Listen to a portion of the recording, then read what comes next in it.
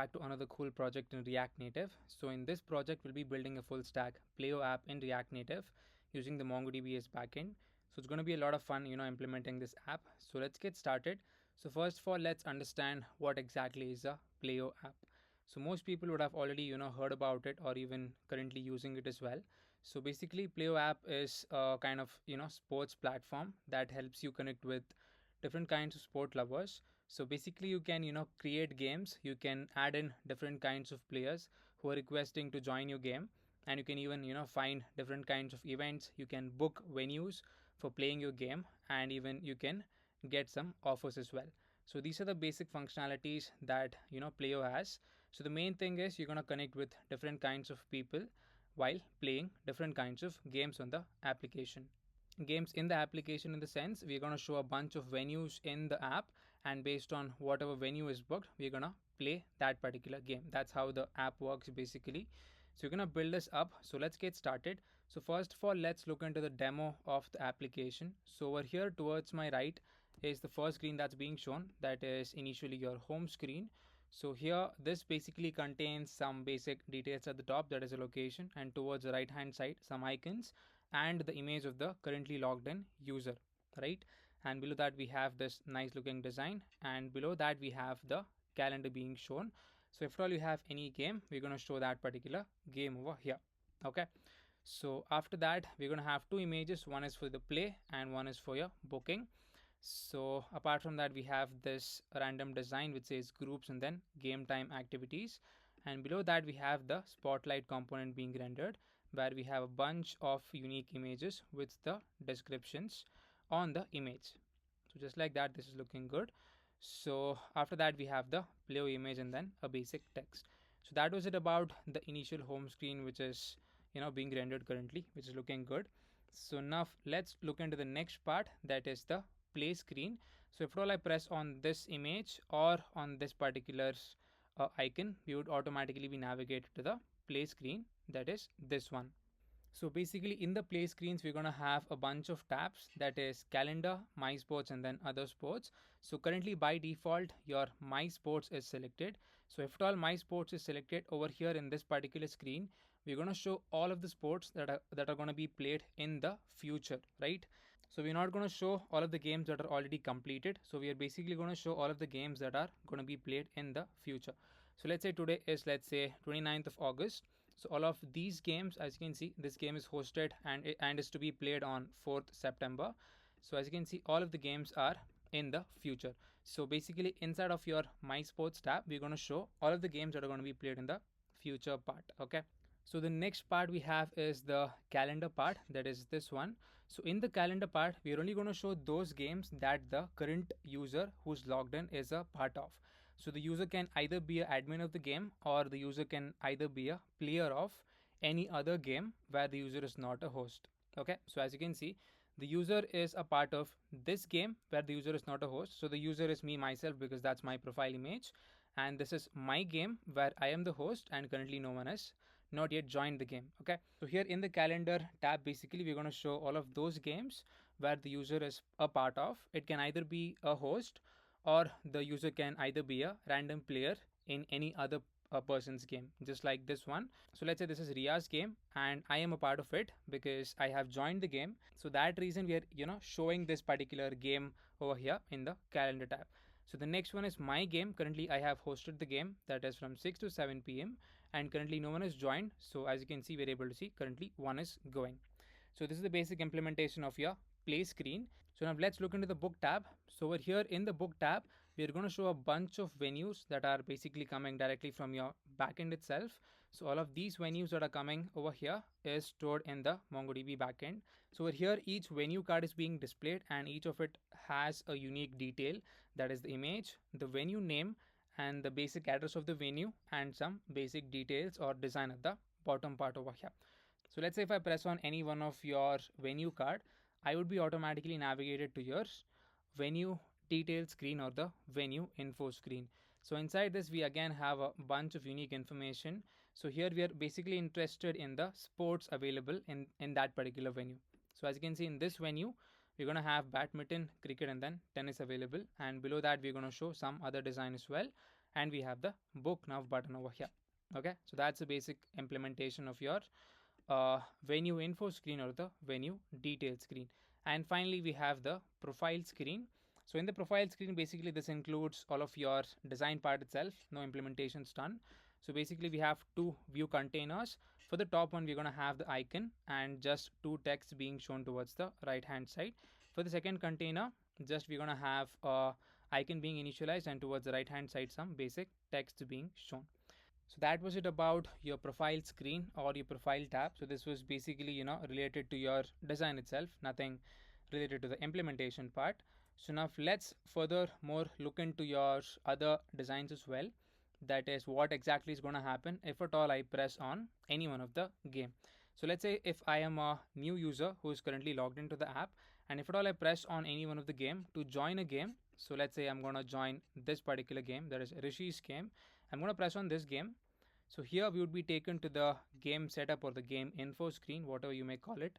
So here basically we're going to have some information being rendered at the top part, that is the venue info, where exactly this particular game is being played, the type of the game, and what game exactly it is, and the timings of the game as well, and then the date of the game.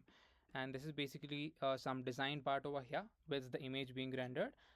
And as you can see, by default currently only one player is joined in the game. So as you can see, players is going to be one over here.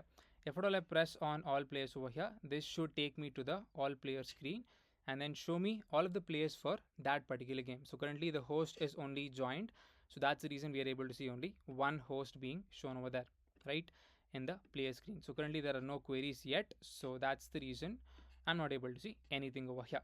So now let's see how exactly we're gonna request any particular admin or the host to join a game.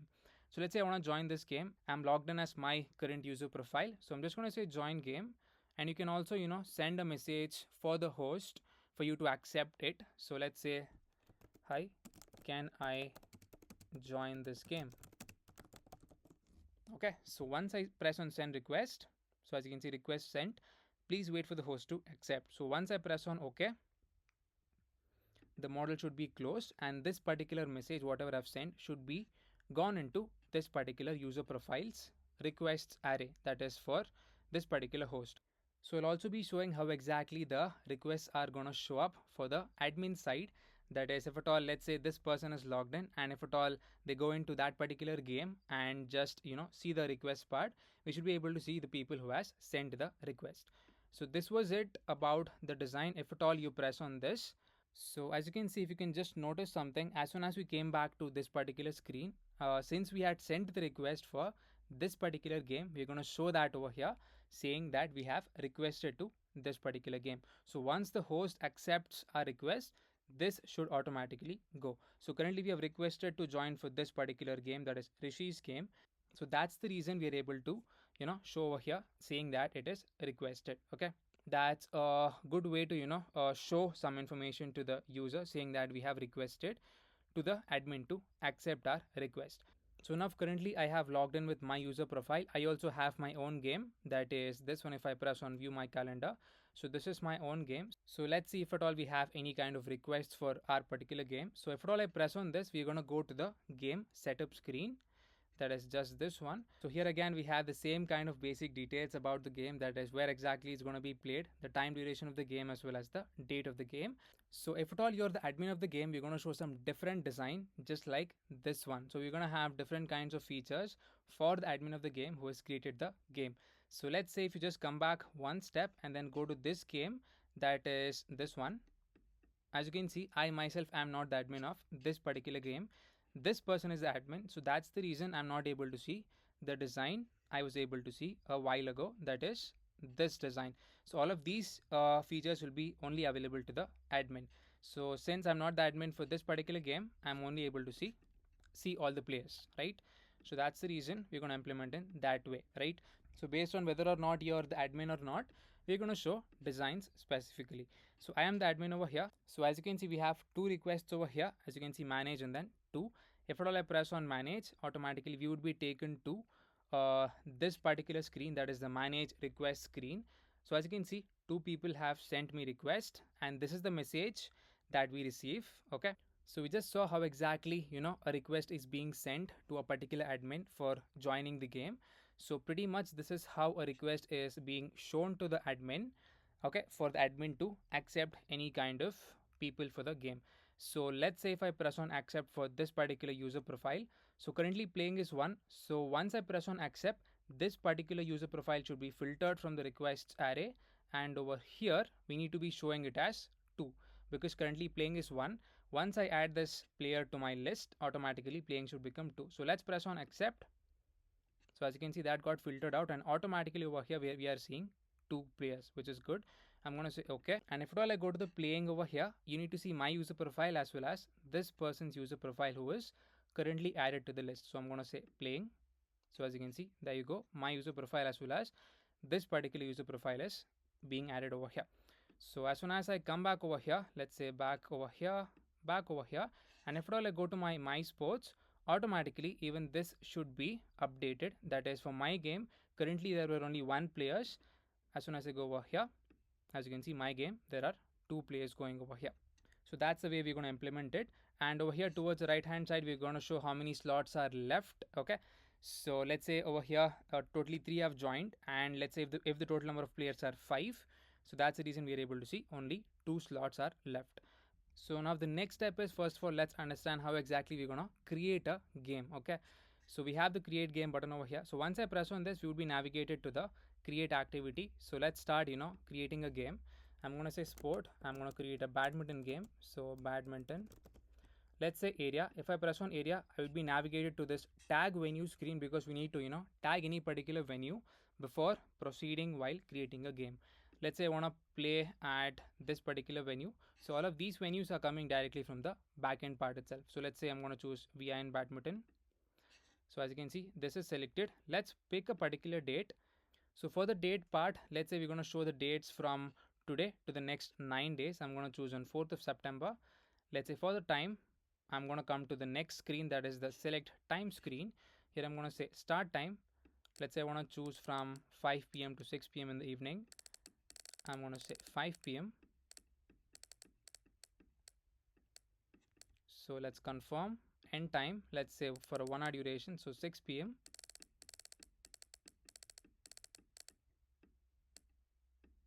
So confirm. So as soon as both the times are selected, we automatically come back to the previous screen. So here for the total players, let's say I want 5 players for the game. So I'm going to say 5, and these are the add instructions part. So if at all you want to add some instructions for the users to see, you can add it over here as well. Okay. So now I'm just going to say create activity. So as you can see, success, game created successfully. Okay.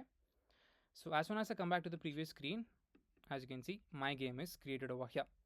So currently I had given 5 players for the game. So 1 is already joined, that is me myself, because the host is already in the game.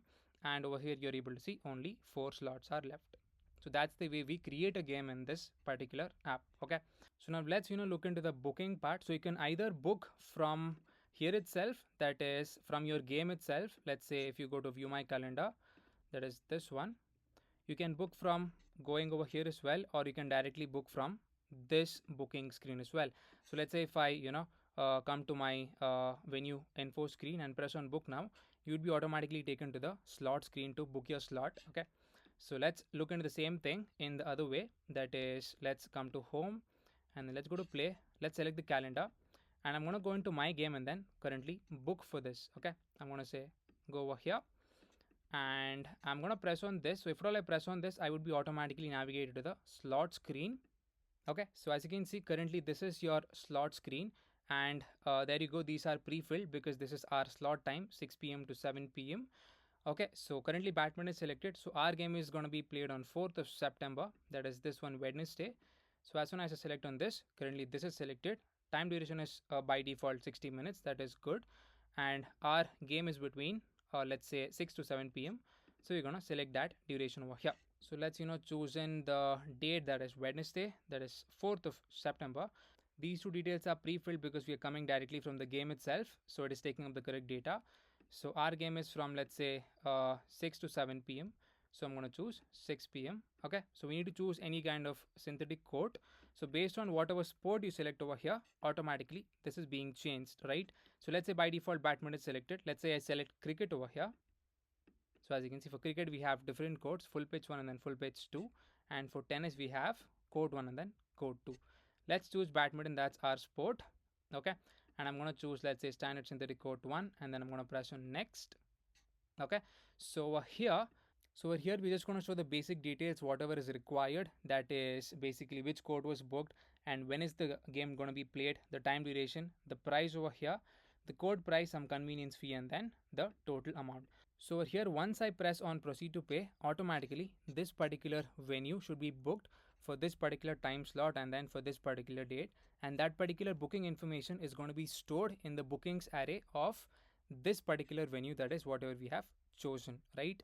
So let's imagine if any other user tries to book on 9th of September, I mean not 9th of September, 4th of September, and for the same time slot 6 to 7 p.m., it would be actually disabled. If at all you come to the slot screen and try to book for, let's say 6 to 7 p.m., automatically it should be disabled. That is, once you press on 6 p.m., automatically you can't be able to book. That's the way we're going to implement it.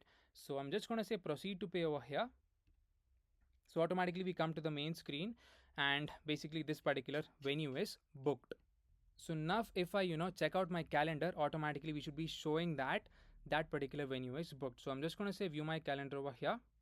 So as you can see, previously this was not there. If you would remember, previously we had this design, that is 10 a.m. to 11 a.m. So here, as you can see, we're going to show this particular design which says standard synthetic code 1, because this is the code 1 which we had chosen while booking, and we're able to see this message which says booked. Okay, and currently 2 are going over here. So that's how we're going to implement it. So if at all it's not booked, it's going to be shown in this particular design, that is just showing the time. If at all it's booked, it's going to be shown like this way. So yes, these are all of the functionalities that we're going to implement in this particular build. So it's going to be a lot of fun implementing all of these. So one more feature I forgot to explain was the match full feature. So let's say I come to the play screen and let's go to my sports. So let me explain what exactly is match full. So let's imagine you're the host of the app and you want to make the matches full such that no more players can join. So the host can make the match full at any point of time, even though the total number of players joined are not equal to the total number of players that are required for the game. So let's imagine for this particular game, only 2 have joined, that is me and another person. So let's say I'm going to make this particular game as match full. Okay. So I'm going to go to this particular game, or you can actually come and do it from here as well. I'm going to say go to my game and I'm going to say match full.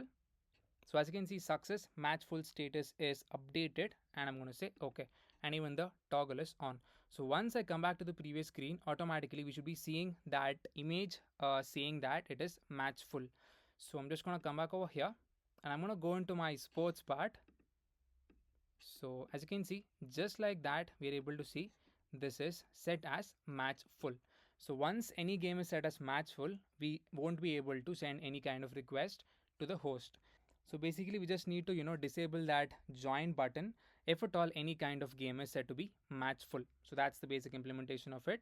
So you can even untoggle it as well. I'm going to say go over here or do it from the calendar itself. Try to remove the match full, we can even do that. I'm going to say match full. Okay, and let's come back over here. So as you can see, automatically that was gone. So that's the way we're going to implement it. So that was one of the features, that is making a game as match full. So basically these are the functionalities that we'll be implementing in this particular video. So hope you found this useful. And also we have the register part as well as the login part. Let me just show you the design for that. So if at all I press on the profile, I would be automatically navigating to this particular screen, that is the profile detail, which is just a basic design. And once I press on this, I would automatically be taken to the login screen or the main start screen, that is this one. So as you can see, this is your initial start screen, which has a basic good looking UI at the top, where we're going to show a bunch of user profiles on the map, which is actually looking good according to me. And over here, we're going to show some basic kind of descriptions for each kind of user. So if at all you're already a user in the app, you're just going to press on this already have an account. So here, with the help of email and password, you're going to log in over here. So let's say if you're new to the app, you're going to say ready, set, go. Press on this button. So you'll be taken to this particular screen, that is your email screen. So let's say we're going to create a random user. So let's say enter email. I'm going to create any kind of random profile. Okay, I'm going to enter a random email and then let's choose the password. I'm going to say next, So this is your first name and then last name. So first name is compulsory, last name is optional. You can leave it or you can enter any random value. So next, so here you need to enter your image, or you can choose a random image as well. So based on whatever you choose over here, that is currently going to select over here. And if all you want to use your own kind of hard-coded image, you can enter the image link over here. So I'm going to say next, and I'm going to say finish registering. So automatically we came to our own user profile. So this is my user profile, as you can see, and you can log out as well. So that's the basic implementation of the registering part as well as the login as well. So hope you found this front end design as well as all of the implementation and the features interesting. So please do hit the like button, and then let's get started with the project right away. So now the first step is to create a bare React Native project. So let's go do that. So currently I'm inside my terminal and I'm inside my build folder. So I usually keep all of my projects inside my build folder. So I'm going to create my project over here. So here I'm just going to execute npx react native at latest init, and I'm going to pass in my project name. So let's say I'm going to say Playo YouTube, and I'm going to press on enter. So it's asking us to proceed. Okay, to proceed I'm just going to press on enter. So this should basically install all of the required dependencies for our React Native project. So let's give it a couple of minutes to initialize this project, and after that we're going to go into the project structure, that is into the build folder, and then open up this particular folder. So let's give it some time. Alright, so over here it's saying that Player YouTube is not a valid name for a project because I've added that hyphen. So let's execute this again. I'm just going to remove that, and I'm going to press on enter. So this time we should be able to see our project being initialized. So as you can see, it is downloading the template, and after that it's gonna install the required dependencies. So let's give it a couple of minutes. So over here it is asking, do you want to install Cocoa Pods now? So by default it would be selected to no. I'm just gonna press on enter over here. So as you can see, we have initialized our initial project. So as you can see, these are the steps for Android. So run instructions for Android. So you would be having an Android emulator to run the project on. So you just need to go into this particular folder, that is whatever project name you initialized, and then you need to run this particular command, npx react native run Android, and these are the instructions for your iOS part. So you're gonna go into your Playo YouTube, that is your project directory, and then first of all go into the iOS folder, install the Cocoa Pod. So first of all you need to install bundle install, and after that finishes executing, you need to install bundle exec pod install. Then after that come back to your original project directory, that is Playo YouTube, and then over there you're going to run this command, npx react native run iOS. So let's follow these steps, that is for iOS because I'm using a iOS simulator. So now the next step is I'm going to go into my project directory. I'm just going to press on file over here and then open folder. I'm going to go into my build folder where my project resides, and then the first one I'm going to press on open. So as you can see, this is my initial file tree towards my left side of the screen, and this is the initial boilerplate code that React Native has given us to start off the project. So first of all, let's make some changes. So I'm just going to rename this file to app.js over here, and let's remove some other pieces of code as well.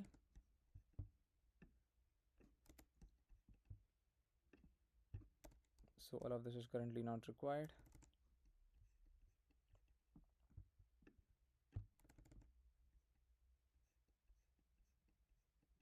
And let's also remove the tsconfig.json as well. So let's save the file now.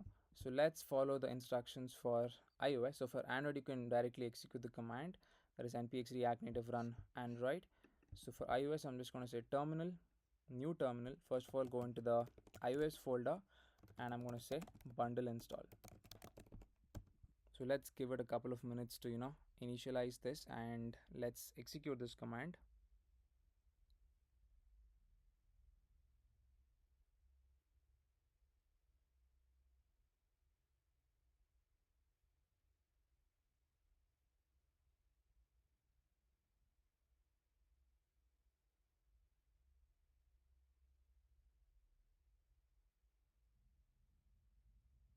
So as you can see, this command is finished executing. So after that, the next step is we're going to say bundle exec pod install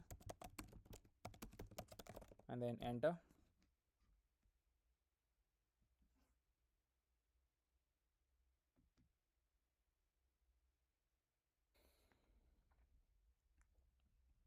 So as you can see, it's generating the pods project and it is finished executing. So I'm just going to do one pod install over here inside my iOS directory, and then I'm going to come back to my original directory, that's Playo YouTube, and then run the project. So let's give it some more time to execute this command. Alright, so now let's come back to our main project structure, that is Playo YouTube. So here we're going to say npx react native run iOS, and let's execute this command. So as you can see, it's waiting for the watchman to watch our project. So this is going to take in a couple of minutes so that it can target a project, and then after that we should be able to open the project in either a Android emulator or an iOS simulator. So yeah, let's give it some time. So as you can see, info found xcode workspace, that is playoyoutube.xcode workspace, and it's currently launching on this phone. So I do not want this iPhone, I'm gonna use some other device. So I'm just gonna right click over here, choose a device 17.4, and let's say 15 Pro, cut off the previous one. Alright, so this is the correct device. So over here we're gonna install the app first of all, that is whatever is there over here, Playo YouTube, and then we're gonna open it. So I think it's already installing it on this device. Probably I should cut the server once, so I'm just gonna cut the server, and then I'm gonna execute the command again.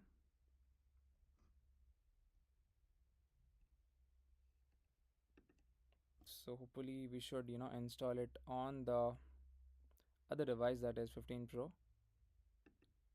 So again, as you can see, it is showing xcode workspace is found, and as you can see, a found booted iPhone 15 Pro, and now it's currently installing on this particular device.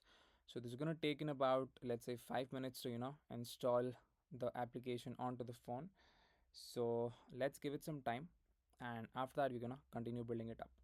Alright guys, so now as you can see towards my right side, our project is being opened up, and this is the initial current output that gets loaded.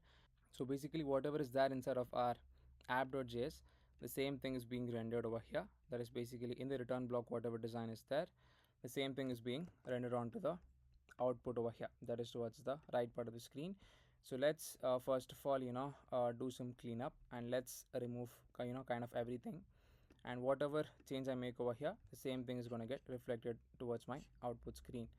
So let's say I'm going to remove this entire view, then let's save the file. So as you can see, just now the header is going to remain because that is being rendered inside of the return block. So now the next step is, first of all, let's integrate the vector icons, because we'll be using a lot of icons in the project. So let's head over to Chrome once, and then I'm going to search for React Native vector icons, and let's search for the GitHub version. I'm going to go into the first link. So first of all, let's scroll a bit, and then let's first of all install it with the help of yarn or npm. So make sure you install React Native vector icons, that is this one. So let's come back over here, and here I'm just going to say yarn add React Native vector icons. So after this gets installed, we need to first of all open up the xcode project, I believe, or yeah, before that we need to navigate to node modules / React Native vector icons, and then we need to drag the fonts folder into your xcode project. So first of all, let's open up the xcode project. So I'm just going to go into my users and then my build folder. So date modified, yeah, this is the one. So make sure you go into iOS folder, and we need to open up this particular file, that is playoyoutube.xcode project. So right click and open with xcode default. So as you can see, it's trying to open up over here. That is this particular project file. So I'm just gonna close this part.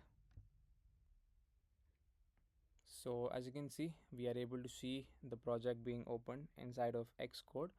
So let's minimize this a bit, and the next step is we need to drag the fonts folder which is present inside of our node modules into your Xcode project. So let's come back over here. I'm just gonna say go to node modules and then search for React Native vector icons that we just installed. Yeah, that is this one. So go to your fonts folder, right click first of all. I'm going to say right click and then reveal in Finder. So as you can see, this is a folder. So we need to drag this folder into your Xcode project. So I'm just going to say put it over here. I'm just going to close this, that's not required now. So I'm just going to leave this as default. I'm just going to say finish over here. So as you can see, the fonts have been added to our project directory. So let's minimize this and let's look into the next step. So here, after doing that, we need to edit the info.plist file. So that we need to add all of these required icons. So copy that, come back to VS Code, and let's minimize the node modules. Go into the IS directory, go into your project, target the info.plist file. So let's say after the false tag, you're gonna add this piece of code. So first of all, select everything and just give a tab for the indentation part and then save the file. So yeah, after that we need to create a config file, that is react native config.js, and then include the vector icons. So I'm gonna first of all press on my app.js. I'm gonna say new file, react native config.js. So inside this I'm gonna paste in this particular code. So this basically includes your react native vector icons. So let's save the file. So I think pretty much that's it. These are the steps for your iOS part.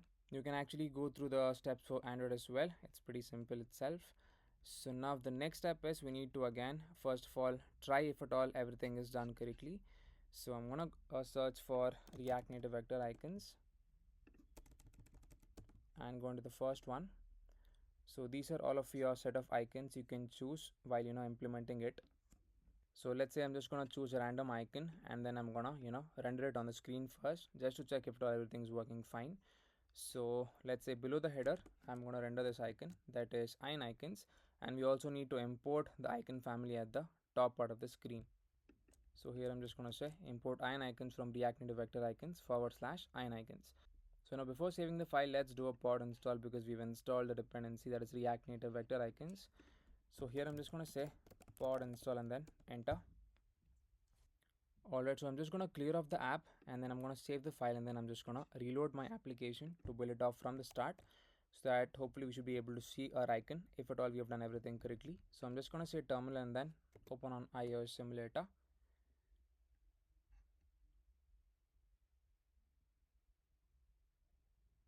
So it should build up in a couple of minutes. So as you can see, it's building up.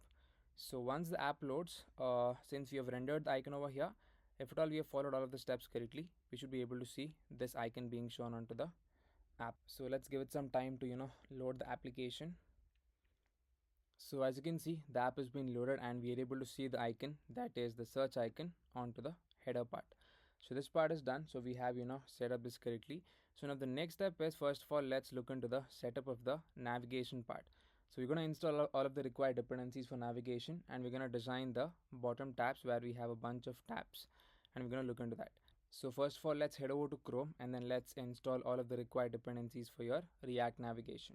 So here I'm just going to search for React navigation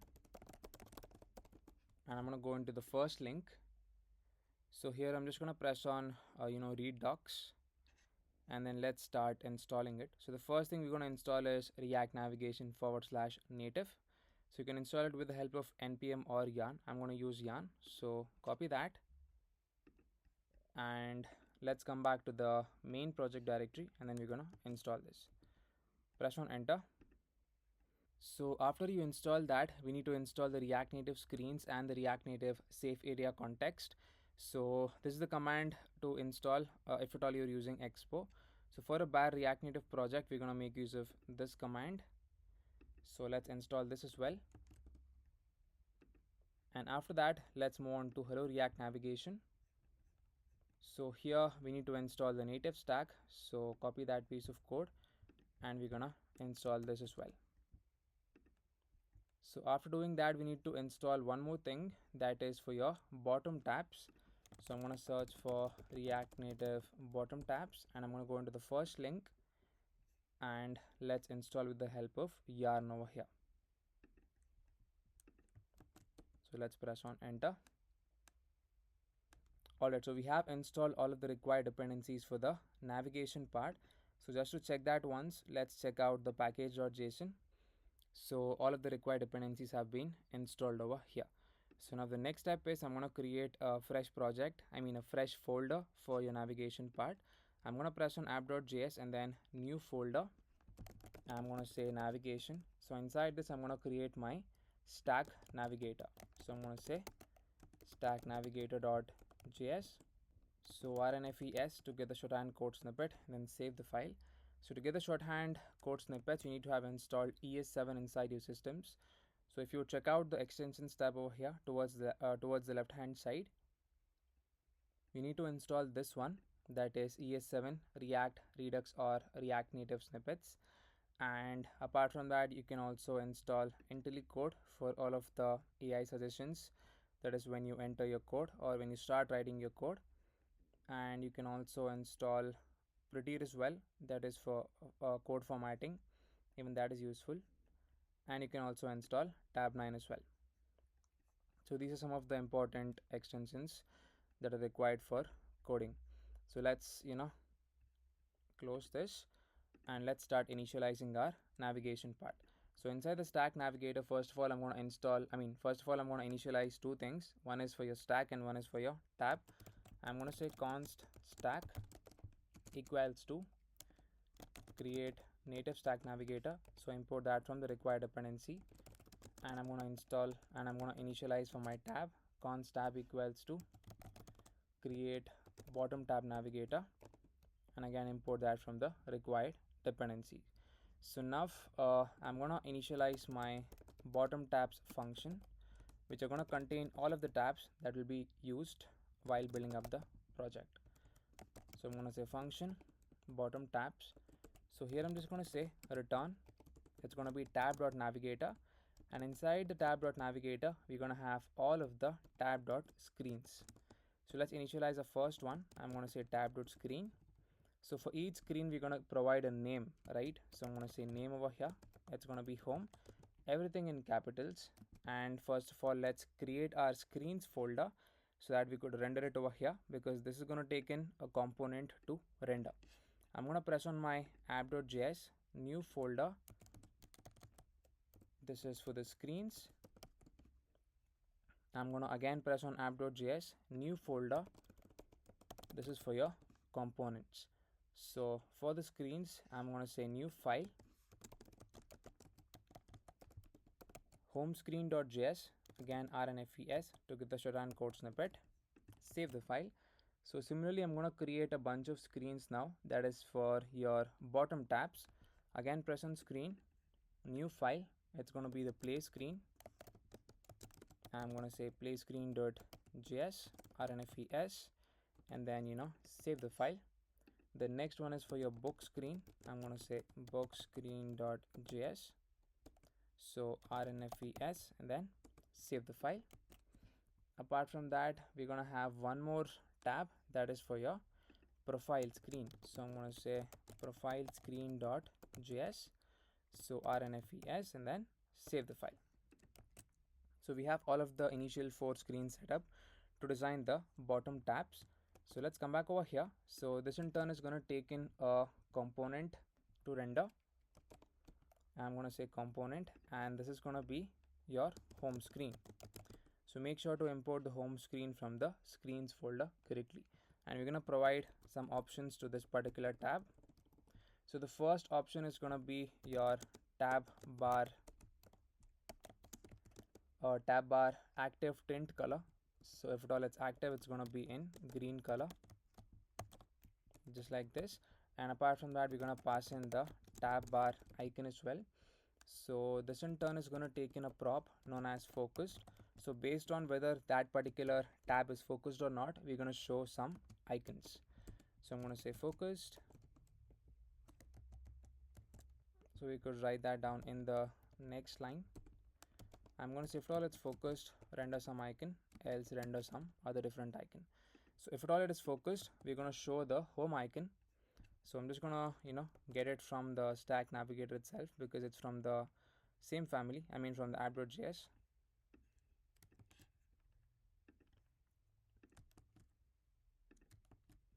And we should also make sure we import it from the correct family. So copy the import code, and I'm going to import it at the top part of the screen. So here we're going to make use of the home outline icon in both the methods, that is if at all it's focused or if at all it's not focused. But we're just going to make a color change. That's the only thing. Here also it's going to be home outline, and the color, if it is focused, it's going to be green color. If it is not focused, it's going to be this color, that is 989898. So these are the basic options for each of the tab that we'll be providing. So I'm going to copy down this tab.screen a bunch of times and then make the change for the remaining icons as well as screen names. So yeah, this is the second one. So the second one, the name is going to be play, and after play, the next one is going to be for your book, that is this one. I'm going to say book. So after the book, we're going to have the next one, that's the final one, that's going to be for your profile screen. So this is going to be profile. So for the second one, let's render the component. So this is going to be the play screen. So make sure you import the play screen from the screens folder, and this is going to be your book screen. So make sure you import the book screen from the screens folder, and this is going to be your profile screen, and import it from the screens folder just like this. So let's save the file. So now the next step is we're going to initialize two stacks, that is your auth stack as well as your main stack. So here I'm going to say const auth stack equals to a normal arrow function. So here we're going to say return, it's going to be stack, so it's going to be stack.navigator. So inside this, we're going to have all of our auth screens. So we're going to initialize that in just a bit. So the next stack is for your main stack. So here I'm just going to say const or function main stack.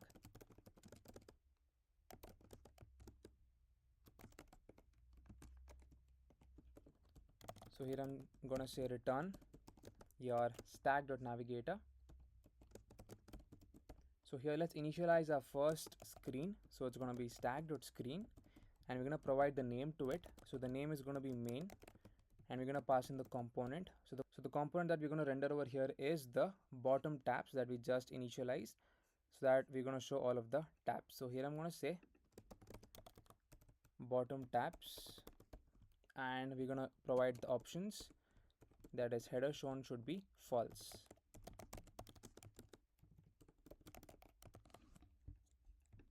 I'm just going to format over here and then save the file. So now inside of the return block, instead of the view, we're going to make use of the navigation container. So here I'm just going to say initialize the navigation container, import that from the required dependency, that is React navigation / native, and inside the navigation container, I'm just going to currently render the main stack just like this. So first of all, since we have installed a bunch of dependencies that is related to React navigation, we need to do a pod install. I'm just going to say pod install inside of my iOS directory. So let's give it some time to execute this command. So as you can see, it is installing the required dependencies. So now I'm just going to go back to my app.js, and then before saving the file, I'm just going to clear off the app, and here I'm just going to render my stack navigator inside of my return block. So let's save the file, and let's also save the stack navigator file as well. So I'm just going to go into my terminal, and then I'm just going to reload my app. I'm just going to press on I.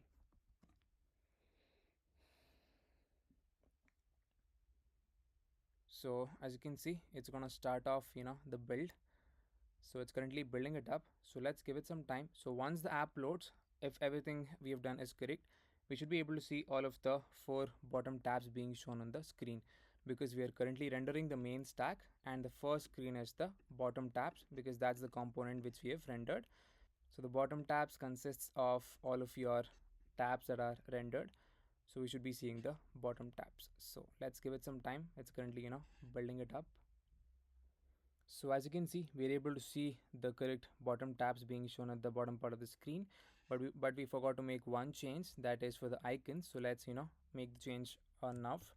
So for the second one, that is for the second tab that we have, we're gonna make use of another icon. So that's gonna be the book icon. I mean the play icon. So we're gonna make use of the and design. So let's minimize this. So here I'm just gonna say and design. Let's also make sure we import and design at the top of the screen.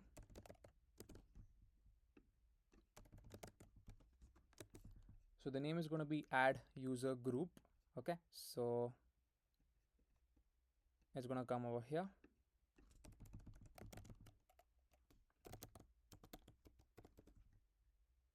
Even this is going to be and design.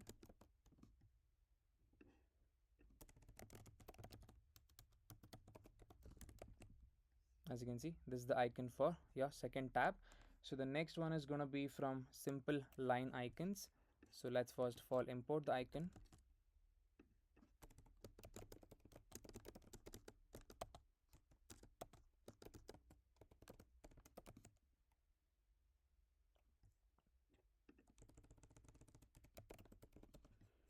And let's make use of that over here.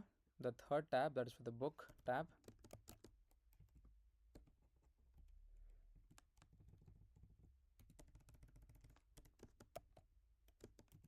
So the name is going to be book open icon.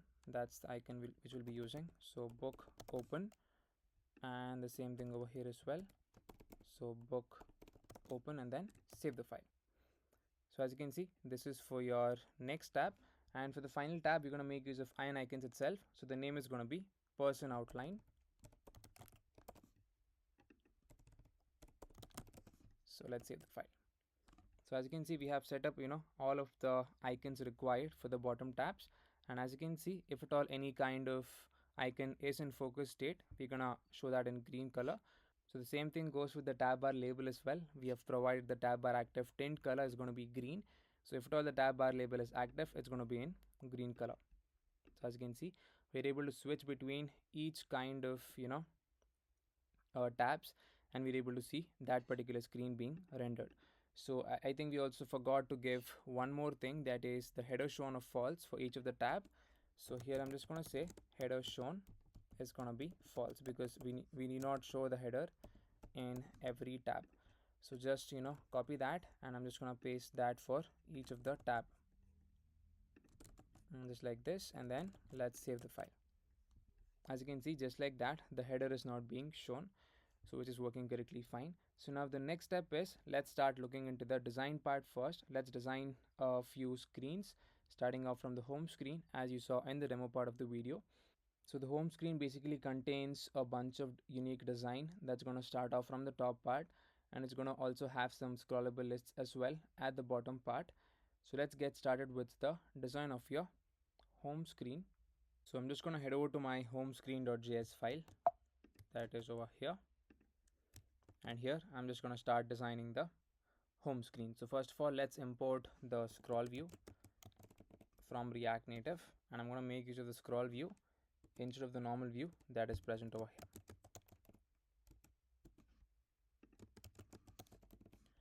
So let's save the file. So now inside of the scroll view, before that, let's give the style for the scroll view. So I'm going to give it a flex of 1, and I'm going to give it a background color of this color code, that is F8, F8, and then F8. So let's save the file. So now the next step is we're going to initialize a view over here. So this view in turn is going to have another view, and this view is going to contain the image. So I'm just going to get the link for the image. So I've just pasted the image link by making use of the image tag. So you could actually, go through the screenshots that I'll be sending in the description, that is for each screen that I've already designed. So you can actually go through the screenshots and then you can build it up on your own as well. And I'll be sending all of the links, whatever I use in the video while building it up, in the description, that is in the form of a link. You can use that as well. So this is the image and this is the link. So make sure you import image from React Native and then let's save the file. So as you can see, that is our image, that is like a fire emoji. So yeah, below the image, below this particular view, we're gonna have another view. So this view in turn is gonna have another view over here, and this view is gonna have a text which says set your weekly goal.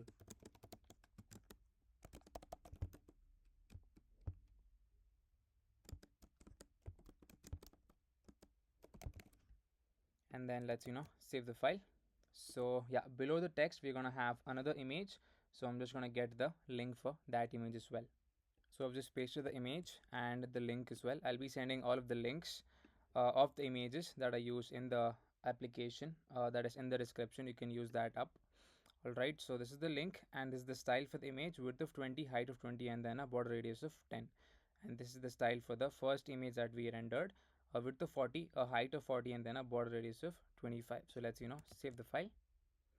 So as you can see, that is a smaller emoji of the fire. So yeah, apart from that, after this particular view, we're gonna have a text which is gonna say keep yourself fit. So over here we're gonna keep everything in capitals. So I'm gonna say keep yourself fit, and then I'm gonna save the file. So now let's start giving the style for the outermost view, that is gonna be this one. So I'm just gonna say style. So this in turn is going to have some internal spacing, that is padding. So I'm going to say padding of 13, and it's going to have a background color of white, and we're going to have some margin. Margin means external spacing of the container, so margin of 15. So I'm going to say border radius of, let's say, 12, and I'm going to give it a flex direction of row, align items of center, and a gap of 12. And I'm going to save the file. So first of all, let's make use of let's say the safe area view, or I think over here we're going to make use of something known as the use layout effect, because we need to start styling of the header first. So let's design that, because this is actually almost touching the top status bar. So I'm going to initialize my use layout effect from React. So I'm just going to make it run one time. So I'm just going to provide an empty dependency array to the use layout effect. So first of all, let's initialize our navigation over here. So I'm going to say const navigation equals to use navigation. So inside the use layout effect, I'm going to say navigation dot set options. So first of all, header title is going to be empty, and we're going to pass in the header left value, that is for the left part of the design. So this is going to take in a function, and over here we're going to render a view basically, and inside the view we're going to have a text which is going to show us, let's say, the place name. So for now I'm just going to say any random place, and then let's save the file. So currently we're not able to see the header, so let's come back to the stack navigator. I think, yeah, over here as you can see we have given header shown as false for this, so let's remove that. We need the header for this tab. So as you can see, we're able to see that being shown on the screen. So let's come back to home screen.js, and for this particular style, that's for the text, I'm going to say margin left of 15. So let's save the file. And yeah, next we have is the header right part. So here I'm going to say header right. So this in turn is going to take in a function over here, and here basically we're going to render a bunch of icons towards the right part of the header. So initialize a view, and we're going to have the iron icons. So let's initialize the iron icons over here. Let's actually get it from the stack navigator.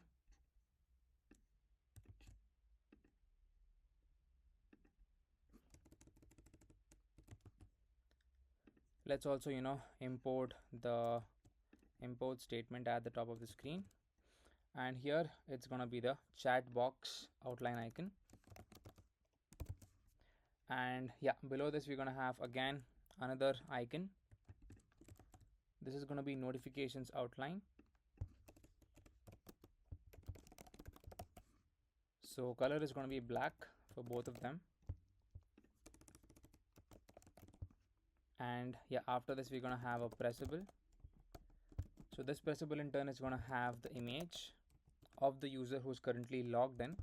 So for now I'm just gonna provide in a hard-coded user image because the login part is not yet set up.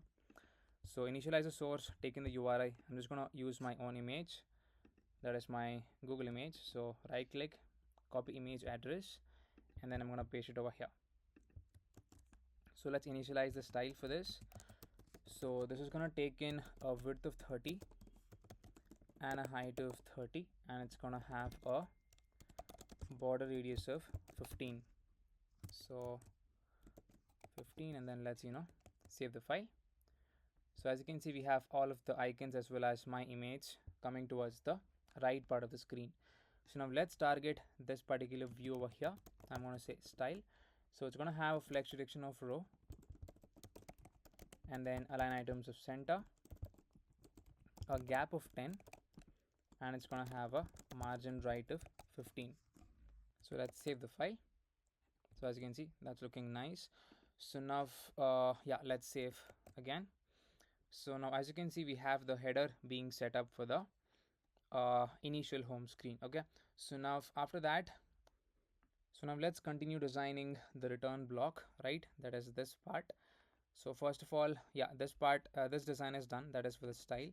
So now the next step is we're gonna give the design for this, that is the style part. Give it a flex direction of row,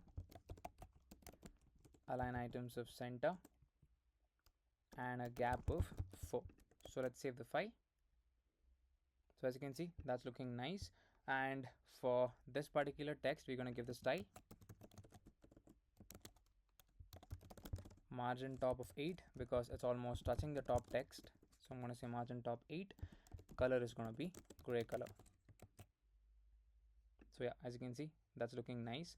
So yeah, after that, let's continue with the next part of the design. So this is going to come after this view. So here, this view in turn is going to have another view over here, and this view is going to have a text which says get up for your game, everything in caps.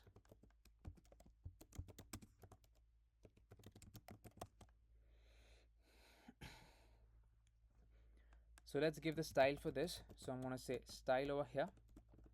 It's going to have a color of this color code, that is 484848, and a font size of, let's say, 13. And then let's save the file. All right, so yeah, after this text, we're gonna have another view that's gonna come over here, and this in turn is gonna have a text which says badminton activity.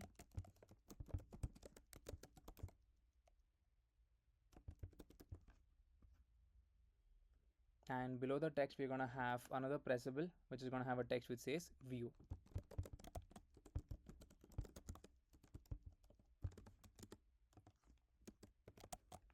So let's save the file. So let's give first of all the overall styling for this particular outer container. So now let's give the style to the topmost container. So we're going to give it some internal spacing, so padding of 13. It's going to have a background color of white, and we're going to give it some margin vertical as well. So margin vertical of 6, and then margin horizontal of 13, and we're going to have a border radius of 12, and then save the file. So as you can see, we're able to see that design coming on the screen. So for this view, I'm going to give the style. So it's going to have some padding horizontal of, let's say, 10, and padding vertical of 4. So it's going to have a background color that is E0, E0, E0, and it's going to have a slight border radius of 4 and a particular width of, let's say, 200, and then margin vertical of 5. So save the file. So as you can see, that's how your design is going to look like. So format once, and for the next one that we have is the badminton activity. So let's initialize this view, that is for the style part. So target the style over here. It's going to have a flex of row, align items of center, and we're going to give it a justify of space between. All right, so now this in turn is going to have some font size given. So I'm going to say font size of 16, and yeah, for the pressable we're going to give the style. So over here we're going to say style. It's going to have some internal spacing, so padding of 10, background color of white, and we're going to give it, let's say, some border radius, that is for the circular structure. So border radius of 7, and we're gonna give it some shadow color. So shadow color is gonna be this one, 0, 0, 0, and we're also gonna give it some shadow offset value. So I'm gonna say shadow offset. Initialize the object. It's gonna take in a width of 0 and then a height of 2. And after the shadow offset, we're gonna give it the shadow opacity of 0.25, and we're gonna give it a shadow radius as well. So yeah, I think it should come over here. Yeah, so shadow radius of 3.84, and we're going to give it a specific width of, let's say, 80. So width of 80, and then let's format once. So let's save the file, and for the view we're going to give it some text align of center. So I'm going to say text align center. As you can see, just like that, the design is looking good. So let's format once, then let's save the file. So now yeah, below this particular view we're gonna have one more piece of text saying that if at all we have some games for the current day, that is today, or if at all we do not have any kind of games for today. So once we set up the backend part, we're gonna make it look dynamic. So for now we're just gonna hard code it, and we're just gonna say you have no games today, and then let's save the file. So initialize the style for this. So margin top of 4 and then a color of gray. So let's save the file. So as you can see, that's looking good. If at all you want to give the shadow for the top container, you could give that. So let's see how exactly it looks. I'm just going to copy down the same piece of styling for this, and I'm going to give it to the top container, that is this one. Okay, so as you can see, that's looking actually good, and you could actually decrease the shadow to, let's say, 3 or even 2, and let's say we're going to give a height of 1. Yeah, I think that's looking good. So yeah, that is it about the second part of the design as well as the first part of the design. So now let's move further. So basically, after this particular text which says you have no games today, we're gonna have one more design being shown. So if you check out the screenshot that I've shared or the initial demo part of the video, you should be seeing another text which says view my calendar, right? So initialize the text over here. So here I'm just gonna say view my calendar. Save the file. So let's initialize the style for the pressable. So this is gonna have a margin vertical of, let's say, 15, and it's gonna have a margin left of auto and a margin right of auto as well. Save the file. So as you can see, it has come to the center part of the screen. So for the text, let's give the style. So I'm gonna say font size of 15, and we're gonna give it a font weight of 600, and we're gonna give it text decoration line. It's gonna be underline. So save the file. So as you can see, that's looking good. So let's decrease the margin vertical to be 10, or instead of the margin vertical, let's do one thing. Let's give it margin top of 10. Yeah, I think we do not need margin bottom. That's actually looking good. If you all need more space towards the bottom part, you could actually give it a margin bottom of 5. So I'm going to say margin bottom of 5. Yeah, I think that's looking good. So yes, we have designed the second part of the view. So let's move further with the next part of the design that's going to come over here. So initialize the view. So this view in turn is going to have a pressable. So this pressable in turn is going to have another view inside, and this in turn is going to have the image. So I'll just be getting the image link over here. So I've just pasted the image link with the styles as well. So here this is the image link, and this is the style. It's going to have a width of 180, a height of 140, and then a border radius of 10. So let's save the file. So as you can see, this is the design. I mean, this is the image that we are going to show. So below this particular view, we're going to have another pressable. So this pressable in turn is going to have a view, and this view in turn is going to have a text which says play, and below this text we're going to have another text which is going to say find players and then join the activities. So find players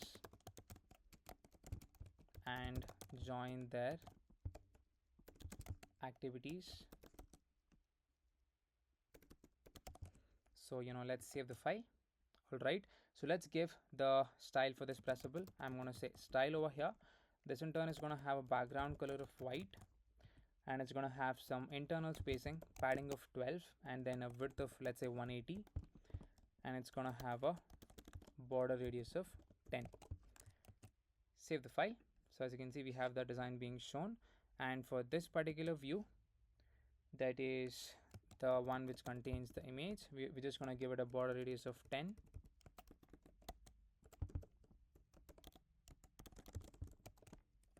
Save the file, and for the pressable over here, we're going to give it a flex of 1. So let's save the file. So now let's initialize the view over here. I mean the style for the view. So this in turn is going to have some internal spacing, padding of 13. It's going to have a flex direction of row because we have another image coming in similar to the first design, that is similar to these two divs or views. So yeah, flex direction of row, and then align items of center, and it's going to have a gap of 14 between both of the views. So let's save the file. So as you can see, it has come to the correct position. So I'm just going to copy down the pressable one more time and then paste it. That is this particular one.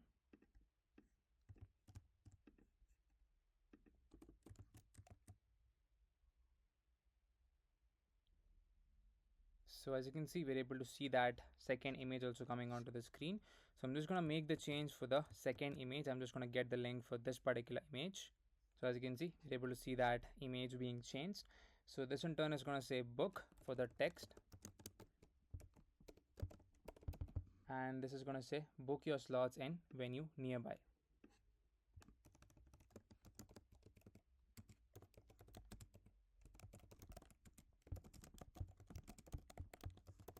And then let's save the file.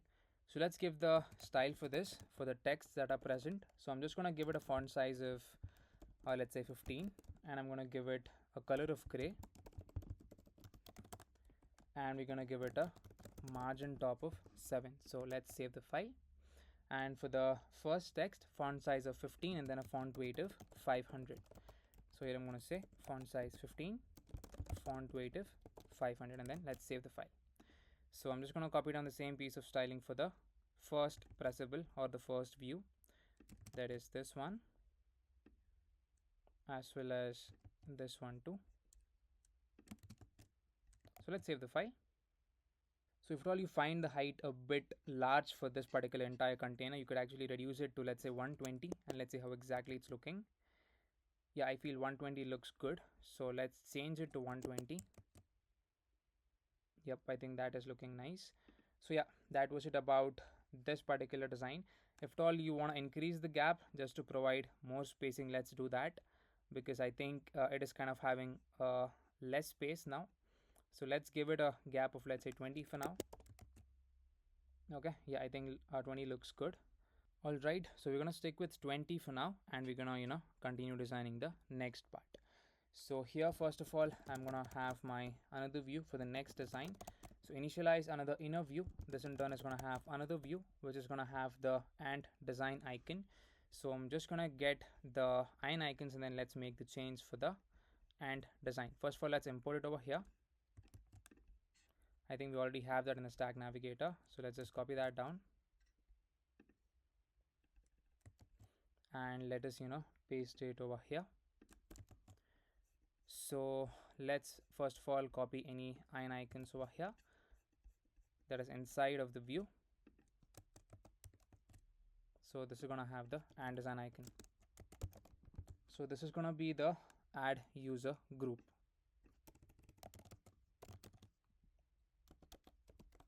Save the file. So as you can see, we're able to see that icon on the screen. So let's change the color for this. It's gonna be in a green color. So below this view, we're gonna have another view, and this view in turn is gonna have a text which is gonna say groups, and below this text we're gonna have another text which says connect, compete, and discuss. So let's save the file and let's look into the design from the starting point, that is for the style. So initialize the style over here, padding of 13, some internal spacing, and for this particular view,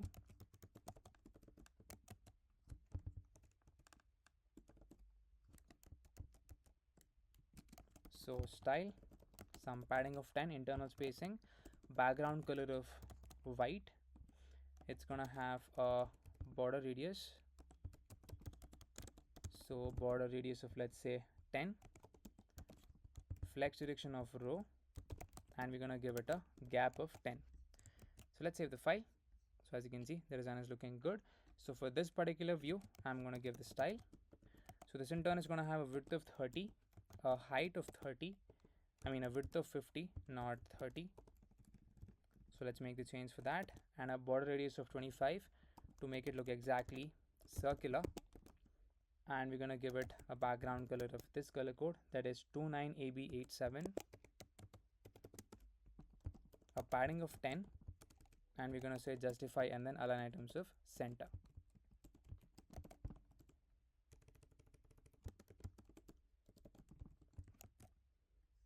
So as you can see, just like that, the design is looking nice. So let's format once, and for this particular style, that is for the text, we're gonna give it a font weight of bold. Save the file, and for this text over here, I'm gonna say style. It's gonna have a margin top because it's almost touching the top text. I'm gonna say margin top of 10, and then it's gonna have a color of gray. So yeah, as you can see, it's looking nice. So similar to this one, we're gonna have one more div, one more view, the exact same one, but with a different icon and with a different text as well. So just copy that down and we're gonna paste it right over here. Save the file. So the next one is gonna say game time activities. That is gonna show up over here. So game time activities.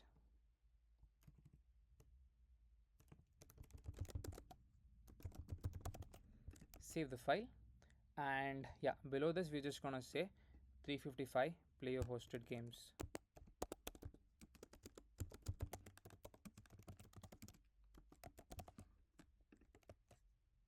Alright, so this in turn is gonna have another icon, so we're gonna make use of the iron icons now. So iron icons is already imported, so the name is gonna be tennis ball outline. So here I'm gonna say tennis ball outline. The color is gonna be black itself for now, and we're gonna make the change for the background color. It's gonna be in a yellow color. So I'm just gonna say yellow and then save the file. So as you can see, now that's looking nice, and we also have the text as well designed. So that's pretty much it about this particular bottom design. Let's give actually some space because both of them are colliding with each other. I'm just gonna give it a margin top of 10 over here, or 15 also works. Yeah, 15 is looking nice. So yeah, after that, let's move on with the next design. So here we're gonna have a bunch of images. So here I'm just gonna initialize my view. This view in turn is gonna have another view, which in turn is gonna contain a text which says spotlight. So I'm gonna say spotlight, save the file. So as you can see, we have that text being shown on the screen. So first of all, give it some internal spacing, padding of 13.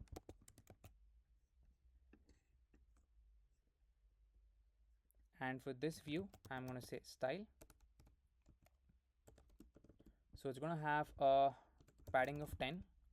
It's going to have a background color of white. We're going to give it a border radius of 10. Okay, so let's first of all target the style over here.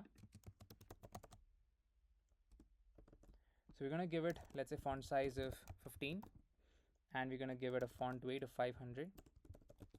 Then save the file. So as you can see, now the design is looking good. So now I'm just going to get my data to render the horizontal list of images. So I'm just going to go at the top and then paste in my data. So I'll be sending all of this data in the description. You can just use that. So again, this data is an array of objects containing a unique ID, a image, and then the text, and then the description.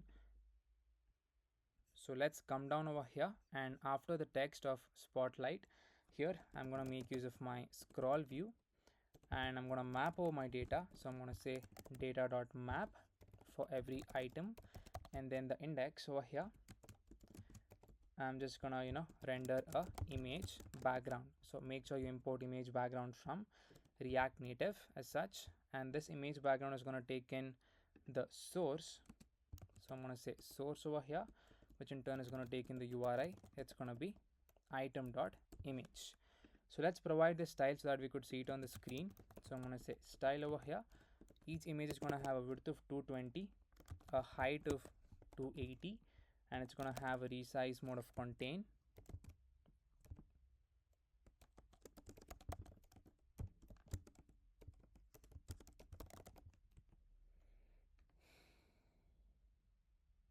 And it's going to have a margin right of 10 and a margin vertical of let's say 15. Okay, let's save the file. So as you can see, we have all of the images being shown. Okay, just like that. So now for the scroll view, we're going to give it some props.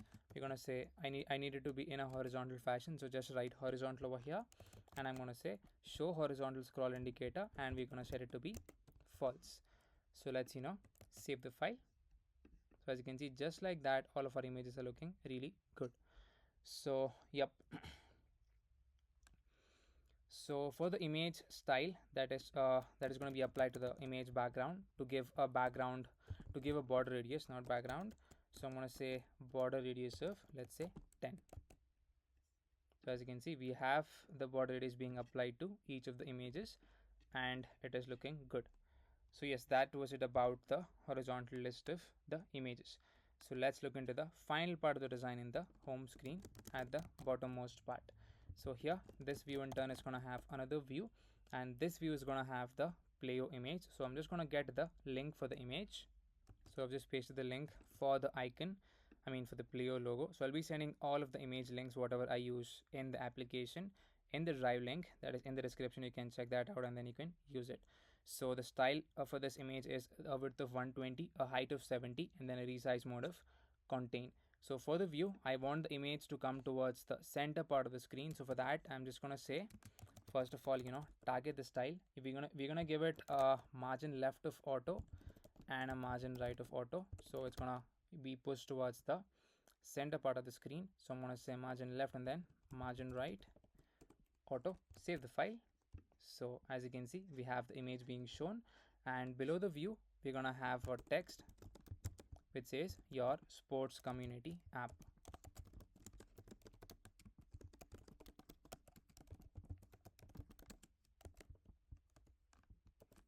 Save the file, and let's give the style for the text over here. So this in turn is gonna have a color of gray. Okay, and we're gonna have a text align of center. So let's save the file. So as you can see, the design for the home screen is looking nice. So we have all of the initial part of the design set up, the first one, the second one, these two views, and this one particular design, and we have the horizontal list of images, and finally at the bottom part we have the image as well as your text. So this is the complete design of your home screen. So now let's look into the initial part of the design of your play screen. as you saw in the demo video, where we have a bunch of sports being rendered and where we have two options to see your sports or your calendar if at all there is any kind of games present, right? So we're going to implement that design right now, that is inside of the play screen. So let's head over to the play screen.js file and then start designing it. So inside of the play screen, first of all, I'm going to initialize my safe area view. So here I'm going to say safe area view. First of all, let's make use of safe area view instead of the normal view that's present over here. So let's make the change here as well. Save the file. So yes, inside this we're gonna have our first view coming in. I'm gonna say view. This view in turn is gonna have another view. Over here we're gonna have one more view with a text containing the place name.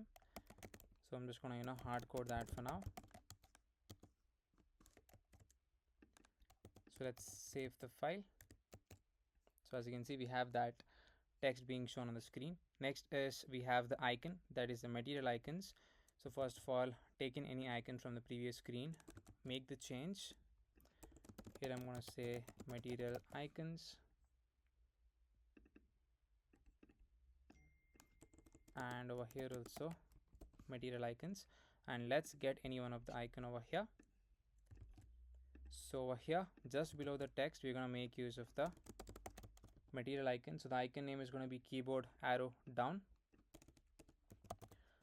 So I'm going to say keyboard arrow down, and then let's save the file. All right, so now after this particular view, we're going to have another view which in turn is going to contain two more icons, that is the iron icons itself. So let's copy the import code and then paste it over here. So this is going to have the chat box outline icon. I'm going to say chat box outline. So below this again we're going to have the notification outlines icon. So I'm going to say notifications outline icon, and below this we're going to have the image. So for now I'm just going to get in the hard-coded image, and once when any user is logged in, we're going to make it look dynamic based on whatever profile picture they have chosen. So let's get in my own image, that is over here. Nope, not this one. It's there in the use layout effect. Yeah, this is the one. So let's come back over here. So right below the view or right below the icon, you can paste it over here, and make sure to import image from React Native, that is over here, and then let's save the file. So as you can see, we have the required things. So let's start designing this part. So let's target the view over here, starting off from the top, give it some internal spacing, padding of 12, and a background color of this color code, that is 2235 and then 36. Save the file. So as you can see, that was the color which was used in the play screen if you were checked out in the screenshot or in the demo part of the video. So now for this particular view, I'm going to give the style. I'm going to give it a flex direction of row and then align items of center, and we're going to have a justify content of space between. Save the file. All right, so for this particular view, that's for the text, we're going to give the style. So this in turn is going to have a font size of 16. So font size 16, a font weight of let's say 500, and we're going to have a color of white. Save the file, and we're going to make it look in a row fashion. So over here I'm just going to say target the style, flex direction of row, align items of center, and we're going to give it a gap of 5. So as you can see, that's looking nice. So yes, after that we're going to target this particular view. I'm going to say style over here, give it a flex direction of row and an align items of center, and we're going to give it a gap of 10. So save the file. So as you can see, that's looking fine, and we're gonna give the color of white instead of green to the icons that are present. So white over here and even white over here as well. Save the file. Okay, yeah, that's looking nice. So yes, below that is below the entire view, that is this particular view, we're gonna have the next piece of design coming up. So this in turn is gonna have a pressable which in turn is going to have a text which says your calendar. Okay, pressable does not exist, so import pressable from React Native as such.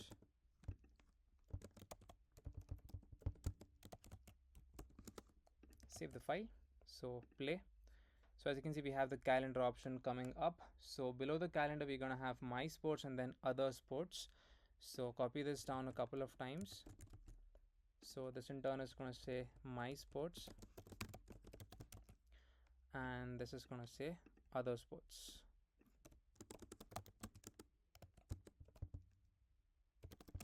So save the file. All right. So now what we're going to do is we're going to first of all start styling out the view, that is this particular one. I'm going to say style, flex direction of row, align items of center, a gap of 10 between all of the children, and then let's say margin vertical of 14 or 13, anything is fine. All right, so for the text we're going to give the style. So before that, let's initialize the state just to check which option is currently checked, and by default I guess the option would be set to be either my sports or calendar, right? So here I'm just going to say const option comma set option equals to use state, and initially it would be set to my sports. All right, so let's make sure we import use state from React. All right, so here let's scroll down to the pressable over here, and then we're gonna give the style, that is for the text part. So here I'm gonna say style. So we're gonna say first of all font weight of 500. All right, and we're gonna give it a font size of 15. And here for the color, we're gonna say if at all my option equals to, let's say, calendar, then in that case it's going to be this color code, that is 12E04C, else it's going to be in white color itself. So for the on press of the pressable, we're going to initialize the on press function, taking a function, and here I'm just going to say set the option to be of the calendar, because you're pressing on the calendar button, right? So if at all we press on this, we have on press, taking a function, and then set the option to be calendar. And once it sets to be calendar, we have the color over here. So since option equals to calendar, it's going to render this color instead of the white color. So format once, and then let's implement the same piece of implementation for all of the remaining other pressables as well. So this in turn is going to be your my sports, that's over here, and this in turn is going to be other sports. So the same thing goes for your style of the text as well. So here it's going to be my sports, and here it's going to be other sports.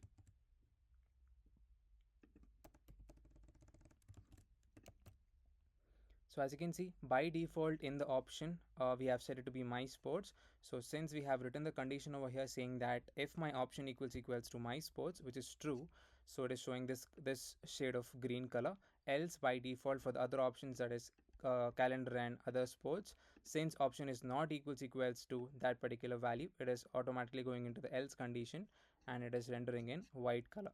So that's how this is being implemented. So let's format once, and then let's save the file. So that was it about this design. So below that, we're gonna have a bunch of sports being rendered. So this is just for the design part. So I'm just gonna minimize this part, and we're gonna have the view over here.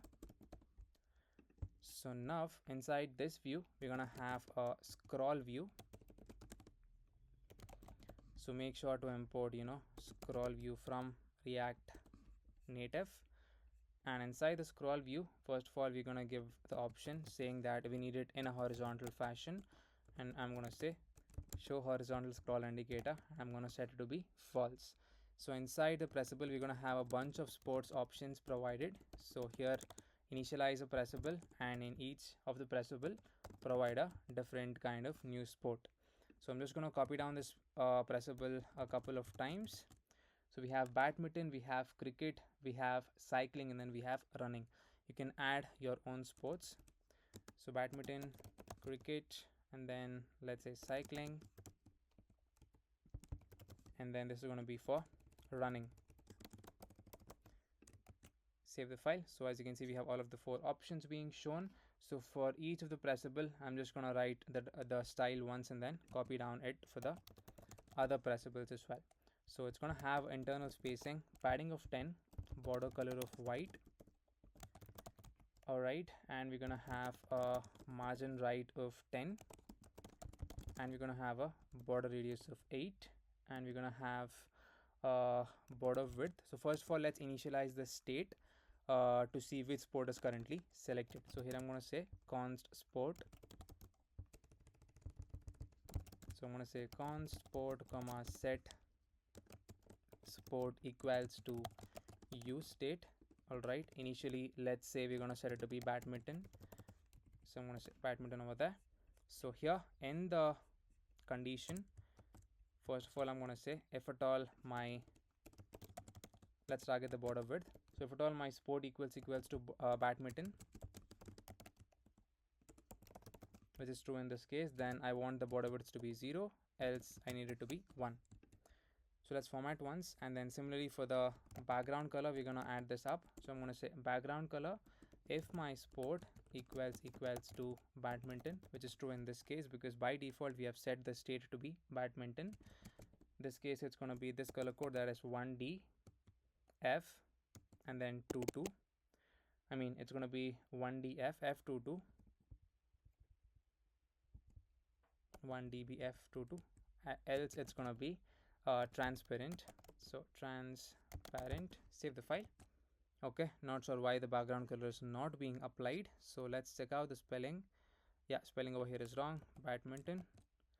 So as you can see, that is the design which we are giving if at all any kind of sport is selected. Okay, so yeah, let's first of all implement the same thing for the other pressables as well. So copy down the same piece of styling and we're gonna paste it over here.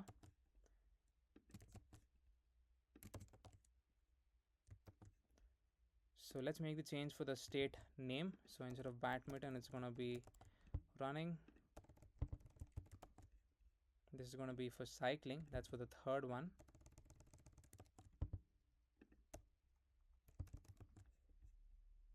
This is gonna be for cricket.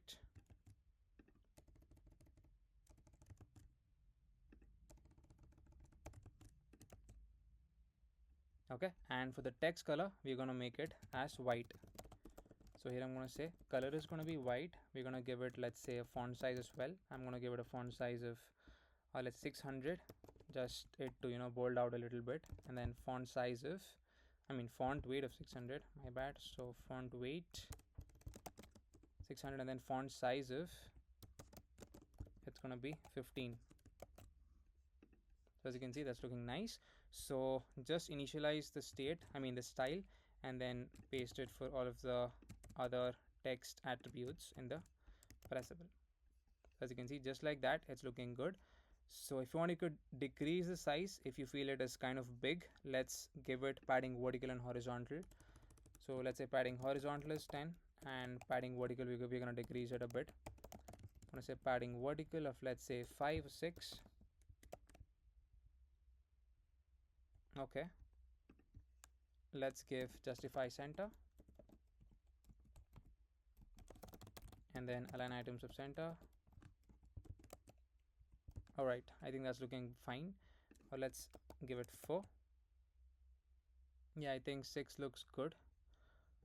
So let's implement the same thing for all of the other pressables as well.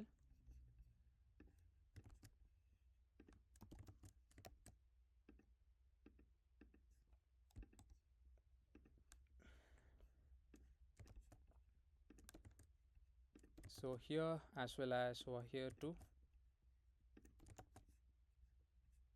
Okay, I copied the same thing, so it needs to be justify and align items of center.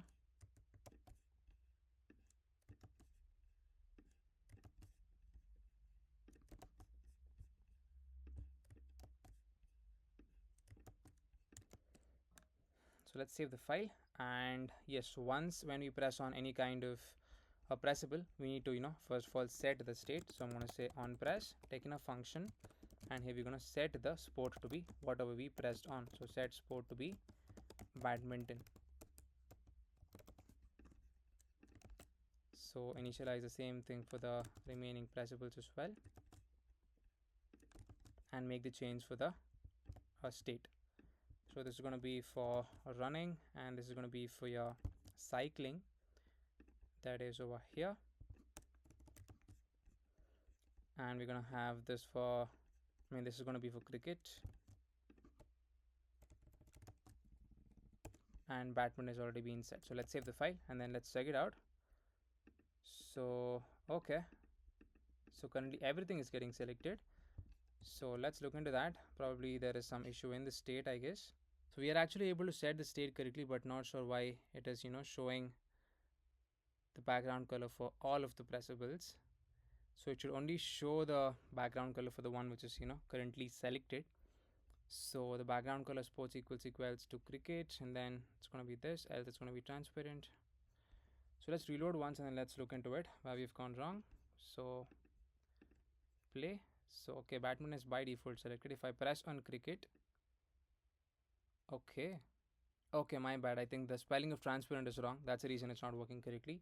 So yeah, transparent, and then transparent. Yeah, now it should work out correctly. So as you can see, cycling, running, and then badminton. So yeah, we have set up the initial part of the top design in the play screen, right?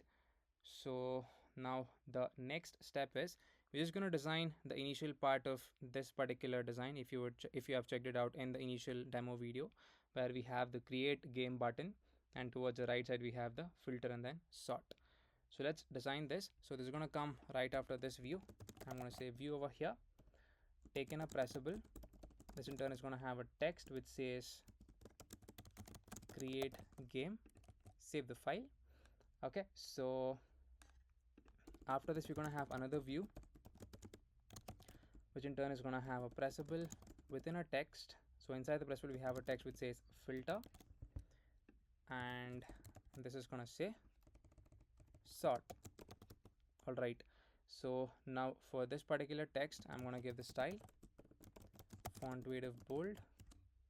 So for every text that is there over here, it's going to be bold itself. That is for the filter as well as for the sort. Save the file, and now for the style I'm going to give over here for the view, that is flex direction of row, and then align items of center. Justify is going to be space between, that is over here, and we're going to have some padding. So I'm going to say padding of 12 and then background color of white. As you can see, that's looking nice. So let's format once. So let's give padding of 10. I think 12 is looking a bit too much. Alright, 10 is fine. So for this view I'm going to give the style. So I'm going to say give it a flex direction of row, and then an align items of center. We're going to give it a gap of 10 and then save the file. So yeah, as you can see, that's looking nice. So this is basically your initial design of your play screen. So the next thing that we'll be looking into is the design of the book screen, where we would be rendering a bunch of venues over here, and if at all you press on the venue, you're going to go into the next screen which shows the details of that particular venue. So we'll be implementing that part. So let's go into the book screen.js and then let's get started with the design of the book screen. So that's going to happen over here. So first of all, inside of my book screen, I'm going to import my safe area view over here. So I'm just going to say safe area view, and I'm going to use my safe area view instead of my normal view that's currently present. And for the safe area view, let's give some styling over here. So I'm going to say style. I'm going to give it a flex of 1, and it's going to have a background color of this color code, that is fi. Then save the file. So now instead of this text that is present, I'm going to initialize my first view. So within this view we're going to have another view, which in turn is going to contain a text containing the location name. So I'm going to add the location over here and then save the file. Alright, So after this, we're gonna have the material icons, that is the keyboard arrow down. So let's get it from any other screen.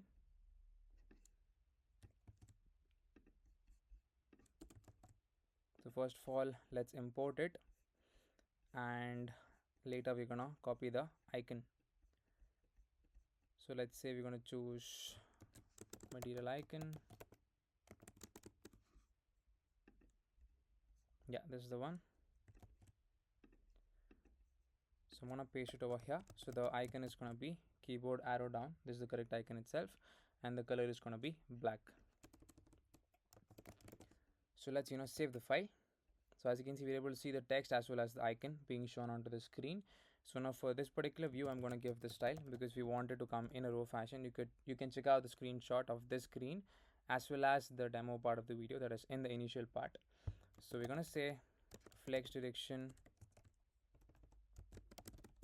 of row and align items of center, and we're going to give it a gap of 5. So I'm going to say save the file. So as you can see, we're able to see that change being made. So now below this view, we're gonna have another view. So I'm gonna say view over here. So this view in turn is gonna have the iron icons. So let's first of all get any one of the iron icons. Let's import it first at the top of the page, and let's fetch this icon. So actually it's going to be the same icon itself, same two icons, that is the chat box outline and the notifications outline. So I'm going to copy these two down and I'm going to paste inside of the view. So save the file. So it should be in a black color. So I'm going to say black over here and black over here as well. So as you can see, we're able to see that icons coming on the screen. So style for the outermost view, I'm going to give it a flex direction of row, align items of center, and we're going to give it justify a space between both of the children.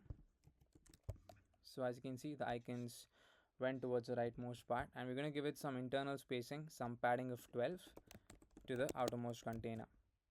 All right, so for this view, I'm going to give the style. So I'm going to say flex of row, and I'm going to give align items of center, and we're going to give it let's say a gap of 10 between both of the icons. So gap of 10, and then save the file. So yes, I think that's looking fine. So now after this, we're gonna have basically the image, that is your own image for now, and once when we have the user logged in, we're gonna get the user's image. So below the iron icons, I'm just gonna paste in the image. So make sure you import image from React Native just like this, and then save the file. So as you can see, that's looking good. So now after this, basically we're gonna design the text input part. So let's format once, save the file, let's minimize this. So the text input is gonna come right below this particular view. So let's initialize the text input. So I'm gonna say text input, import from React Native. The placeholder is gonna say search for venues.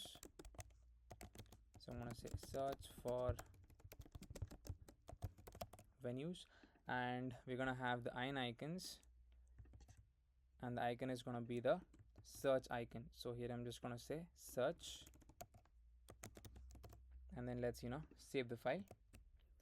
So as you can see, we have the text input as well as the icon. So let's start styling it out over here for the outermost container.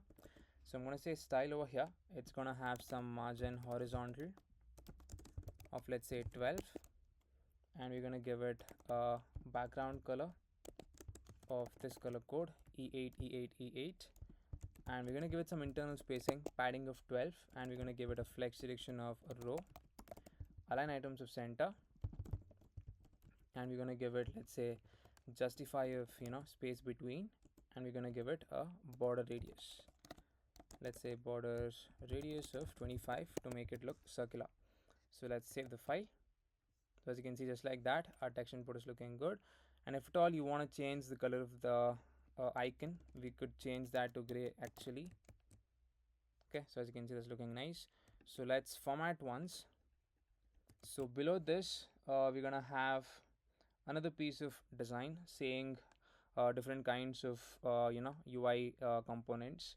that is your sports and availability, favorites, as well as offers. So we're going to design that particular part now. So here I'm just going to initialize my pressable over here. So I'm just going to say pressable. Make sure to import pressable from React Native, and this pressable in turn is going to have your view.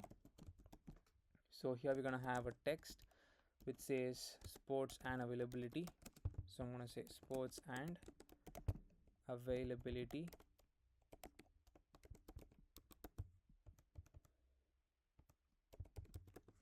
And then let's save the file. So similarly for the next ones, we're going to have favorites and then offers. So make sure you initialize this a couple of times. That is the view. So one is going to be for your favorites. So here I'm just going to say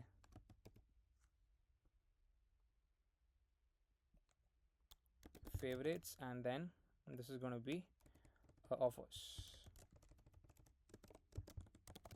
So now for each of the view, I'm going to give the style first, and then later we're going to give it for the outermost pressable.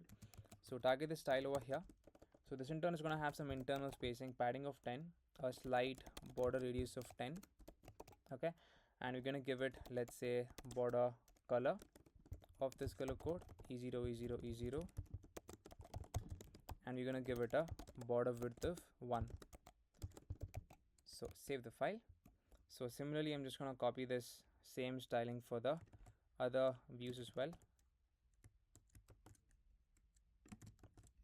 So save the file, and now we're going to give the style for the outermost pressable, that is this one. So I'm going to say style over here.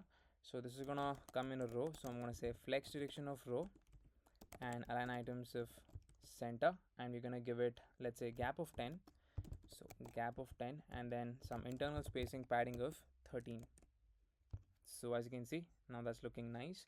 So this is your final design. After that, we're going to show the list of venues in this particular screen. So now first of all, I'm going to fetch the data to show the venues, and once when we initialize the backend, all of the data is going to come from the backend part. So I'm just going to paste my venues over here.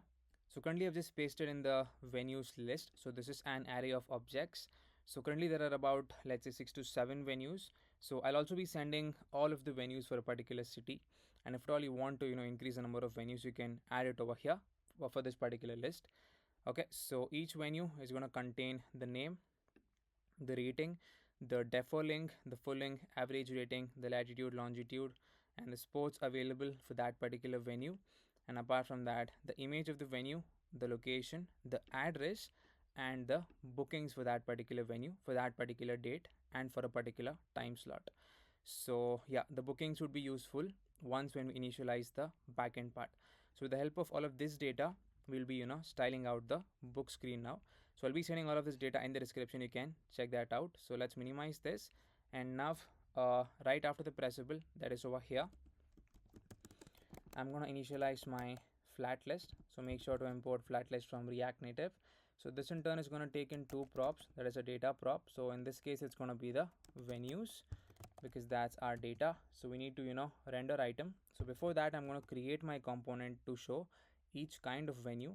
So let's come into the components folder, new file. It's going to be venuecar.js, and then let's say rnfes to give the Sujan code snippet, and then save the file. So let's come back over here and let's initialize the render item method. So this in turn is gonna take in the item, and for every item we're just gonna render a whole new venue card. So for the venue card, we're gonna pass in the item, that is the entire details that is there inside each object inside of the venues array, right? And yeah, apart from this, we are also going to give it some other options, that is content container style. So content, okay, now here I guess below this, so content container style. So here we're going to give it some padding bottom, because sometimes the last item inside of the flat list won't be seen in a proper manner. It only would be shown half of the container. So to see the full width and height of the last item of the flat list, we're just going to provide some padding bottom of, let's say, 20. And apart from that, we're going to say show vertical scroll indicator, and we're going to set it to be false. So let's save the file. So as you can see, we have a bunch of venues over here. So based on whatever data we have inside of your object, we are gonna make use of that and then we're gonna design it. So now let's head over to your venue card.js, and first of all, let's destructure the props, that is getting the item, because we have passed the item over here, that is item equals to item. So we need to destructure it over here. So I'm going to say destructure item. So let's start initializing the pressable. So I'm going to say pressable over here. Make sure to import pressable from React Native. So the first thing inside the pressable is we're going to show the image. So here I'm just going to say view and initialize the image. So import image from React Native, take in the source, which in turn is going to take in the URI. So to access the image, it's going to be item.image, because that's the correct property inside of the object. So let's provide some style so that we could see it on the screen. So I'm going to say style over here. This is going to have a width of 100%, and it's going to have a height of 200, and apart from that it's going to have a border top left radius. So I'm going to say border top left radius of, let's say, 10, and border top right radius of 10. So let's save the file. So as you can see, we have all of the images being shown on the screen just like this. So now let's continue with the further design. So I'm gonna save the file over here. So now below the image, below the view that's containing the image, you're gonna have another view. So this view in turn is gonna have another view, and this view is gonna have the text, which is gonna contain the name of the place or the name of the venue. So first of all, I'm gonna check if at all my item dot name dot length is greater than 40. So in that case, I'm just gonna say item dot name dot, we're gonna make use of the substring method in JavaScript. I'm gonna say substring, give me only the first 40 characters. So I'm gonna say 0 to 40 and just add these 3 dots. Else, if at all the length is less than 40, then we're just gonna show that particular name. So I'm gonna say item dot name. So let's save the file. So as you can see, we have all of the names coming up over here just below the image, and yeah, below the text, that is the name, we're gonna have basically another view. So this view in turn is gonna have the and design icon as well as the rating, whatever is present. So first of all, let's get the and design icon.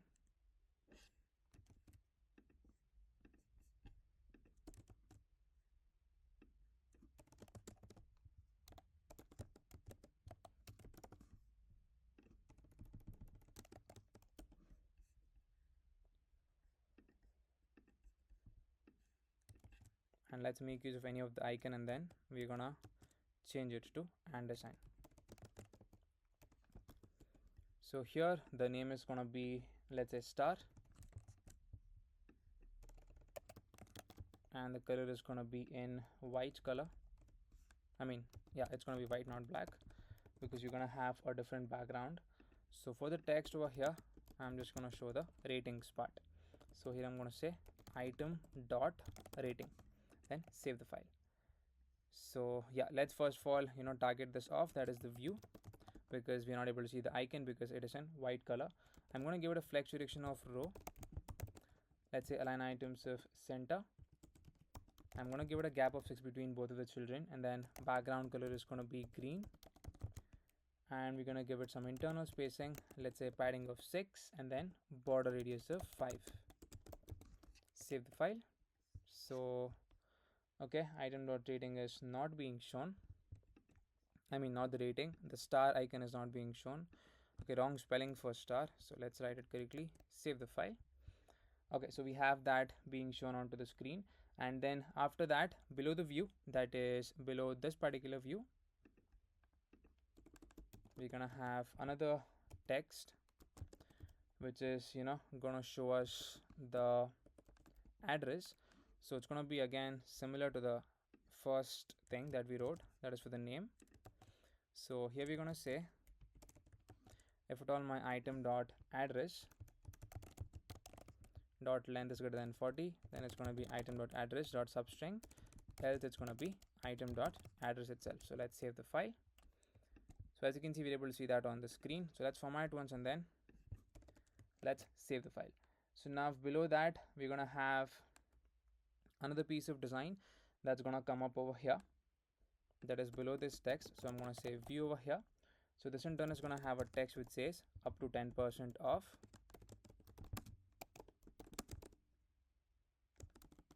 and below this we're gonna have another text which is gonna say INR 250 onwards.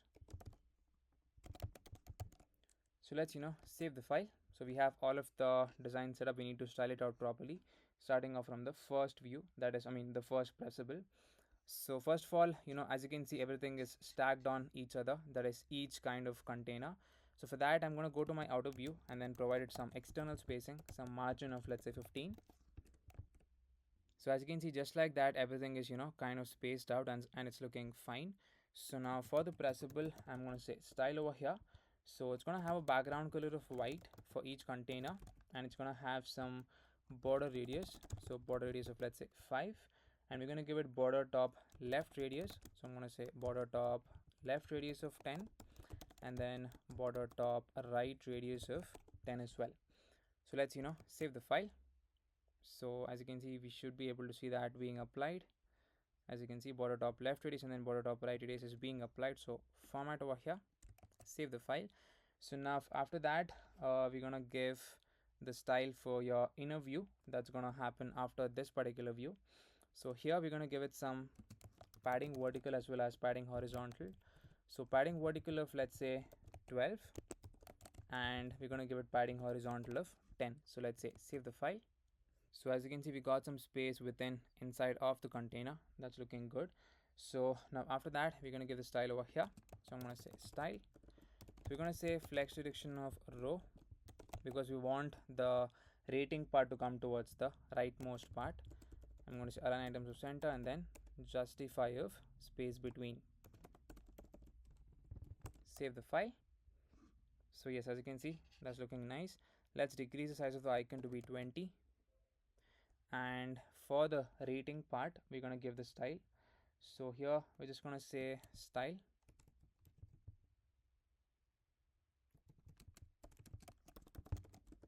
So this in turn is going to have a color of white, and we're going to give it a font weight of bold. So yes, that's looking fine. Okay, so that part is looking fine. So I think I forgot to add one more piece of design, that is like a kind of divider that's going to come after this particular address. So here I'm going to say style. It's going to be a self-enclosing view. So it's going to have a height of 1 over here and border width of let's say 0.6, and it's going to have a border color as well. So border color of this color code E0 E0 E0, and it's going to have let's say some margin vertical of 10. Save the file. So as you can see, we have that kind of divider that's going to come up on the screen. So for this particular view, I'm going to give the style. So here we're going to say flex direction of row, and then align items of center,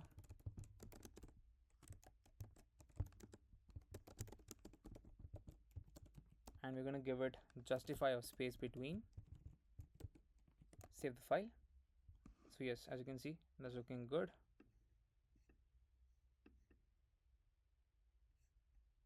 And for this particular text, I think it should be in a color of gray, that is for the address part. So let's target the style over here. I'm going to give color, it's going to be in gray color. Yep, so that's looking nice. So yeah, I think that is it about the design of your book screen.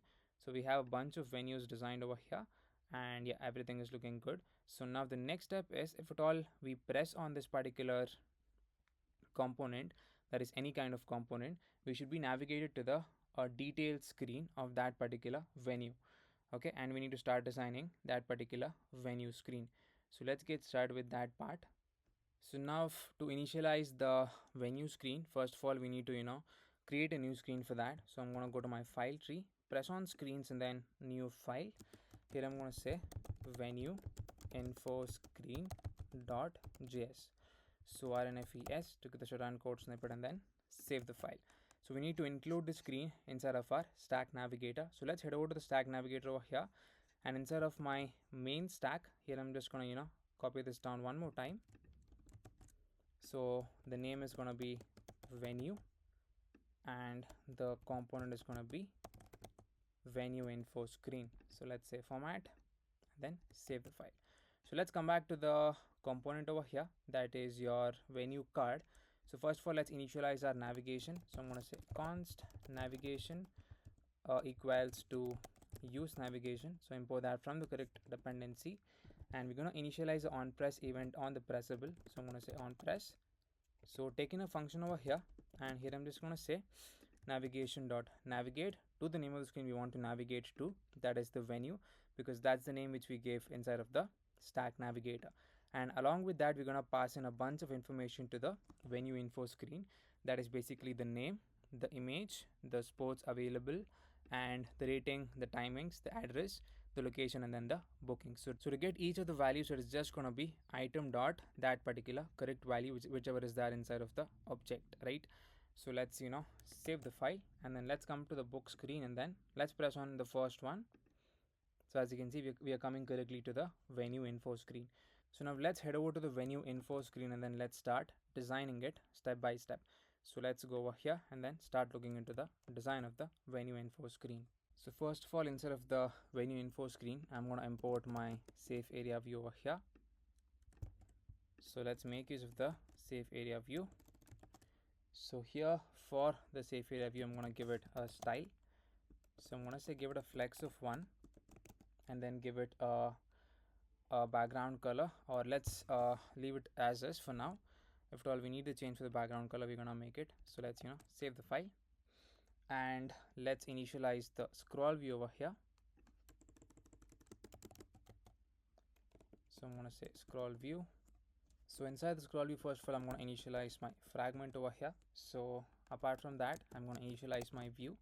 So this view in turn is going to have an image. So I'm just going to get the link for the image. So I've just pasted the link for the image. So make sure to import the image from React Native and then format it over here. And the style is going to be width of 100%, height of 200, and then resize mode of cover. So let's save the file. So as you can see, this is the image we're going to show for each and every venue. Okay, so now after the view, we're going to have another view over here. So I'm going to say view. So this view in turn is going to have the text, which is going to show us the name of the place. So to access all of the information that we got from the previous screen, we're going to initialize our route. So I'm going to say const route equals to use route, and make sure to import use route from React navigation /native. So now over here, we're going to render the name of the place. So to render the name, it's going to be root.params.name. So if at all you just want to see what exactly came from the previous screen, you can just console.log the root.params. So I'm going to say console.log root.params, and then save the file. So as you can see, these were the information that came from your previous screen to this particular screen. That's from your component to this particular screen. So to access the name, it's going to be root.params.name. Yeah, so with the help of the console.log, you can actually check out the information, and then you can render it on the screen. So as you can see, we're able to see the name which is being shown onto the screen. So over here, I'm going to give the style for the view, that is some internal spacing. So padding of 10. Alright, so below the text, we're going to have a view over here. So this in turn is going to have the icons, that is going to show the time outline icon.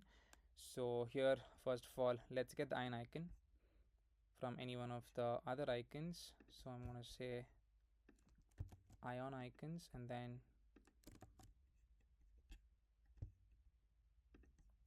yeah, let's fetch any of the icon. Let's come back to the venue info screen, and over here we're going to say ion icons. It's going to be the time outline icon. So let's just change over here, save the file. So as you can see, we have that. And for the next piece of text over here, we're going to show the amount of time the code is going to be available, that is the start time as well as the end time. So let's say 6 a.m. to, let's say, 11 p.m. in the night, something like this. Okay, and then let's save the file. So let's target the view over here. I'm going to say style. So this needs to come in a row fashion. So first of all, some margin top. I'm going to say margin top of 5, and we're going to give it a flex direction of row, align items of center, and we're going to give it, let's say, a gap of 5, and then save the file. So as you can see, that's looking nice. So for this particular style, that is for the text which contains the timings, font size of 15, and then a font weight of 500. Let's save the file. So yes, that's looking fine. So now let's look into the next part. So it's gonna come after this particular view. So I'm gonna say view over here. This in turn is gonna have your location, whatever is present. So again, make use of the icons. So this is gonna be iOS location outline. So here I'm gonna say iOS location outline, save the file. Okay, so this is not being shown, so let's do one thing. So let's search for expo.icons, I mean not expo icons, React native vector icons. Let's go into the first one. Let's search for a good looking location icon. I'm gonna say location. Yeah, so we can actually choose location outline, because for some reason this is not being shown. So save the file. Yeah, so apart from that, over here we're going to show the location. So to access the location, we have from the previous screen, it's going to be root.params dot your location. So let's save the file. So as you can see, that's a location for this. So let's target the view, and we're gonna initialize it in a row fashion. So here I'm gonna say style, give it a flex direction of row, align items of center, and let's give it a gap of 10. Okay, so let's remove align item center and let's see how exactly it's looking. Yeah, that's looking fine. So let's give it some margin vertical, probably because it's almost touching the top container. I'm going to say margin vertical of 6 or 8. Yeah, 8 is looking good. So yeah, for the text over here, I'm going to provide the style. It's going to have a font size of 14. It's going to have a width of, let's say, 80%. So let's write that correctly, 80%, and we're gonna have a font weight of 500. Yeah, so that's looking good. I think probably the gap is more over here. Okay, so let's actually make it 5, and let's so that it looks equal to the top container. Alright, so this part is looking fine. So now let's move on to the next part. So here basically we're gonna show the ratings part. Okay, so let's initialize the view for that. So here I'm just going to say view. I'm just going to get the code for the ratings part that's going to come within the view. So here in the ratings part, we're going to make use of this array of 5 zeros and map over it. And based on this condition, we're going to render the name. Either it is a half star or it is a full star. Okay. And make sure to import font awesome icon from the correct icon family. So I'm going to say font awesome. Here also font awesome. So let's save the file. Alright, so as you can see, this is the ratings that is for this particular venue. So for this view, that is outermost view, I'm going to give the style. So it's going to have some internal spacing again, padding of 10 for the outermost container, flex of row, and then align items of center. And we're going to say justify if space space around. Alright, so we're going to have some more other elements inside this view that's going to have basically the pressable. So yeah, after this particular view, we're going to have a pressable, import pressable from React Native. This in turn is going to have a text which says rate the venue.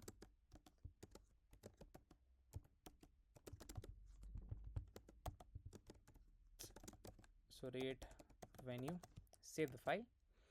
So now for this particular style, that is for the pressable, we're going to give it a margin top of 6, and we're going to give it a width of 160, and we're going to give it a border color of this color code, that is 686868.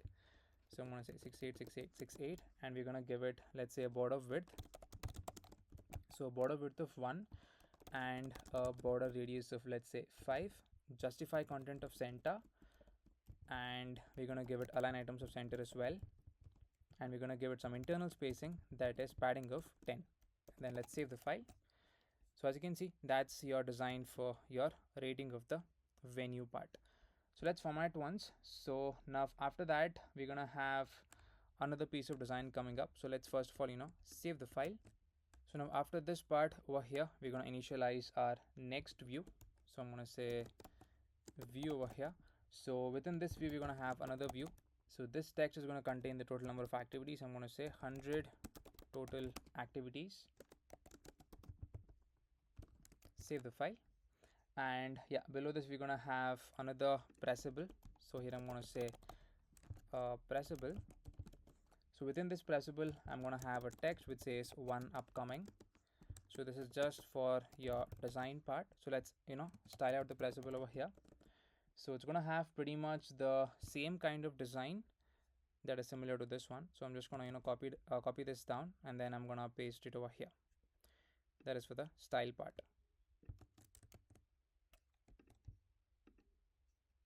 Okay, I think I made a mistake over here, because this particular rate when you should come below this, right? So yeah, let's make the change for that. So over here within this view, I'm going to add one more view over here.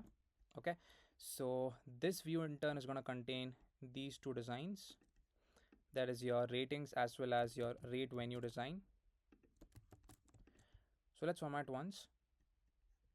Okay, so yeah, this is the first one. And yeah, below this we're gonna have the next piece of design coming in, that is your 100 total activities, and we're gonna say one is upcoming. Yeah, it's gonna look something like this. Okay, so here we're gonna say one upcoming, and it's gonna have, this is gonna be inside of a text. So format once and then copy down the same piece of styling for the pressable, that is this one. All right, so yeah, that's looking fine. So now for each of the pressable, let's provide it a margin top of, let's say, 6, because it's almost touching the top part. So here I'm going to say margin top of 6. Save the file. So the same thing goes for your top pressable. Okay, so yes, that's looking good. So now the next step is we need to show the sports available part. So that's going to come over here. So I'm going to say text over here. So it's going to be sports available. Okay, so yeah, let's save the file. Yeah, so for this, let's first of all give the style. So I'm going to say style over here. So style, it's going to have a font size of 15.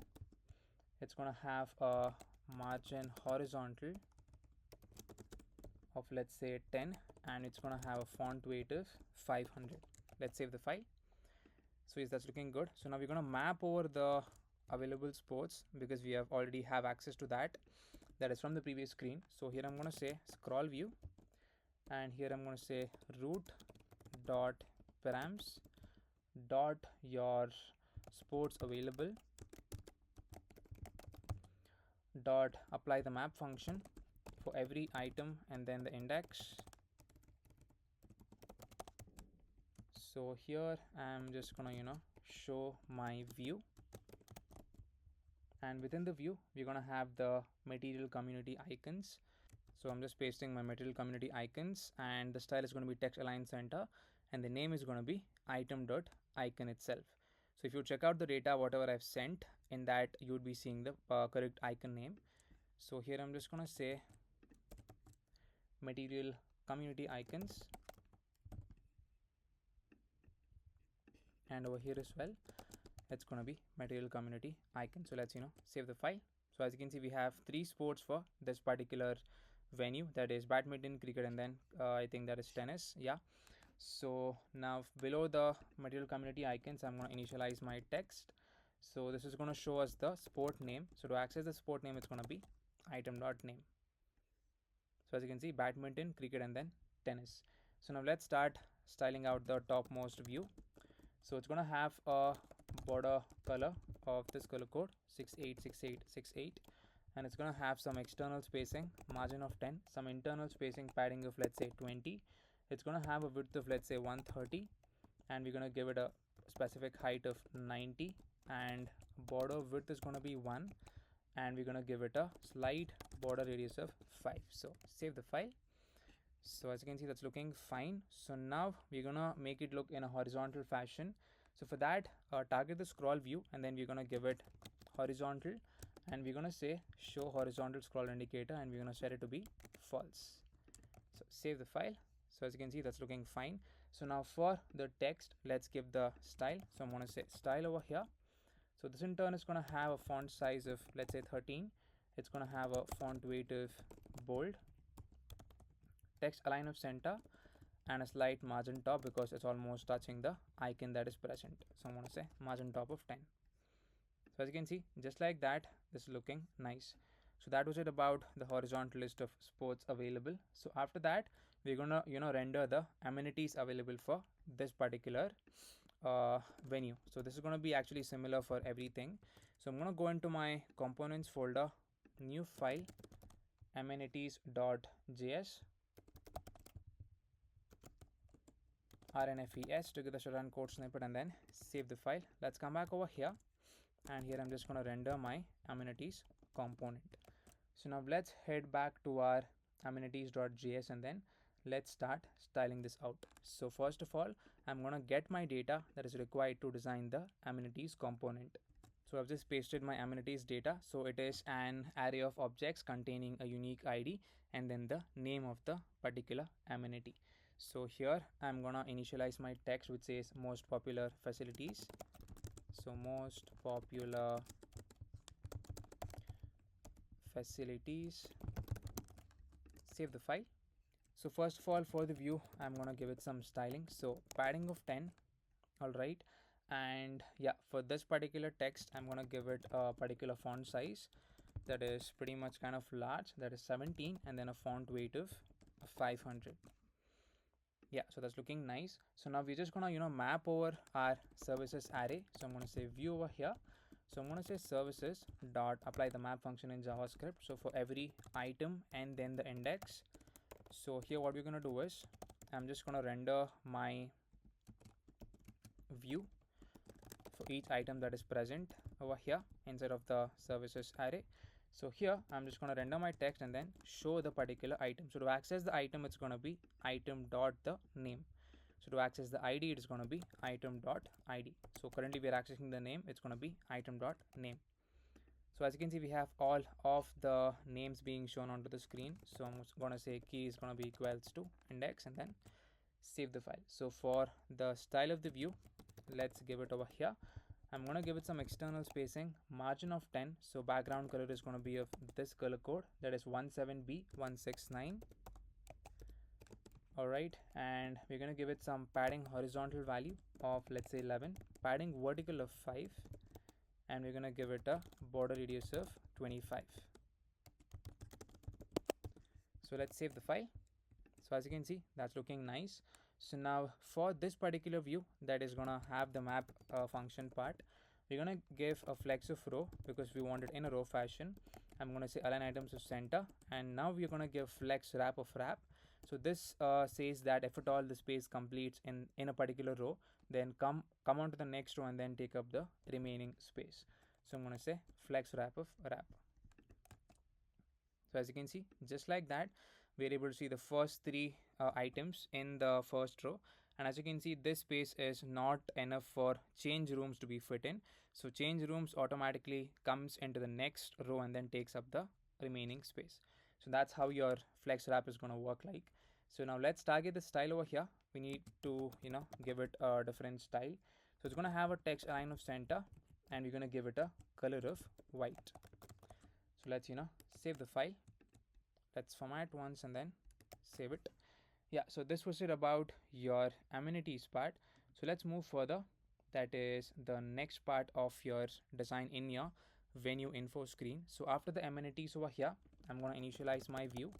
So this view in turn is going to have a text field. So this is going to have something known as activities. So let's give some style to this. So I'm going to say style over here. So margin horizontal of 10. Save the file. So we are able to see the activities text being shown onto the screen. So let's say font size of 15 and then a font weight is bold. So save the file. Okay, so yeah, that's looking fine. So now below the text we're gonna have a pressable, which is gonna have a text which says create activity. So let's give the design for your pressable over here. So I'm gonna say style. So it's gonna have a border color of this color code, that is 787878. It's gonna have a margin top of, let's say, 10. It's gonna have a border width of 1, some internal spacing, padding of 10, and justify of center, and yeah, flex direction of row, and even align items of center as well. And we're also going to give it some gap. So let's save the file. So as you can see, we have the create activity button. So let's format once. Yeah, I think I forgot to add one more icon that is going to come within your pressable, that is your ant design icon. So let's initialize the ant design icon. I hope it's not, it's not yet imported. So let's import ant design over here. So I'm going to say ant design.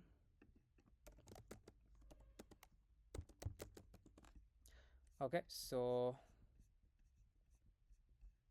let's take in any one of the icon that is present.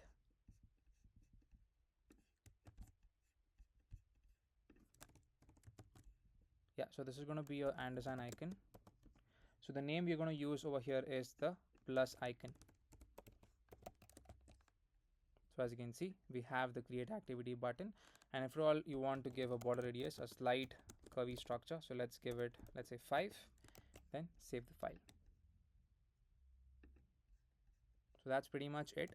So now the next step is we need to have a kind of button that is stuck at the bottommost part, that is for booking this particular venue. So right after your scroll view here, that is right after, even after your safe area view, we're going to initialize a pressable. So I think here also we need to make use of our fragments. So initialize a fragment over here at the starting point as well as at the end point. So yes, over here in the pressable we're going to have a text which says book now, and let's give the style for this. So I'm going to say style over here. It's going to have a background color of green, and we're going to give it some internal spacing, padding of 8, and we're going to give it some margin bottom of, let's say, 30, and we're going to give it a border radius of 3, and we're going to give it a margin horizontal of 15. So let's save the file. And for the text over here, I'm going to say style, text align of center, and we're going to give it a font weight of bold. So font weight bold, and we're going to say color is going to be white color. Save the file. So as you can see, just like that, we're able to see the book button being shown at the center part of the screen. So this is basically your venue info screen. So based on whatever details we have for that particular screen, we're going to show it over here. So this part is done. So we've almost done at least 30% of whatever is there in the front end part. So that is done. So now the next step is we're going to initialize a fresh new MongoDB project, and then we're going to start defining all of our models that is required to build up this application. And we're also going to connect this particular front end project to the MongoDB backend. So let's get started with that part. So let's head over to Chrome and then let's create a fresh MongoDB project. So I'm just going to head over to Chrome and then create a fresh MongoDB project. So let's head over to mongodb.com over here, and then first of all let's sign in. So I'm going to say sign in, and then I'm going to press on sign in with Google over here. So after signing in, you would be brought to this particular page, and towards left hand side the current project which was earlier used is going to be shown. So let's create a fresh new project. So I'm just going to press on the drop down over here and then scroll to the bottommost part. I'm just going to say new project, and here I'm just going to say, let's say, Playo YouTube, and I'm going to press on So here I think I need to delete this, not sure, this is kind of new. So for the tags part, let's just press on delete. So here for the key part, I'm just going to write in my name itself. So I'm just going to press on next, and as you can see, I myself am the project owner for the project, so I'm going to say create the project.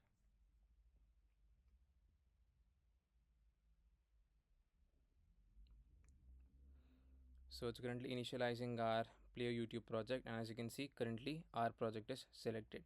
So we need to go ahead and then create a cluster over here. So I'm just going to say press on the create button over here, and make sure you choose the free version over here, that is M0. And apart from that, I'm going to leave these details as default. Okay, and I'm going to press on create deployment. I think we need to also enter a key over here again, so I'm just going to say enter my name. I think this is an optional value, but still it is asking us for the key, so I'm just going to press on create a deployment. Alright, so now here we need to create our database user. So I'm just gonna create my name, that's my username, and for now I'm just gonna pass in my password, that is my name itself, and I'm gonna say create user. So let's press on OK over here, and yeah, so apart from that, pretty much that's it. So I'm just gonna initialize this piece of code, because this is the URL that we're going to use while connecting our project. So make sure you copy that somewhere, let's say into the app.js or somewhere, and for now I'm just gonna paste it and then comment it out.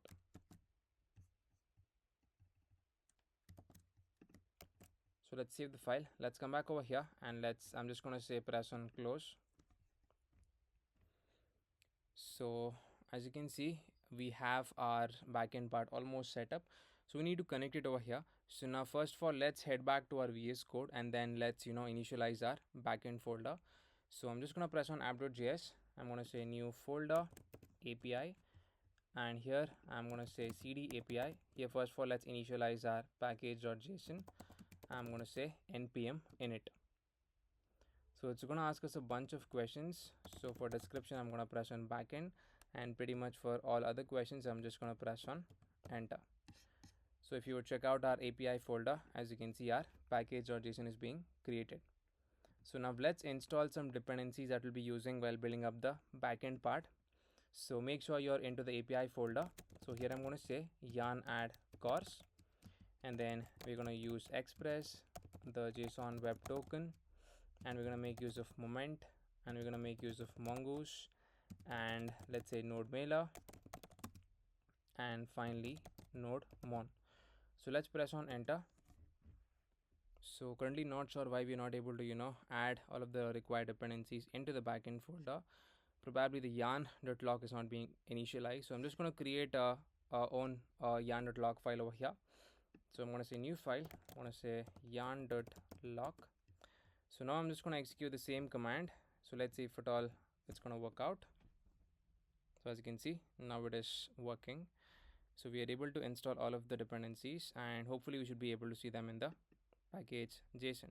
Yeah, so we got the node modules folder as well. So as you can see, we were able to initialize all of the dependencies as well. So just make sure if that doesn't work out, just make sure to create a yarn.log file on your own and then install it. So that was it about the installation issue part. So now let's first of all create a index.js file where all of our backend code is going to go into. So here in the index.js, first of all at the top, let's start initializing all of the required things. So here I'm just going to say const express equals to require of express. Okay, and we also need access to body parser, so I'm going to say const body parser equals to require of body parser. I think I forgot to install body parser, so let's install this. So into the API folder, I'm just going to say yarn add body parser. So save the file, and then we need to initialize mongoose. So I'm going to say const mongoose equals to require of mongoose, and we need access to moment as well. So I'm going to say const moment equals to require of moment, and here I'm going to create my instance of the app. So I'm going to say const app equals to initialize it to express and choose a specific port, let's say 8000, and I'm going to say const course equals to require of course, and here I'm going to write app.use of the course. So here we're going to write few more middlewares. I'm going to say app.use your body parser dot URL encoded. So here I'm going to say extended is going to be false, and I'm going to say app.use the body parser dot JSON. So here let's also initialize our JWT now itself. So I'm going to say const JWT equals to require of your JSON web token. And here we're going to make use of the mongoose.connect method.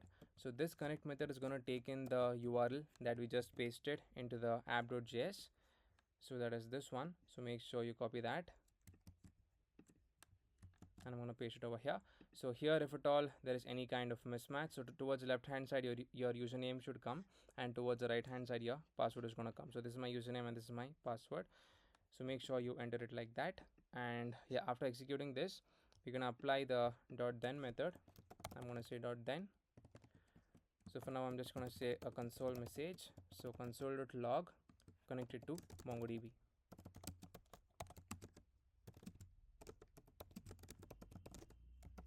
And if at all there is any kind of error while executing this, I'm going to catch the error.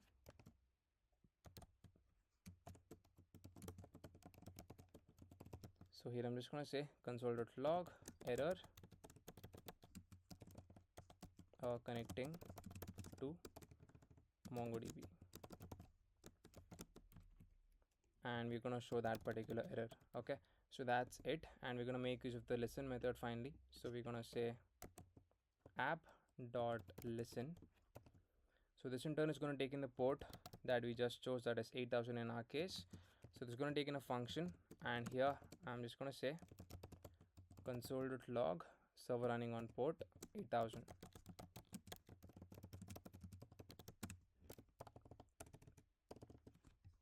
So let's format once and then save the file. So let's also initialize our start script instead of a package.json. So here I'm going to say start script. It's going to be node-mon index.js. So let's save the file, and let's first of all check this out, that is if at all we have connected to the backend part. So here I'm just going to say yarn start and then press on enter. So as you can see, server running on port 8000 and then connected to MongoDB. Alright, so we are able to see the message which says connected to MongoDB. That means we have connected this particular front-end project to the backend part, that is this particular project in the backend. So now the next step is, first of all, let's initialize all of our models that we'll be using while building this app up. So I'm going to press on index.js and then new folder. So here I'm going to say models.js. I mean not models.js, just models. So just rename that. And inside the models, we're going to start off with the first one, that is, let's say, the user model. So I'm going to say user.js. So here let's start initializing the mongoose. So I'm going to say const mongoose equals to require of mongoose, and here I'm going to say const user schema equals to new mongoose dot schema. So this in turn is gonna take in all of the required fields for the user schema. So starting off, we need the email of the user. So I'm going to say email. So here it's going to have a type of string, and here we're going to say required is going to be true. Alright, so apart from email, we're going to have the password. So here type is going to be string, and we're going to say required is going to be true. And we need the first name of the user. So I'm going to say type is going to be string, and here also required is going to be true. And apart from first name, we're also going to have the last name. So last name can be optional, so I'm just gonna say it's gonna be a type of string. I'm not gonna write required is gonna be true because this is an optional field. So apart from the last name, we're gonna have the image. So image is gonna be a type of string, and this is gonna be required if true. So here I'm gonna say required is gonna be true. And after the image, we're gonna have the skill. So here we're just gonna hard code it because in the front end part, that is while implementing it, by default we're gonna make use of the intermediate skill for all the players. So here I'm gonna say type is gonna be string, and after that we're gonna make use of the number of games played. So this is gonna be a type of number, and by default it's gonna be 0 games. And apart from that, we're gonna have the play pulse. So play pulse is something like the number of people you've played with, or the number of IDs you've played with in a game. So here I'm gonna say type is gonna be equals to mongoose dot schema dot types dot your object ID, and we're gonna have a reference to this.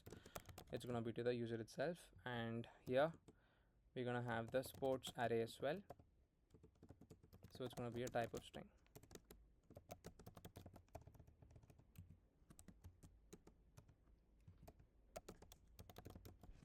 So yes, these are the required fields for your user model. All right, so now at the bottom part, so let's also have one more field, that is for the timestamps part. Here I'm just going to say timestamps is going to be true. All right, so okay, not sure why it's erroring out over here. Yeah, so at the bottom part, let's first of all export the required things. I'm just going to say const user equals to mongoose dot model, and here it's going to take in the user, and we're going to pass in the user schema that we just defined, and here we're going to say module dot exports equals to user. So let's look into this. So I think probably the timestamp should come after this particular bracket. So here I'm going to say timestamps is going to be true. Yeah, so let's format once and then let's save the file. Yeah, so as you can see, we have initialized and finished writing all of the fields for the user schema. So now let's move on to the next one, that is the game schema. So I'm going to create a new file that is known as game.js over here, and again first of all let's initialize our mongoose. So I'm going to say const mongoose equals to require of mongoose, and here I'm going to say const schema. So const schema equals to mongoose dot schema. So here I'm going to say const game schema equals to new schema. So this in turn is going to take in all of the fields for your game. So here I'm going to say sport, so it's going to be a type of string, and over here we're going to say required is going to be true. So now after sport over here, we're going to write the area. So this is going to be a type of string, and required is going to be true.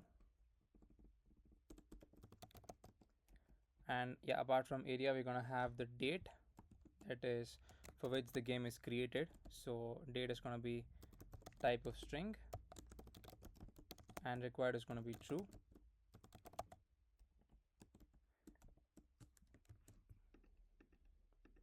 So after date, we're going to have the time, that is for which particular time the game is going to take place. So I'm going to say type of string, and here I'm going to say required is going to be true. So after your time, we're going to have the activity access. So I'm going to say activity. So here we're going to say type is going to be string, and by default we're going to make it a public activity. So all the activities are going to be by defaultly public. So I'm going to say default and then public. So this is for your activity access. So apart from that, we're going to have the next one, that is total players for a particular game. So I'm going to say total players. So this is going to be a type of number. So I'm going to say type is going to be a number over here, and here I'm going to say required is going to be true. So yeah, apart from total players, we're going to have the instruction. So this can be a optional value. So I'm going to say instruction. So this instruction is basically given by the host of the game or the person who creates the game, and it might be an optional as well. So here I'm going to say type is going to be of string, and I'm not going to pass in required as true.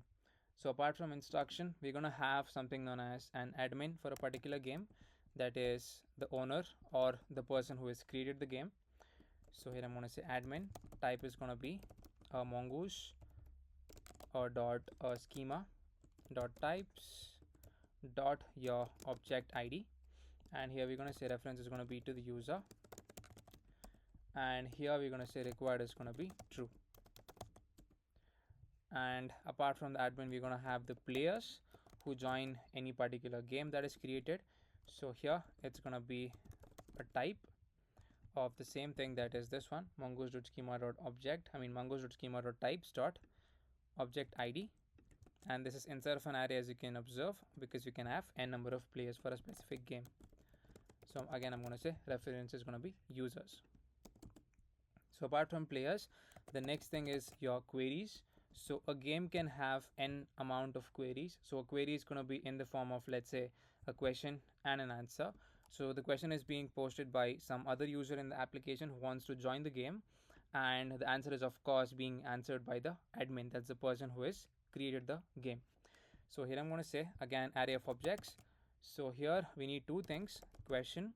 So question is going to be in the form of a string, and the answer. So answer also is in the form of a string itself. So these are your queries. So the next thing we're going to have is the requests part. So of course each game is kind of private, as in not private, it's going to be in public itself, but for any other kind of person to join your game, they need to first of all send you a request, that is for the admin, and if at all the admin accepts the request, then only that person is going to be considered as a part of a game. So we're going to say request is again going to be array of objects. So this request is going to contain a bunch of information, starting off from the user id, that is the person who has sent the request, that is information of this particular person. So I'm going to say type is going to be mongoose.schema.types.object id, and reference is going to be of to the user, and required is going to be true. So apart from a user id, the user can also add a comment while sending in a request to the admin. So this comment is going to be a type of string, and it is not a required field, so I'm just going to make it as optional. So the user can add a comment or can leave it as is. So I'm not going to pass in required as true for this. So this is it about your requests array. This is how your schema is going to be structured for the requests part. So apart from requests, we're going to have something known as is booked. So is booked is going to be a type of a boolean value, because we're going to check if at all this game has been booked, that is any kind of venue has been booked for this particular game. And so over here I'm going to say type is going to be boolean, and we're going to say by default the game is set to be false, that is it is not booked. So now apart from the is booked, we're going to have next thing, that is going to be matchful. So matchful is something like, let's say if the admin selects the required number of players as 6 for a particular game, either badminton or cricket, and if 6 players joins the game, then automatically we're going to mark this matchful as true. So this is also going to be a type of boolean itself, similar to the previous one. So I'm going to say type is going to be boolean. So as and when the players are going to be equal to the total number of players that is set by the user, then automatically this is going to become true. Also, the user has the option to make the match full whenever they want to with the help of a toggle button. So that's how your match full is going to work. And apart from match full, we're going to have the quote number as well, that is the quote number which is booked for this particular game at a particular venue. So here it's going to be a type of string. So yeah, these are the required details for the game. So these are the required fields that we require for creating any kind of game in the application. So yeah, these are the things. So let's export the required value. So I'm going to say module dot exports equals to a mongoose dot model, and this is going to be the game. So I'm going to say game model, and we need to pass in your game schema. That is whatever we passed in over here. That is whatever we just defined. So pass in this particular game schema. So that's pretty much it about your game schema. So let's save the file. Let's format once, and then let's look into the final schema, that is your venue schema. So I'm just gonna open up my file tree, press on models, new file over here. I'm gonna say venue.js. So first of all, let's again initialize our mongoose. I'm gonna say const mongoose equals to a require of mongoose. So here let's define the venue schema. So here I'm going to say const venue schema equals to, I'm going to say new mongoose dot schema. So here we are going to have the name of the venue. That's the first field which we're going to write. So I'm going to say type of string, and we're going to write in required is going to be true. So after the name, we're going to have basically the rating. So all of these coming fields are going to be optional fields because we're just going to have the data being added to the backend part. That's how we're going to implement it. So yeah, image is going to be string, and we're going to have the defer link. This is going to be a type of string, and we're going to have the full link. This is also type of string, and we're going to have the average rating. This also is going to be, this is going to be a type of number. And apart from that, we're going to have the rating count.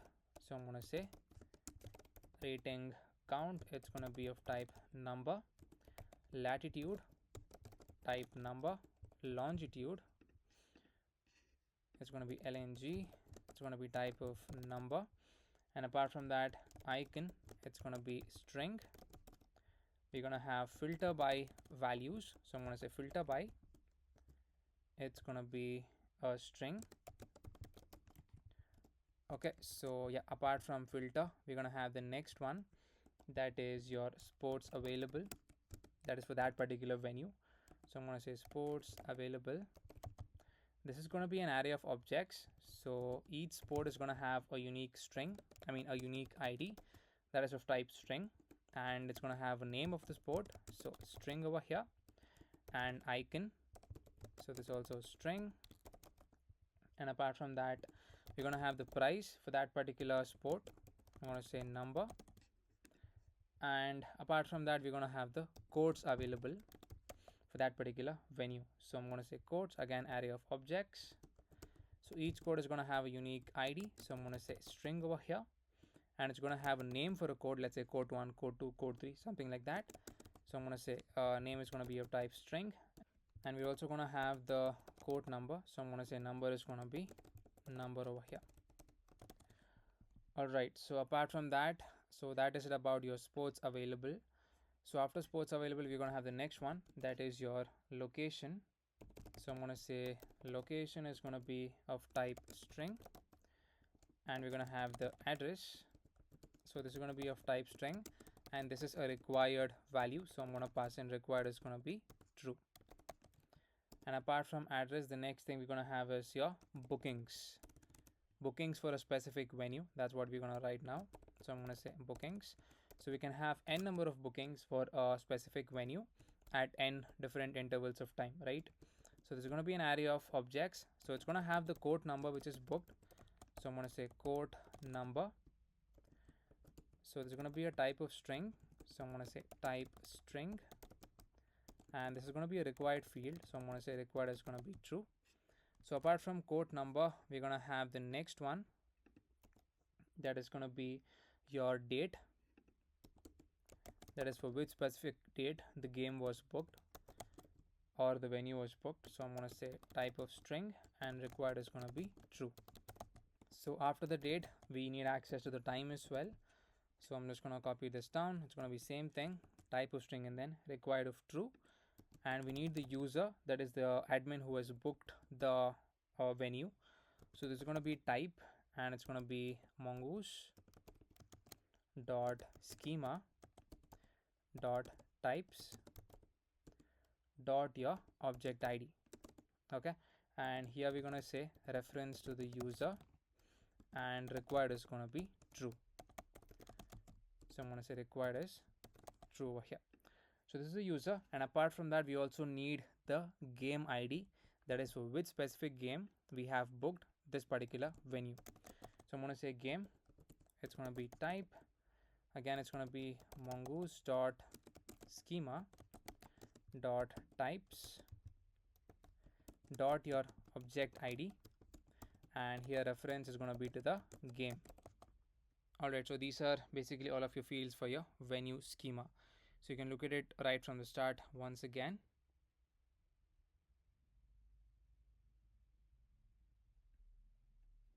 Okay, so now let's export all the required values. So here I'm going to say const venue equals to mongoose dot model. This is going to be the name, that is venue, and this is going to be the venue schema, that is the one which is just initialized it, and we're going to say module dot exports equals to your venue. So that's pretty much it. We have defined all of the required things. All of the required models inside of the application that we'll be using, that are these three models. User model is the game schema or the game model, and this is your venue.js file or the venue schema. So now the next step is, first of all, let's get started with the design of your auth stack. That is, we have a bunch of screens to be designed, and after that we're going to write few endpoints to register a particular user, so that they would be stored inside of the MongoDB backend. So now let's get started with the design of your auth stack. So first of all, let's head over to our stack navigator.js file. So here currently, as you can see, I'm just rendering my main stack onto the navigation container. As you can see, currently our auth stack is empty. So first of all, let's create a bunch of screens inside of our screens folder, that is all of the screens that are going to go into the auth stack itself. So let's press on the screens and then new file. So the first one is going to be start screen. I'm going to say start screen.js. So rnfes took the Sujan code snippet and then save the file. And yeah, apart from start screen, we need the login screen. I'm going to say login screen.js, again rnfes, and then let's save the file. So apart from login screen, we have the register screen. I'm going to say new file, register screen.js, again rnfes to get the Sujan code snippet, and then save the file. So apart from register screen, we're going to have the password screen, where the user is going to select a password for themselves. So I'm going to say password screen.js. So rnfes to get the Sujan code snippet once again, and then save the file. So apart from password screen, we're going to have the name screen. So I'm going to say new file, name screen.js. So again rnfes, and then we're going to save the file. Alright, so the next one is select image screen. So here the user is going to enter the image or select any kind of default image that we're going to show it onto the screen. So for that, we're going to have the select image screen. So again rnfes to get the Sujan code snippet and then save the file. So the final one is the pre-final screen, where the user is going to set to be registered. So I'm going to say pre-final screen.js. So again rnfes, and then let's save the file. So yeah, we have defined all of the required screens for your auth stack.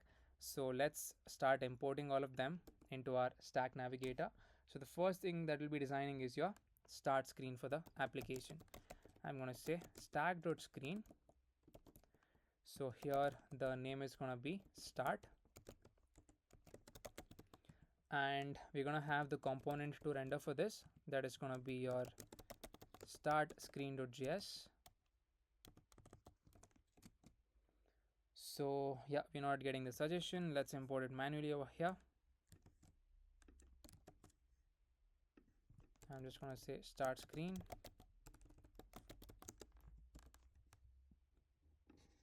from your start screen, that is this one. So this is your first screen. So similarly, I'm just going to import all of my other screens as well inside of my auth stack. So we're going to provide some options to this that is pretty similar. That is header shown is going to be false for pretty much most of the screen. So let's format once. So now just after your start screen, I'm going to paste in the remaining screens as well. Okay, so the next one after the start is going to be the login screen. So make sure to import login screen. So after the login screen, it's going to be the register screen. So make sure to import the register screen. So also make sure you change the name for each of the screens. That is, there's going to be a name of login. This is going to have a name of register. So the next one is password. The component is going to be password screen. So OTP, that's not required for now. So after the password screen, we're going to have the name screen. So here make sure to import name screen, and the name is going to be name itself. Then finally we have the select image screen. So make sure to import the select image screen, and the final one we have is the name is going to be pre-final, and the component to be rendered is going to be pre-final screen. So here let's import all of the required screens one by one. So the name screen, select image screen, pre-final screen is done. So the next one is we need to import login, register, and then password screen. So make sure you import these two screens, that is the login screen as well as the register screen. And finally we need to import the password screen, that is this one. Yeah, this is the screen which we need to import. So let's copy this once, and here I'm just gonna write in my password screen. So password screen, here it's gonna be / password screen. Yeah, so let's save the file. So yes, we have initialized all of the required screens inside of our auth stack. So let's format once and then let's save the file. So now instead of the main stack that is currently being rendered, I'm going to render the auth stack. So here I'm going to say auth stack. So if I save the file, automatically the first screen that is there inside of the auth stack, that should be showing up. That is your start screen. So let's save the file. So as you can see, as soon as I save the file, now we're able to see the start screen. So let's start designing the start screen. So as you saw in the demo part, or if at all you even check out the screenshot that I've shared, the start screen is going to have a basic map design at the top, and below that we're going to have few options to either log in if at all you're already a user, or we have another option to start registering. So let's implement that part now. So I'm going to head over to my start screen.js, and then we're going to start designing it. So first of all, let's initialize the dependency. So here in this screen, we're going to make use of something known as React Native Maps. So let's install that. So here I'm going to say yarn add React Native Maps, and then I'm going to press on enter. So let's do a pod install into the iOS directory because we have installed the React Native Maps. So as you can see, it is installing these two dependencies. So this is finished executing. So let's reload the app once more. So I'm just going to say reload. And so inside of the start screen, first of all, I'm going to initialize my safe area view. So let's make use of the safe area view instead of the normal view that's currently present over here. So here I'm going to say safe area view, save the file. So nothing seems to happen. I mean, I'm not able to see the refresh changes. So I'm just going to reload the app or cancel this, and I'm just going to reload it again, and I'm just going to start it off again. I'm just going to press on I to start it off in the iOS simulator. So as you can see, the app has been currently reloaded and we're able to see the currently refreshed changes, so which is good. So now after that, we're going to initialize our map view instead of the text that's present. So here I'm going to say map view. So first of all, let's create a reference over here that is for the map. So I'm going to say const map view equals to use ref. So first of all, let's initialize this. So here I'm going to say const map view equals to use ref, and initially it would be pointing to null. So import this map view from the React Native Maps. Alright, so now for the map view, we're going to give a bunch of options. So first of all, starting off from the reference. So I'm going to say reference is going to be equals to your map view. And apart from that, we're going to give the style over here. I'm going to say style. So this in turn is going to have a width of 100% and it's going to have a height of 400. So now I'm just going to pass in the initial region over here. So I've just pasted in the initial region. So this is basically going to take in the initial latitude and longitude. Okay, that the map view is going to take in. Okay, that is compulsory to pass in, I guess. And yes, so now what we're going to do is we're going to have a bunch of circular points onto the map showing different kinds of users and then different kinds of messages by those users. So first of all, I'm going to import my data, that is the users data, that's going to contain basically an array of objects, and it's going to have a unique image and then the name and then the description. So I've just pasted in my users data. I'll be sending the users data in the description. You can check that out. So as you can see, each object is going to contain a unique image, a unique ID, the latitude and the longitude value, the name, as well as the description. So first of all, let's initialize our circular points. So here I'm just going to say const. So const circular points equals to generate circular points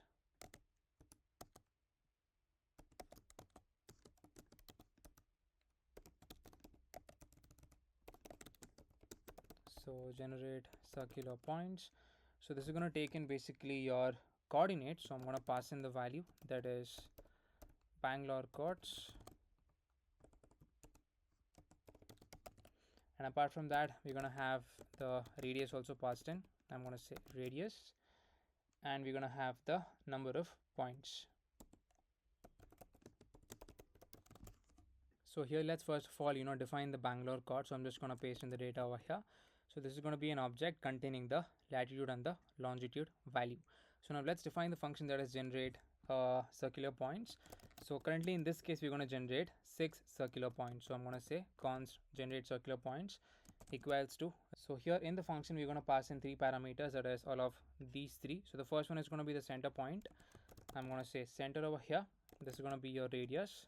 I'm going to say radius, and this is going to be your number of points. So I'm going to say num points.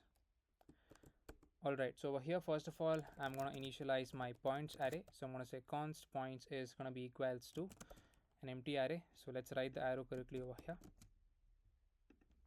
Alright, so here first of all let's calculate the angle step. So I'm going to say const angle step equals to your 2 into math. Make use of the math built-in method. So I'm going to say math.py divided by your radius. That would basically provide us the angle step value. So I'm going to say 2 into math.py by the number of points, not the radius. So this const angle step is going to be equals to 2 into math.py multiplied by your number of points. So here we're going to make use of a for loop. So I'm going to say for let I equals to 0, and let's say I is less than number of points. So I'm going to say num points. We're going to say increase the iterator, that is I plus plus. So first of all we're going to calculate the angle. So to calculate the angle we're just going to multiply I into the angle step. So I'm going to say const angle equals to I multiplied by your angle step value, and here we're going to calculate the latitude by using this formula. I'm going to say const latitude equals to center dot latitude plus we're going to have a radius radius divided by 111 multiplied by your math.cos of angle. So this is the formula to calculate the latitude. I'm going to say math dot the cos value of your angle, and now we're going to calculate the longitude.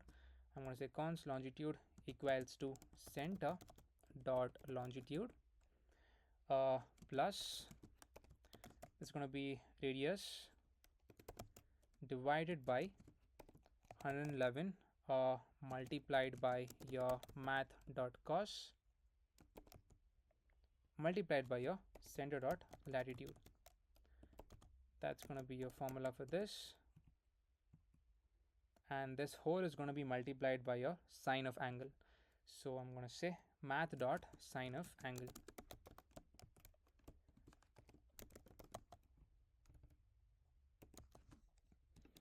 So after calculating both of them, we're just going to push the latitude and longitude into the empty points array over here. So here I'm just going to say points dot push into your latitude, passing the two values and the longitude. All right, okay. So you can choose your own kind of radius and your own kind of num points, because the center is already chosen. This is your basic center point that is based on the latitude and the longitude value. So let's say I'm going to choose my own kind of points. That is, the number of points I want is currently 6, because we have 6 data values inside of the array. So here I'm going to say const num points equals to 6, and I'm going to choose a specific radius. I'm going to say 5. So this is basically in kilometers. So I'm going to say const radius equals to 5.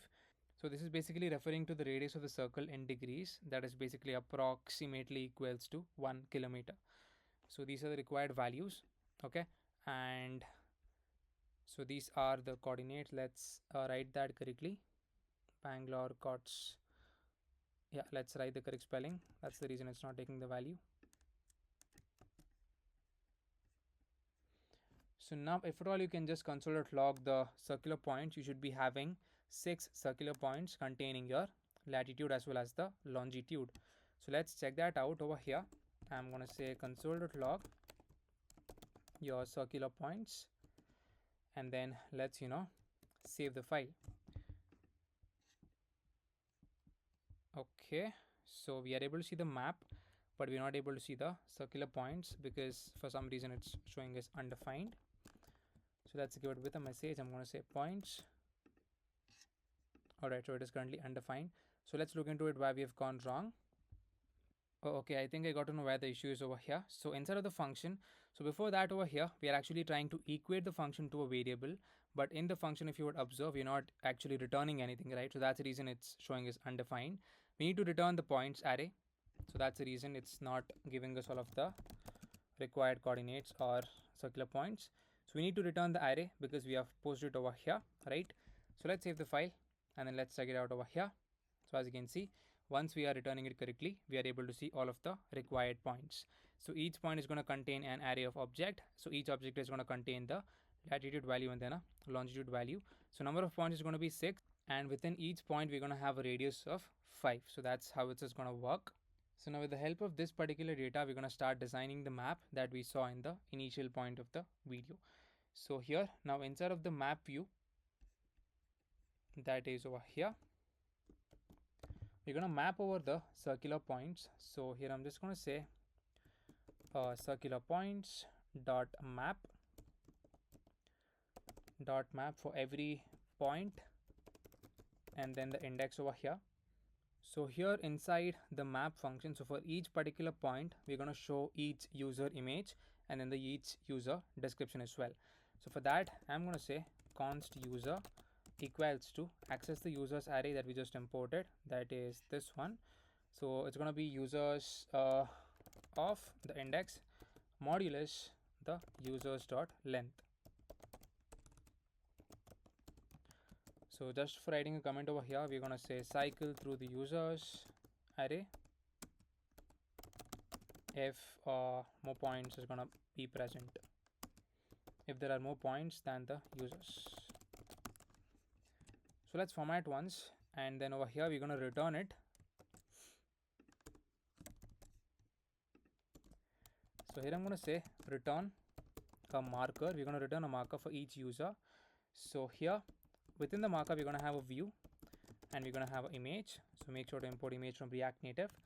This in turn is going to take in a source, which in turn is going to take in the URI.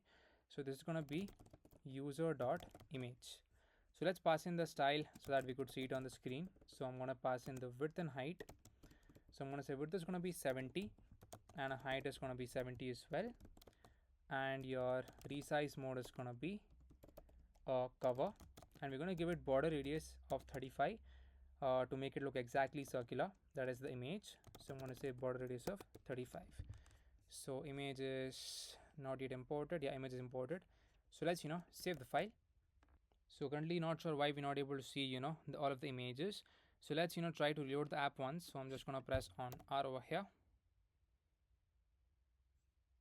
Okay, so over here probably we're not able to see because we need to provide the coordinate to your marker, because of that we are not able to see. So this in turn is going to take in the key. I'm going to say key is going to be index over here, and I'm going to pass in the coordinate. So this is a compulsory field for the marker. So the coordinate is going to be in the form of latitude and longitude. So it is of course going to be equals to the point, because our point is also in the form of latitude and then longitude, as you can check out over here in the console part. Okay, so let's save the file now, and let's try to reload once. Okay, so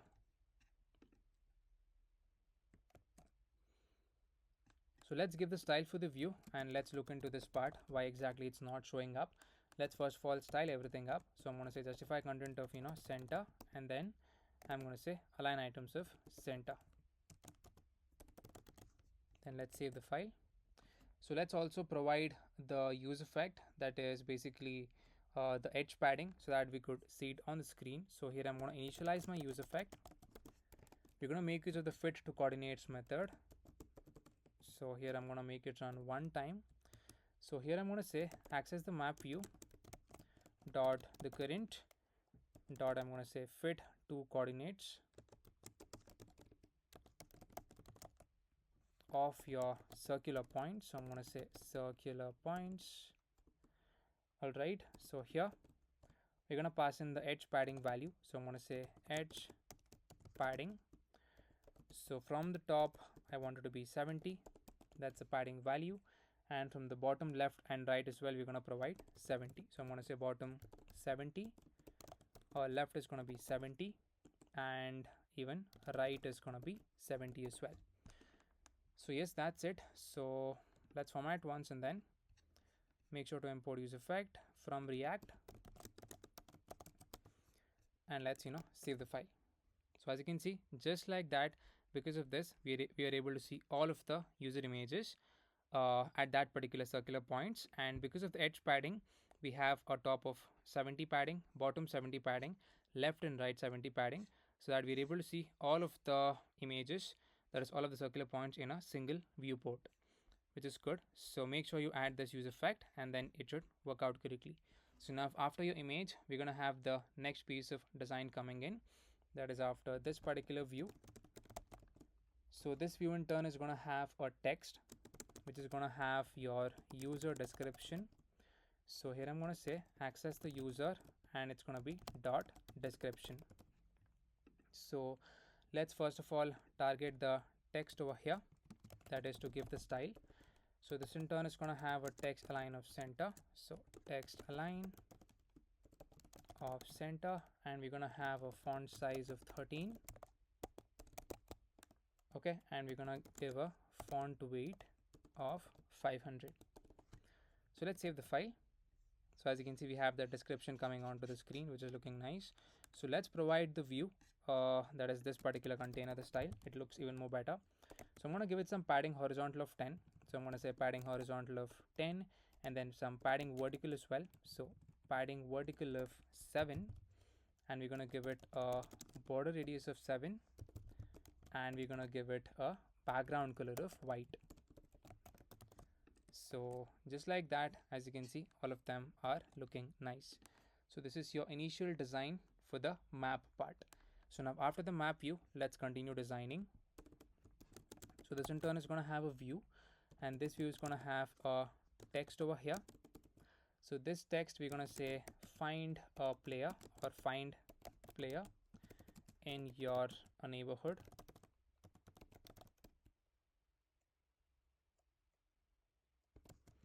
Save the file. So yeah, below the text we're going to have one more text over here.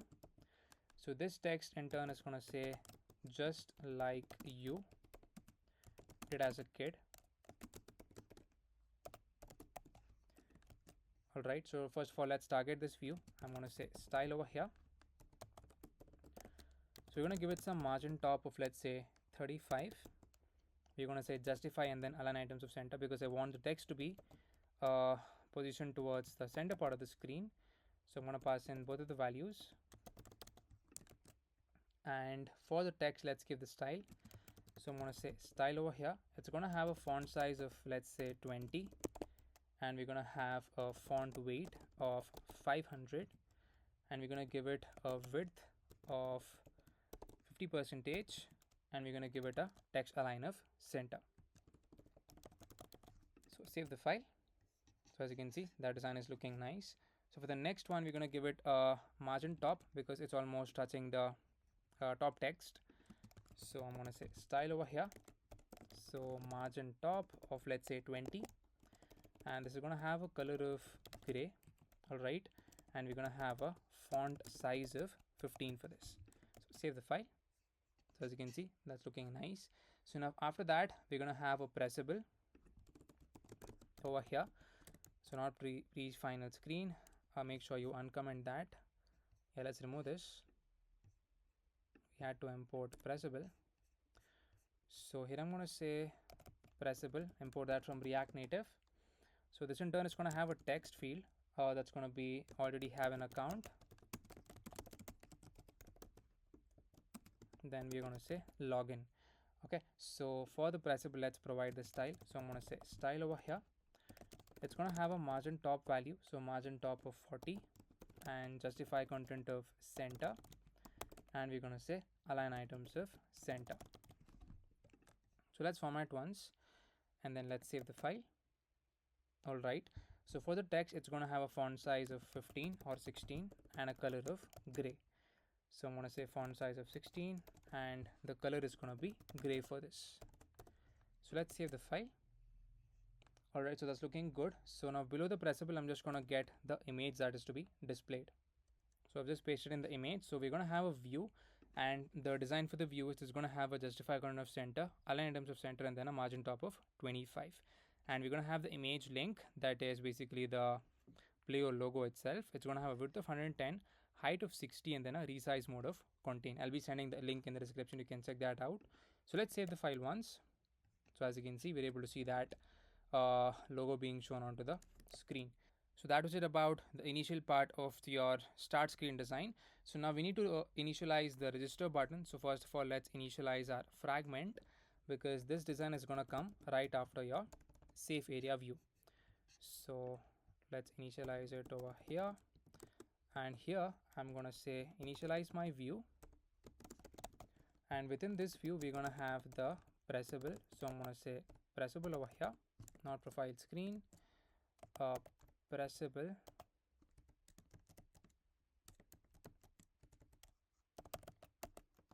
yeah. So inside the pressable, we're going to have a text which says ready, set, and then go.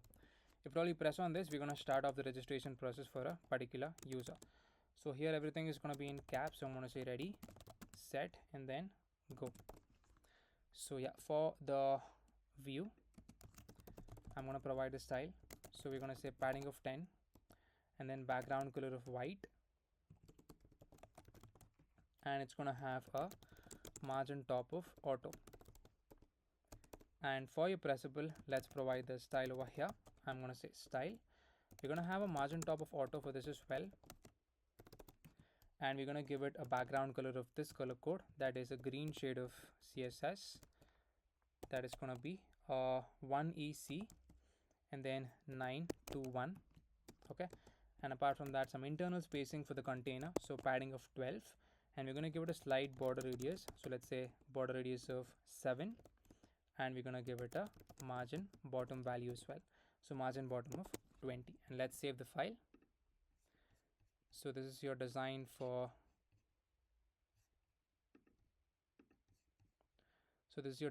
your register button. So as you can see, that's looking nice. So now for your text over here, let's provide the style. It's going to have a text align of center, so I'm going to say text align center.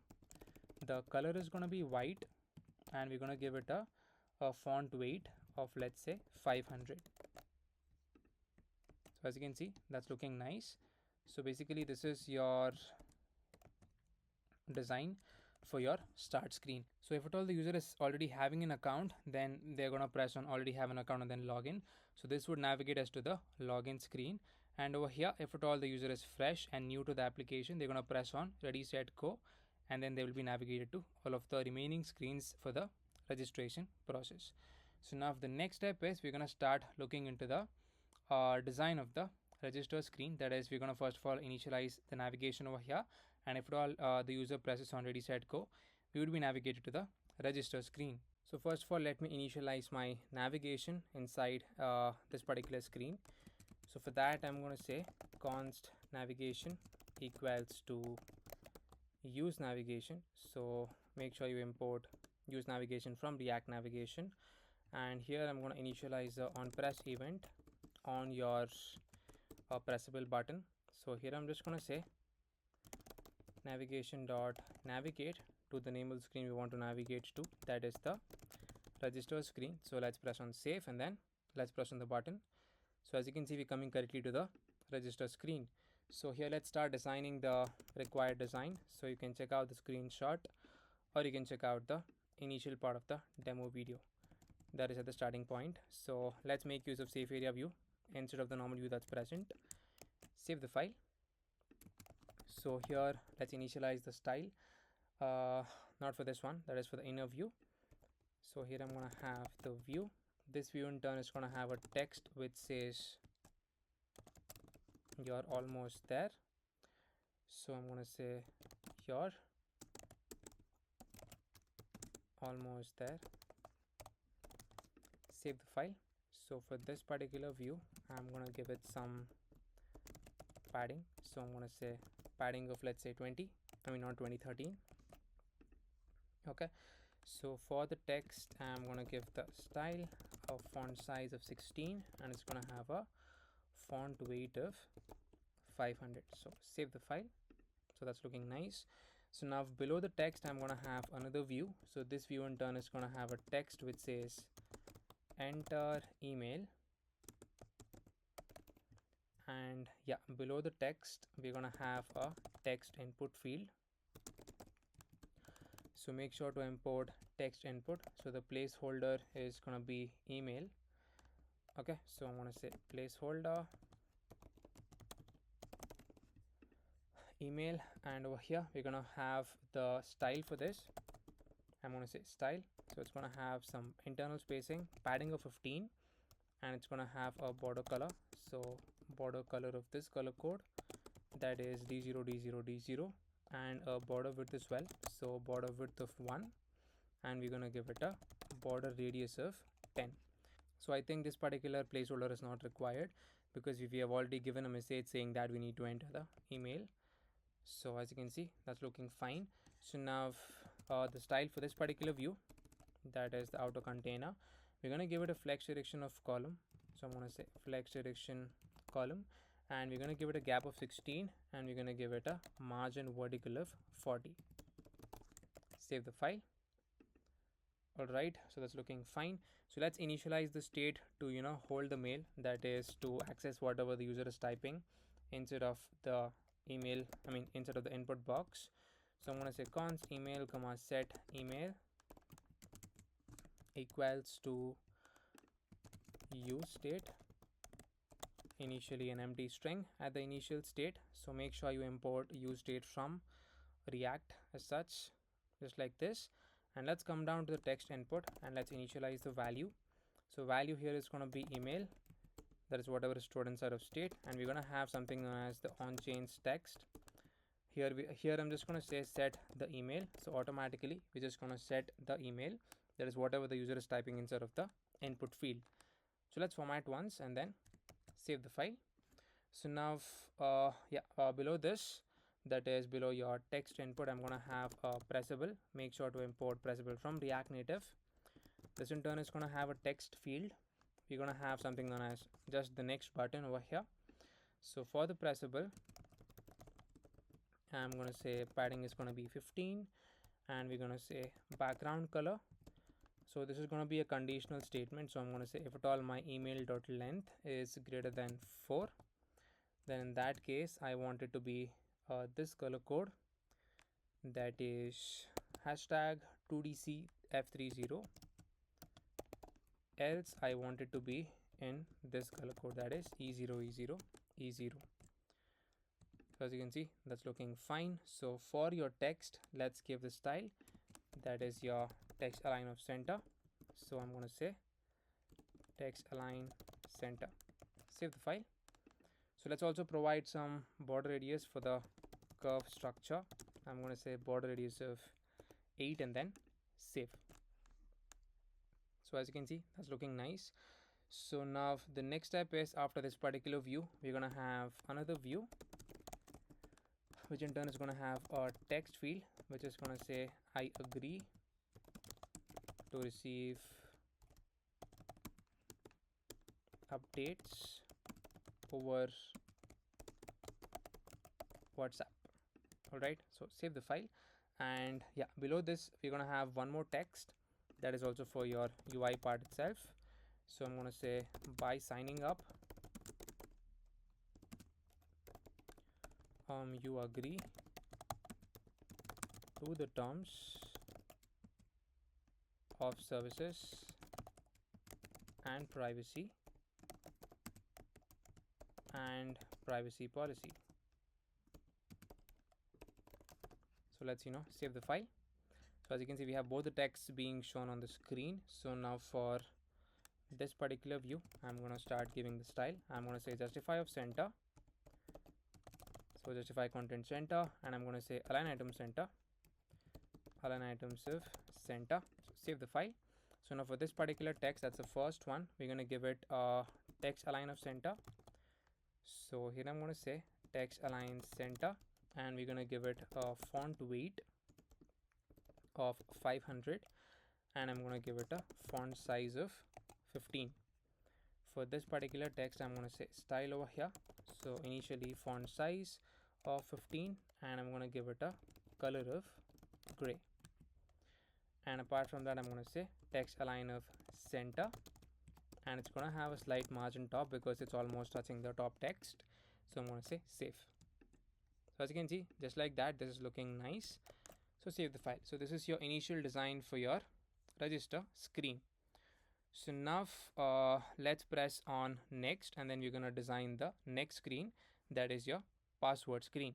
So first of all, let's design everything, that is the screens inside of your auth stack, and then we're going to design the endpoint for that, and we're going to implement it. So first of all, let's initialize the navigation in this particular screen. So here I'm going to say const navigation equals to use navigation. So make sure to import use navigation from React navigation as such, just like this. So go down to the button. Just for now, I'm just going to navigate to the next screen without having access to my email. So here I'm going to say on press, take in a function, and here I'm going to say navigation dot navigate. This is going to be for the password screen. That's the name of the screen we want to navigate to. So I'm going to say navigation dot navigate to password. Save the file and then next. So as you can see, now we are correctly coming to the password screen. So now let's start looking into the design of the password screen. So you can check out the screenshot as well, or you can check out the initial part of the video. That is where we looked into the password screen. So now let's first of all initialize our safe area view for your password screen. So here I'm going to say safe area view. So let's make use of the safe area view instead of the normal view that's currently present. Save the file. All right. So now inside the safe area view, we're going to have the view coming in. So let us initialize that. So now inside the view, we're going to have another view, which in turn is going to have another view.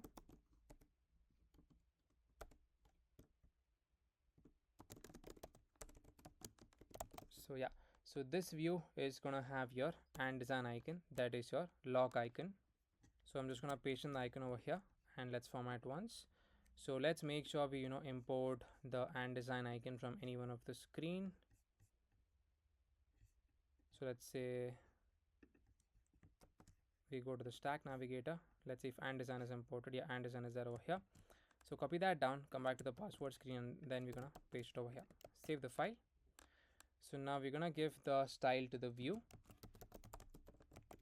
It's gonna have a width of, let's say, 44, height of 44. So this design is similar to the design which we have done previously in the dating app.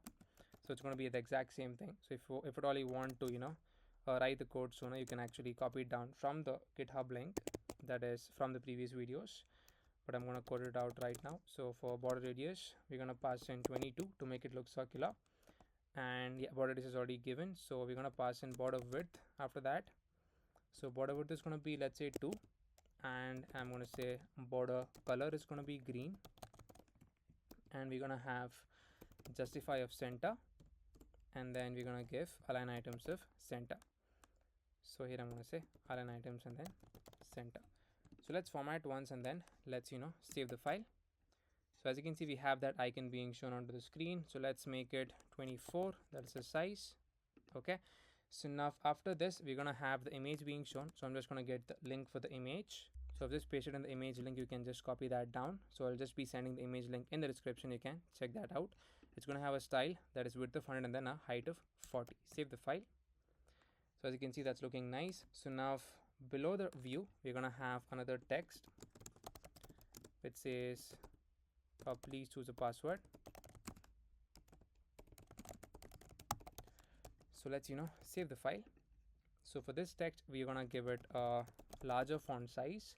So I'm going to say font size of, let's say, 25. We're going to give it a font weight of bold, and we're going to give it font family of this one. So you could use your own kind of font family. You can actually try googling out whatever is available for Android and whatever is available for iOS. So save the file. So format over here. So as you can see, that's looking good. So below the text, so first of all, let's target the outermost view and then give the styling, that is for the inner view right after the safe area view. So I'm going to say style over here. It's going to have a bit of margin top initially. So I'm going to say a margin top of, let's say, 90, and we're going to give it a margin horizontal as well. So margin horizontal of 20. So save the file. So as you can see, that's looking nice. So for this particular safe area view, target the style, give it a flex of 1, and we're going to give it a background color of white color. So I'm going to say white. So save the file. So as you can see, now it is having the background color of white. So for this particular view, we're going to give flex of row and then an align items of center. So we're going to say align items of center. So save the file. So as you can see, that's looking nice. So for the text that is present, let's provide it a margin top because it's almost touching the top container. So I'm going to say margin top of 15 and then save the file. So yeah, that design is looking nice. So now after this particular text, we're going to have the text input. So I'm going to say text input. So make sure you import text input from React Native, that is this one. And first of all, let's initialize our state to hold the password. So I'm going to say const password comma set password equals to useState, initially an empty string, and make sure to import useState from React. Okay, so now for the text input, let's start providing the options. So first of all, the placeholder, it's going to be enter your password. So apart from that, let's provide the style over here. So here we're going to provide it a specific width, let's say 340, and we're going to give it a margin vertical value of, let's say, 10, and we're going to give it a margin top of 25, and we're going to give it border bottom color. So border bottom color of black, and we're going to say border bottom width of 1, some padding bottom value of 10, and we're going to say if at all the font size, that is if at all my password value is present, I want it to be 22, else also I want it to be 22. So these are the styles for your text input. So if you really want the same font family, just copy that down and then paste it over here. So as you can see, that is looking nice. So here I'm going to provide some other options, that is autofocus is going to be true, and we're going to say secure text entry is going to be true because this is a password field. So I'm going to say secure text entry, set it to be true, and we're going to say value is going to be password, whatever is stored inside of state. So on change text, so take in the text whatever the user is typing inside of the input field, and then set it to be the password. So I'm going to say set password to be of the text. So that's it. So let's format once and then save the file. So that's pretty much it. So after that, we're going to have another text that's going to come over here. So I'm going to say text, this is going to say note, your details will be saved with us. So let's target the style for this. It's going to have a color of gray, and we're going to have basically of some font size given to this. So font size of 15, and we're going to have a margin top of 7. So let's save the file. So as you can see, that's looking good. So below this, we're going to have the touchable opacity that is going to contain the icon. So I've just pasted in the touchable opacity containing the material icon. So make sure to import material icons from the required icon family. So I'm just going to scroll to the topmost part and then import the icon that is required. So this is basically your design for your password screen, which is simple. So now let's initialize the function that is on press handle next. So I've not yet saved the file. So here I'm going to say const handle next equals to a normal arrow function for now. So here I'm just going to say navigation.navigate. First of all, let's initialize the navigation. I'm going to say const navigation equals to use navigation. So make sure to import use navigation from your React navigation. Here I'm going to say navigate to the next screen that we'll be designing is the name screen. So passing the name of the screen we want to navigate to, that is the name screen. So let's save the file. So touchable opacity doesn't exist, so let's import touchable opacity from React Native. Alright, so let's press again register, next. So as you can see, we have that button, so next. So as you can see, we're coming correctly to the name screen. So let's start looking into the design of the name screen. First of all, instead of the main screen, I'm gonna import my safe area view. So let's make use of this safe area view instead of the normal view that's currently present. Save the file. Alright, so now inside the safe area view, we're gonna have a view over here. I'm gonna say view, and this view in turn is gonna have the iron icons. So first of all, let's get the iron icons from the required family.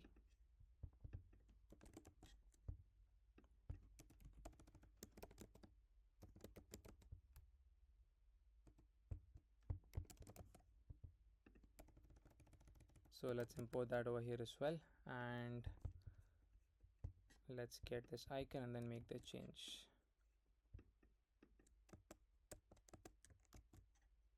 So this is gonna be arrow back, and this is gonna be the iron icons. Save the file. So as you can see, we're able to see that on the screen. So now this is gonna be in actually black color. So now apart from this view, we're gonna have another view over here. So this in turn is gonna have a text which says complete your profile. So I'm gonna say complete your profile. So save the file, and yeah, below this text we're gonna have another text over here. I'm gonna say text. Here we're gonna say what would you like your mates to call you.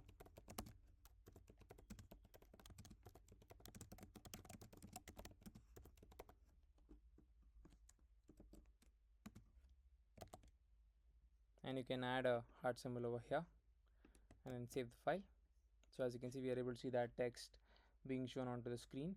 So now let's look into the design part, that is for the style. So first of all, I'm going to target the safe area view over here. I'm going to say style over here, give it a flex of 1, and we're going to give it a background color of white. So save the file.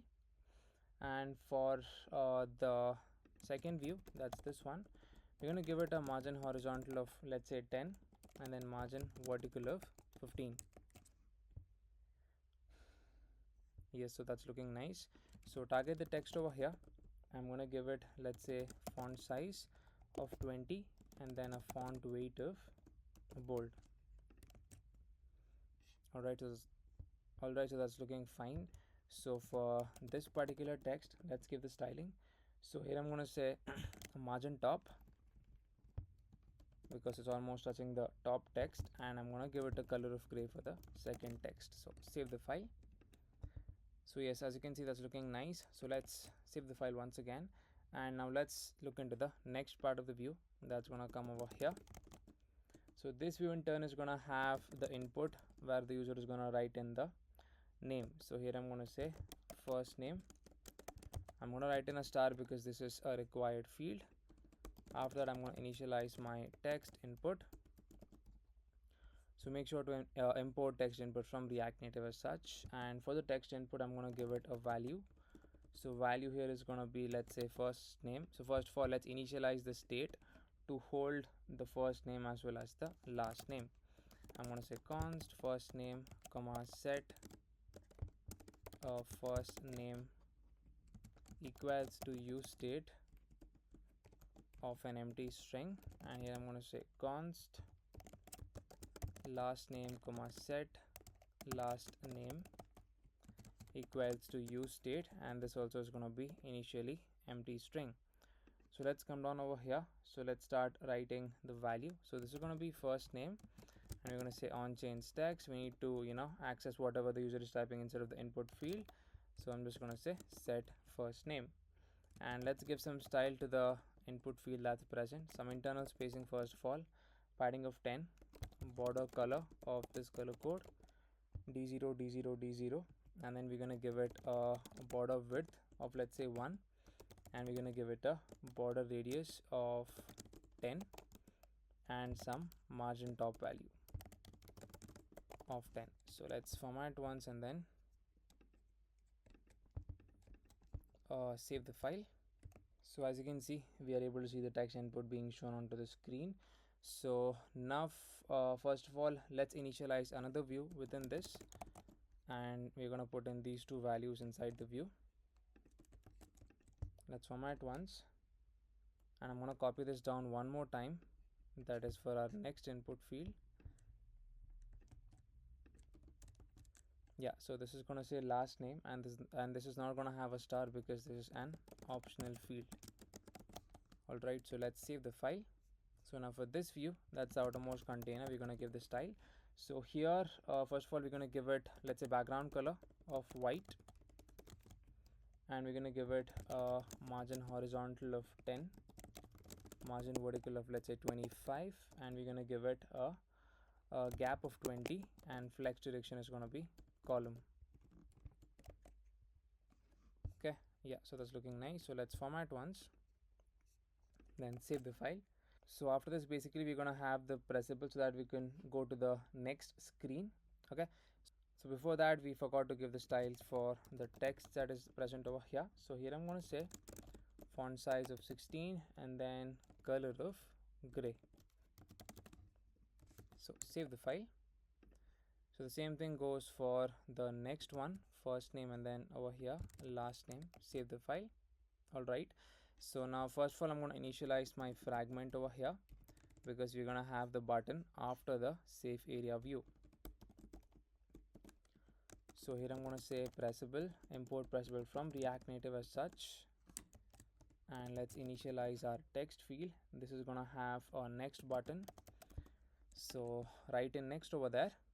Okay, and for the style, for the text, let's give the style. So text align of center, and we're going to give it a color of white, font size of, let's say, 15, and then a font weight of 500. So for this pressable, I'm going to give the style. So background color of this color code 07 BC and then 0C. Okay, and we're going to give it a margin top of auto, and we're going to give it a margin bottom value as well, that is of 30, some internal spacing padding of 12, and margin horizontal of 10, and a slight border radius of 4. Save the file. So as you can see, that's your next button so that we can move to the next screen. So this pressable is going to have a on press event, so I'm going to say on press. So here I'm just going to say save name, and we're going to initialize this now. So here, just for moving to the next screen, I'm just going to say navigate to the next part. So I'm going to say const save name equals to a normal arrow function, and here I'm going to say, first of all, let's initialize the navigation. So const navigation equals to use navigation, import use navigation from React navigation. Here I'm going to say navigation.navigate to the next screen, that is your image screen. That's your final screen of your auth stack. Before we move on to your pre-final screen where we're going to register the user, save the file. I'm going to say next. So as you can see, we are coming correctly to the next screen, that is your image screen. That's your select image screen. So first of all, let's start looking into the design of this. So let's move on to the select image screen. Again, I'm gonna initialize my safe area view over here. So make use of safe area view instead of the normal view that's present. So style flex of 1 and a background color of white. So again, this is going to have similar back icon, so that is similar to the previous screen. So make sure you import that design instead of the text, and then also import your iron icons over here. So save the file. So as you can see, we're able to see the back icon. So for this view, let's provide some margin horizontal of 10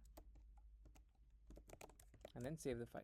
So let's see if we have given margin horizontal for the previous one.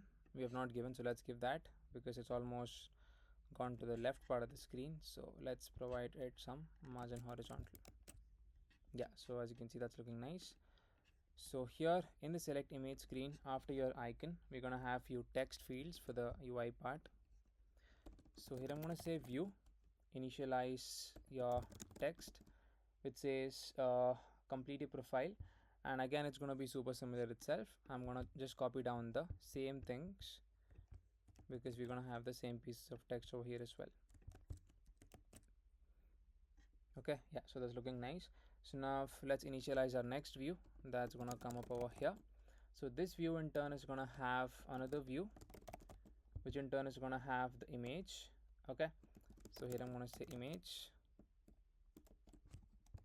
So make sure to import image from React Native. First of all, I'm going to get few hard-coded images over here because we're going to make use of those images.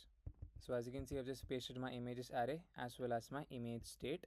Okay, so this images array is an array of objects, each containing a unique ID and an image. Okay, so if at all the user doesn't have their own image, they can make use of any one of these images right over here.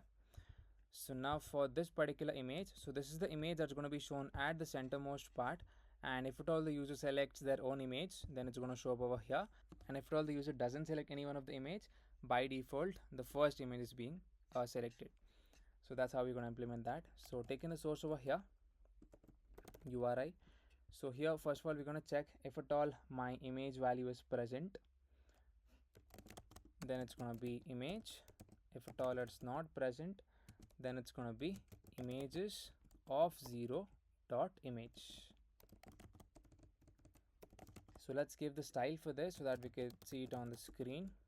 So it's going to have a width of 100 and it's going to have a height of 100, and we're going to give it a border radius of, let's say, 50 to make it look circular.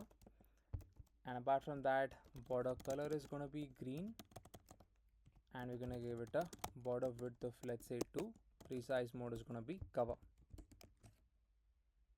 Use state does not exist. Okay, so import use state from React.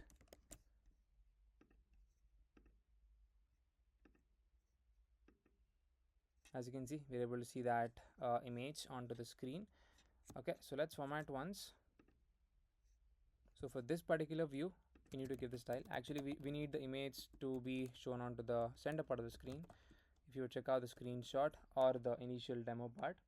So for that, I'm just going to give a justify of center over here, and I'm going to say align items of center.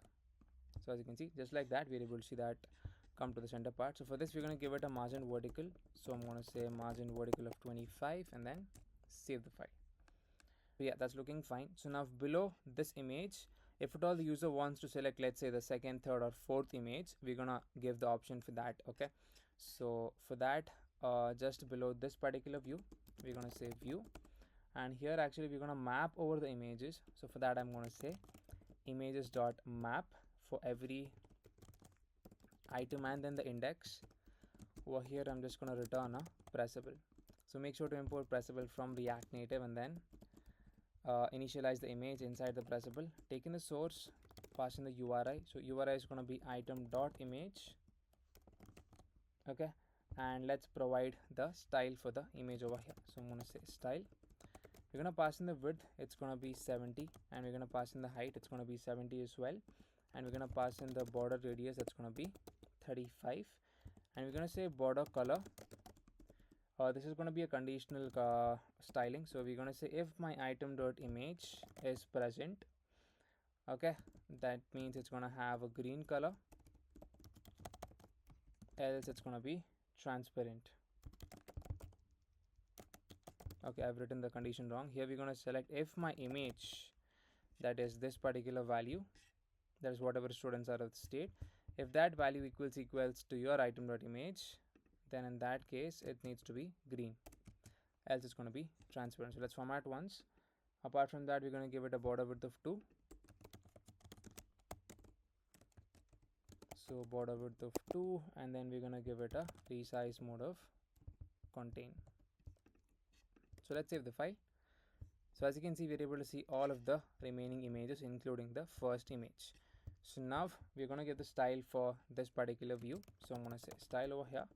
We're going to give it a flex direction of row because we want it in a row fashion, and we're going to say align items of center, and we're going to give it a margin vertical of, let's say, 25, and we're going to say justify content of center. So as you can see, just like that, it is looking good. So now for the pressable, that is in the map over here, we're going to say give it some external spacing, margin of 10, and we're going to give it a gap of 10 between all of the images. So as you can see, that's looking nice. So let's format once. So now we're going to set the state if at all we press on any kind of image. So for that, we're going to initialize the on press event onto the pressable, and here we're going to say set image to be your item dot image. So save the file. So if I press on this, we're going to set the state, and because this condition becomes true because the image is equals to the item dot image that we press on, then we need to be seeing the green background color. So as you can see, just like that.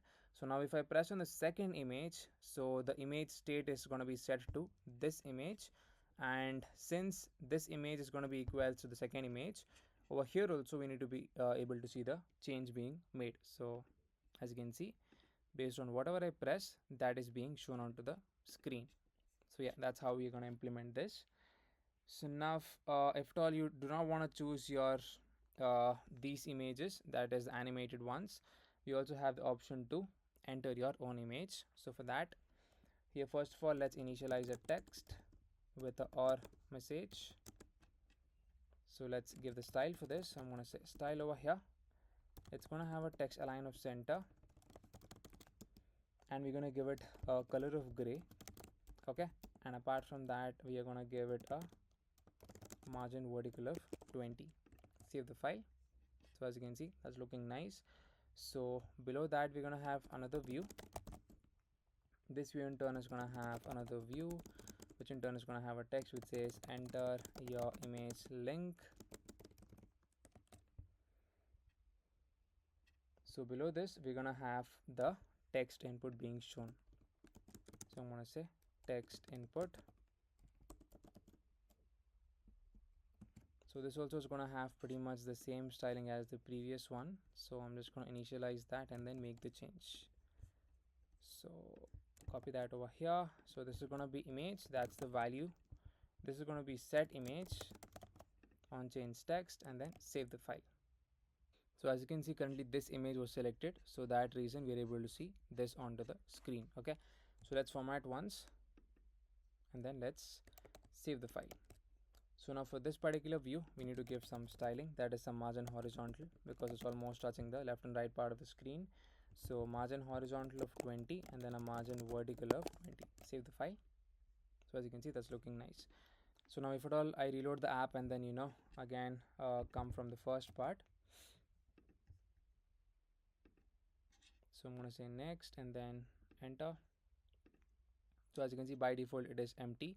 So as you can see over here, by default it's empty, and if at all you directly add the link that is of your own image, over here also we need to be able to see the change. So now let's provide the key over here.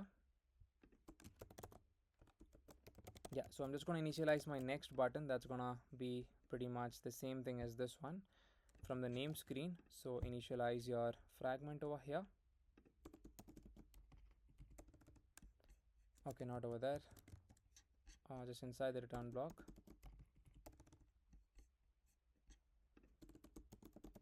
Then save the file, just paste in the pressable, import pressable, and this is going to have save image as the on press. Let's initialize the save image.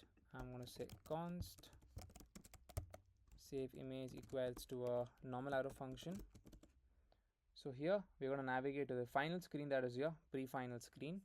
Let's initialize our navigation value. So I'm going to say const navigation equals to use navigation. So import use navigation from React navigation. So inside save image, I'm just going to say for now navigation dot navigate to the pre-final screen. First of all, let's create the pre-final screen, save the file.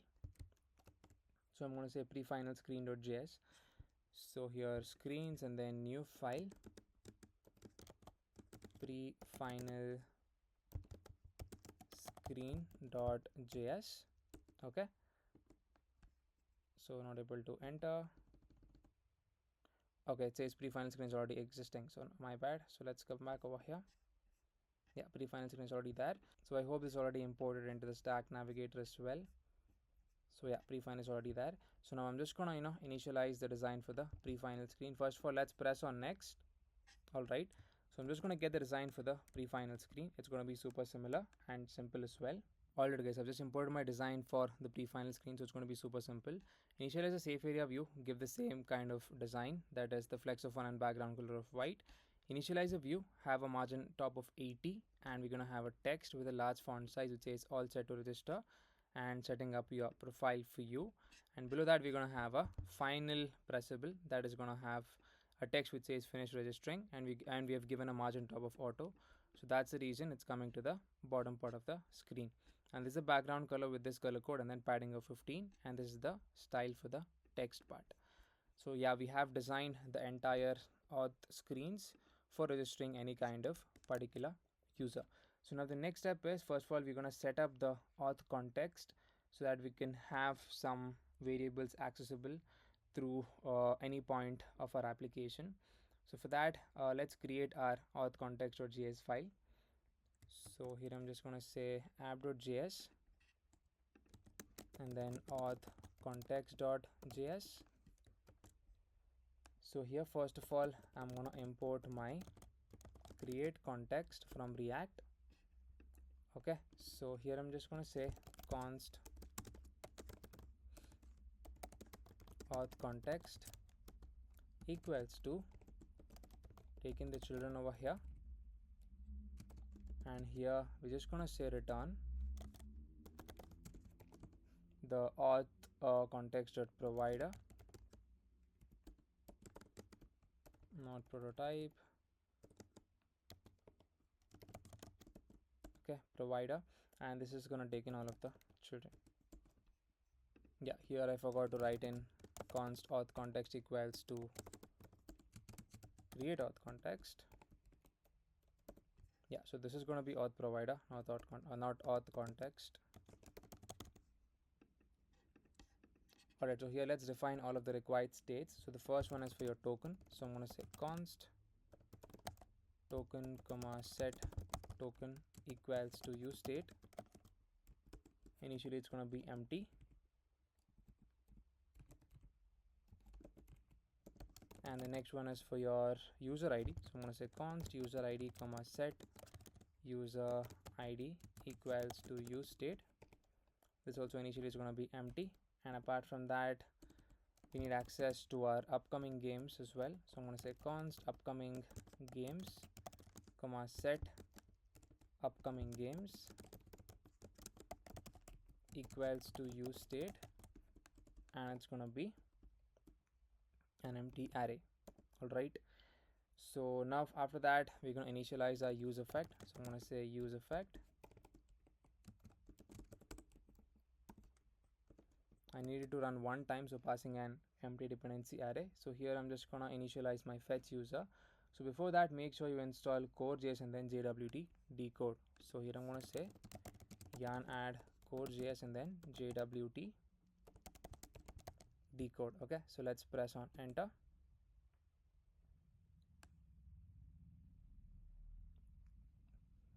Alright, so it has finished executing. So here first of all I'm going to initialize my function, that is const fetch user equals to a async function. Okay, so here first of all I'm going to say const token equals to await. I think we also need to install async storage, so let's check if it's already installed. No, async storage is not yet installed, so let's install async storage. So here I'm going to say yarn add react native async storage / async storage. So let's install that,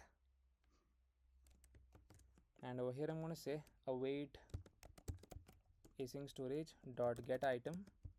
Here directly I'm using get item because we would have used it in the backend part. Okay, so I mean not in the backend part, in the pre-final screen. So this is going to be the key, that is token, that we'll be using. So first of all, after getting the token, we need to decode it. So I'm going to say const decoded token equals to we're going to make use of jwt decode of that particular token. Alright, so now we're going to say const user id is going to be equals to your decoded token dot user id, and we're just going to set the state. I'm going to say set user id to be of the user id.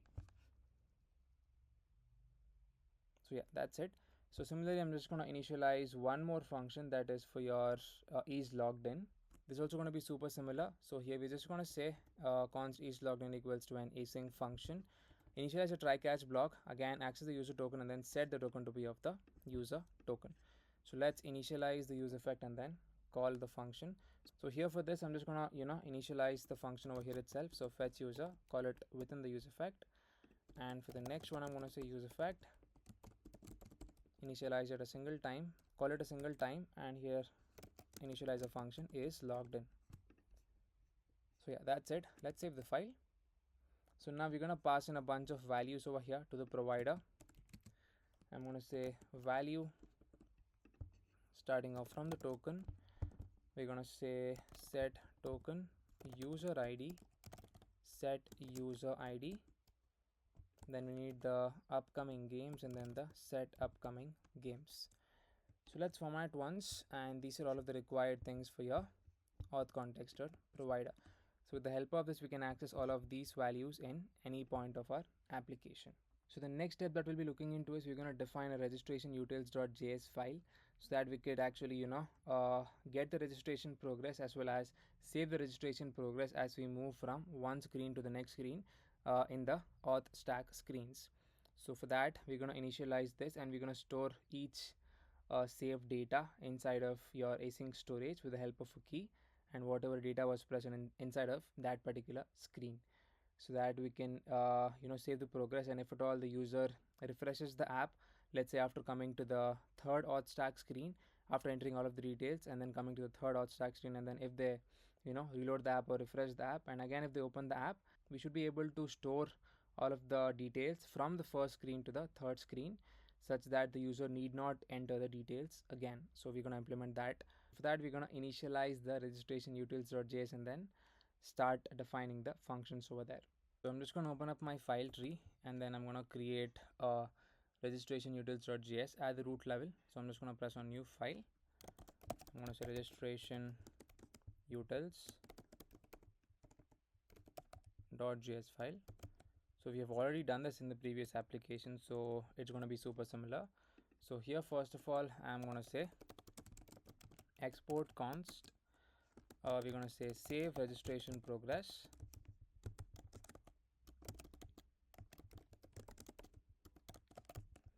Okay, so it's going to be async function, and here we're going to pass in the screen name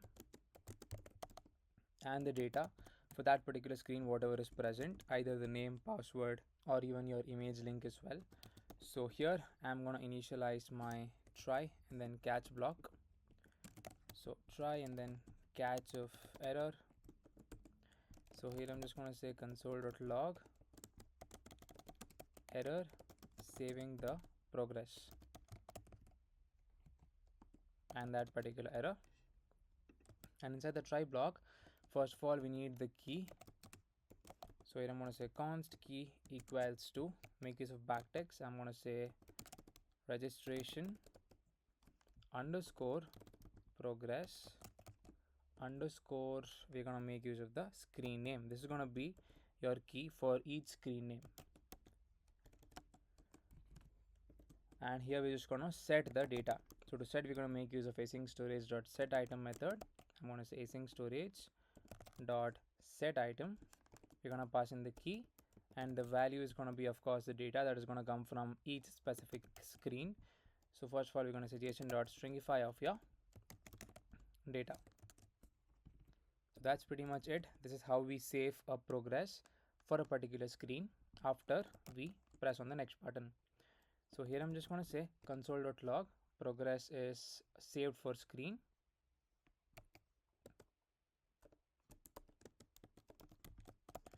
So progress saved for screen, and it's going to be the screen name. Yeah, so this is your function for save registration progress. So now similarly we're going to write for get registration progress. So I'm going to say export const get registration progress equals to async function. It's going to take in the screen name. So here in this function we're going to get the data if at all it is already being stored, right? So here I'm going to say first of all initialize my try catch of error, and here I'm going to say console.log error retrieving the progress, and we're going to pass in that particular error. So inside the try block, first of all we need the key. So key is again going to be similar itself, that is this one. And here I'm going to initialize my data. So to get the data we're going to make use of await async storage dot the get item method, and we're going to pass in the key. So here we're going to return the data. So we're going to say return. So return data is not equals to null. Then in that case we're going to return json dot parse of data, else it's going to be return null itself. Yeah, so these are the required functions for saving your registration progress as well as getting your registration progress. So I've just reloaded the app now. So let's start off from the first point, that is your registration screen. So first of all let's head over to our registration screen, and we're going to initialize these two functions, that is once when we press on your next button. So first of all let's initialize the on press event on the next button. So here I'm going to say, yeah, so currently we are saying navigation or navigate to password. So instead of this, let's just keep that over here. So here let's define a function saying next itself. So here I'm going to say const next equals to a normal arrow function. Here this is going to be the last step that will be executing. Okay, so the first step is, first of all we're going to check if at all the email is already present, the email value is present.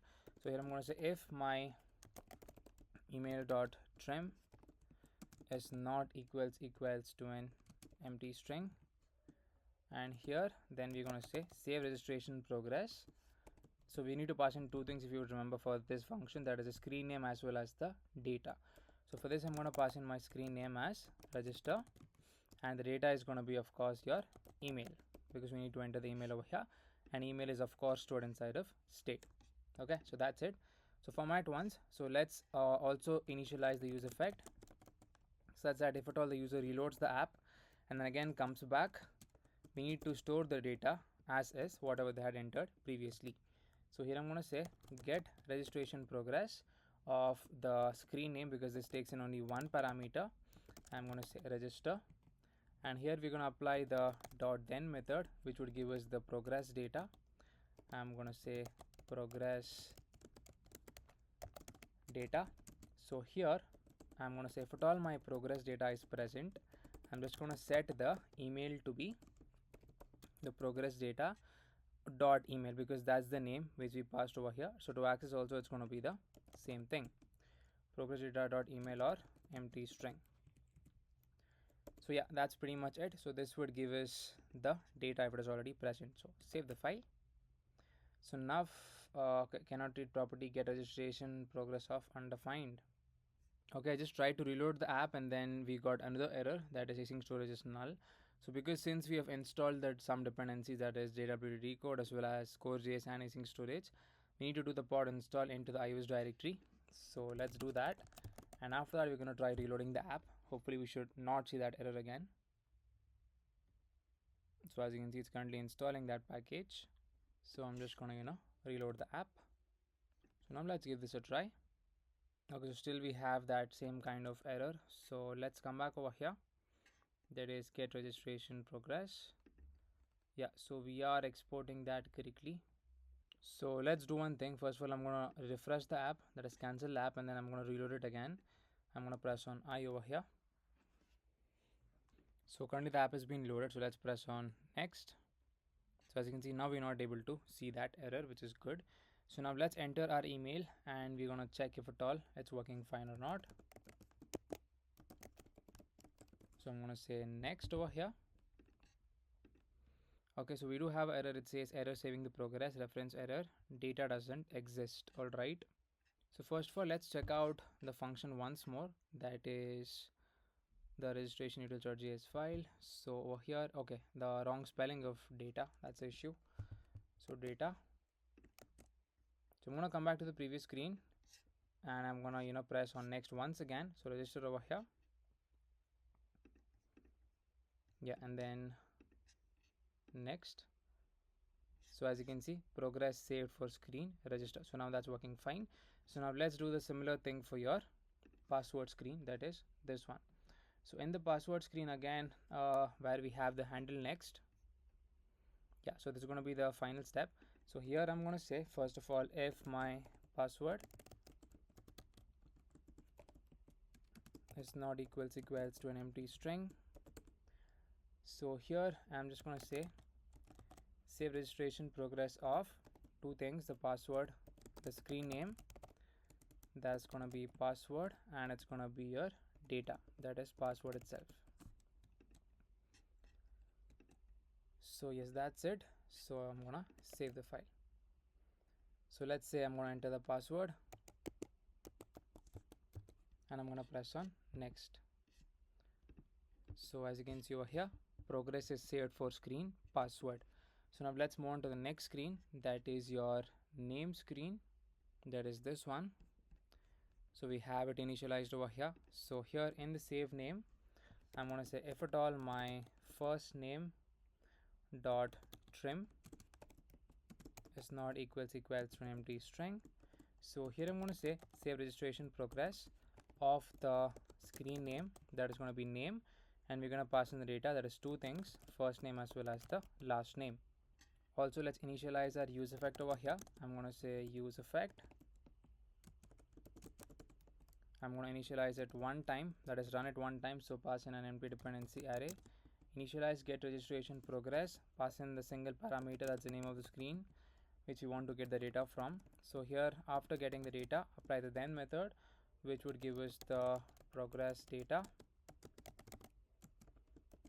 So here I'm going to check the condition saying that if at all my progress data is present, then we're going to say set the first name to be progress data dot first name, or just an empty string so that it doesn't error out on the first render, or it's going to be set your last name of progress data dot last name. or an empty string. So let's format once and then let's save the file. Okay, so now what we're going to do is, first of all, let's enter the name. I'm going to enter my name. Okay, we need to change the values. So this is going to be our last name, and this is going to be set last name. Save the file. So let's say my last name is going to be this, and I'm going to press on next. So as you can see, progress is saved for your screen name as well. So now let's move on to the final one, that is select image. So here we're not going to save any kind of progress because the user can add any kind of image link or choose the images that are present over here. So here we are directly going to move to your pre-final screen. So let's say I'm going to enter my own image. So let's say I'm going to get in my Google image itself. So right click and then copy image address, and here I'm just going to paste in the link. So as soon as I paste over here, the top image also should change. So as you can see, that's my image, so which is good. So I'm going to press on next. So as you can see, we have come to the pre-final screen. So now inside of the pre-final screen, we're going to register the user. So first of all, we need some endpoint for logging in as well as registering part. So let's initialize the endpoint into our index.js file. So we have set up all of the connection in the previous part of the video. So now if we're going to define few endpoints for creating a user in the backend part. Okay, so here I'm just going to say app dot, so it's going to be the post method. So here I'm going to write in app dot post. So this is going to be the endpoint / register. So here we're going to pass in the async method with the request and the response in the callback. And first of all, we're going to initialize our try as well as your catch block. So inside of the catch block, initialize the error over there. I'm going to say just console.log error creating user with that particular error message. And apart from that, here I'm going to say result.status of 500.json with error being internal server error. So now inside of the try block, first of all, we're going to get the user data that's going to come from the request.body, that is basically inside of this particular screen, pre-final screen. So I'm going to say const user data equals to request.body. Here I'm going to say const new user equals to new user. I hope you have initialized the user model. We have not initialized that. We have not imported that. Here I'm going to say const user equals to require. Go into the models folder, access the user model. Similarly, const game equals to require. Go into your models folder, access your game. Similarly, const venue equals to require models and then / venue. So now coming back to your endpoint over here, we're going to say create the new user with the user data that is obtained from the request body. So after initializing the new user, we need to save it first. So I'm going to say await new user dot save. Okay, so here we're going to create a secret key. I'm going to say const secret key equals to crypto dot random bytes of, let's say, 32 dot toString of hex. And I'm going to say const token equals to jwt dot sign method.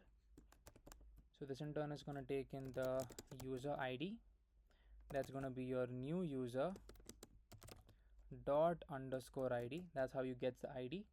And below this, we're going to pass in the secret key.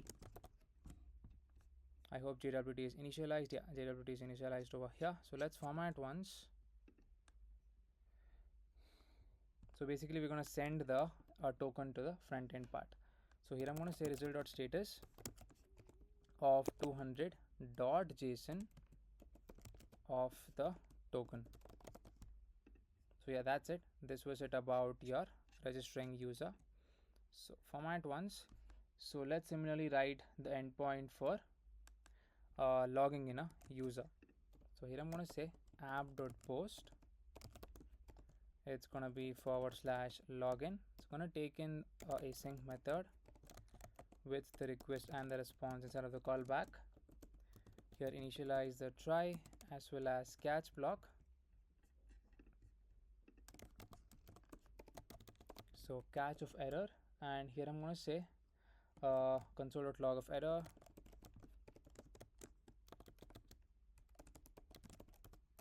logging in with that particular error. So inside of the try block, we need access to two things for logging in, that is your email as well as your password. So I'm going to say const email comma password equals to request dot body. Okay, and here I'm going to say const user equals to await access the user model dot, we're going to make sure to find one method in JavaScript, and we're going to find based on the email that the user is given. Here I'm going to say if at all there is no user found with that particular email, then we're going to say return result dot status of 401 dot JSON with a message being invalid email. Alright, so the next condition is if at all my user dot password is not equals to the password that the user is provided. Here I'm going to write in return result dot status of 401 dot JSON of your message being invalid password. Other than that, we're just going to again do the similar thing, initialize the secret key as well as your JWT, and then we're going to send it to the front end part. I'm going to say result dot status of 200 dot JSON of your token. So format once and then save the file. Okay, so over here I think I missed this part because over here we do not have access to your user ID, right? I mean the new user.id.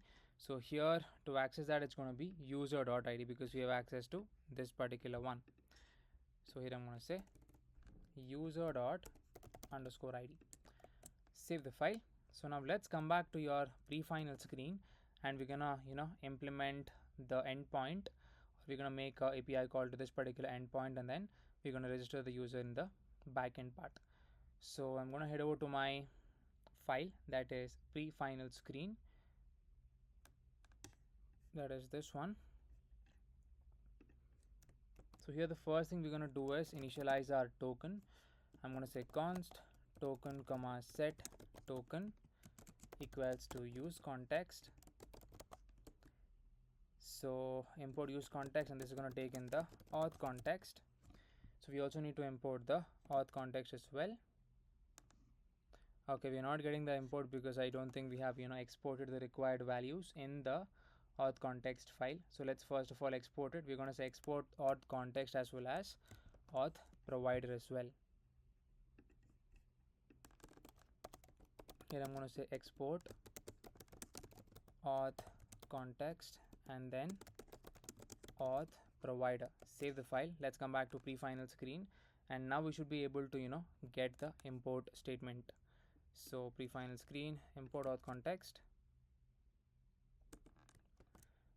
Okay, so just like that, after that we're gonna get access to the user data. I'm gonna say const user data comma set user data equals to use state. Initially it's gonna be empty. Here we're gonna initialize basically the use effect. So use effect. So first of all we're gonna get all the screen data into this particular screen. Okay, so for that we're gonna say get all screen data. So let's define that function. So const get all screen data is equals to an async function. Alright, and we're going to initialize our try and then catch block over here, catch of error. I'm going to say console.log error and that particular error. So inside the try block over here, first of all I'm going to access the screens that is going to be in the form of an array. So I'm going to say register screen, the password screen, that's the second one, and I'm going to say the name screen, and I'm going to pass in the image screen. So let's save the file. So cannot read property token, okay, because this is coming because we have not initialized our auth provider. So because of that thing, that is we have not initialized the auth provider over here, we're getting that error. So I'm going to say auth provider. So now put in the stack navigator over there.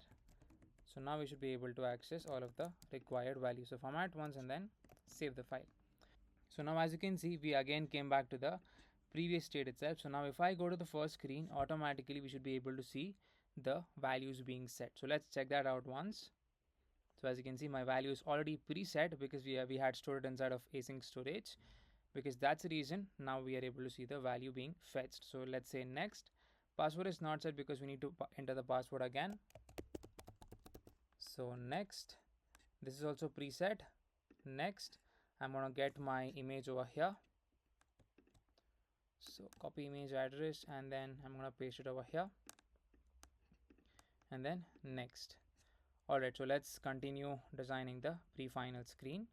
So now over here, after initializing the screen's data, I'm going to first of all initialize my let user data equals to an empty object. Okay, so here let's make use of the for loop. I'm going to say for const screen name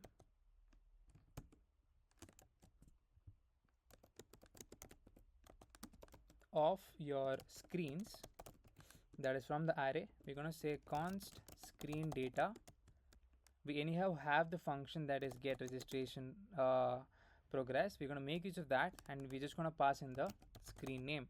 So this would loop over each time for every screen and then give us the progress data, or give us the data that was stored at that particular point of time for that particular screen.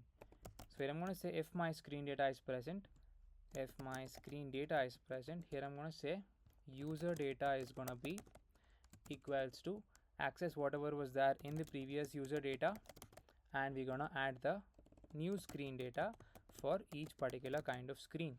So that's pretty much it. And after the for loop, I'm just going to say set my user data, that is set user data to be of this particular data. So by the time the loop completes, we would have access to all of the 4 screens being stored, right? So here I'm going to say set user data to be of the user data, and then save the file. So that's it. So now if I just console.log the user data, you should be able to see all of the data from all of the 4 screens. So I'm going to say user data, save the file, and as you can see, this is my user data. That's the object. Email we have, first name, last name we have, and then password also we have. Okay, so that's pretty much it. Okay, so I think over here we do not have the image, right? So I think we should actually do it for the image as well. I thought we could send it using root params, but yeah, over here in the save image, I'm just gonna write in the same 2 functions, that is for use effect as well as for your save registration progress as well. So initialize the functions, get registration progress as well as save registration progress. So let us import that. Yeah, let's also initialize use effect. Yeah, so that's it. So let's save the file. Let's come back to the previous screen first, and I'm gonna enter my image again, so that we would get access to this image as well into the next screen, that is a pre-final screen. So paste and then next. So hopefully we should be able to see the image. So as you can see, we have the image, first name, last name, email, and all of the other details as well. So now let's come back to your pre-final screen, that is this one. So here first of all we now have access to your all of the screen data. Here I'm going to initialize my function for register user. So I'm going to say const register user equals to async function Okay, so here I'm going to initialize my try and then catch block, catch of error. Here I'm just going to say console.log error and then error over here. Alright, so inside the try block, first of all, I'm going to initialize my response. I think we need to install Axios. It's not yet installed. So yeah, Axios is not yet installed. Come back into this folder. I'm going to say yarn add Axios. Okay, that is complete. So here I'm going to say const result equals to, const response equals to await Axios. So import Axios from Axios dot the post method is going to be the URL http localhost, our thing is 8000, that's the port, / register,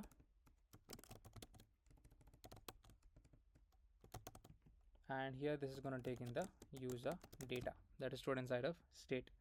So after this we're going to say dot then of response.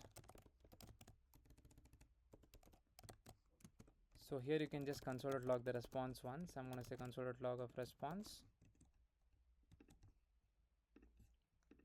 Okay, so after that we're going to say access the token. I'm going to say const token equals to response dot data dot token, and here I'm going to set the token into async storage. I'm going to say async storage dot set item. So the key here we are using is token because that's the key which we use to get it in the auth context file. So we're going to make use of the same token, and this is going to be the value, that's the token itself. And after doing this we're just going to clear all of the screen data. Here I'm going to say clear all screen data. So I'm just going to initialize the function for that. It's going to be super simple. Again, initialize try, catch block, initialize all of the same screens. Again, make use of the for loop. So here, just first of all, get in the key. That's the same thing that we use in the registration utils.js file. And we're just going to say await async storage dot remove item of the key. Okay, and we're going to make use of one more use effect, just checking if at all our token is valid. That is, once we press on register and once we get the token, then we're automatically going to go into your main stack. Okay, so here I'm going to say use effect.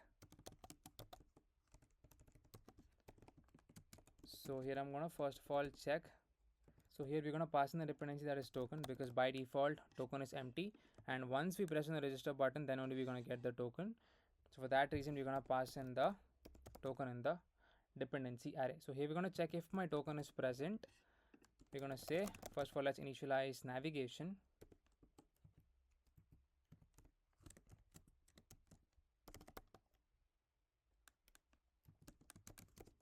Equals to use navigation. So here we're going to say if my token is present, we're going to say navigation dot replace.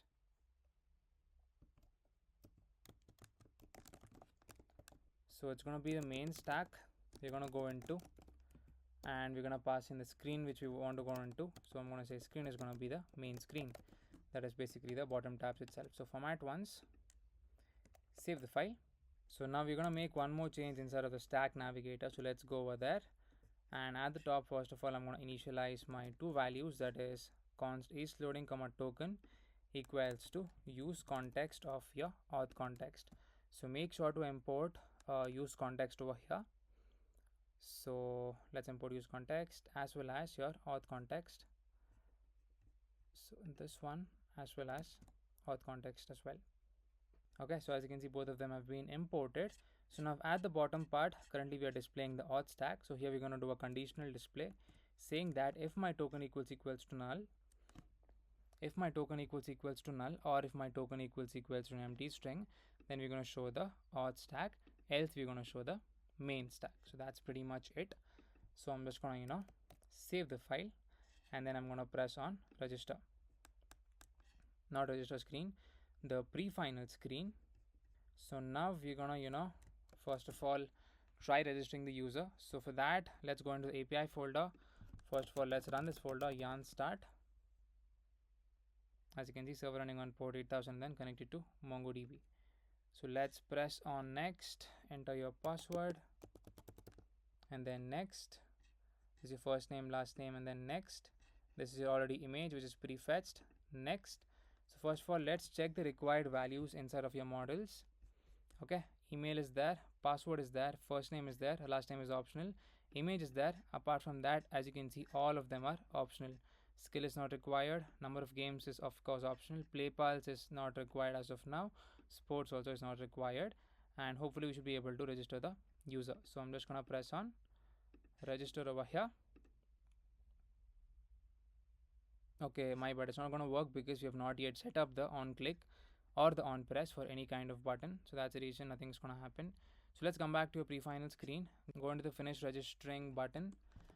I'm gonna say on press over here, so on press here, I'm gonna say register user. So let's save the file, that's the function. So now we're gonna check this out. So finish registering. Okay, so we do have an error.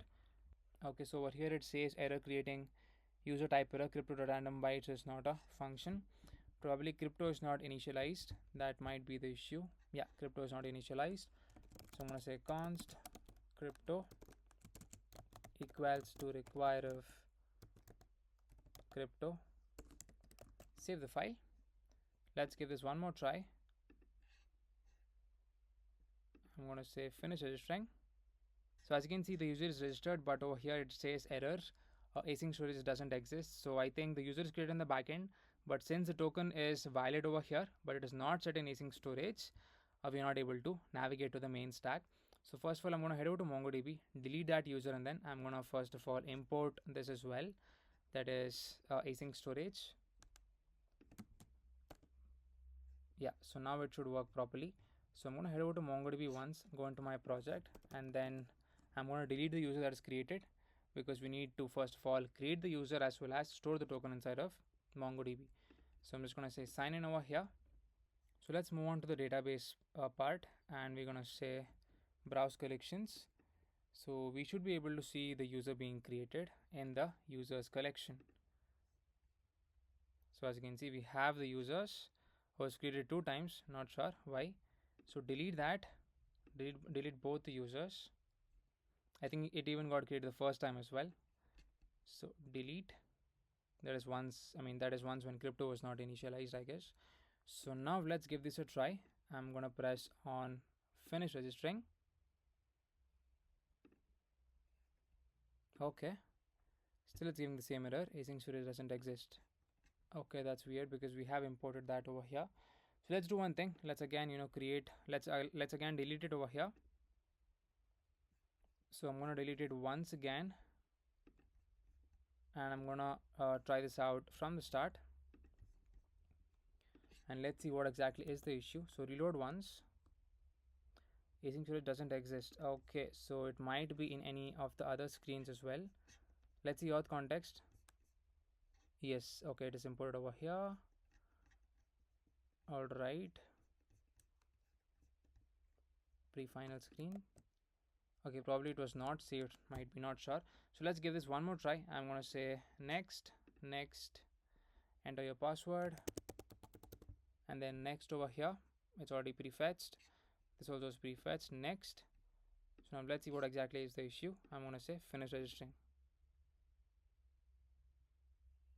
Okay, so now we are not able to see that error. All screen data is cleared, but we are not able to navigate, right? So let's see where exactly that issue is happening. So this is true, and so let's see if at all we have the correct screen names. That is for main stack is there. Yeah, we do have main stack, and we have the main screen as well. That is for the name. So let's do one thing. So over here, first of all, let's console log the token and check if at all our token is actually being generated or not. So let's save the file, and let's do this at the global level as well over here. Again, let's do one thing, delete the users,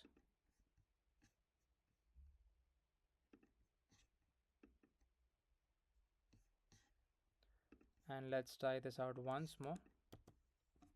So I just reloaded the app and you're able to see the screen being shown because the token was already set. But while registering, we're not able to navigate correctly. So we need to implement that part correctly. So first of all, for that, I'm just gonna implement a small kind of function so that we should be able to register properly, right? So I'm just gonna execute that, let's say, into our auth context file. So I'm just gonna say auth context dot remove item for now. I'm gonna reload the app once. Okay, so as you can see, now the token is being removed and I've come back to my previous state. Again, I've passed in get item. So now we're gonna try this once more. Okay, let's see why exactly we're not able to navigate to the main stack once when we come to the pre-final screen and then press on the register button.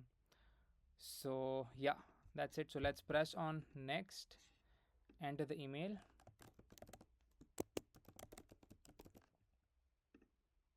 your password, next, the first name as well as the last name. I'm gonna get in my image over here.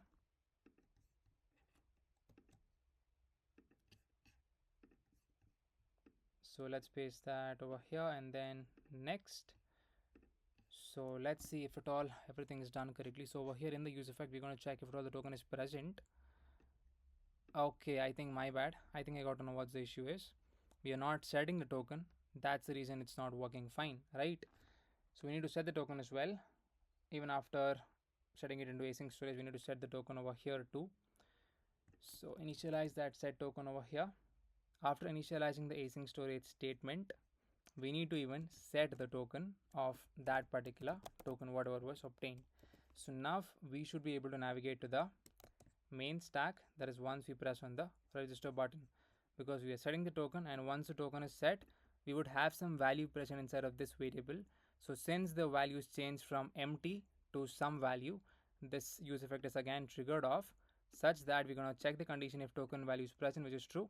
So this is going to get executed, navigation replace, main stack screen is going to be main. So let's say register. So as you can see, now it's working absolutely fine.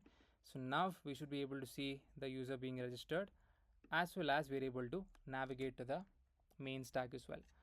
So yes, we are able to register the user now. That's working fine, which is good. So now the next step is we can implement the login later. That's not an issue. So now if I press on, let's say, play over here, and if I press on create game, we should be able to we're going to design the create game screen, and we should be able to first of all create an endpoint in the API folder, and then if at all I enter all of my details and then press on create, a fresh new game should be created. So let's look into the design of the create game or the create activity screen. So now first of all we need to initialize the on press event on this particular create game button. So for that we're going to go to your play screen that's present, and where we have the button that is create game, we're going to initialize a on press event, and we're gonna navigate to your create activity screen, and then we're gonna design it. So first of all I'm gonna create the screen. So I'm gonna say screen new file create activity.js, and then rnfes to get the Sujan code snippet. Save the file. So now inside the stack navigator, into the main stack I'm going to include that. So just initialize this. So this is going to be, let's say, create, and the component to be rendered is going to be create activity screen. So make sure to import create activity from the screens folder. Okay, just like this, and then let's save the file. So let's come back to your play screen, and where we have the button that is create button, let's initialize a on press event, that is this one, this pressable. So I'm going to say on press. So this in turn is going to take in a function, and here I'm going to write navigation. I don't think navigation is initialized. Yeah, so let's initialize that over here. So I'm going to say const navigation equals to use navigation, and make sure to import use navigation from React navigation. Okay, So now, yeah, here I'm just going to say navigation.navigate to the name of the screen we want to navigate to, that is your create. So let's save the file, and then I'm going to say create game. So as you can see, we are coming correctly to the create activity screen. So let's get started with the design of the create activity screen.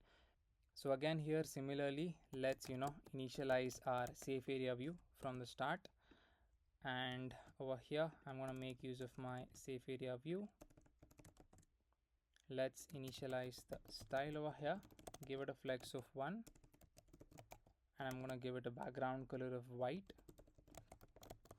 So here I'm going to give it some padding top.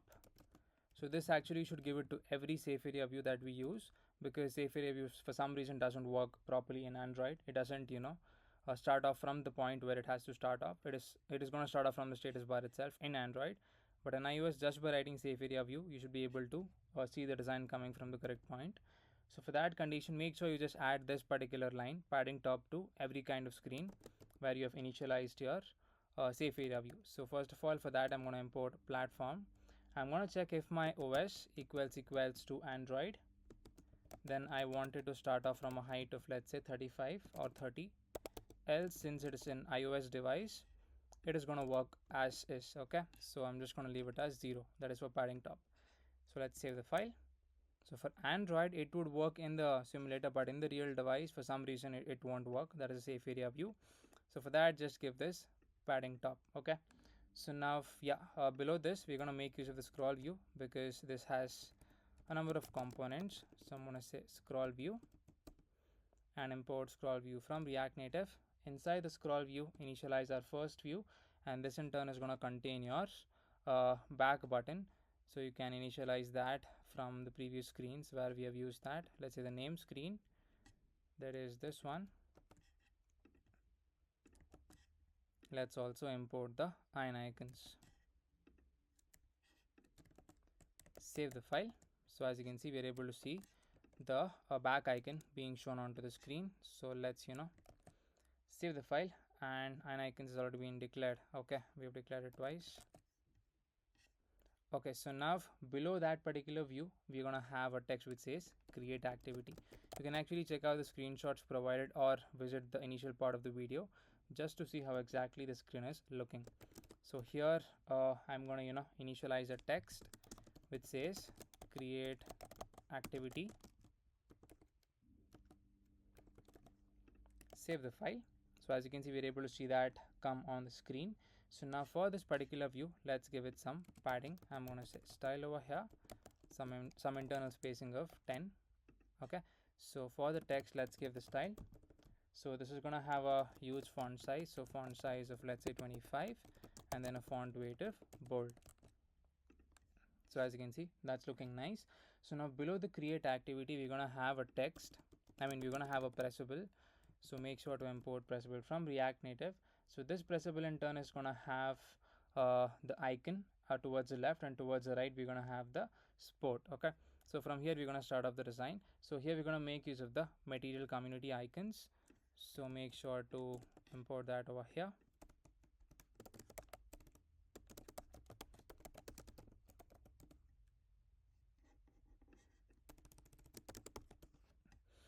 So I'm just going to initialize this and then make the change for the icon that we want to render over here. So I'm going to say material community icons. So the name is going to be Visual icon. So I'm going to say Visual. Save the file. So as you can see, we're able to see that come onto the screen, and the color for this is going to be in gray color. Alright, so now after the icon, we're going to have the view.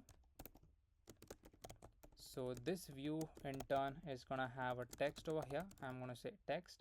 So this text is going to say sport, and below the text we're going to have the text input. So make sure to import text input from React Native.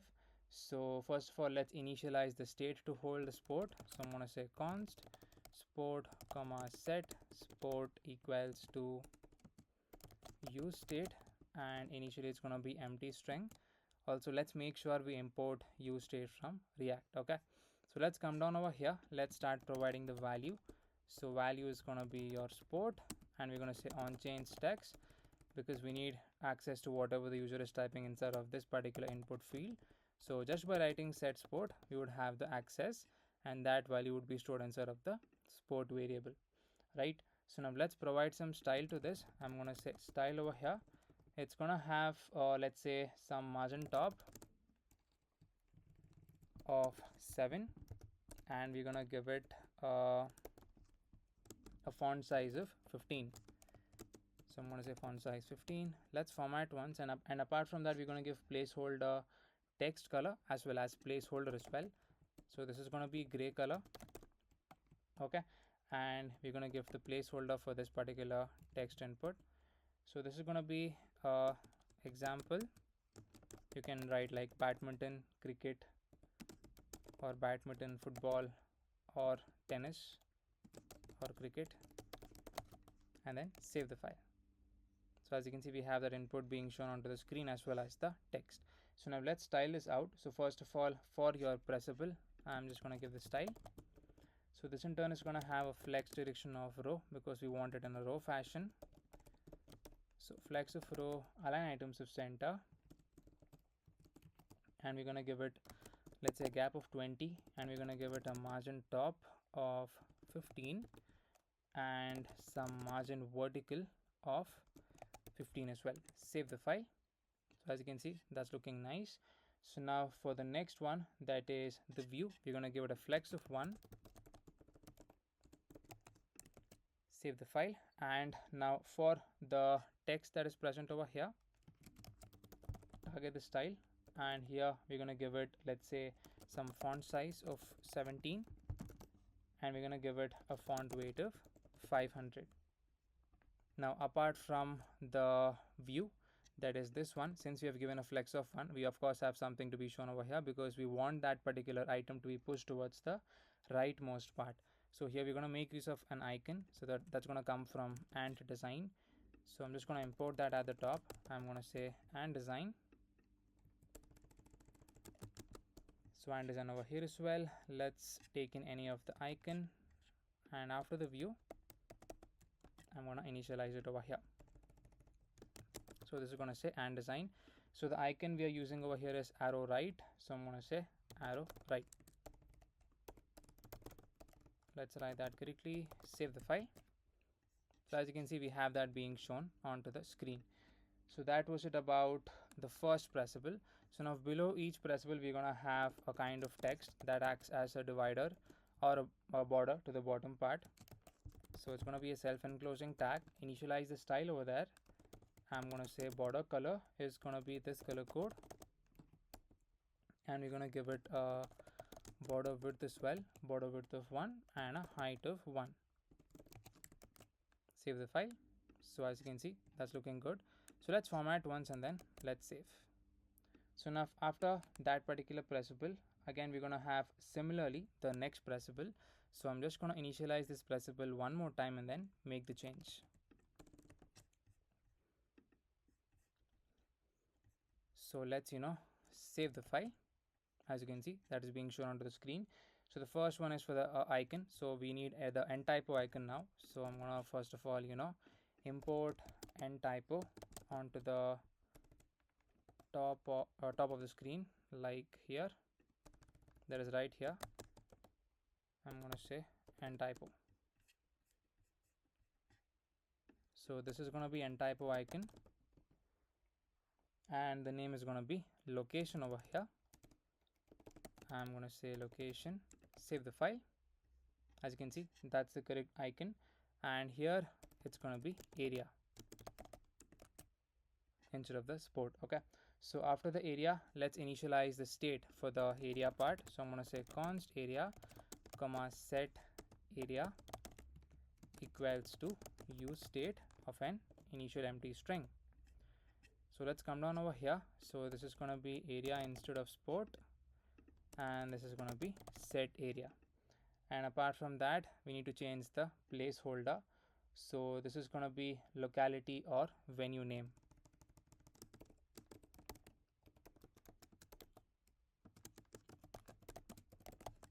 And then let's save the file. So yeah, as you can see, that's looking good. And for this particular style, let's also give the color of black.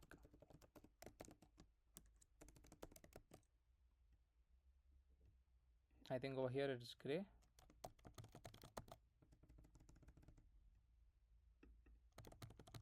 Yeah, that's looking fine itself. So now the next step is this is going to remain as is, that is the arrow right icon.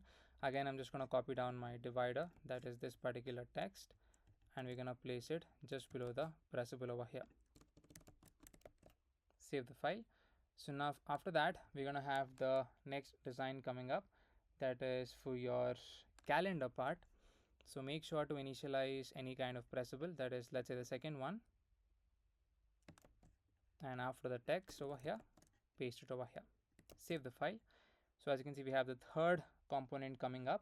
So this is going to have a feather icon. So first of all, let's import the icon over here at the top. So I'm going to say feather, and here we're going to initialize the feather icon. Let's make the change over here. So instead of end typo, this is going to have the feather icon, and the name of the icon is going to be calendar. So I'm going to say calendar over here. And over here for the text input, editable is going to be false, because over here we're going to make use of something known as a model for implementing this. Okay, so first of all, let's make that change. So here I'm going to say editable is going to be false.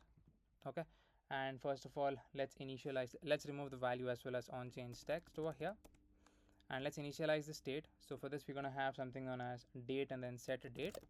I'm going to say const date comma set date equals to use state, initially an empty string.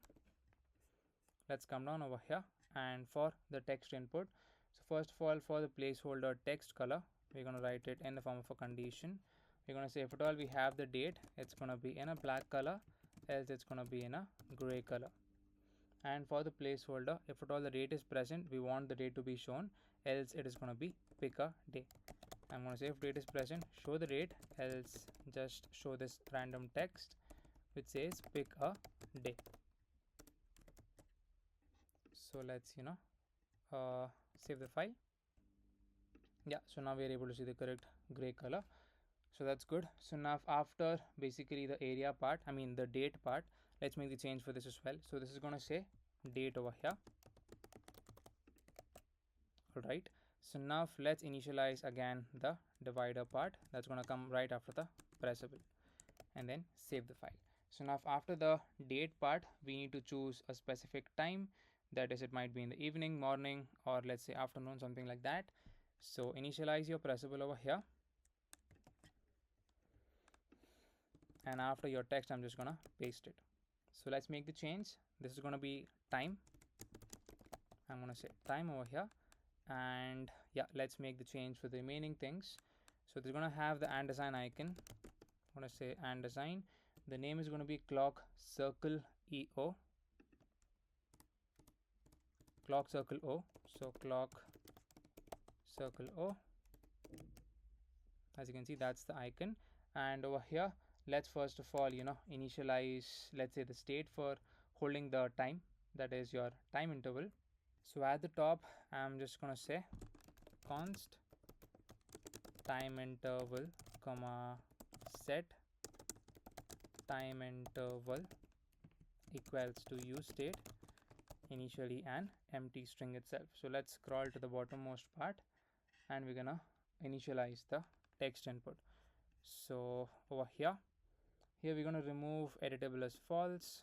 Okay, so for the placeholder text color, we're going to make the change. We're going to say if our time interval is present, then we're going to make it black color, else gray. Again, margin top of 7, font size of 15, color is going to be black. And placeholder, if my time interval is present, so time interval is present, then it's going to be time interval, else it's going to be pick exact time.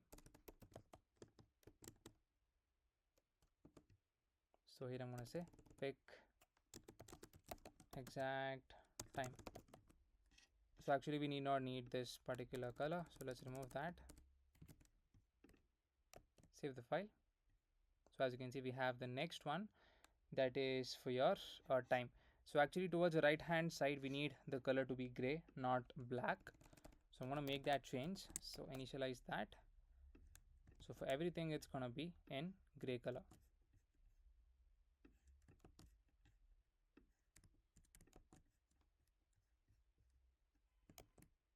Okay, so that's looking good. So now after your time part, the next thing we have is your view. So first of all, let's initialize that divider. That's going to come after your pressable. That is over here. And right after the text, we're going to initialize our view. This in turn is going to have a feather icon. So here I'm going to say feather. So the icon is going to be activity icon. I'm going to say activity, save the file. So as you can see, we're able to see that being shown onto the screen. So now after this part, we're going to have a view. This is going to have a text which says activity access. I'm going to say activity access, save the file. So now after this particular text, we're going to have a pressable. This pressable in turn is going to have another pressable. So inside this, we're going to have basically the icon, that is the earth icon.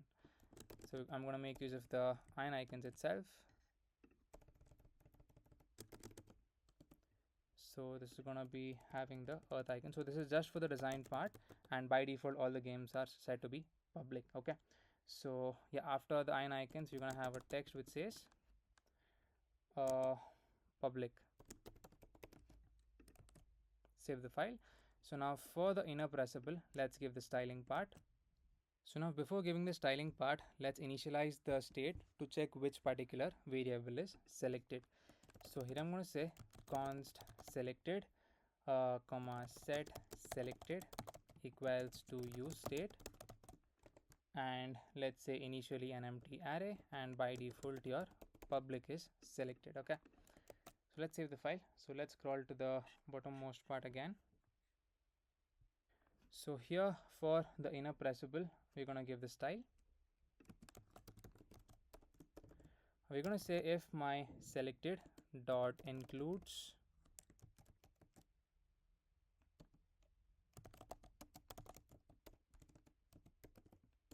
of public, which is true in this case.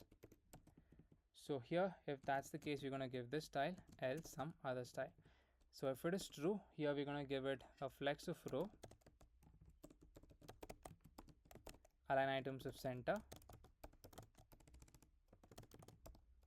and we're going to give it, let's say, a gap of 8, and we're going to give it a background color of this color code, that is 07BCOC.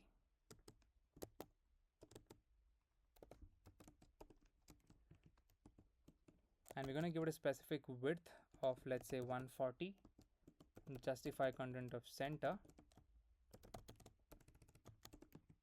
and we're going to give it, let's say, a slight border radius of 3 and some internal spacing, padding of 10. Else I'm just going to initialize the same thing and then make the change.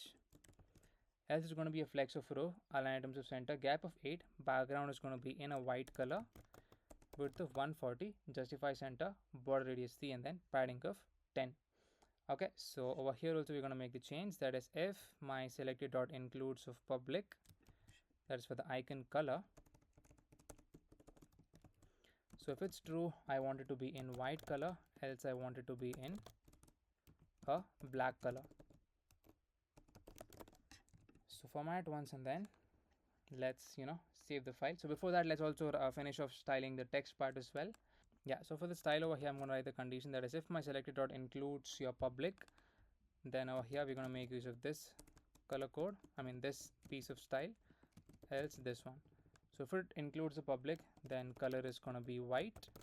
Okay, and font weight is going to be bold, and your font size is going to be 15.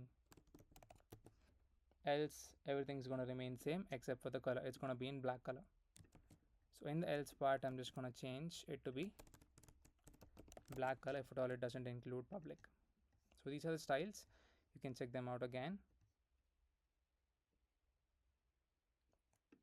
Save the file. So as you can see, by default is public, so you're able to see that being shown onto the screen. So now right after this particular pressable, we're going to have another pressable that is going to have again and design icon, and we're going to have the text. So I'm just going to initialize this inner pressable and I'm going to paste it just below this. Okay, so let's make the change. So this is going to have the ant design icon. I'm going to say ant design. It's going to have the lock1 icon. I'm going to say lock1. So here we're going to make use of some other text. Instead of public, this is going to be invite only. So let's make the change for over here as well as over here wherever we have that condition. Save the file. So as you can see, that is not currently selected because by default we have public. Okay, so now let's give the style for the outermost view, that is from this particular point. So here I'm just going to paste in the styles. That is a flex of row, align items of center, gap of 20, some margin top and then some margin vertical. Save the file. So as you can see, that's looking good. So now for this particular text, let's give the style.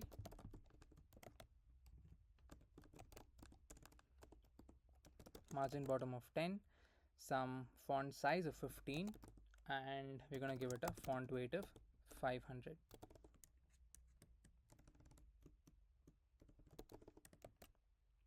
Okay, so as you can see, that's looking good.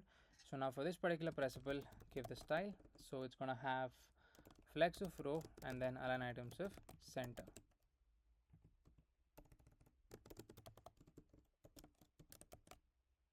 Okay, so as you can see, that design is looking good.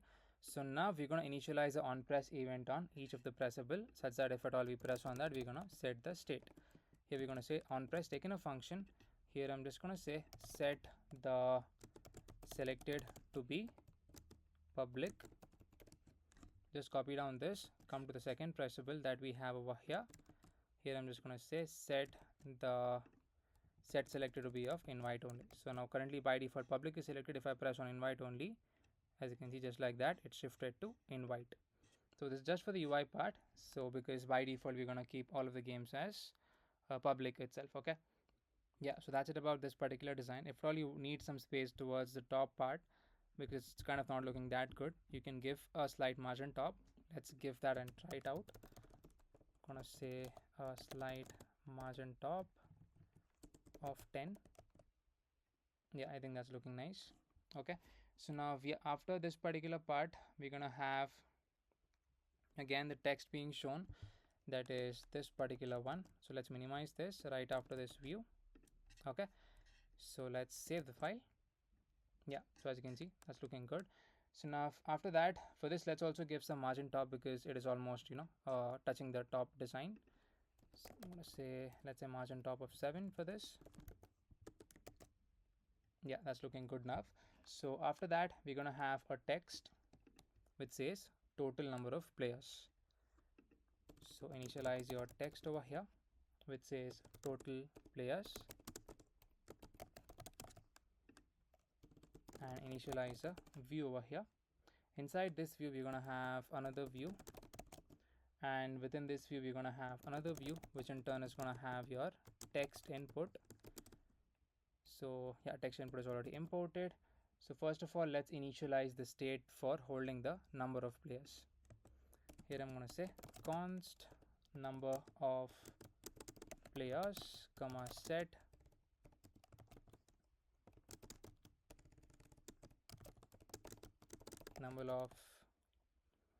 number of players equals to use state. So by default, let's say we're going to keep it to be 0 at the initial state. Let's scroll to the bottommost part, initialize the text input. For the value is going to be number of players, and we're going to have the on-change text. We're just going to say set number of players. So for the style part, I'm going to give some padding of 10, some background color of white. Okay, and some border color and then border width. So border color and then border width. Save the file. So as you can see, we're able to see that design being shown onto the screen. So now for the outermost view, let's give the style that is for this one, or before that let's give the style for this text that is present. Some margin top of 20, font size of 16. Alright, so for this particular view, we're going to give it some padding of 10. We're going to have it some background color. So we're going to make use of this background color F0, F0, F0, and some margin top value of 10 and border radius of 6. Okay, so as you can see, that design is looking nice.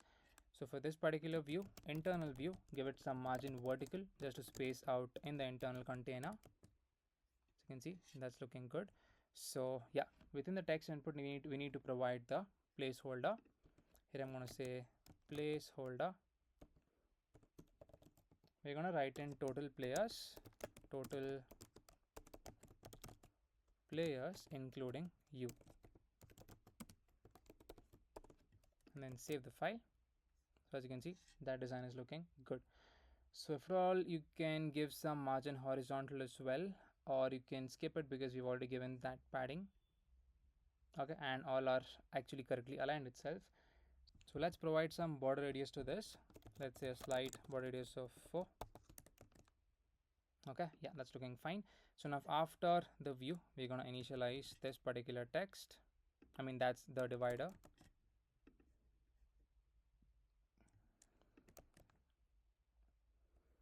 Not that one. We need to initialize this particular text.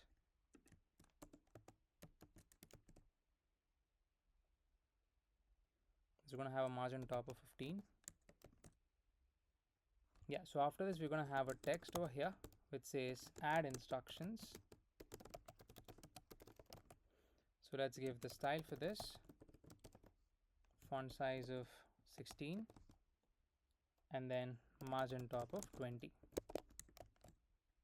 Yeah, so that's looking good.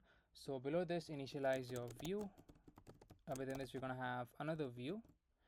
So this in turn is going to have the iron icons. So let's initialize iron icons over here.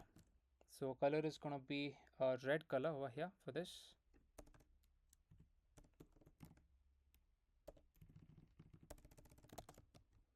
So the name is going to be back check. Then save the file. All right. So now, apart from the icon, towards the right hand side, we're going to have a text which says bring your own equipment. I'm going to say bring your own equipment. All right. So towards the rightmost side, that is, we're going to have another icon, that is your font awesome icon.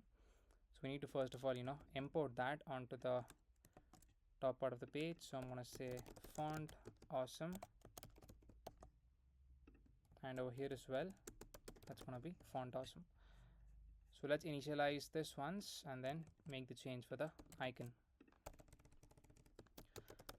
So it's going to be font awesome. So the name for this is going to be check square. I'm going to say check square. Color is going to be green color. Save the file.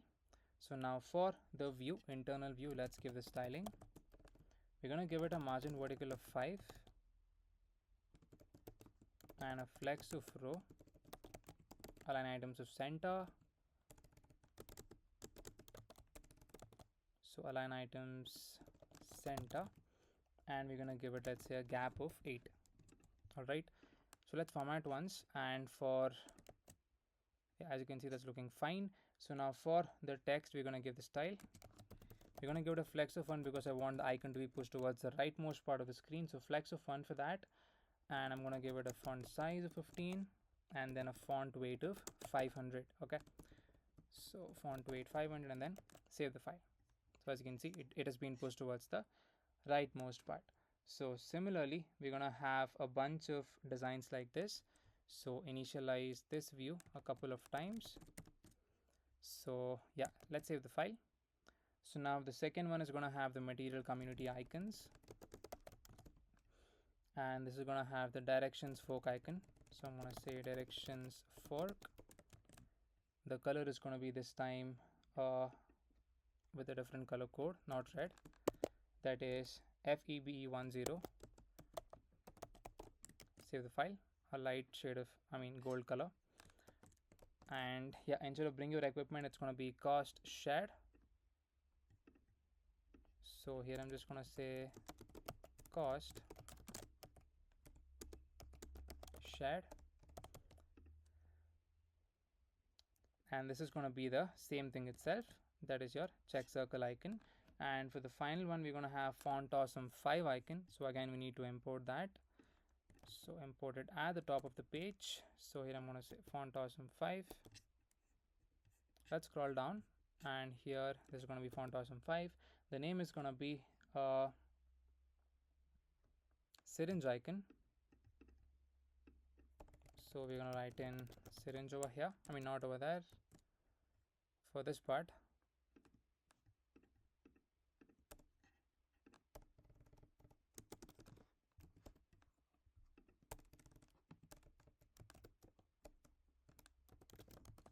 Save the file, and over here the color is going to be green.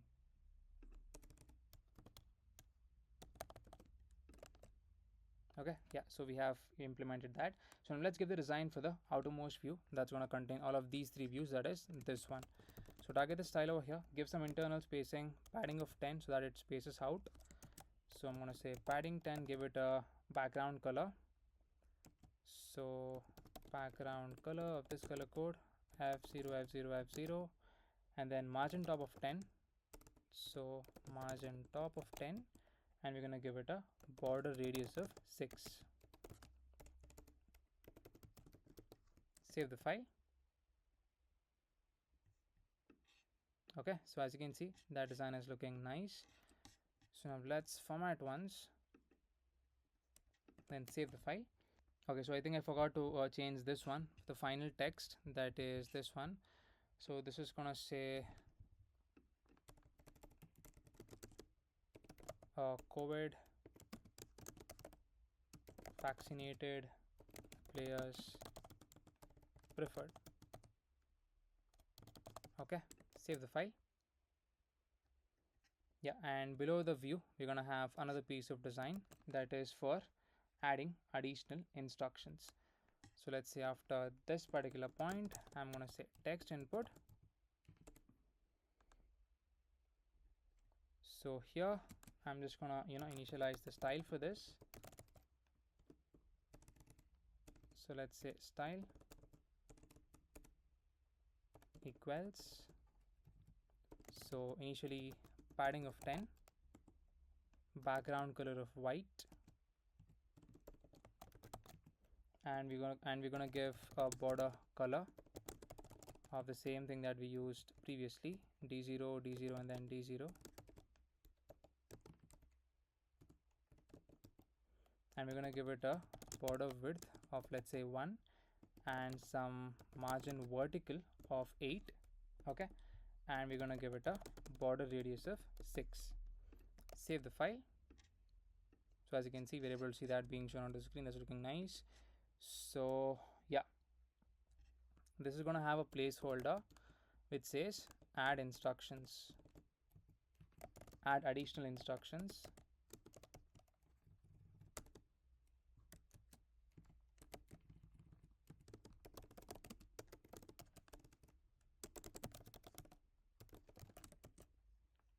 Okay, so as you can see, that's looking fine.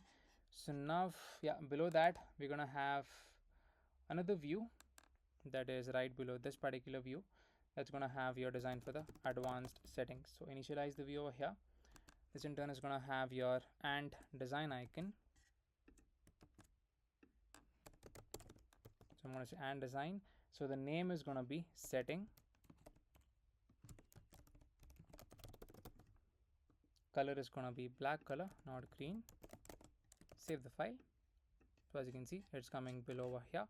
So yeah, below this we're gonna have another view, and we're gonna have the text. Okay, this is gonna say advanced settings. So advanced settings, and then save the file.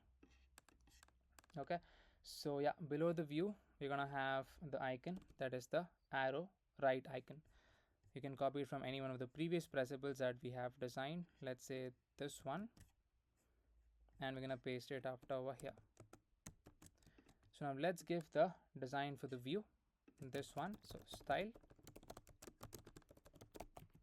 flex of row, align items of center, a gap of 20, some margin top value of 15, and margin vertical of 10. Okay, so as you can see, that's looking nice. So now for the view, we're going to give it a flex of 1 because I want the icon to be pushed towards the rightmost part of the screen. Okay, so as you can see, it has come to the rightmost part. So for the text input, font size of 17, for the text, font size of 17, I'm going to say font size over here 17, and then a font weight of 500. Save the file. Let's keep it to be 16. 17 is a bit too much, or even 15 is good. Okay, let's decrease the gap to be 10. Yeah, 10 is looking fine.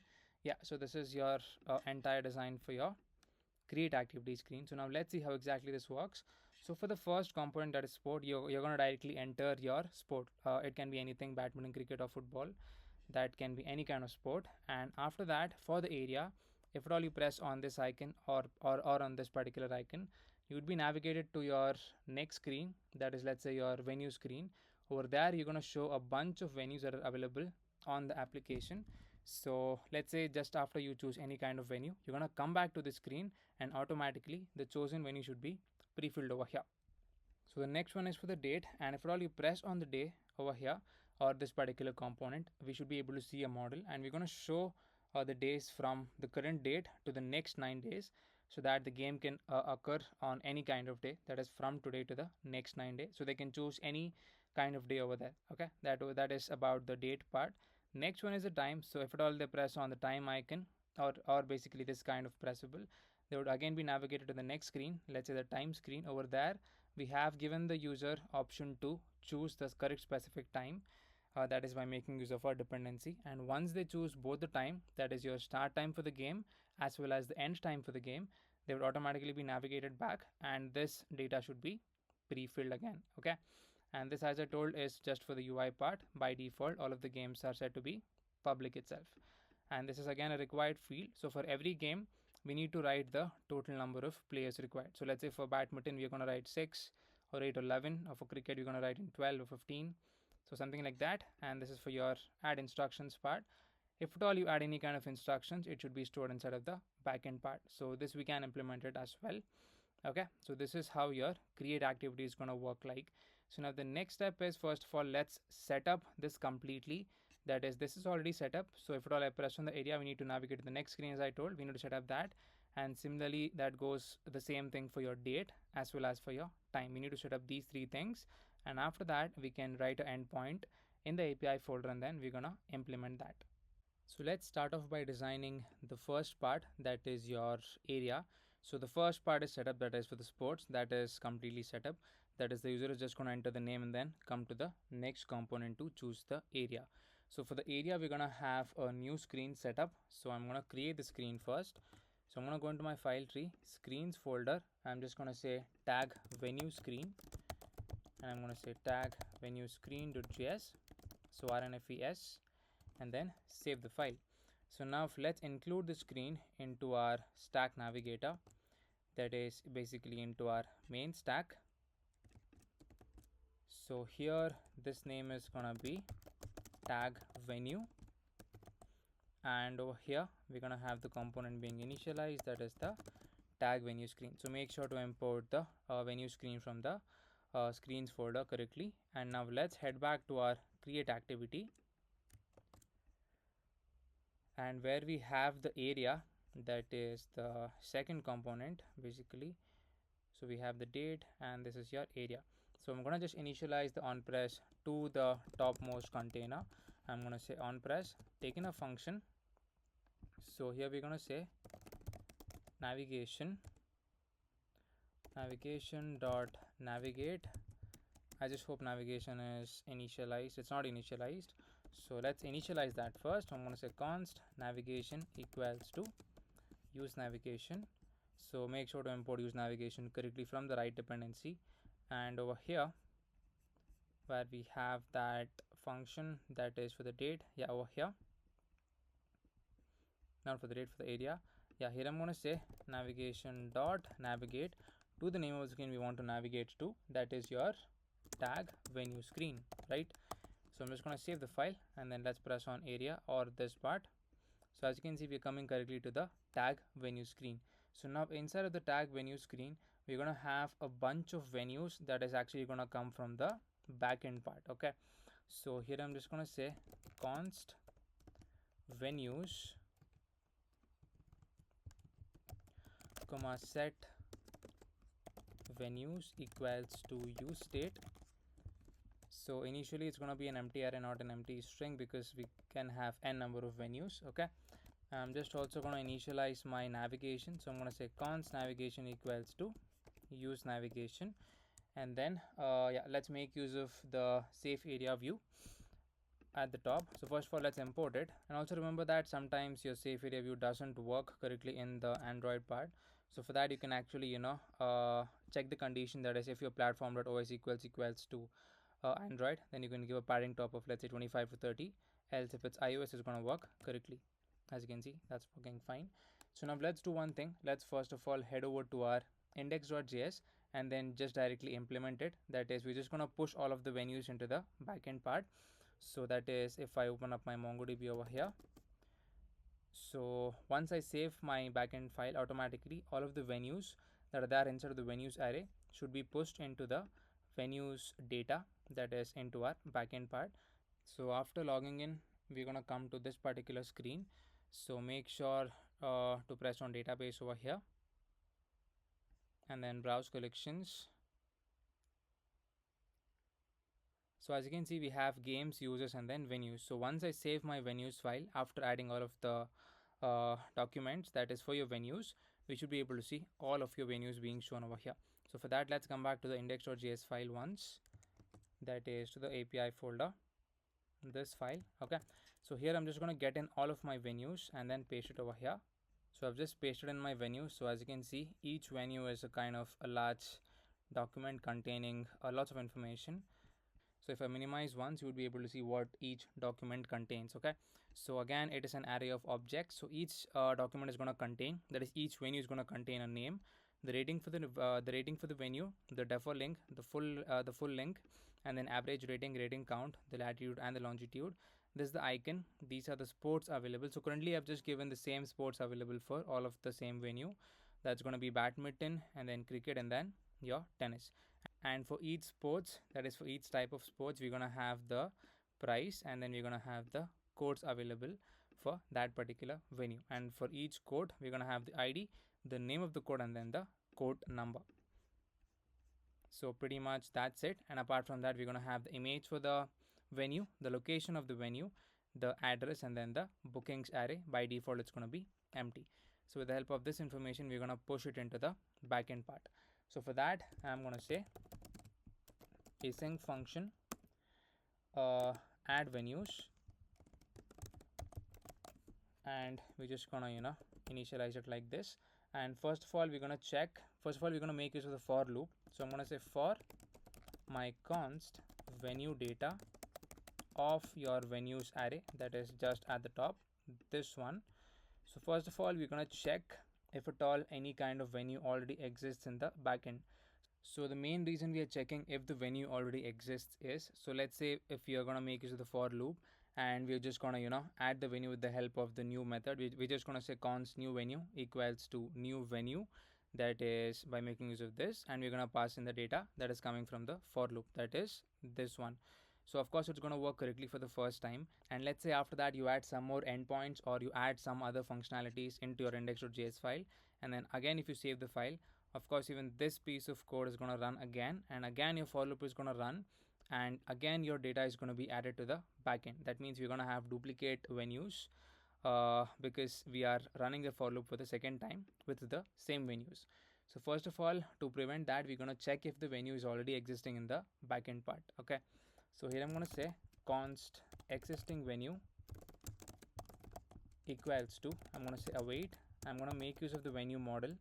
I'm going to say venue dot find one. I'm going to make use of the find one method, and we're going to find based on the name, because of course the name is going to be different for each venue. That's going to be unique. So to access the name, it's going to be this venue data. So this venue data is basically your entire object for each kind of venue, right? So here I'm going to say venue data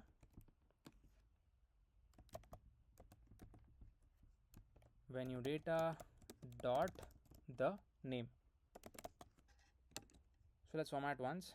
So this would give us basically, if at all any kind of venue is already present inside of the backend.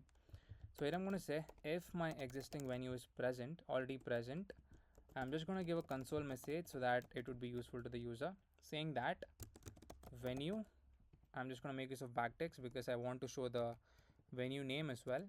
I'm going to say venue, make use of the dollar symbol to access the value. So dollar, I'm just going to say venue data dot name already exists.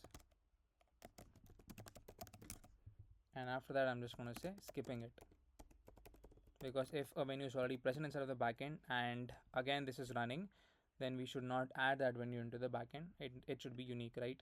So else if the venue is not present, so let's say if you have, let's say, 5 venues over here and you want to add some more 5 venues into this particular venues array, so you're going to go to the bottommost part and then create another 5 objects. So in that case, again, once you save the file, again this function is going to run. So of course for the first 5 venues, this condition is going to be true. For the next 5 venues, it is going to be false because the venues is not there in the backend. So in that case, we need to add only those 5 venues to the backend part. So here I'm going to say, to add the venue, I'm going to say const new venue equals to new, access the venue model, and we're just going to say create that particular venue with the help of the venue data that is going to come from your for loop itself. So I'm going to say venue data. So after doing that, we just need to save the file or save the document. So for that, I'm just going to say await new venue dot save it. And again, I'm just going to initialize this over here, saying that venue data dot name added successfully.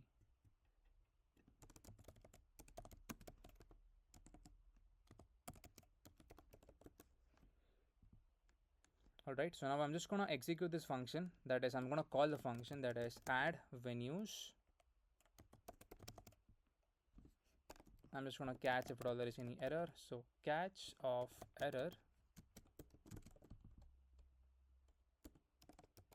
console.log error adding venues with that particular error message.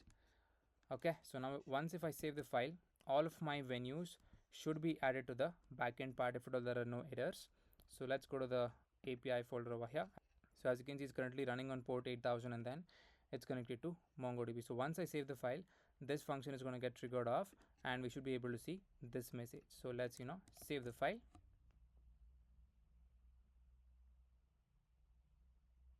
So as you can see, as soon as I saved the file, you were able to see all of the venues being added to the backend part, because currently, as I showed you earlier, over here nothing was present. So by default it was empty. So automatically all of the venues would go into the else condition, and we're going to create a new venue for each venue, and then we're going to store it in the venues document in the backend part. So as you can see, these are the venue names, and at the last we're going to say added successfully. So now if I make one single change, so let's say I'm going to remove this semicolon over here. So a change has been happened in this particular file. If I again run the app, as you can see, we are again able to see that venue is already existing, and we're going to say it is skipping.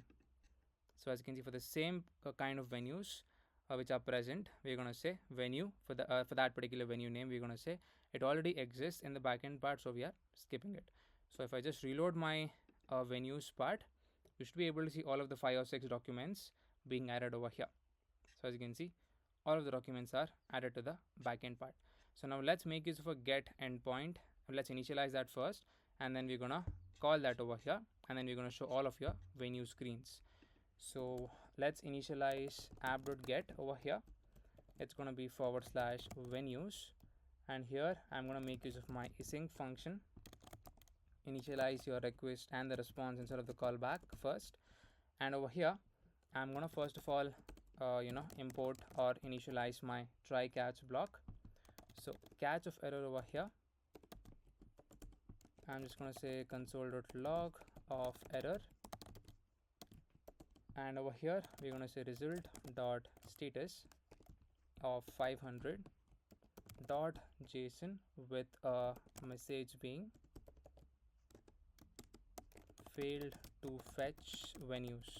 Okay, so inside the try block, it's going to be super simple. Just get all of the venues from the backend. So here I'm going to say const venues equals to, I'm going to say await, access the venue model, and then apply the find method. Just pass in an empty object without any filter. So it's going to give us all of the backend data for the venues.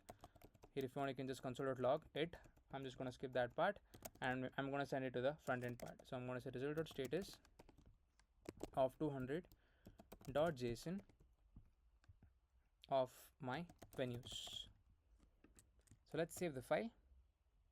Okay, so now the next step is we're gonna first of all go into your file, that is your tag venue screen, and then we're gonna import it, that is initialize the use effect and then fetch all of the venues and then design this particular screen. So let's initialize it over here. I'm gonna say use effect. So let's first of all import use effect from React. Inside this, I'm going to say const fetch venues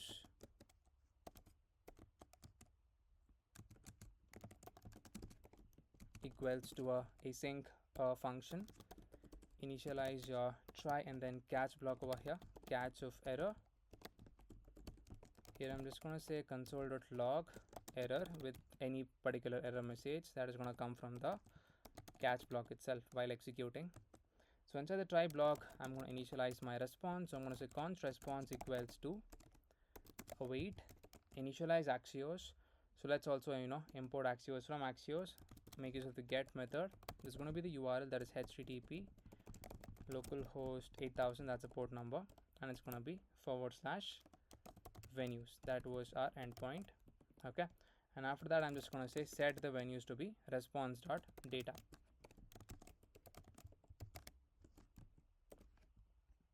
So let's initialize the function, that is call the function over here. I'm going to say fetch venues.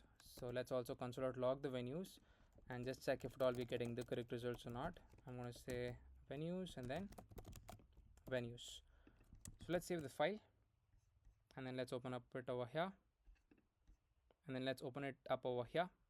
So as you can see, we're getting all of the details in the console that is coming directly from the backend part. So now with the help of this, we're gonna style this out. So now within the safe area view, I'm gonna initialize my view. Basically that's gonna contain your arrow back icon as well. So I think we've already designed this in the create activity screen at the starting point. Yeah, that is this one. So let's just copy that once and then paste it over here and make sure to import icons. So let's save the file. So as you can see, we're able to see that icon being shown onto the screen, and apart from this icons, we're gonna have a text which says tag venue. Save the file. Okay, so now for the view, we're gonna give the styling. So we're gonna give it a flex direction of row and then align items of center.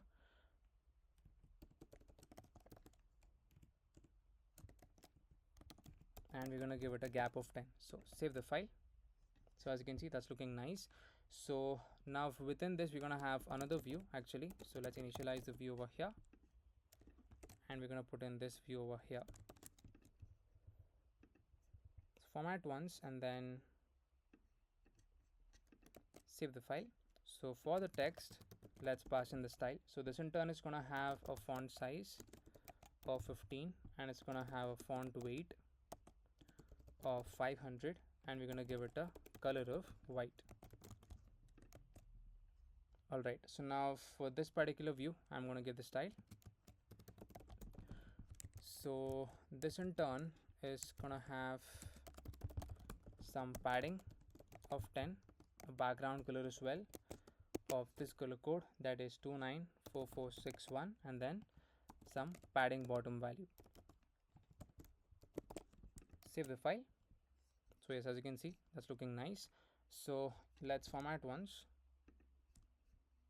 Let's remove this margin horizontal because you've already given the padding. So this is going to be in a white color, that is your back icon.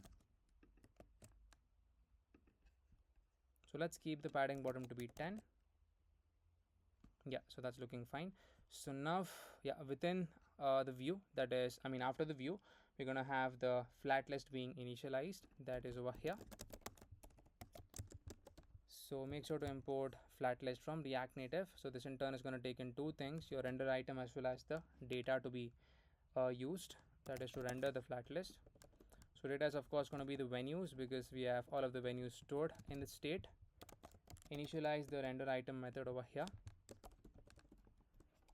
So just restructure the item. Okay, so after that, for every item we're just going to render a pressable. Make sure to import pressable from React Native. This in turn is going to have a view, and within this we're going to have another view. The first thing we're going to render is your image. So import image from React Native. Initialize the source, which in turn is going to take in your URI. So to access the image is going to be item.image. So let's provide some style so that we could see it on the screen. So this is going to have a width of 90, and it's going to have a height of 90, and it's going to have a resize mode of cover, so the image looks properly good. And we're going to give it a slight border radius. So border radius of, let's say, 7. So let's save the file. So as you can see, we're able to see all of the images being shown onto the screen. Okay, so now below the image we're going to have another view being set up, that is over here. So this view in turn is going to have a text which is going to show us the name of the venue. So to access the name of the venue, it's going to be simple. It's going to be item.name. So you can actually check out the console.log, and then you can identify how exactly to get in each property, that is for the name and then the image. So save the file. So as you can see, we're able to see all of the names being shown onto the screen. So for this we're going to give some options, that is for the text, I want it only in a single line. So I'm just going to say number of lines is going to be 1, and ellipsis mode, ellipse size mode is going to be tail, and we're going to give it some style as well.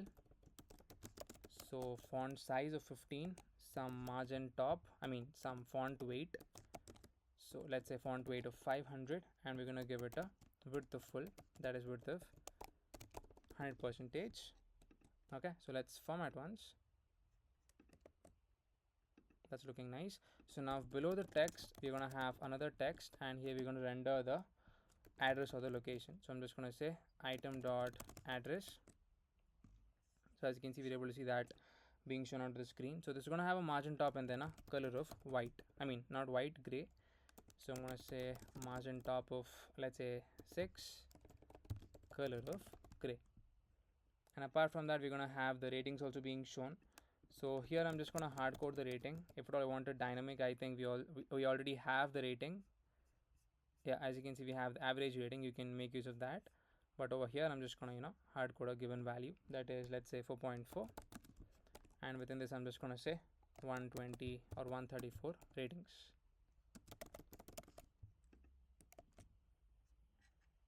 So for this I'm going to give the style. So this in turn is going to have a margin top of 8, and we're going to have a font weight of 500. So let's save the file. So as you can see, that's looking nice. So now apart from that, so towards the right hand side we're going to have the iron icons, that is after this particular view we're going to have the iron icons being shown. So let's initialize this, and over here the icon is going to be shield checkmark sharp.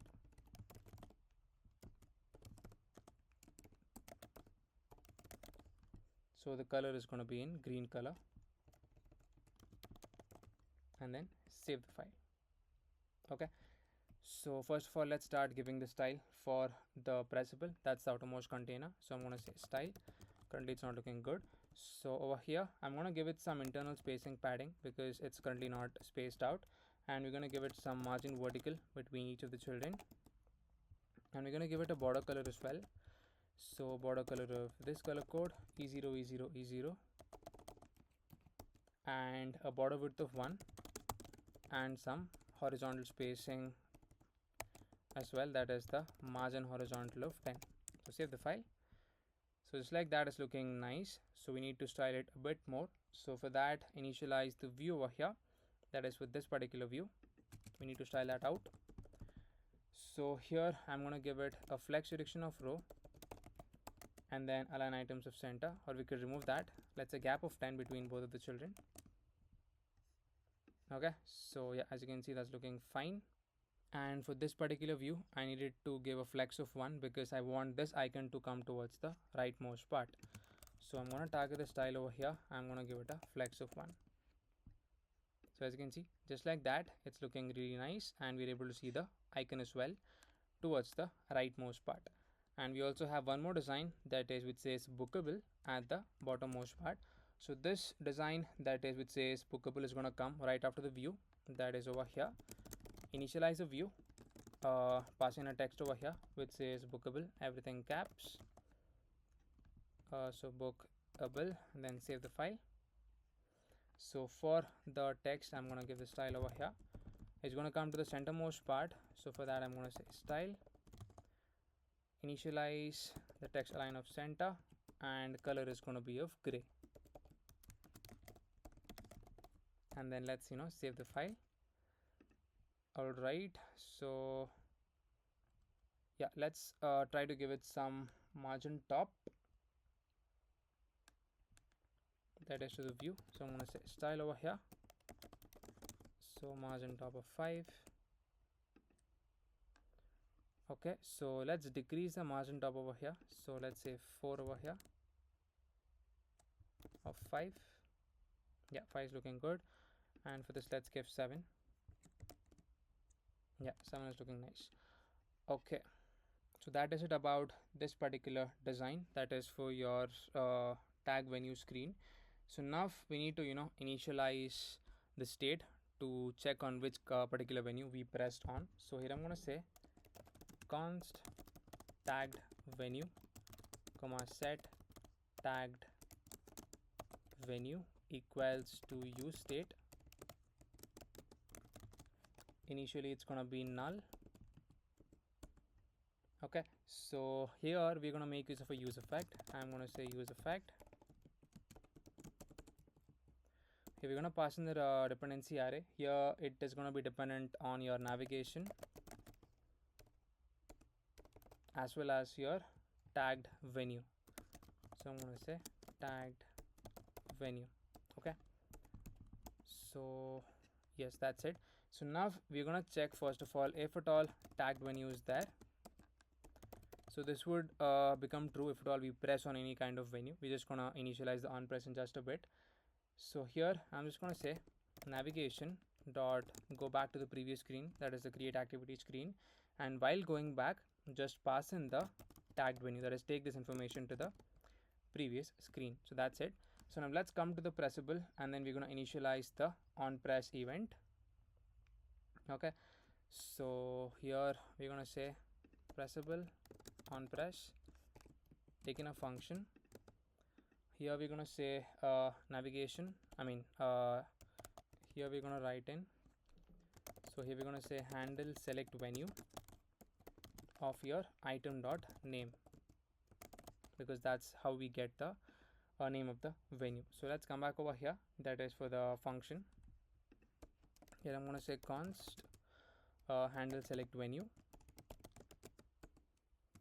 equals to normal arrow function. This in turn is going to take in the venue from the parameter. Here I'm just going to say navigation dot navigate to the previous screen. We could actually do this as well, that is the create screen, that's the name of the screen, and we're going to pass in information that is tagged venue is going to be venue. So let's save the file. So now let's come back to your create activity screen over here. I'm just going to initialize my use effect here. Here I'm just going to say use effect. So import use effect from React correctly. So first of all, let's initialize the route because we are getting information from the next screen. So I'm going to say use route. So let's also import use route from React navigation. Okay. So here first of all, we're going to check if at all my root.params.tagged venue, root.params or dot tagged venue, if it's present. So it would be present if we come back from the previous screen. Then in that case, we're just going to say set the tagged venue. So here also we need the state. So I'm just going to initialize this as is. Here I'm going to write in set my tagged venue to be equals to root dot params dot tagged venue. So that's it. So now once this value is present, we're going to come back to the area part that is over here, and here we're going to make the change for your value, right? So here we're going to say if my area is present, then I want it to be the area itself, else it's going to be the tagged venue, that is the one which we selected from the next screen. All right, so that's it. So let's format once and then let's give this a try. So let's say we're going to come back over here to the create screen, and again I'm going to press on the area. So let's say I'm going to choose this one, play zone, that is a third option. So once I press on this, automatically in the tag venue screen, this is going to get triggered off. So we're going to say navigation to navigate to the create screen, which is the previous screen, and then we are passing this information which says tagged venue as the venue itself. So here we have the use effect initialized. So here we also need to pass in the root.params.tagged venue. So I'm going to say root.params, just this is okay. So let's save the file. So once we come back to the previous screen, this use effect is going to get triggered off because this is going to run root.params is present. So for that reason, we're just going to say set the tag venue to be of the selected venue from the next screen. So let's say this one.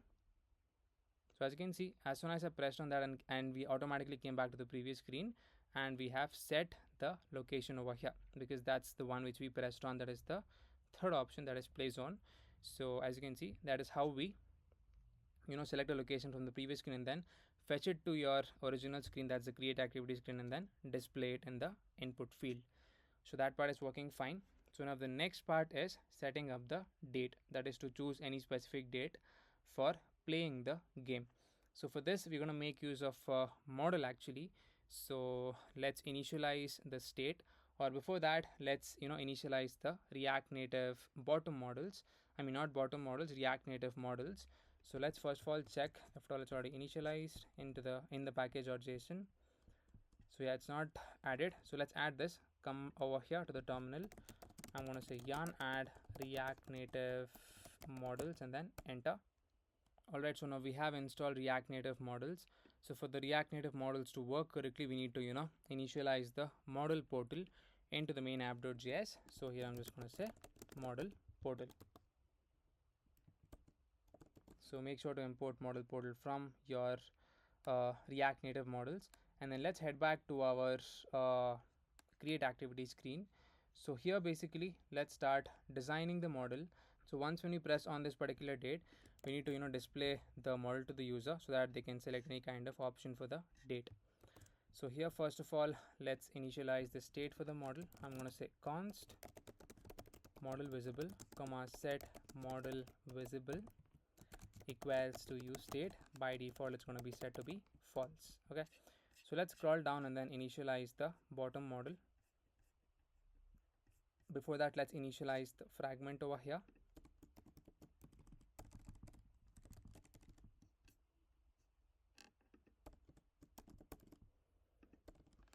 So here I'm going to say bottom model. So let's initialize bottom model from the React Native models. Okay, not sure why it is not importing it. So I'm just going to import everything manually over here, just like this. So let's scroll over here and let's start designing the bottom model. So first of all, let's provide a bunch of options to the bottom model over here. So I'm just going to paste in the options. So the first one is on backdrop press. So this is going to work, that is if at all the model is open, and if you press on outside of the model, we're going to close the model. Second one is swipe direction, so it's going to be from up and down, and the next one is swipe threshold. The value passed is 200, and the model animation, it's going to take in the new slide animation, import that from bottom model, and it's going to slide from the bottom to the topmost part. And over here on hardware back press, also we're going to set the model to be false. Visible is going to be model visible. If this state is true, we're going to see the model. If this state is false, we are not going to see the model. And on touch outside, again we're going to close the model if you press on the outside of the model. Okay, so that is it about the options part. So here let's initialize our model content. So this model content is going to have width and height. So I'm going to say style over here. So it's going to have, let's say, a width of 100%. So I'm going to say width of 100%, and we're going to give it a height of 400, and we're going to give it a background color of white. So inside the model content, let's initialize the view, and we're going to have a text which says choose date or time to rehost.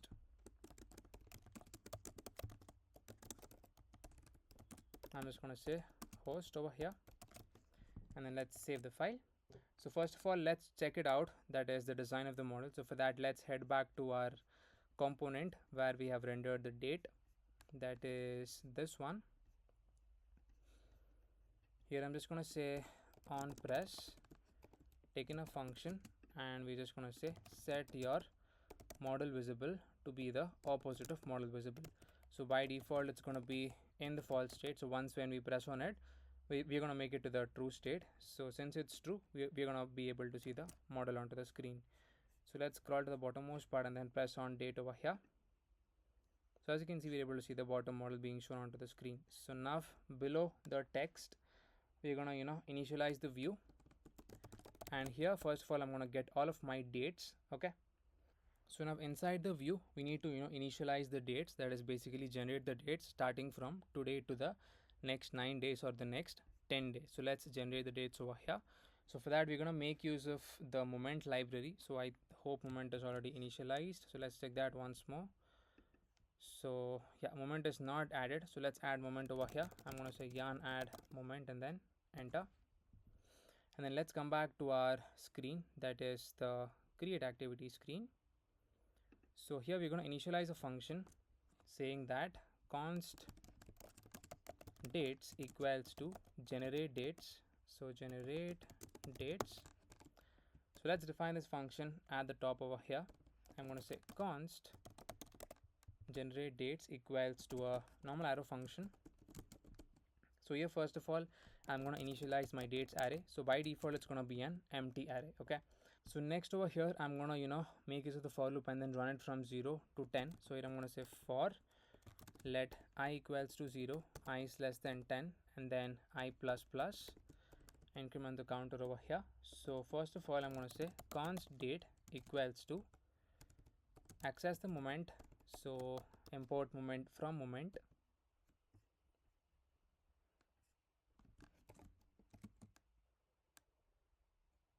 So let's import it manually over here. So I'm going to say import moment from moment. Yeah, so here I'm going to say moment dot add. I'm going to make use of this method, that is the I value, and we're going to pass in the days. Okay, that is your date. And here I'm going to say let your display date. So this is just a variable. So here I'm going to say if my I equals to 0, then my display date is going to be today, because the first one is going to be the current date, right? So I'm going to say display date is going to be equals to today. So in the model, if you would observed in the demo part of the video, so we're going to show something like today, tomorrow, day after, and after the day after we're going to show the dates, right? That is the next 6 dates for the a month or for the next schedule that is going to come, right? So we're going to say display date is going to be equals to today. Else if I'm going to say else if my I value equals to 1, then the day is going to be tomorrow. So I'm going to say display date is going to be tomorrow.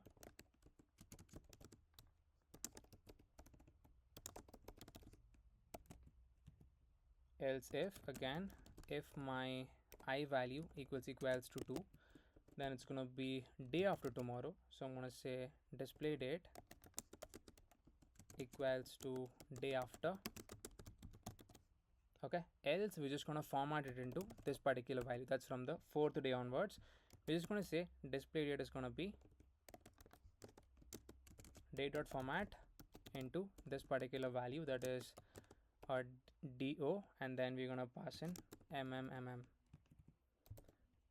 So after this we're just going to push in the dates. So we're going to push in two things, that is the day of the week as well as the actual date as well. So here we're going to say dates, access the dates array. By default it's empty. We're going to say dates.push. Over here we're going to pass in the id as well. It's going to be i.toString, and we're going to pass in the display date as well. And apart from that we're going to pass in the day of the week, that is which current day it is or which particular day it is. So we're going to say day of the week is going to be equals to date.format. We need to just format it into this value, that is ddd, and even the actual date as well. So actual date is going to be equals to date.format into this particular value that we just wrote it. Okay, so that's it. So let's save the file, and if I just console log the dates, you should be able to see all of the coming dates from today to the next 9 days. So if I just console log the dates, you should be able to see all of the days coming from today, that is starting from today to the next 9 days. So let's save the file, and if I scroll to the bottommost part, okay, so by default it's giving undefined. So let's check why it is giving undefined over here. Say dates and then save. Okay, so for some reason dates is showing undefined. Okay, so we have written the correct function. Okay, I think, yeah, so as you can see we have initialized the generate dates function to the variable. That means we need to return something over here. We are not returning the date, so that's the reason we are not able to see anything onto the screen or onto the console. So I'm just going to say return the dates. We have posted correctly, but we are not returning anything from the function. So this dates would be stored inside of this particular variable, that is date. So let's save the file. So now we should be able to see it onto the screen. So as you can see, this is your actual date, 12th August. Day of the week is Monday. Display date is today. Okay, and similarly we have the next one. Actual date is going to be 13th August, and day of the week is going to be Tuesday. Display date is going to be tomorrow. So similarly we have till 9. Okay, so that's how we're gonna generate the rates. So let's come back to our bottom model. That is where we're gonna map over all of the rates and then show it onto the screen. That is basically our model itself. So within the view, I'm just gonna say dates dot apply the map method, and for every item and then the index over here, I need to initialize a pressable. And within the pressable we're going to have two things, two texts. So the first one is going to be the display date. I'm going to say item dot display date, and below it's going to be the day of the week, that is which current day it is. So I'm going to say text, it's going to be item dot display, not display, day of the week. So day of week. So let's save the file. So as you can see, we have everything being initialized. Today Monday, tomorrow Tuesday, day after Wednesday, and after the three things we're going to show in the date and then the actual date and then the current day of the week. So yeah, let's style this out. So key equals to index, and let's give the style for the pressable. So some internal spacing, that is padding of 10 and border radius of, let's say, 10. Border color of this color code, that is E0 E0 E0, and then border width as well, border width of 1, a width of, let's say, 30%, and we're gonna have justify of center and then align items of center.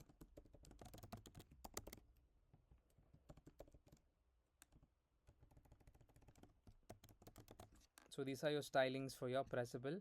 So now after styling the pressable, so the next thing is for the text over here, I'm going to give it a color of gray, and we're going to give it a margin top because it's almost touching the top text. So margin top of 7. Save the file. So as you can see, it's looking good. So now we want it in a row fashion. So for that, target this particular view. I'm going to say style,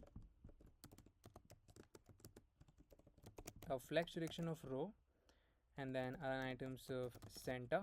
We're going to give it a gap of 15 between all of the children, and we're going to give it a flex wrap of wrap, so it comes to the next row and then takes up the remaining space once the space is completed. And we're going to give it a margin vertical of 20. So as you can see, just like that, we're able to see all of the dates, that is the first 10 dates starting from today. So let's save the file.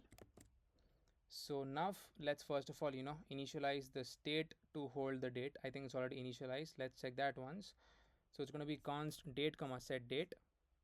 Yeah, so it is already initialized. So let's scroll to the bottommost part, and then for your pressable, that is this one, we're gonna give it a on press event and then set the particular date. So here I'm gonna say on press, taking the function, and we're gonna say select date to be of the item dot actual date. Okay, so let's save the file. I think we need to also define the function, that is your select date. So let's define the function over here. So first of all, inside the function we need to close the model. So here I'm going to say const select date equals to, this in turn is going to get in the date from the parameters. Here I'm going to say set the model visible to be false. So set model visible to be false, and over here I'm just going to say set the date to be of the date. Save the file. So let's say I'm going to press on 19th of August, I want to create the game. So as you can see, as soon as I pressed on 19th August, the first step was to close the model and then set the date. So since the date was set, we have in the condition already written, that is, if at all we have the date, then and then show the date. As you can see, if the date is present, then show the date, else we're going to show pick a day itself. Okay, so that's it. So now the next design is we're going to press on the time. So if all we press on this, again we're going to navigate to the another screen, that is, let's say, the select time screen. So inside the select time screen, we're going to initialize a dependency, and we're going to make sure that the user selects the start time and as well as the end time. So first of all, let's create a screen for the time part. So first of all, let's install some dependencies that we'll be using in the next screen, that is the select time screen, that is for the user to select the start time as well as the end time for that particular game. So I'm just going to say yarn add React Native community / date time picker. So this is your first one, so let's press on enter. So after this finishes installing, I'm going to say yarn add React Native model date time picker. So let's press on enter. So now let's create our screen, that is select time screen. So I'm just going to say screen and then new file select time screen.js rnfes to get the Sujan code snippet. And then let's save the file. So now let's come back to the stack navigator over here, initialize a new component, that is a new screen. Let's say this is going to be the time screen, and here the component is going to be what was the name, select time screen, right? So select time screen dot js, I mean not js, just the select time screen. So let's import the screen at the top of the page. I'm going to say import select time screen from, go into the screens folder, access your select time screen.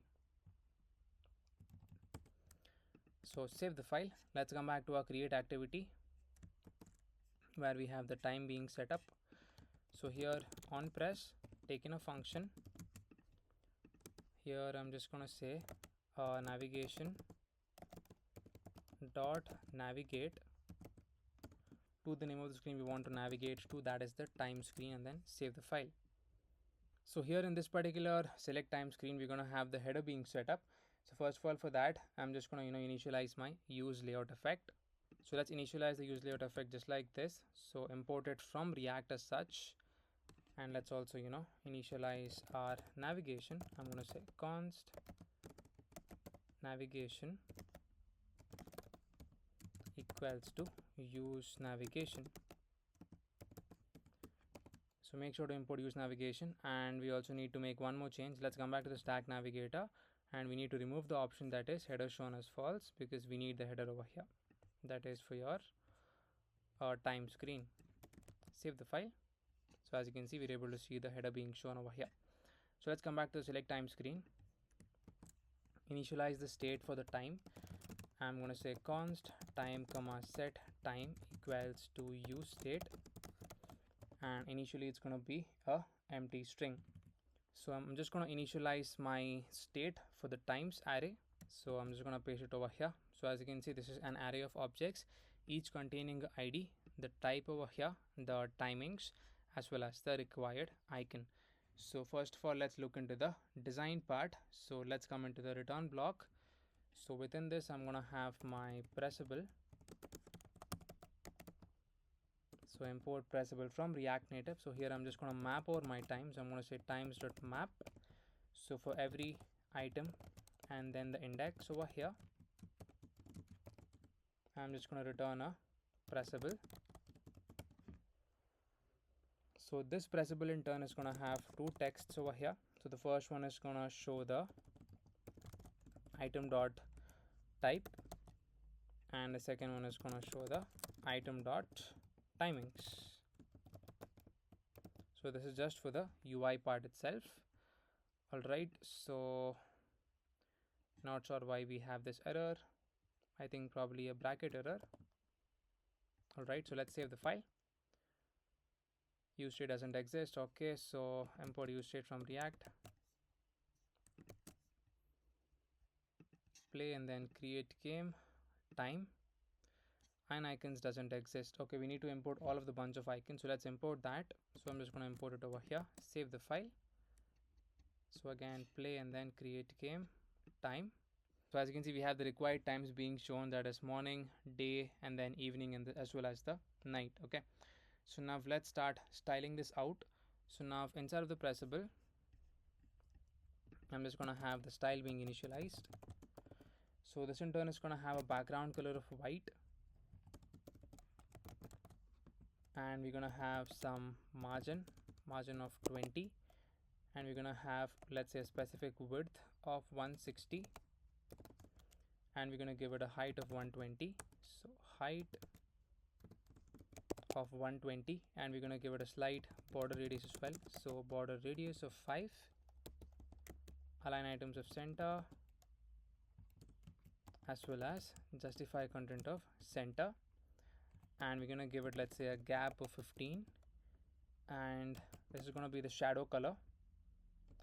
So I'm going to say shadow color of this color code, that is 171717. Apart from that, we're going to give it some shadow offset. So shadow offset is going to take in an object. It's going to have a width of -2.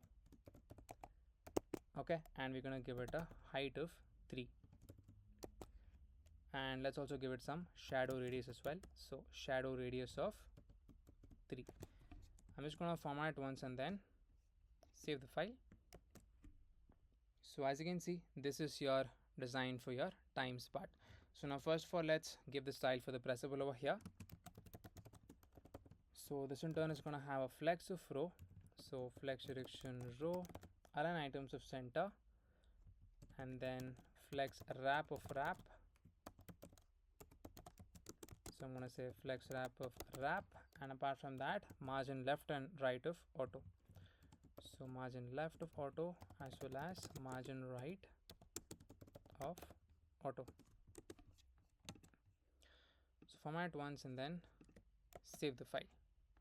Okay, so not sure why we're not able to see it in a row fashion. So yeah, apart from that, I think also we forgot to give the icon. So we just need to render that over here.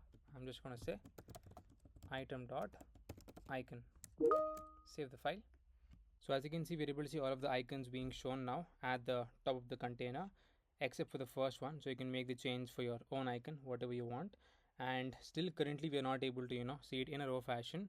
That's probably because of the width, I guess. It's not able to take up the another container in the same row. So for that, I'm just going to decrease the width to be, let's say, 150, and then save the file. So as you can see, now we're able to see it in the row fashion, and once when the space completes in that particular row, it's going to come into the next row and then take up the remaining space. So now I'm going to give the design for the start time and the end time, that is for the user to select both the timings. So I'm going to say view over here. So this view in turn is going to have another view, and within this view we're going to have a text which says start time. So I'm going to say start time over here, and within this we're going to have a button. So I'm going to say button. So it's going to be a self-enclosing tag. So for the button, I'm going to give the title, that is format time, because we want the start time to be in this particular format, that is the one which we are going to initialize it. Okay, so now over here we're going to initialize the start time. So first of all, let's give the state, that is for the start time as well as the end time. So over here at the top of the screen, let's say over here I'm going to say const start time comma set start time equals to use state, initially an empty string or null, you can even pass in null, and const end time comma set end time equals to use state, initially an empty string again. Okay, so here we're gonna pass in our title is gonna be format time. So we're gonna define that format value in just a bit. So we're gonna say format time of your start time. So format time of your start time, and we're going to have an on press to this, that is over here we're going to say show the start time picker. I'm going to say show start time picker. So let's define this at the top over here, that is show start time picker. So here I'm just going to scroll up and I'm going to define the function, that is show start time picker equals to a normal arrow function. And also let's initialize the state for your is start time picker visibility. So by default it's going to be set to false. So let's initialize it over here. So here I'm just going to initialize both of the states required, that is is start time picker visible and then is end time picker visible. By default it is set to false. Okay, so over here const start time picker, when we press on the button here, I'm going to say set start time picker visibility to be true. So here I'm going to say set it to be true. And now similarly let's scroll to the bottommost part. So that is after your button we're going to have the date time picker model that's going to come up over here. I'm going to say date time picker model.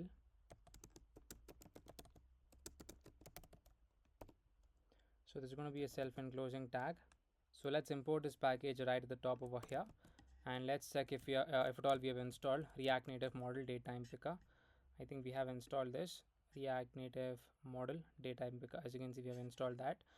So let's come back over here, and for this we're going to provide in a bunch of options. So here I'm going to pass in is visible. So here it's going to be equals to is start time visible or is start time picker visible, and the mode is going to be of time. Okay, and here we're going to pass in on confirm value, that's the method. So we're going to say on confirm is going to be handle confirm time, and we also have the next method as on cancel method. Here we're going to say hide the start time picker. So hide start time picker. So we're going to say is 24 hour, that is the type, that's going to be false. Okay, so now let's define both of them, that is handle confirm time as well as your hide start time picker. So let's scroll to the topmost part. Here I'm going to say const handle confirm time equals to a normal arrow function. So here we're just going to say set the start time to be. So this in turn is going to take in the time, that is from the parameter. Here we're going to say set the start time to be of the time, and after that we're just going to hide the start time picker. So here I'm going to say hide start time picker. So for hiding, we're just going to set the visibility to be false. That's the only thing. So I'm going to say const hide start time picker equals to a normal arrow function. So here I'm going to say set the start time picker visibility to be false. So the next thing is you're going to do the same thing similarly for your next button, that is for your end time. So I'm just going to paste in the code that is right after this particular view. Okay, so I'm also going to import my styles, that is for the time container as well as for your label as well. I'm going to paste it over here in the bottommost style sheet part. So I'm just going to initialize my style over here. It's simple itself, you can just go through it. So let's also give it for the container. So that's for the outermost view, that is this one. So here I'm going to say style. So style is going to be styles.container. Okay, so within this we're going to say again styles equals to style.time container, styles.time container, that is for this particular view. And for the text it's going to be label. So I'm just going to initialize this part over here. So let's paste in over here. Okay, so I think both of the views should be within the same view. So I'm just going to initialize this and then put it over here. So format once, and then yeah, we also need to initialize the same kind of functions, that is for the next one, that is for the end time. So let's do that. So I'm just going to scroll up over here and I'm just going to initialize my functions, that is for your show end time picker as well as hide end time picker. So for show end time picker, we're just going to say set end time picker to be true, and for hiding we're just going to set it to be false. So the next function we have is your handle confirm end time. So it's going to be the same thing, take in the time and handle confirm end time. Okay, so here we're going to say set the end time to be of time and then hide your end time picker. That's it. Let's save the file. So format time doesn't exist. All right, so let's define the function that is format time, that is you're gonna confirm it into this particular format. So let's define the function that is format time, that is you're gonna format the values into this particular format, that is what we want. So I'm going to say const format time equals to, this in turn is going to take in the time from the function parameter. So here we're going to say, first of all we're going to say if at all the time is not present or it is undefined, we're just going to say return select time. Okay, else we're just going to say const hours equals to, I'm just going to say time.getHours method, and we're going to say const minutes equals to time dot get minutes, and I'm going to say const ampm equals to, if your hours is greater than or equal to 12, then it's going to be pm, else it's going to be am. All right, and here I'm going to initialize my formatted hours. So formatted hours is going to be equals to hours modulus 12 or 12, and const formatted minutes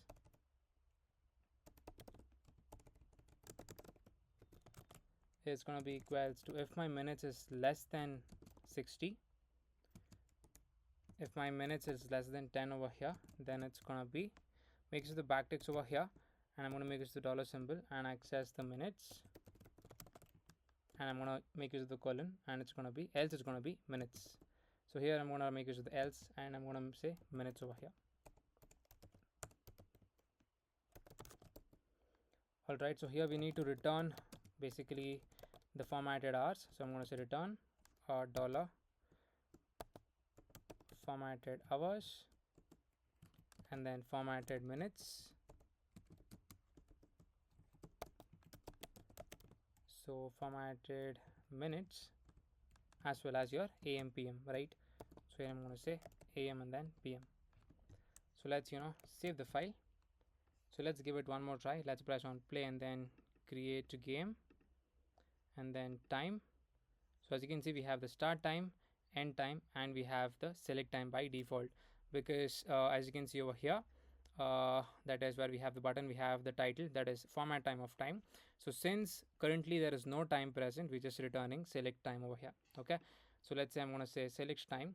So let's implement this entirely such that if at all I press on both of them, that is if at all I select both my start time as well as my end time, then automatically we should be navigated to our next screen. I mean, that is our previous screen, and then show the time over there.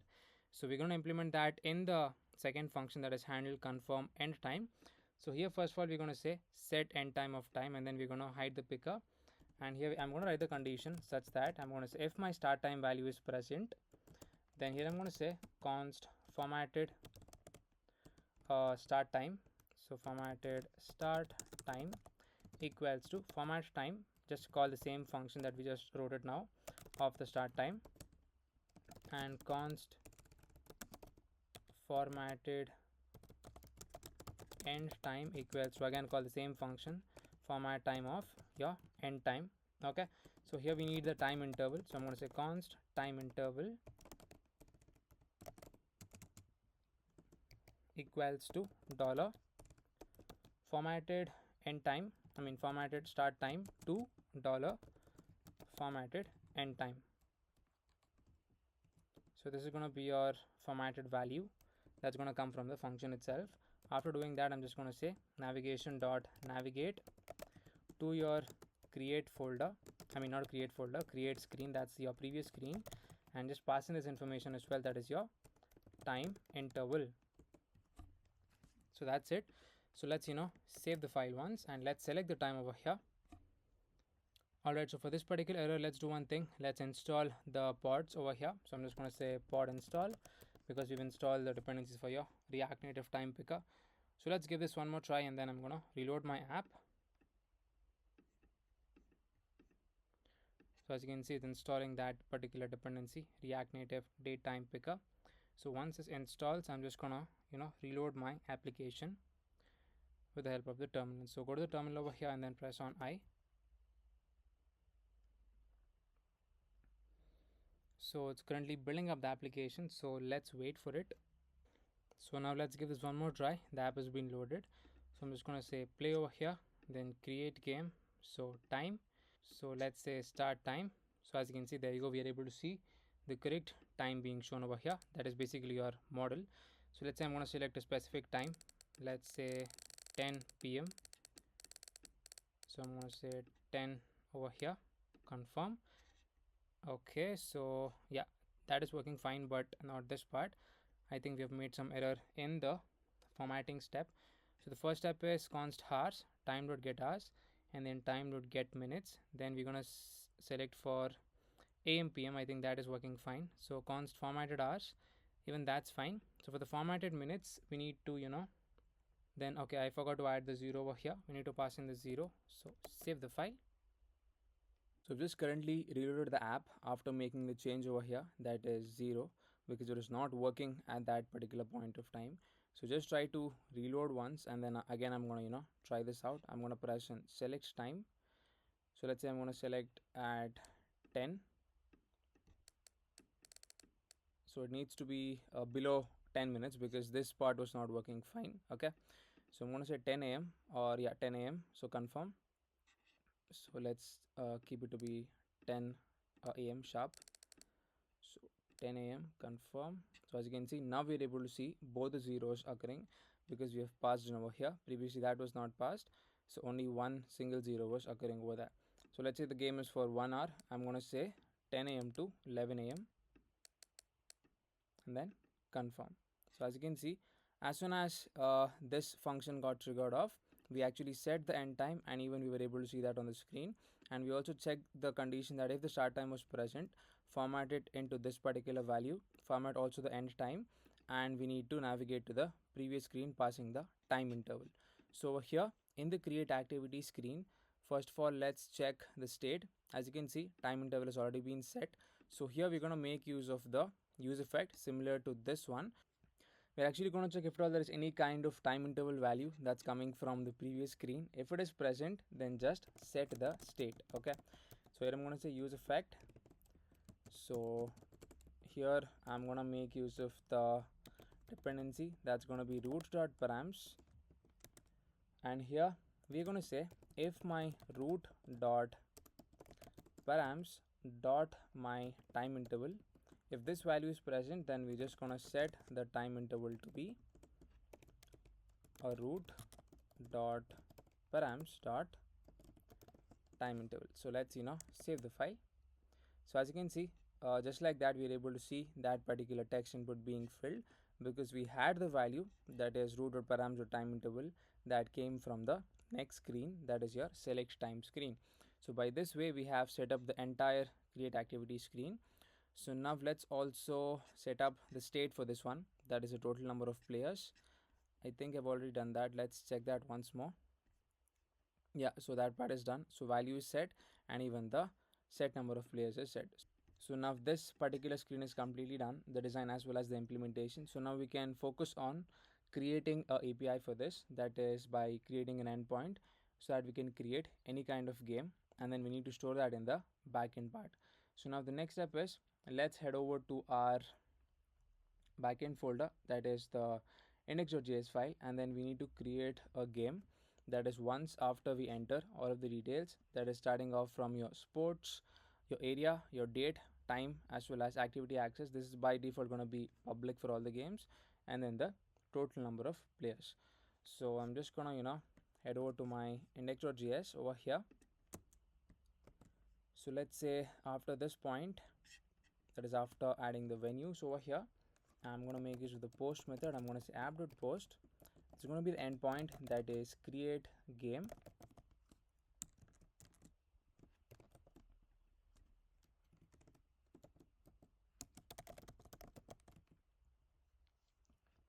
So this is going to be the async method. It's going to have the async method with the request and the response inside of the callback.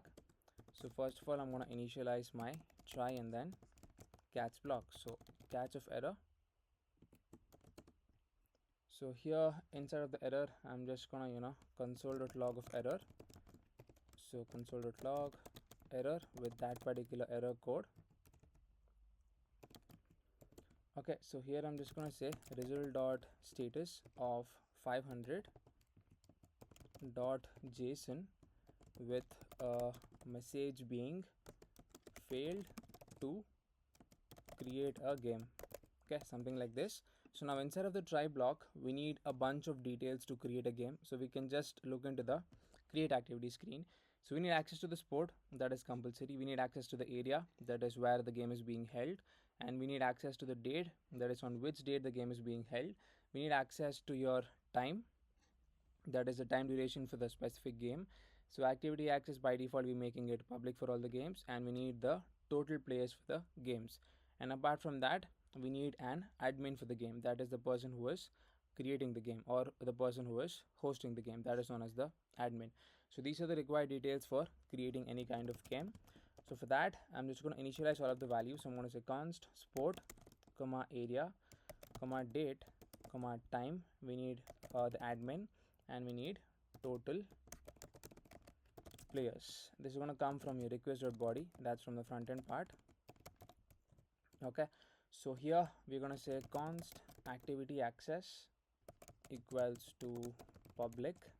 All right, so let's check out the game model once.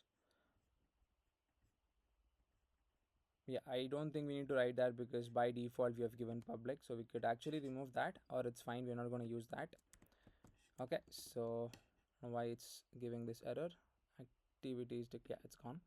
All right, so now the next step is I'm just going to initialize my new game. So I'm going to say const new game equals to new, access the game model. It's already been imported from your folder, that is not your folder, from your models part. So as you can see, game is already initialized. So we're going to say const new game equals to new game, pass in all of the values over here, that is your sport, and we're going to pass in the area.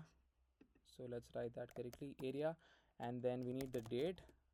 Apart from that, we have the time, the admin. Okay, and we're going to say total players. And for a particular game, we also need to have the players array, right? So we're going to say players, and by default we need to add the player into the game, that is the person who has created it, and we also need to mark that particular player as the admin. So for that, I'm just going to pass in the admin just like this. So by this, defaultly the person who created the game becomes the host or becomes the admin of the game.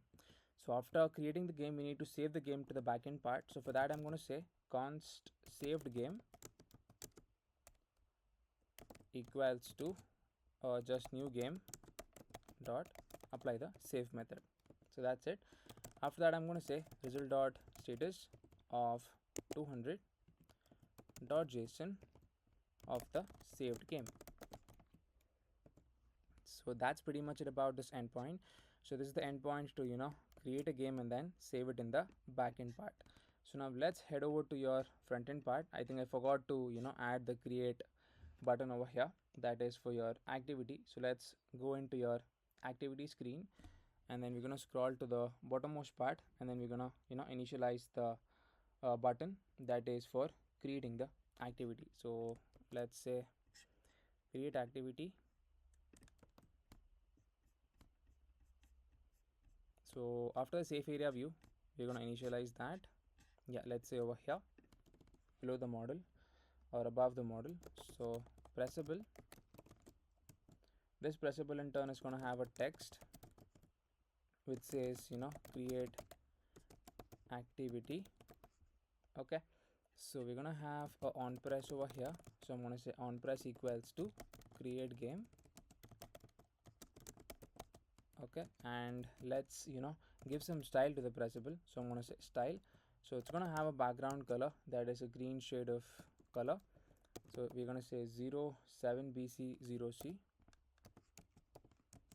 and we're gonna have some margin top as well. So I'm gonna say margin top is gonna be auto, so that it comes to the bottommost part, and we're gonna give it some margin bottom as well. So margin bottom of 30 over here, and some internal spacing also is going to be provided, that is for within the container, padding of 12, and I'm going to say margin horizontal of 10, and then we're going to provide a border radius of 4.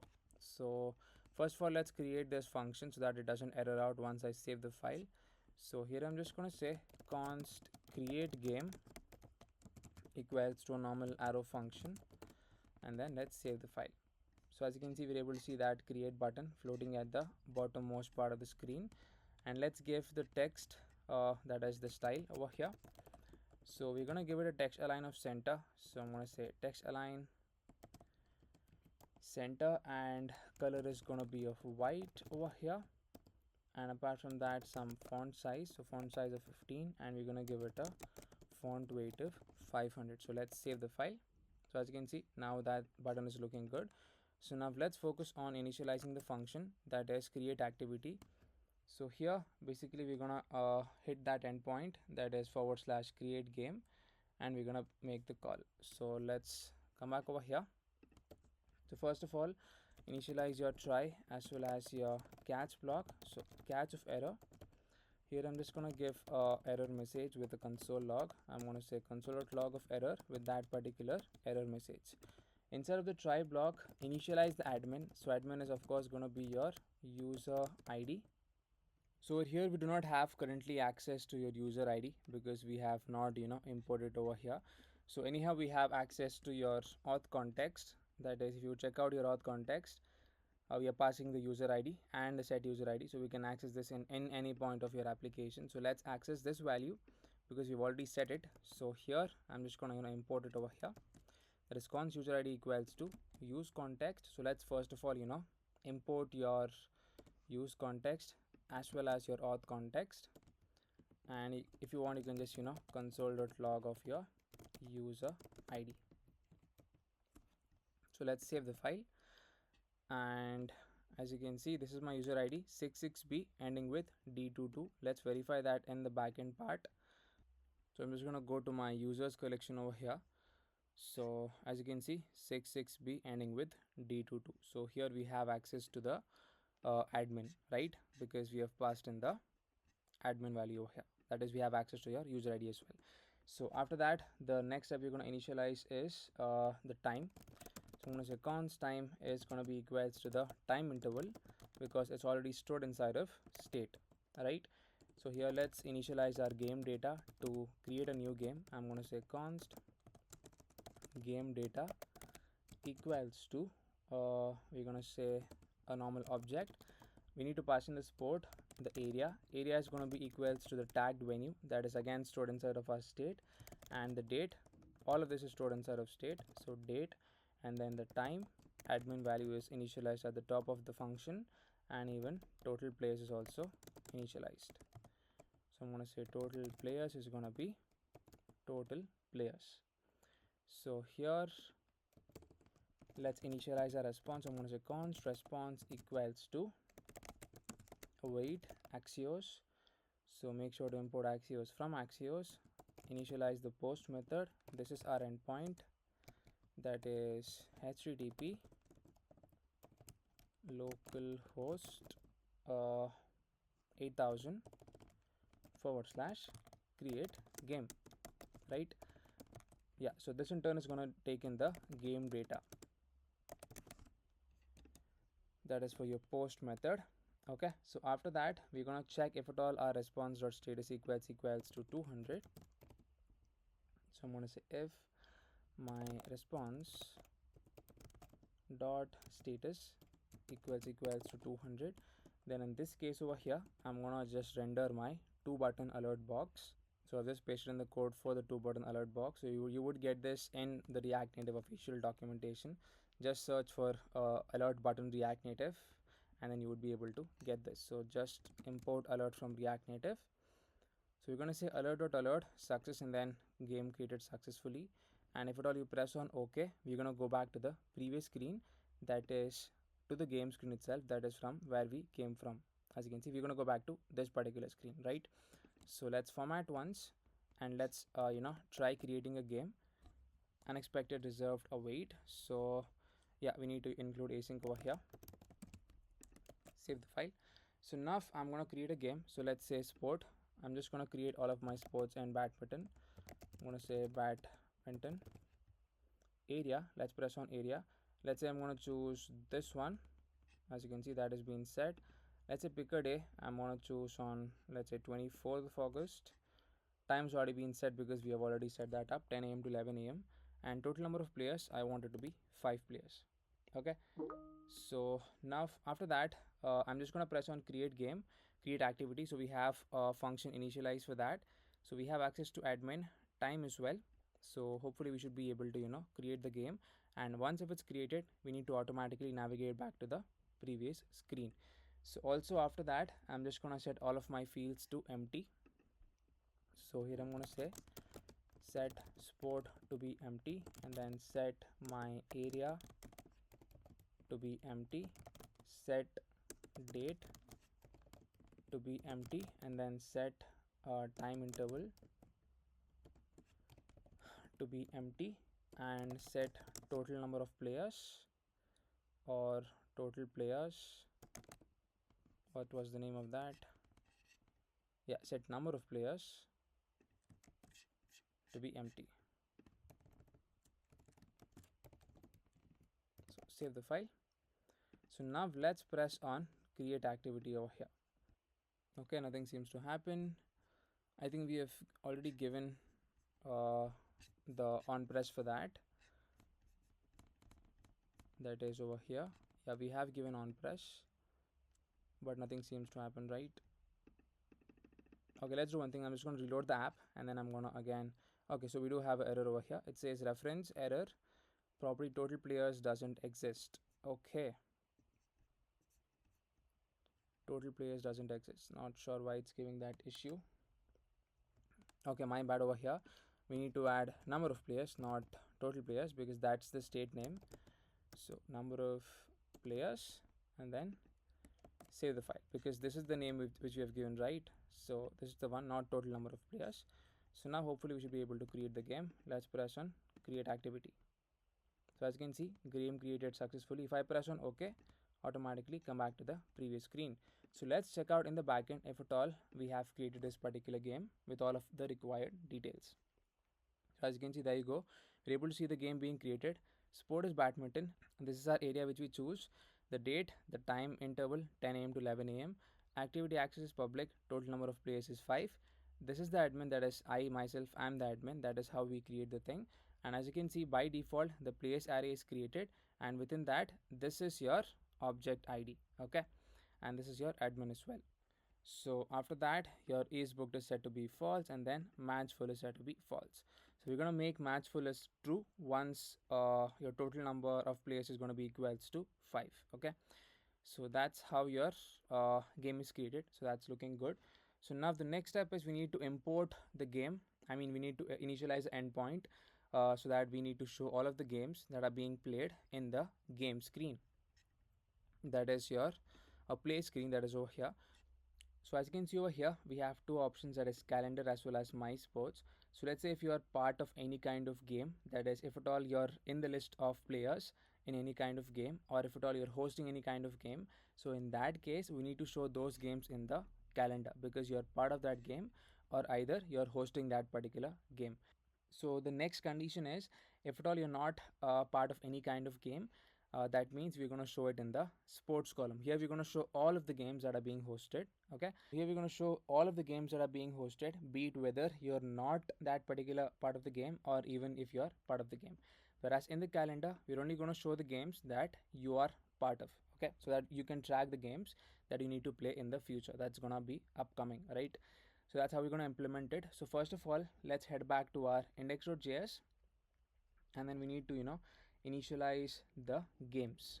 That is, we need to get the games so that we could show it in the my sports column as well as my calendar column. Let's head back to our index.js file over here.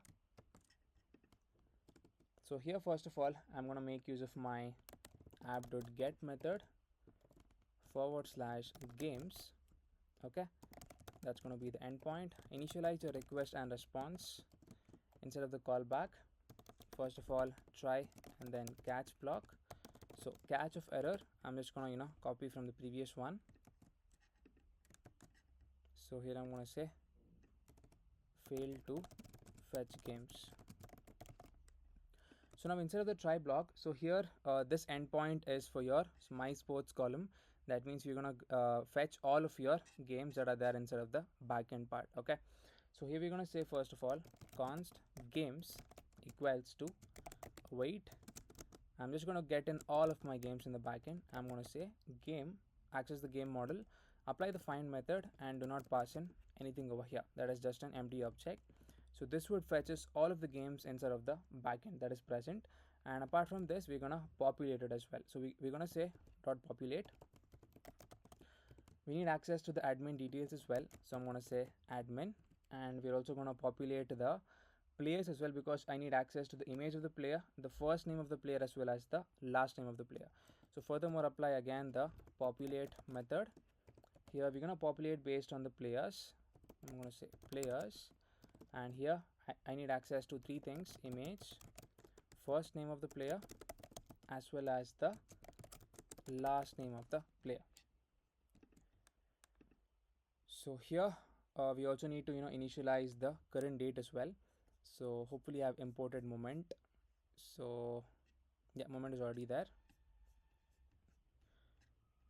So now I'm just going to initialize my current date. I'm going to say const current date equals to moment. So here we're going to implement it in such a way that in both your calendar as well as the my sports. So let's say if at all a game is already past the current date of the game, that is the date in which it has to be played. So that particular game, we're not going to show it in the my sports column. Here we're only going to show those games which are to be played in the future. So let's imagine today's date is, let's say, 18th of August, okay. So here we're going to show all of the games for 18th of August, starting from 18th of August, and let's say today's current time is 9:35 a.m. So here we are not going to show all the games that are going to be played on 18th of August that are starting from, let's say, 9 a.m. because the time is already 9:37, because the time is already passed and the game should have already been started. So we're only going to show all of the games that is from 10 a.m. of 18th of August, because the time is in future and the game is not yet passed, right? So that's the reason we're going to implement it in that way. So in simple words, we're just going to show all of the future games that are going to be played. That's the only thing. So for that, we need to initialize the current date, and then we're going to check with the game date which is going to be played, and based on that we're going to filter it out if at all the game is already passed, or if at all the game is yet to be played in the future. Okay, so now we're going to filter based on the current date as well as the time. So here we're going to say const filtered games equals to access the games dot apply the filter method. So for each game over here, I'm just going to say const game date equals to access the moment value. So we're gonna filter it into this particular value. I'm gonna say game.date. That would provide the date of the game, and here we're gonna say to and then mmm. If at all you can console.log the game date over here, and here I'm gonna access my game time. I'm gonna say const game time equals to game dot time. Here we're gonna basically split based on the hyphen that is present, because in the backend we are storing it like 10 a.m. to 11 a.m. right?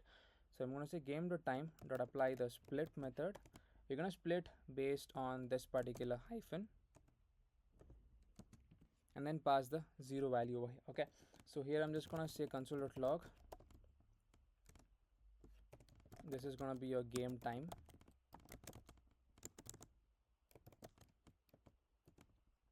So you're gonna say const game date time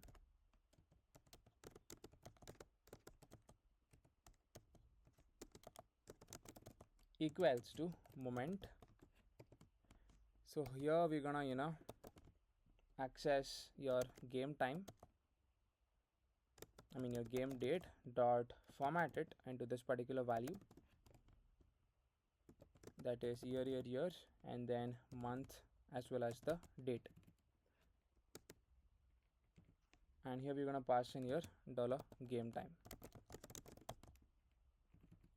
and here pass in this particular value, that is year, month, date, and then hour, minutes, and then this particular value. So this particular statement, that's const date time. So over here, first of all, we're going to say game date dot format. So this is going to basically format the game date into a particular string that is going to be in this particular format, that is 2023, and then the date, I mean the month as well as the date. So the next part is your game date dot format of this particular value as well as your game time. So this game time represents game dot time dot split. So we basically we're splitting based on the hyphen that is present, because we have the string as 10 a.m. to 11 a.m. We need to split based on that, and here I'm passing the 0th value because we need access to the start time, that is your 10 a.m. That's what we want. Okay, based on that we're gonna filter. So here we're gonna say 10. That's your correct time. And finally we have this one. So this basically parses the entire string, that is this one, into a moment object. Okay, so after that we're just going to say return game time dot is after of the current date. Here I'm going to say return your game date time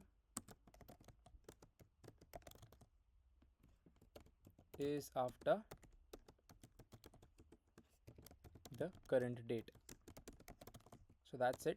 So here we're just going to say return all of the games that are is after your current date. Okay, that means return all of the future games. That's the only thing.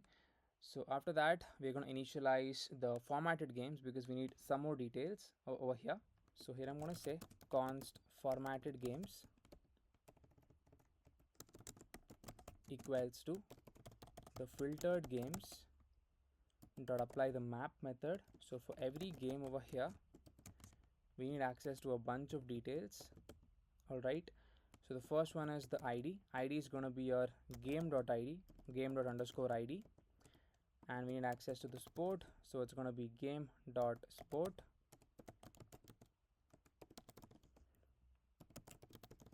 and we need access to the date. Date is going to be game.date, and we need access to your area. It's going to be game.area, and we need access to the next one, that is the players. So within the players, we need access to your first name as well as the image URL as well. I'm going to say players. Here I'm going to say game.players dot apply the map method. So for every player over here,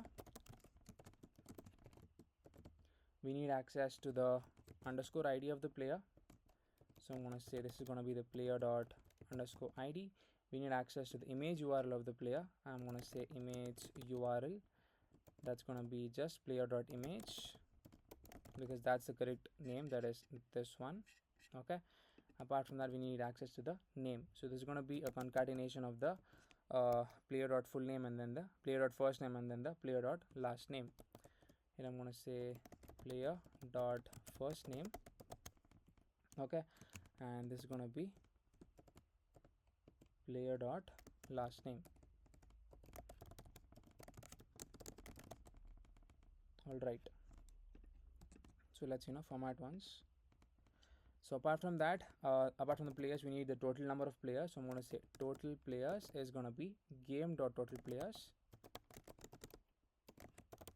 All right, and furthermore, after your total players, we're going to have the queries.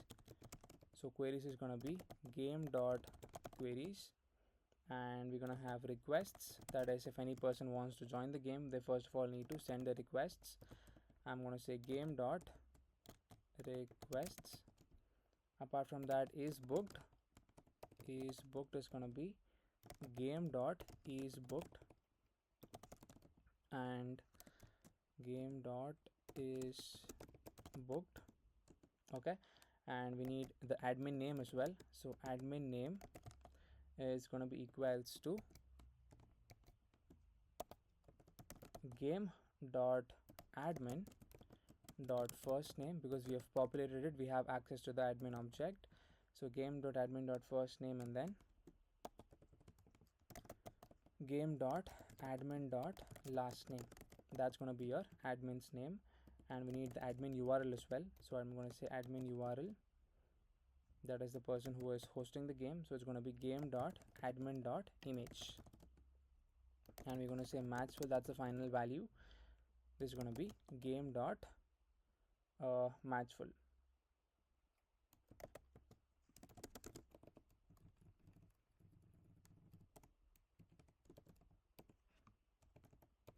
So that's it.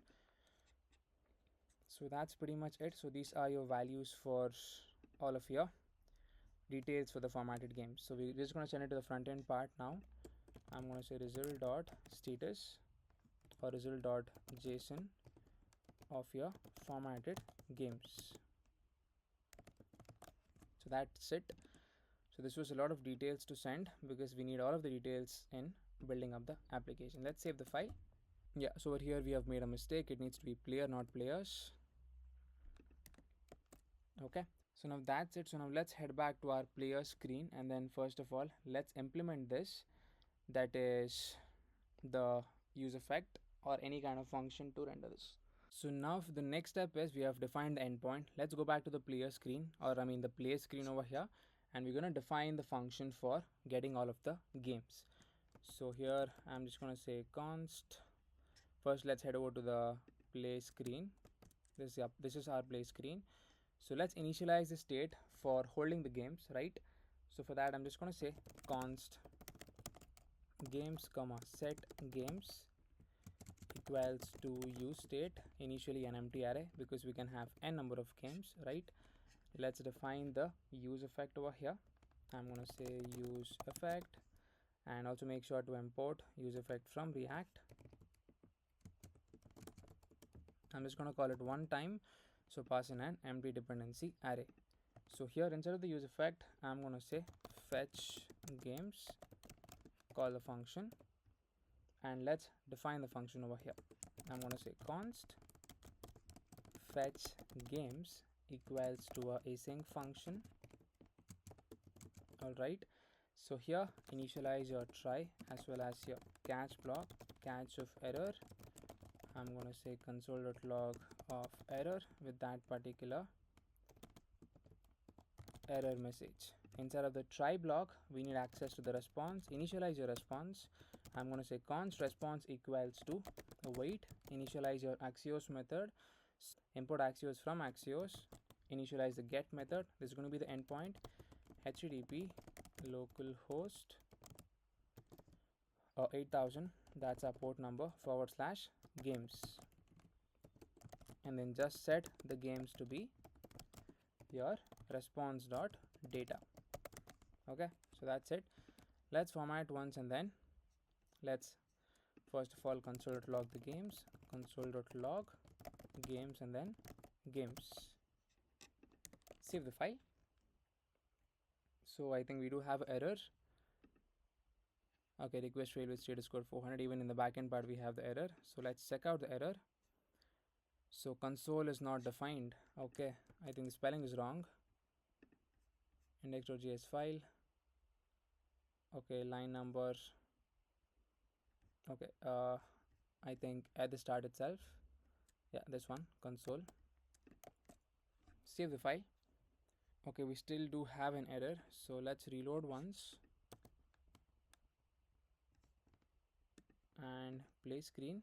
Yeah, so there you go. Now it's working absolutely fine. We're able to get the games because this particular game which is created is in the future and today's current date is before the game date, which is yet to be played in the future. So that's the reason we're able to see this detail in the games data. So as you can see, we have the required details. ID is there, admin name is there. I myself am the admin because I'm the person who created the game. This is my image and we have access to the date of the game. Is booked as false, match full is false. This is the players, we have access to that. There's a sport, badminton, total number of places 5. So these are the required details. Okay, we have all of them set up. I think some other details are to be present. I think the admin values, I mean the admin URL as well as the admin name, that is not being shown. So let's look into that once. No, I think it's present. Yeah, it's there over here. Admin name is there, admin URL is there. Yeah, so all of the details are present. So yeah, even the players are present, area, date, game, sport, everything is present. Okay, so now with the help of this we're gonna design the play screen, right? So let's first of all head over to our return block that is over here in the play screen, this one. And first of all we're going to write the condition, that is if at all my option equals to my sports, we're going to render it over here. If at all my option equals to my calendar, we're going to render the upcoming games. Let's come down to the bottommost part. So just right after the view, that is over here, I'm going to say if my option equals to my sports, and I'm going to render a flat list for all of the games. I'm going to say flat list, import flat list from React Native. This in turn is going to take in the data. So data in this case is going to be games itself, and render item. So this in turn is going to take in the item destructure,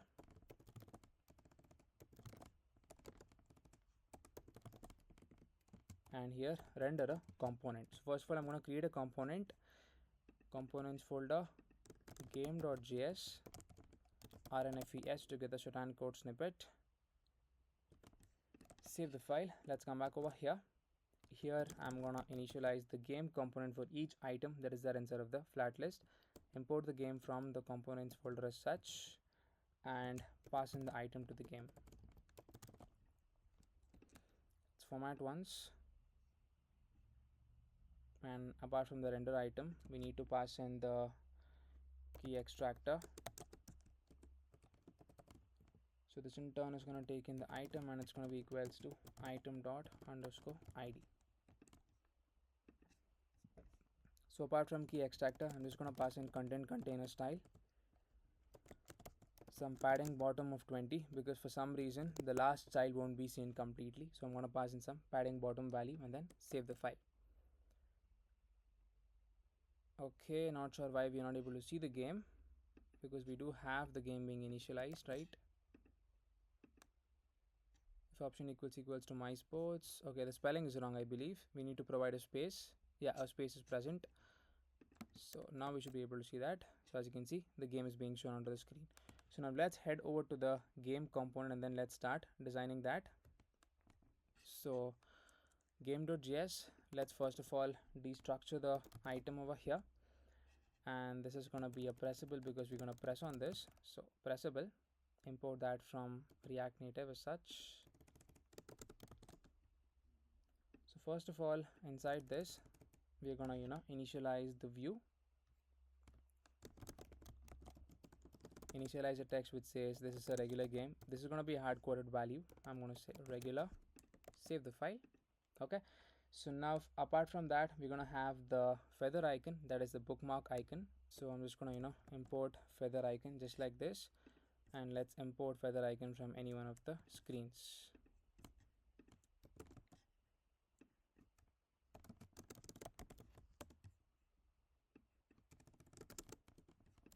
Save the file. So as you can see, we're able to see that being shown onto the screen. So this is your first view. So after this, we're going to have the next design being shown.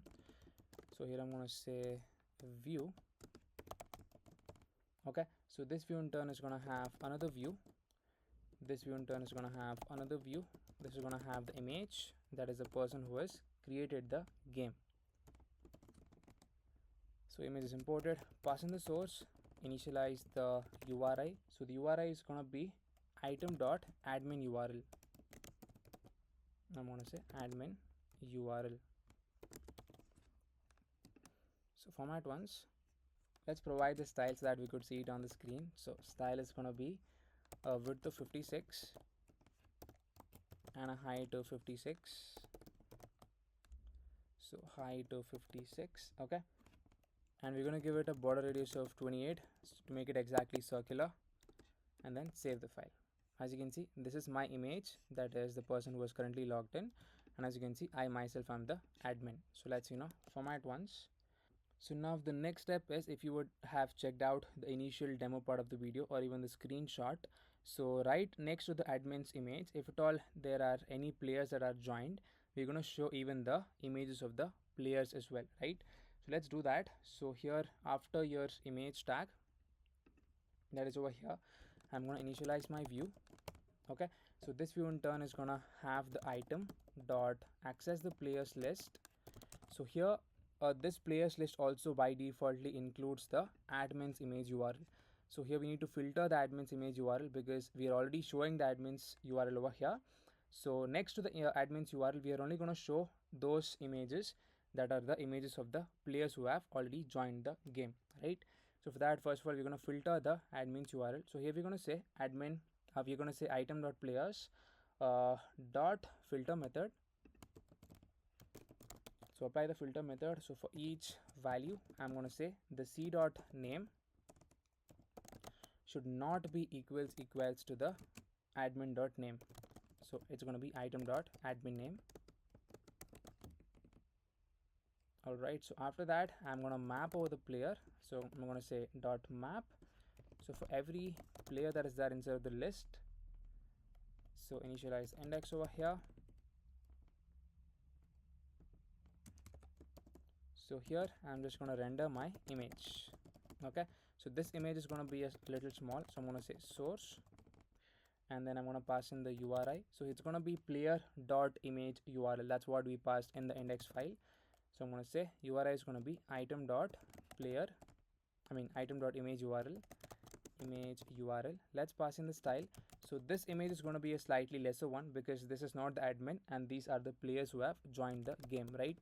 So I'm going to say width is going to be 44, height is going to be 44, and then border radius is going to be 22 to make it look exactly circular, and then margin left is going to be -7 because if you have checked out in the demo part of the video, all the images are on top of each other so that the design looks even more better.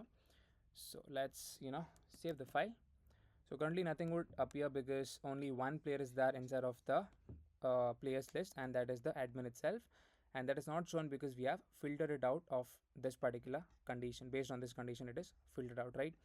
So now let's first of all initialize the design for this. So let's say if there are 3 players, all of the 3 players would be shown in the column fashion initially. So for that, we need to give the style because we want it in the row fashion. So flex of row, align items of center, and margin left is going to be -7. So we could see this particular part once we accept any kind of requests. So let's it should be -7 not 7. Alright, so now let's also give the style for this view. This also is going to be in a flex. I'm going to say style flex direction of row. Okay, so now the next design is after this particular view, that is this one. We're going to show how many players are going. So we're going to say initialize the view. This is going to have a text over here. So this text is going to have basically this dot symbol. So I'm going to say option 8 on my Mac. And here I'm going to say item dot players dot length, players dot length, and then we're going to say divided by item dot total players.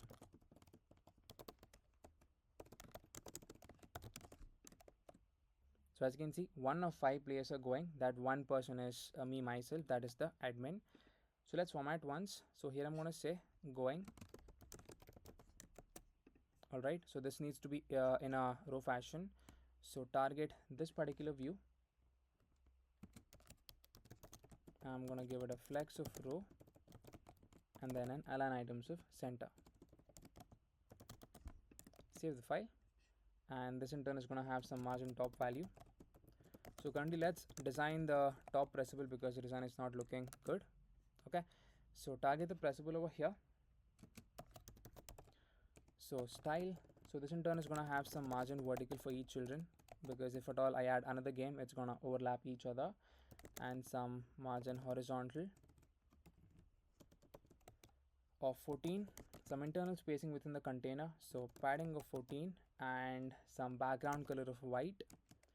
So background color white, and we're going to give it let's say some border radius as well. So border radius of 10. Save the file. As you can see, just like that, our design is looking nice. So format. So for this particular view, internal view, style, here we're going to give it a flex direction of row, align items of center. Okay, and we're going to give it justify of space between.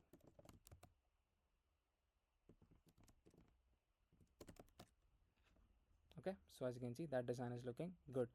So now let's also give the design for this particular view, because as you can see, this particular dot is almost coming towards the left part of the image. It's almost overlapping. Here I'm going to say margin left of 10. It's a positive value, and I'm going to give it a flex of 1. Okay, so as you can see, that's looking good. So once the images come up, it's going to look even more good. That is, once more players are added to your players list, all of the images are going to be shown, and even this design is going to look good. So after that, we're going to show towards the right hand side how many slots are currently left. Okay, so after this particular view, I'm going to initialize my another view. So this view in turn is going to have text.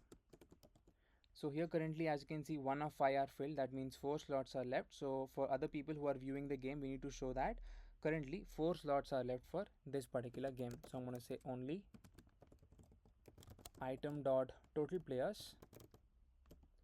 It's going to be minus item dot players who have already joined, that is the players list. So it's going to be item dot players dot length. This would give the players who have joined the game. So we're just going to minus the total number of players minus the players who have joined the game. That would give us the total number of slots that are left for the game. I'm going to say slots left. I'm just going to add an emoji over here. Let's say the rocket symbol. Save the file. So as you can see, only 4 slots left. Okay, so now let's design this. I'm just going to say style over here, padding horizontal of 10 and padding vertical of 6. Okay, and background color, so background color of this color code, that is FFBDE, and we're gonna also have the border radius of 8, some border color as well, that is EEDCH2, and we're gonna give it a border width of 1. Save the file. So as you can see, that design is looking nice. So let's format once, and for your text, let's give it a font weight. I'm going to say style over here, style, font weight. So font weight, let's try that correctly, of 500. Let's save the file. So as you can see, that's looking good. Let's decrease the padding vertical to be 5 and 4. Yeah, I think, yeah, 5 looks good. Alright, so 5 is looking nice. So now, yeah, that was it about the initial part of this design. So now after that, we need to show some other design as well that is going to be below this view. You can check out the screenshot or the initial part of the demo video. So after this, we're going to initialize our design over here. So this view in turn is going to have another view. Okay, so over here we're going to have a text which is going to show us the admin name, that is the person who has created the game. I'm going to say item dot admin name, save the file. As you can see, I myself am the admin. That's showing correctly. I'm going to add some karma value over here because this was there in the original app. So I'm going to pass in this and I'm going to say on fire. Save the file. So for this particular view, for the text, let's give the style margin top of 10. It's almost touching the top text. Color of gray and font size of 15. Save the file. So as you can see, that is looking nice. Format once. So below this, we're going to show when the game is going to be played and on which particular date. I'm going to say item dot date, comma, item dot time. So item dot time is not being shown because let's see that. Let's first of all check the console. That is your 10 to 11 AM is not being shown, right? So okay, let's do one thing. Let's come back to the index file. Okay, my bad, over here we've not passed in the time value, so let's pass in the time. I'm going to say time is going to be game dot time. Okay, so let's save the file over here. Let's try to reload the app. Now we should be able to see that being shown onto the screen. Let's come back to your play screen. Not a play screen, your game component. That is where we were designing it. So as you can see, now we're able to see the time being shown onto the screen. So target the style, a margin top of 10 over here, and we need to provide a font size. I'm going to provide a lesser font size of 14, and then font weight of 500. Alright, so that's looking fine. So now the next design is for matchful, so that we will implement it once when we have all of the 5 players, or let's implement it now itself. So after this particular view, that is, let's say after this text, after over here, I'm going to say if my item dot matchful is true. So this becomes true once when the total number of players is equals to the players in the list, that is the people who have joined. And here I'm just going to render my image. So I'm just going to get the link for the image. Okay, I've just pasted in the link for the image. You can just check that out. Also make sure to import image. It's already imported. So let's save the file. So now nothing should happen because this condition is false, because item.matchful is by default set to be false. So yes, that's it. So let's save the file. So now in the next design, that is after this particular view, I'm going to say view over here. So this view in turn is going to have the simple line icons. So I'm just going to get the icons over here. So I've just pasted in the simple line icons. Let's import it at the top of the page. So simple line icons. So let's save the file. So as you can see, we're able to see that on the screen. So here we're trying to show the location of the game, that is where it is being held. Okay, so initialize the text. It's going to be item.area. Save the file.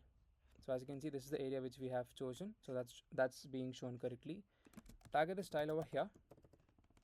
It's going to have a margin top of 10, flex direction of row, align items of center, and we're going to have a gap of 7. Let's format once. Okay, so for the text, let's give the styling. So I'm going to say style, font size of 15, flex of 1, and we're going to say ellipsis mode is going to be ellipse size mode is going to be tail. and we're going to say number of lines is going to be just one, because I need not put it to the second line. One line is enough. Format once and then save the file. So as you can see, that design is looking good. So after that, over here we're going to have one small design for the intermediate part. So let's design that part. So I've just currently pasted in the code for that, that is intermediate to advanced. So this is going to be hard coded for each game. So let's save the file. So as you can see, that's how your design is going to look like. So let's format once and let's try to decrease the border radius. It's not looking that good. Let's keep it to be 5. Yeah, 5 looks fine. So yeah, this is your design for your upcoming games. Okay, so I think it's looking good. So the design is looking good, where we have implemented all of the details. That is your username, that is your admin name who has created the game, the time of the game, the date of the game, as well as the place where it's being held. And over here we're also going to show the images once all of the players are joined. And towards the right side here, we're going to show all of the slots as well, that is totally how many slots are remaining. I think that's good. So this is your entire design for your games that are going to be played in the future. Okay, and now the next step is, similarly we're going to define the endpoint for all of your upcoming games. So as I told, upcoming games are those games that only the user, that is the logged in user, is a part of. So the user might be the admin or might not be the admin. If at all the user joins any kind of game, if at all the user is there in the players list of any kind of game, we're just gonna show those games in the upcoming games. And also we need to match this condition as well, that is we're going to show only those games that are going to be played in the future, right? So let's initialize the endpoint over here for fetching all of your upcoming games. So here I'm just going to say app.post, not post, app.get method. It's going to be / upcoming. So I'm going to say upcoming over here. So this endpoint is going to be almost exactly the same thing, but just with a few differences. So let's initialize the async function with the request and the response in the callback. So first of all, let's initialize the try catch block. So catch of error. So I'm just going to initialize this over here. And now inside of the try block, first of all, I need access to the user ID to fetch all of the upcoming games. So I'm going to say const user ID equals to request dot your query dot user ID. Okay, so here we're going to say we need to fetch the games where the user is either the admin or a player in any kind of game.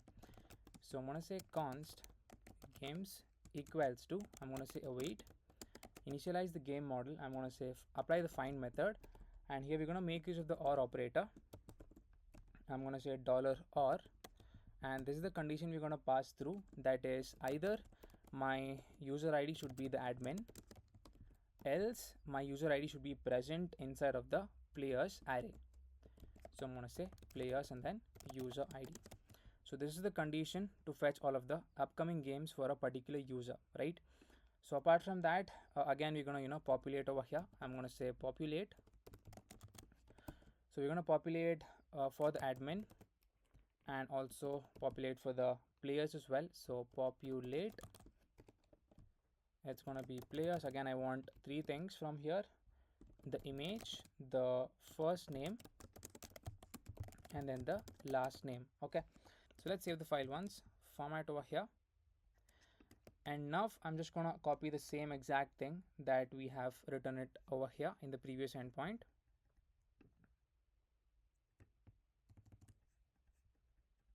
So I'm just going to paste it over here.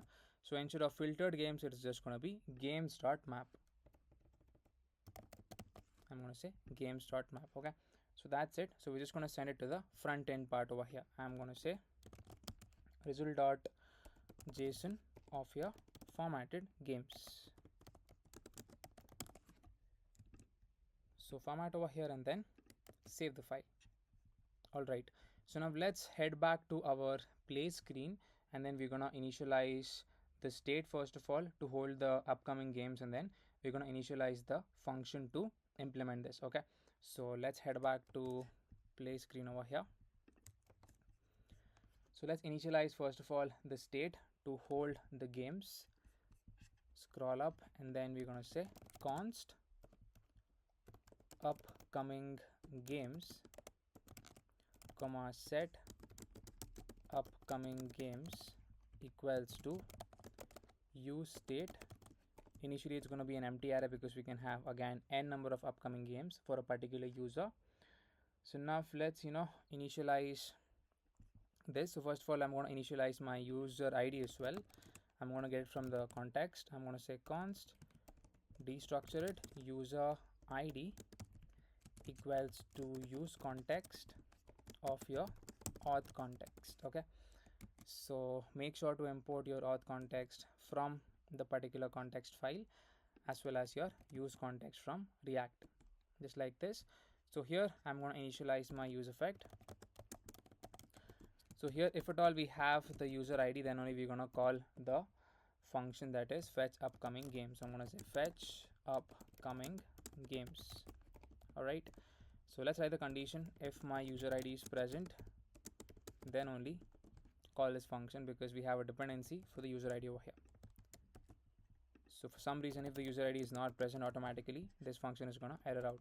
So let's format over here, and then I'm going to define the function const fetch upcoming games equals to a async function. So initialize the try and the catch block, catch of error. I'm going to say console.log error with that particular error message. Instead of the try block, initialize your response. I'm going to say const response equals to await access is already initialized. The get method, this is going to be the URL, that is http localhost 8000 / your upcoming and then / user ID is going to be equals to the user ID. This is how we get the user ID from the request.query. So let's see if this is the correct spelling for the endpoint upcoming. So as you can see, that's the right spelling. Let's come back to the play screen. Okay, so after this we're just going to set the data. I'm just going to say set your upcoming games to be response.data. So that's it. Let's save the file. So we do not have an error. Hopefully let's check out the console over here. So as you can see, we do not have any error. So let's first of all check it out if at all we're getting the upcoming games or not. I'm going to say upcoming games. Save the file. So as you can see, there you go. We are getting the upcoming games. That is your admin name, pretty much the same information itself. We're going to make use of this and then we're going to style it out. That is if at all we press on the calendar option. So let's scroll to the bottommost part, and we're going to write in the condition again saying that if at all my option equals to calendar, then render these details. So I'm going to say option equals to calendar, and just copy down the same flat list. It's going to be the similar thing. So let's create a new component, that is upcoming game. I'm going to say components upcoming game .js. So I'm going to say rnfes to get the Sujan code snippet, and then save the file. So now inside of the play screen, that is, let's make the change for the component. This is going to be upcoming games. Import that from your components folder. Data is going to be different. It is going to be upcoming games. Okay, so apart from that, this is going to remain same itself. So let's save the file. So now if I press on the calendar option, we need to be seeing one upcoming game because we have only one upcoming game in the backend as well. Save the file and then calendar. So as you can see, we have currently one upcoming game. So now let's head over to our upcoming game component, and then let's start designing this out. So let's initialize, first of all, destructure the props just like this, that is taking the item, and make use of your pressable. So I'm going to say pressable over here as well.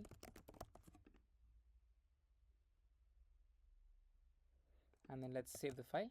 Okay, so first of all, for the pressable, I'm going to give the styling. So this is going to have a background color of white. You can actually refer to the screenshot that I've sent, or just go to the starting point of the video to look into the design.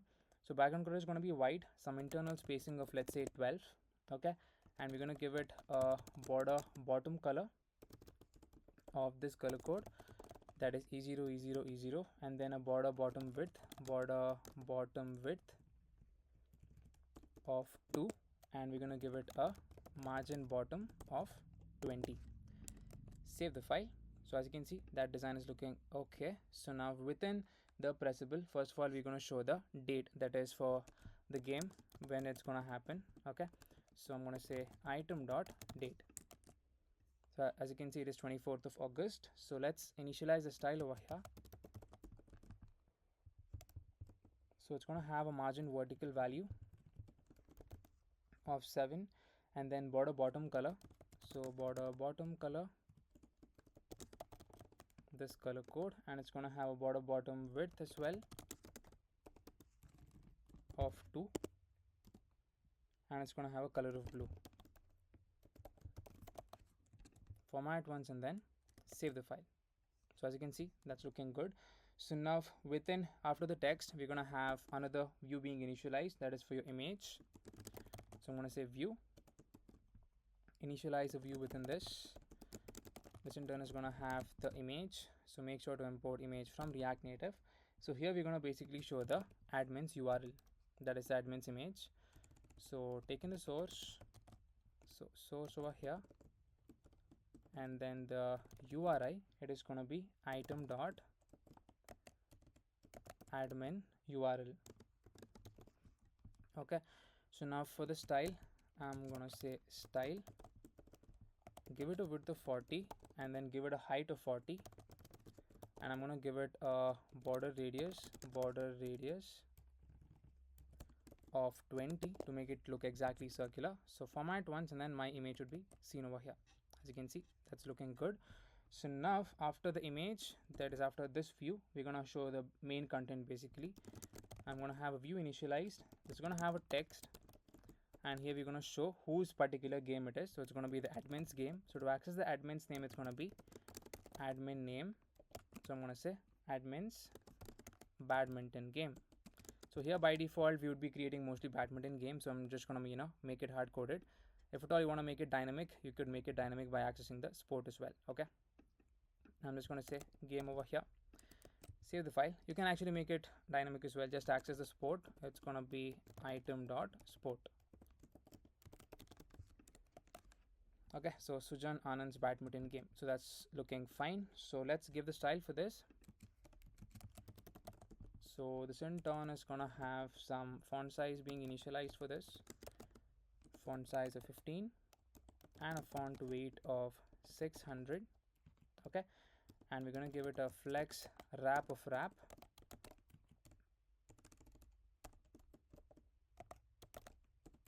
and we're going to give it a margin bottom value, and then save the file. So as you can see, that's looking good. All right, so now after this we're going to show the area where it is being played. So just below this particular text, initialize the text over here. It's going to be item dot area. So this can maximum take up 2 lines if at all the area name is a bit too long. So I'm going to say number of lines is going to be equals to 2. Okay, after that the color is going to be equals to gray, and we're going to give it some margin bottom value of 10, and I'm going to give it a flex shrink as well. So let's pass in style over here, color of gray,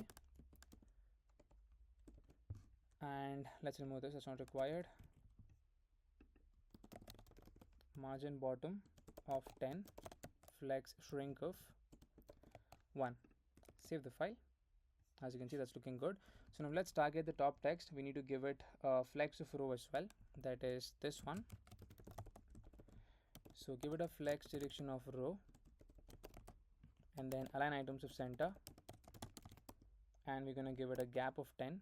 So gap of 10, and we're going to give it a background color of white,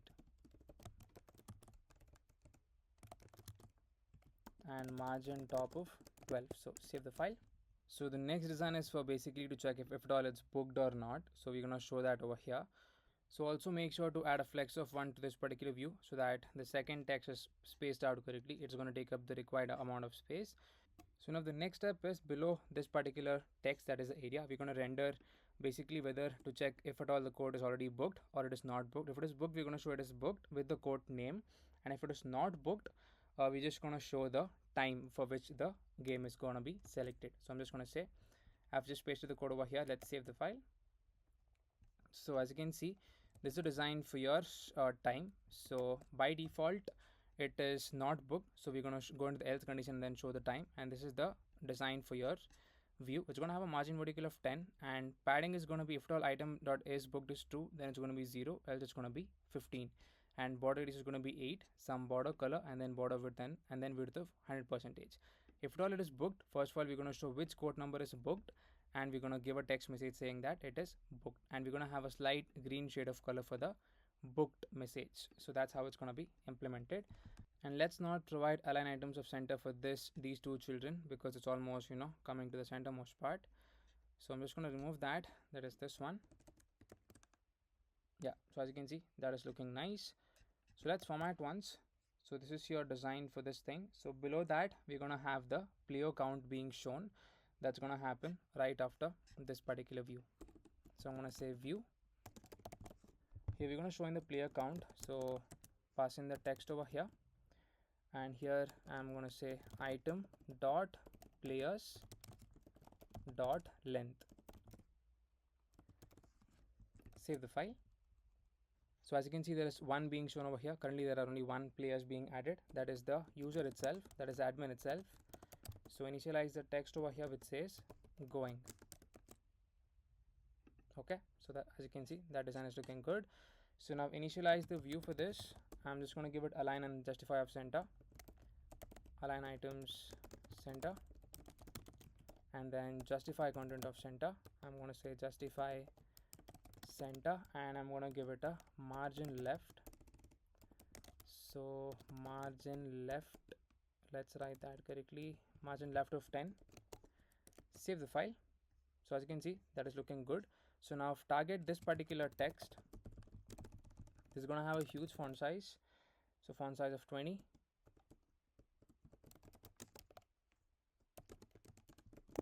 Font size of 20, and then font weight of bold.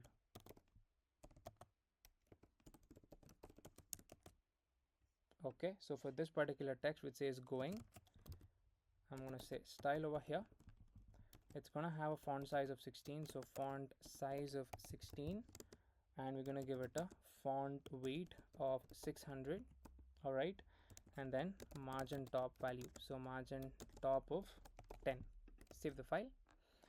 Yes, so as you can see, that is looking really nice. So this is how your upcoming game is going to be designed. So this part is working fine. So now we're also able to see the upcoming games for a particular user, as well as the games for other users to see, as well as they can request as well.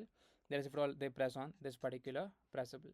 So now the next step is, if at all I press on this particular pressable, this particular game, we need to be headed to the game setup screen, where any user can request the admin to accept, that is for them to join the game, and we're also going to show other requests as well. Okay, so we're going to design the game setup screen. That's the next step. So first of all, let's initialize a new screen, then let's look into the design of your game setup screen. So I'm just going to open up my file tree, and then I'm going to create a new screen, that is the game setup screen. So screens and then new file.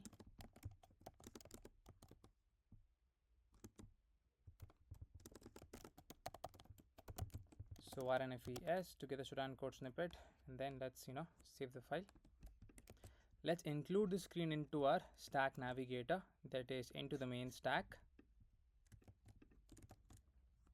So here I'm going to say it's going to be game screen, so I'm going to say game over here, and here we're going to pass in the component that is going to be game setup screen.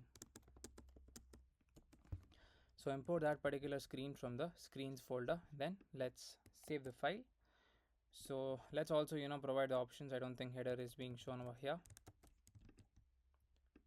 Format over here. Let's come back to the play screen, and now if I press on this, first of all let's come back to the game.js file, that is over here. Here initialize first of all navigation. I'm going to say const navigation equals to use navigation. So import use navigation from React navigation, and here initialize on press. I'm going to say on press, taking a function, and here we're going to say navigation dot navigate to the name of the screen we want to navigate to, that's the game screen, and pass in the same kind of details to the next screen, that is the entire item itself. I'm going to say item is going to be item. So let's format once and then save the file. Okay, so now let's give this a try. So as you can see, we're coming correctly to the game setup screen. So the same thing is going to happen if at all you press on your other component, that is upcoming game component. So let's initialize that over here. So const navigation equals to use navigation. So import use navigation from React navigation. So let's format once and then save the file. So let's head over to our game setup screen and then let's start designing it. So first of all, let's make use of your safe area view.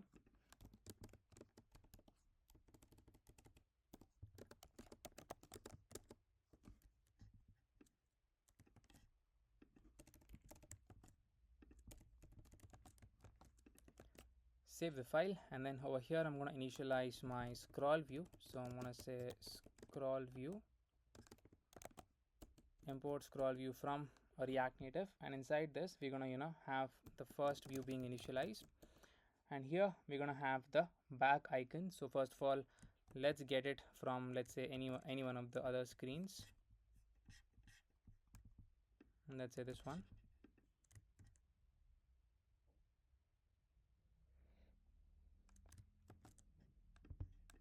Let's just have the icon over here, and let's also import it from the create activity.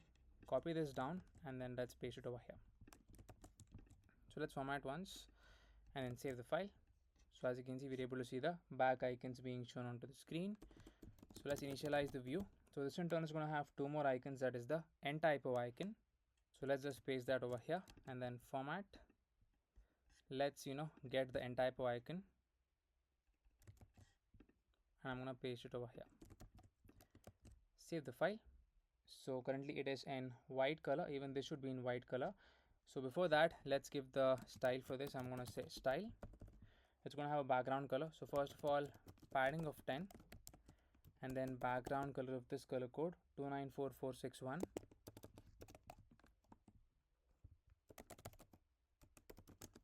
Padding bottom of 20. Save the file. So as you can see, that is the design for this. So let's target this particular view.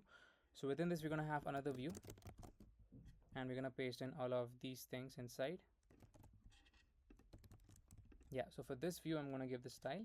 So target the style over here. It needs to be in a row fashion. So flex direction of row, align items of center, and we're going to give justify of space between. So I'm going to say justify content and then space between. So for this also, similar styling itself.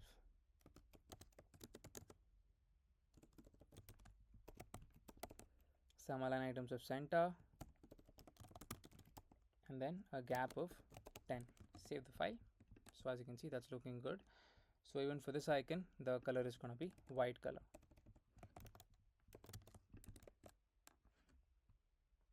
Alright, so now after that, we're going to initialize the next part, that is basically the sport name. So here I'm going to say text. So we're going to say first of all initialize route. So I'm going to say const route equals to use route. So make sure to import use route from your React navigation, and here I'm going to say root dot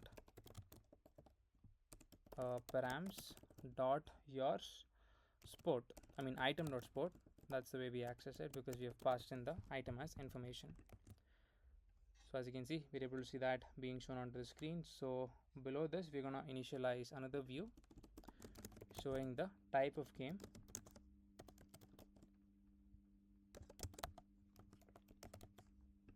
I'm just going to pass in regular over here. So for this style, let's give it, so that is for the text. So it's going to have a color of white, and it's going to have a font size, so font size of 20, for font weight of bold. Okay, so for this particular one, that is which says regular, initialize the style over here. It's going to have some padding of 7. It's going to have a background color of white.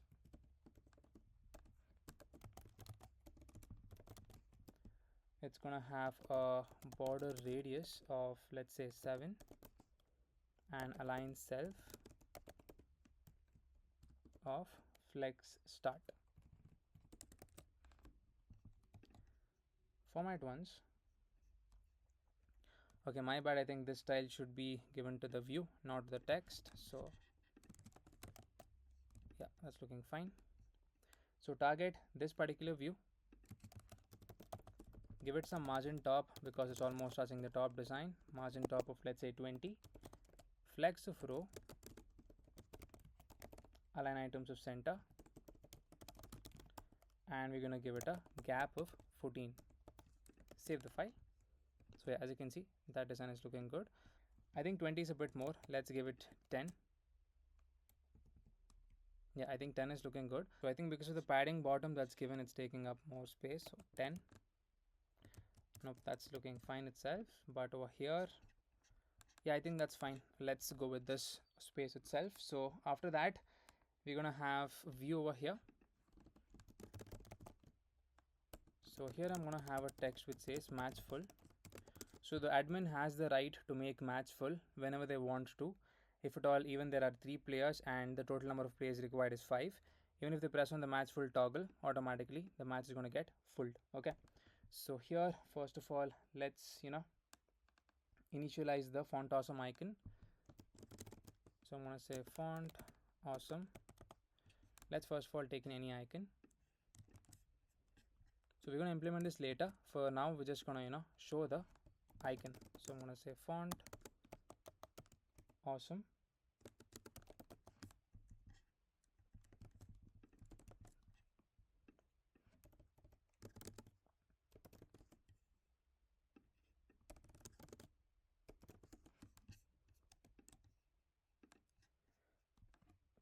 Okay, so for the font awesome icon, the name is going to be different. It's going to be toggle off. So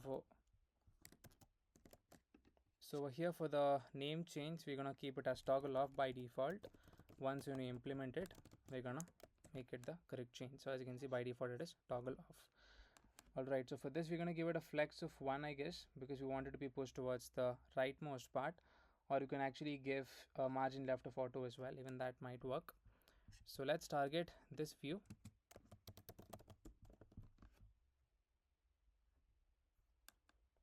So this in turn is going to have a margin left of auto, and we're going to give it a flex of row, align items of center, and we're going to give it a gap of 6. Save the file.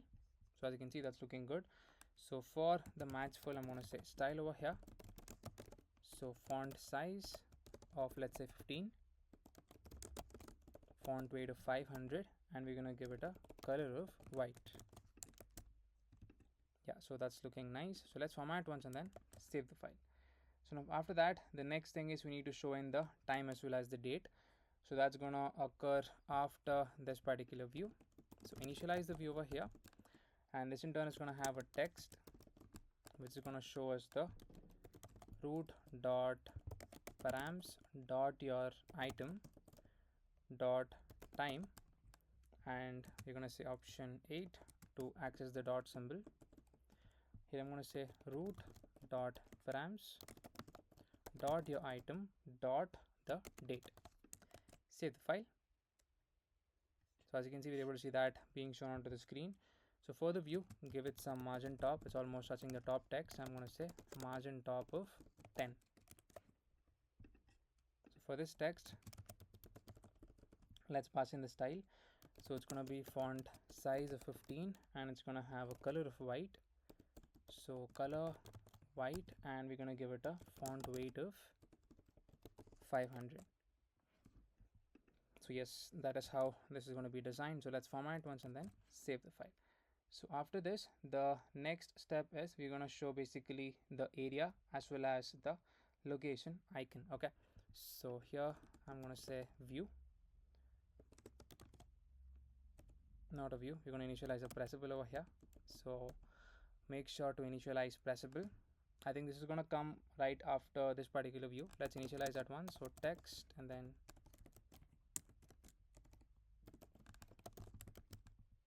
yeah, so that's where it's going to come. So here we're going to show in the item dot area. So it's going to be root dot params dot your item dot your area. Okay, so above this we're going to have the end type of icon, that is basically your location icon. This is going to be location.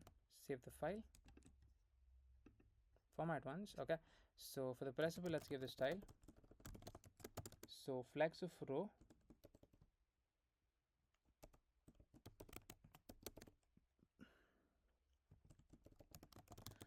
align items of center, gap of 10.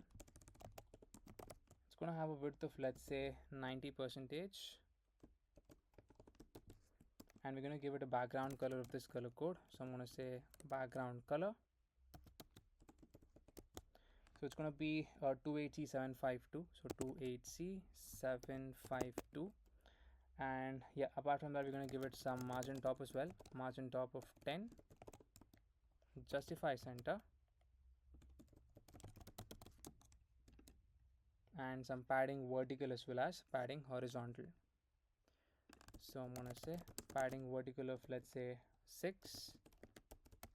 Padding horizontal of 10. Yeah, so as you can see, that's looking nice. So let's initialize a border radius of 7. Okay, so target the text over here. It's going to be in a color of white. So style color is white. Yeah, so as you can see, that design is looking nice. So now after that, we're going to show some other design that's going to come right after this particular view. So this is only for the design part. It's going to have a text which says add expense. So add expense, save the file. Okay, so below this we're going to have another view. This view in turn is going to have a text, okay, which says start adding your expense.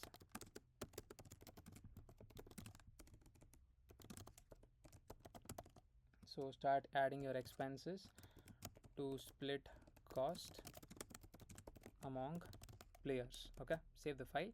So now let's first of all target the view. So before that, let's also add another icon, that is going to be the end type of icon. That's going to come up over here. So this is going to be chevron small right.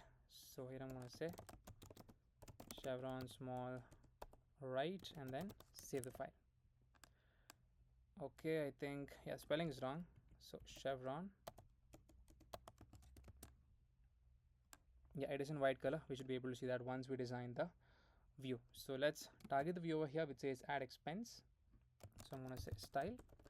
So this in turn is going to have a margin vertical. I'm going to say margin vertical of 20. Also, we forgot to add one more material icons, that is material community icons. We need to add that. So it's going to come up over here, and we're going to have one more view that is after the icon. We're going to say view, and this text is going to come up first within the view, and apart from that we're going to have this view as well.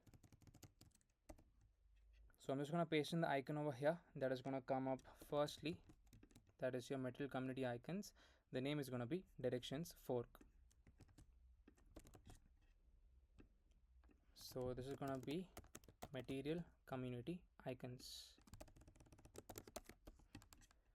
So let's scroll to the bottommost part and let's save the file. As you can see, we have all of the design being shown. So first of all, let's target this margin vertical of 20, margin horizontal of 15, and we're going to give it a background color of white. So background white, and we're going to have some internal spacing, that is padding of 10 and a flex direction of row, gap of 10. So format once and then let's save the file. So as you can see, that is the initial design. So now let's target the first view, that is, the text over here. It's gonna have a font size of 15. And for this particular view, so style, not for the view, for the text, it's gonna have a width of 80%, and we're gonna give it a color of gray. So for the view, I'm gonna give it some margin top, since it's almost touching the top text, margin top of 6, and we're gonna give it a flex direction of row, and we're gonna give it justify content of space between. So I'm gonna say space between. Save the file. So as you can see, that's looking good. So this icon should be in gray color, not white. So I'm gonna say gray. As you can see, that design is looking good. So yes, that's it. This is your initial kind of design for the game setup screen. This is just for the UI part. Okay. After that, let's initialize the next design where we're gonna have image being shown. So I'm gonna initialize view over here. I'm just gonna get in the link for the image. Before that, let's provide some style over here. I'm gonna say margin horizontal of 15. Okay, so save the file. I'm just gonna get the link for my image. So I've just pasted the link for the image. So make sure to import image from React Native, and I'll be sending this image link in the description. You can check that out. And this is the style for the image: a width of 100%, height of 220, border radius of 10, and then resize mode of cover. So as you can see, that design is looking good. If you find the height a bit more, you can just decrease the height to 200. Okay, yeah, so 200 is looking fine. So now after this view, we're gonna have the next piece of design coming in. So here the next design is going to show up the number of players and some other design as well. So let's look into that. So first of all, let's initialize the view. So within this view, we're going to have another view also being initialized. So view over here. So view, yeah. So yeah, within this view, we're going to have basically the text as well as the iron icon. So I'm going to say text. So this is going to show us the players. So I'm going to say players. So to access the number of players is going to be root dot params dot your item dot your players dot length. So by default it's going to be 1 itself. So save the file. As you can see, players is 1. So below this we're going to have the iron icons. So that is your earth icon. So let's initialize that. Alright, so this is going to have a color of gray. I'm going to say gray color. Save the file. Alright, so now for the view, let's give the style. So this needs to be in a row fashion. So I'm going to say flex of row and then align items of center, and we're going to give it justify of space between.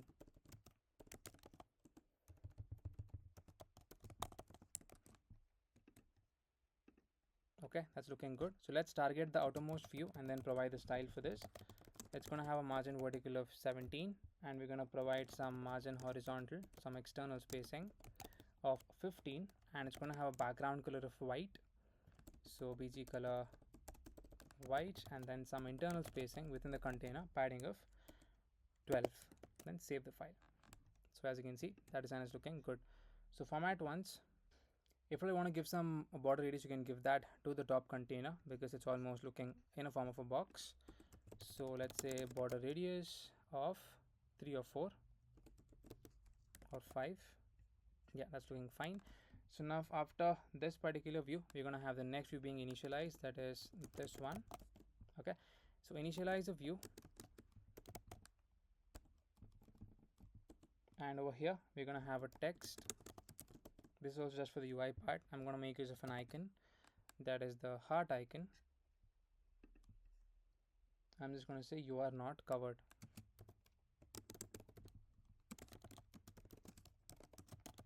And again, I'm going to make use of another icon, let's say a smiley emoji. And below this we're going to say learn more. So initialize a text and then learn more. Save the file. Yeah, so we are able to see that design onto the screen. So target the style over here, and this in turn is going to have a flex direction of row. So flex of row, align items of center, and we're going to give it justify content of space between, some margin top of 20. So margin top 20, save the file. So as you can see, that is looking nice. So for this, let's give the style. It's going to have a font size. So font size of, let's say 15, and then a font weight of 500. Okay, so let's pass in the style over here. For the text, we're going to say font weight of 500. So font weight 500, save the file. Yeah, so as you can see, it's looking fine. So let's decrease the margin top to be 10. Yeah, 10 looks good. So below this, we're going to have the next piece of design coming in. So initialize the view. So this view in turn is going to show the host, that is the person who has hosted the game, as well as the image of that particular host. So let's initialize the view over here. Initialize the text, and here it's going to have the host name. So root dot params dot item dot your admin name. That's how you access it. Save the file. So as you can see, we're able to see that being shown onto the screen. That is my name, and we're going to design this host. So I'm going to say text. I'm going to say this is the host. So let's design the view. I'm going to say style over here. This is going to have align self of flex start. So by giving this, it takes up the entire width. That is how much ever it should take up. It is not going to take up the entire width of the container. So that's the reason I'm giving flex start. So padding horizontal of 10, padding vertical of 6, and some background colors of this color code, that is E0, E0, E0, and some border radius as well. So border radius of 6. Save the file. So as you can see, that's looking good. So format once, and for this particular view, I'm going to give the style. I'm going to say style over here. So it needs to come in a row fashion. So flex of row, I'm going to say flex of row, align items of center, and we're going to give it a gap of 10. Okay, so for this particular view, let's provide a slight margin top. So margin top of 12. Alright, so let's decrease the padding vertical to be 5 or 4, and let's make the font size to be 14 or 13 over here. So font size is going to be 13. Yeah, that's looking fine. So now after this, we're going to show basically another design, that is the intermediate skill level. That's going to be the design. So it's going to come over this particular view. So I'm just going to pass in the styling for that. So initialize a view, and this is the style for the intermediate skill level design. So let's save the file. So now the next design is going to come up over here. So let's initialize that. So here we're going to write it in a conditional way. So let's say if the user is the admin. So if the user is the admin, then we're going to show some other options to the user. If at all the user is a player who's trying to request, then we're going to show some other options. So let's say if the user is admin, then we're going to show the options such as add a co-host and then manage the requests. If the user is a normal player that is trying to request a particular game, in that case, we're just going to show the total number of players that are currently logged in. And at the below part, we're just going to show the create request button if at all the player is not an admin. If at all the player is admin, we're going to show some other options such as add co-host, manage your requests, as well as some other few options as well. So let's start implementing this. So this is going to be a conditional design. So first of all, I'm going to check the condition such that if my root dot params dot item dot my is user admin, if this equals to true. So first of all, you can check out the console somewhere. That is, we should be seeing is user admin value also being passed. You can check it out inside your index.js. Okay, so that part is missing. So let's add that part over here, that is the is user admin. So basically that's going to come into your upcoming screen. So that is actually we are seeing in the wrong part. That is, if at all I press on calendar, and if at all I go over here, that is into this particular pressable, As you can see over here also, we need to show that, right? Over here, that is in the normal games, we need not show that particular design, that is manage requests and all those other design. If at all they press on this, if at all they press from the calendar, that is this particular design, that is this component that is in the upcoming games, then only we should be able to show that. Otherwise over here we are just going to show the total number of players if at all they press on this one, and if at all they are the admin. So now currently I myself am the admin. If at all I press on this, first of all let's pass the value, that is user admin, and then save the file. So we do have access to the user ID, that is over here, this one, and we're just going to check that if my game.admin._id after converting it into toString equals to this user ID. If that is becomes true, then that means that particular person is the host of the game or the admin of the game. So now let's first of all continue designing this, that is in the game setup screen. So we're going to check that if my root.params.item.is user admin equals to true, then in that case we're going to show the design that is for managing the requests and see which people have sent the request and the players also in the game. So here first of all let's initialize a view, another view over here. Okay, so within this view we're going to have the pressable. So actually this is just going to be a self-enclosing view, so I'm just going to say view over here, and also let's just write a view over here, otherwise it would error out. Okay, so this in turn is going to have a style, a height of 1, and it's going to have a border width, so I'm going to say border width of 1, and it's going to have a border color, so border color of this color code, that is E0 E0 E0, and we're going to have some margin vertical of 12. So let's save the file and let's press on this. So let's format once. So now after this we're going to have a pressable, so I'm going to say pressable. So this pressable in turn is going to have another view, which in turn is going to contain the image. So I'm just going to get the link for the image. So I've just pasted the link for the image. I'll be sending the image link in the description in the form of a drive link. You can check it out. So image is already imported. Let's save the file. Okay, nothing seems to happen because I've not refreshed the app yet, so I'm just going to refresh the app so that we get the user value, that is user admin value, and now we should be able to see the changes over here. So now if I press on play and then go into the calendar part, and if I press on this, automatically, as you can see, since this particular user is the admin, we're able to see that being shown onto the screen. So this should come actually within your container itself, that is within your white container. So let's make that change, that is this particular design should come over here. I think we also forgot to render the image, that is the host's image. So let's render that. So if I scroll a bit top, so we're going to render that right after this one. So over here, yeah, below the text, I mean above the text, we're going to have that another design, that is where we have given. Okay, so first of all I'm just going to initialize a view over here. So I think I got a bit confused over there. So initialize a view. So within this view we're going to have the view with your image. So this in turn is going to take in the source and then the URI over here. So to access the URI, it's going to be root.params dot your item dot admin URL. So let's provide in the style over here. I'm going to say style. It's going to have a width of, let's say, 60 and a height of 60, and we're going to pass in a border radius of let's say 30, and then save the file. So now as you can see, we're able to see the image. So now we're just gonna make it into a row fashion. So for this I'm going to give the style.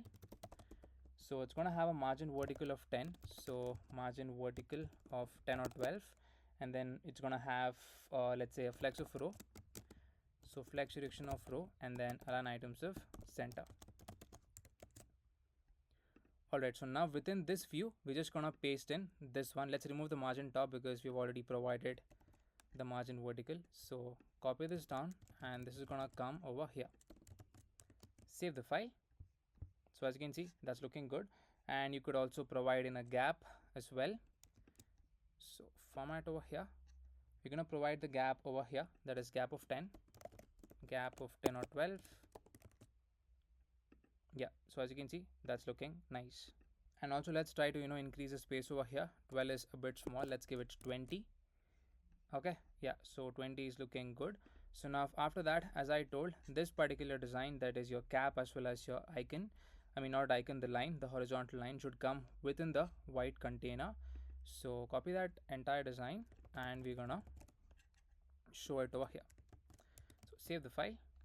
Okay, not over there. After this view, yeah, so as you can see, that's looking good. So let's format once, and actually let's remove the margin vertical because we've already given margin vertical to the top container. It would even provide it over here as well. Yeah, so as you can see, that's looking nice.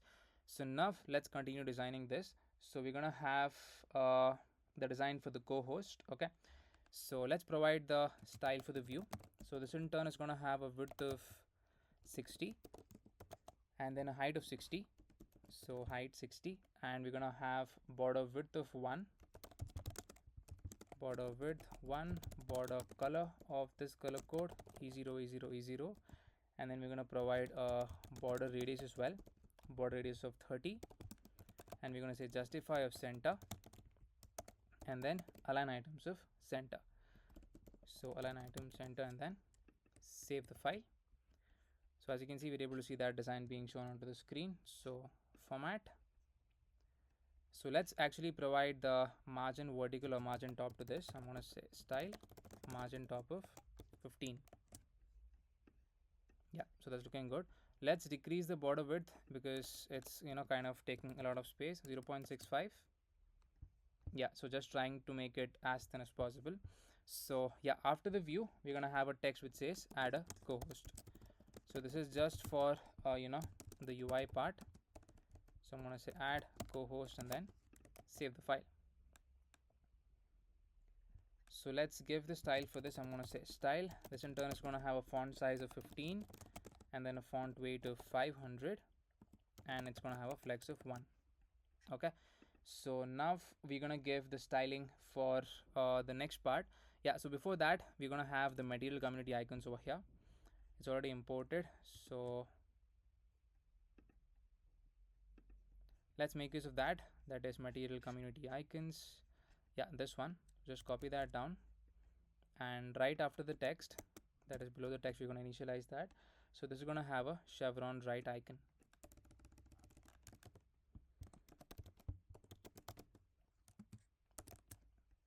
So as you can see, we're able to see that being shown onto the screen, and the color is going to be black itself. So black, then save the file. So now let's target the pressable, that is this one. It needs to be in a row fashion, so give it a flex of row.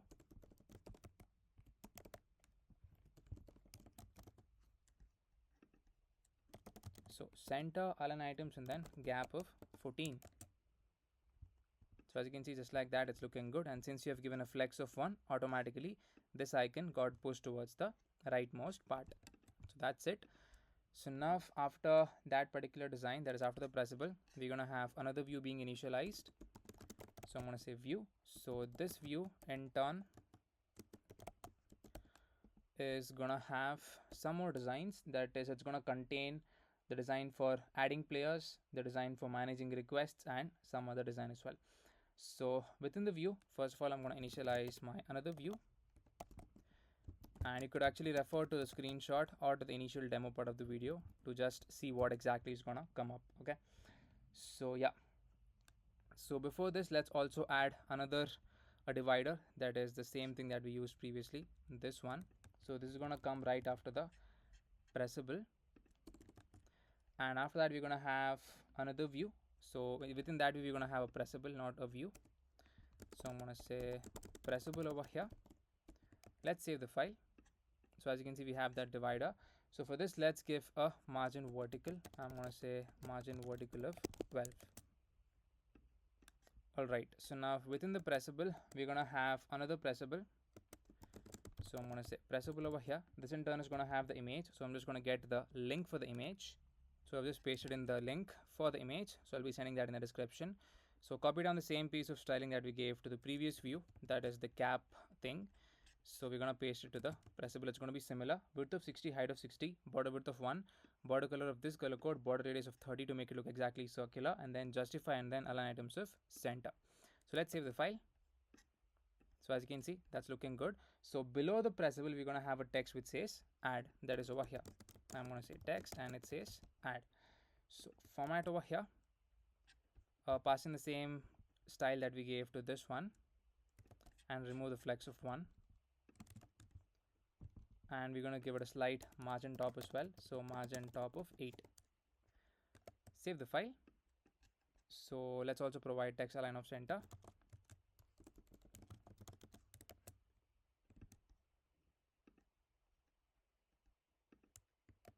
Alright, so now once we add other pressables, it's gonna come to the correct space. So now let's just add some more pressables within. That's gonna be super similar except for the image as well as for your text as well. So let's copy this down. So I'm gonna say, so let's copy from this point, that is this pressable, and paste it a couple of times. Save the file. Alright, so now let's target the outermost view that is present. So that is this one. So I'm going to say give it a flex of row because I want it in a row fashion. So row and then align items of center. And we're going to give it a justify content of space between. So as you can see, as soon as I gave justify of space between, automatically all the text came into the correct position. So now let's make the change for the remaining things. So the second one, starting off, we need to have the manage button. So here, that is after, this is the first one. Yeah, so this is the first one, this is the second one. So here I'm going to say manage. So by default, I'm just going to, pass in a hard-coded value, that is 2. Okay, so it's looking good. So now let's pass in the image. I'm just going to get the link for this particular image. So as you can see, I've just pasted in the image and saved the file. So this is the link for this particular image. And the next one, that is going to be all players. So here I'm just going to say all players. Save the file.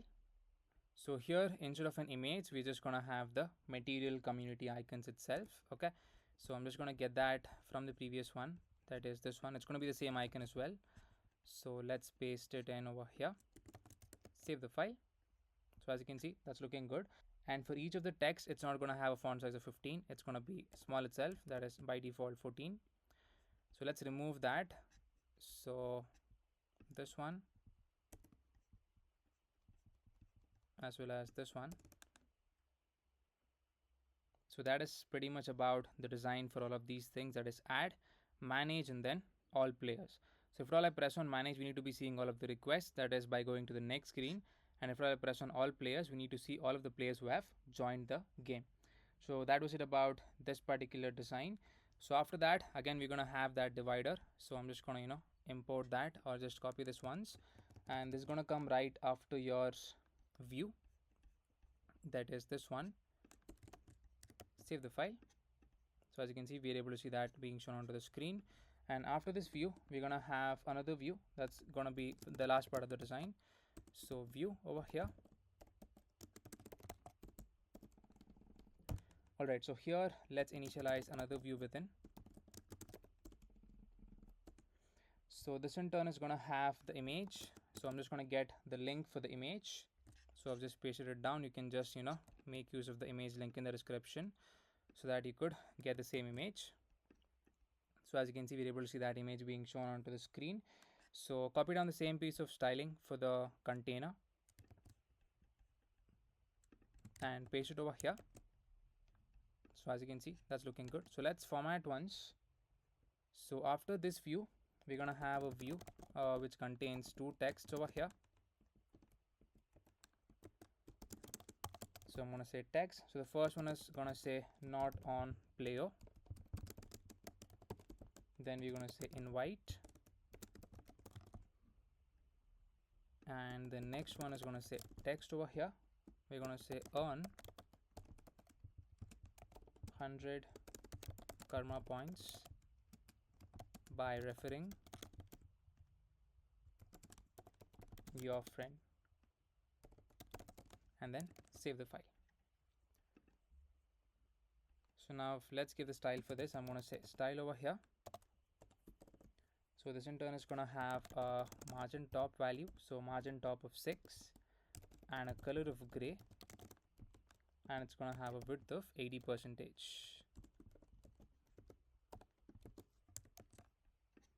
Yeah, so that's looking good. So now let's target the view, that is the outermost view, this one. So style over here. So it's going to have a flex direction of a row, align items of center. So align items center, and then we're going to have a gap of 15. Yeah, so as you can see, that design is looking nice. So that's it about the if condition, that is, this is the design to be shown if at all the user is an admin. Okay, if at all the user is a normal user and trying to request, we're gonna go over here. Here instead of a view, I'm gonna initialize a pressable. So within the pressable, we're gonna have a view, and we're just gonna have the design, that is the third design, that is this one, all players. That's the design we're gonna show. So let's initialize this.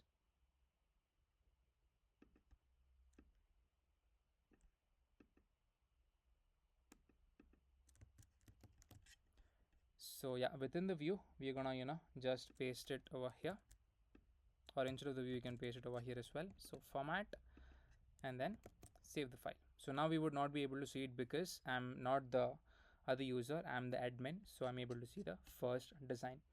So yeah, let's first of all provide the style over here. Style, it's gonna have a justify of center, so justify content of center, align items of center, and we're gonna say border top color, it's gonna be this color code, that is E0 E0 E0, and border top width, I mean it's gonna be for bottom, so it's gonna be border bottom color, so border bottom color E0 E0 E0, and we're gonna provide border bottom width of 1 and some margin bottom value as well of 20. So format over here, and then let's save the file. So below the view, we're gonna have a text which says all players, I mean below the pressable, so I'm gonna say text, so this is gonna say all players.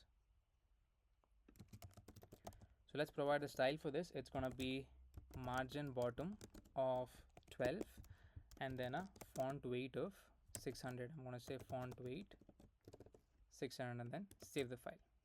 Okay, so that is it about the design for your other part, that is else condition, that is to be shown if at all the user is not a admin, right? So over here, I think I forgot to add in two more values, that is border top color, that's gonna be the same thing, and then the border top width as well, that is 1. So the next part is gonna come over here, that's gonna happen right after this particular view. So here I'm gonna say view, so this is also just for the UI part. So within the view, we're gonna have a text which says queries, so I'm gonna say queries of 0. So below the text, we're gonna have another view, so over here we're gonna have a text, and we're gonna say there are no queries yet, a query sent by players will be shown here, and then save the file.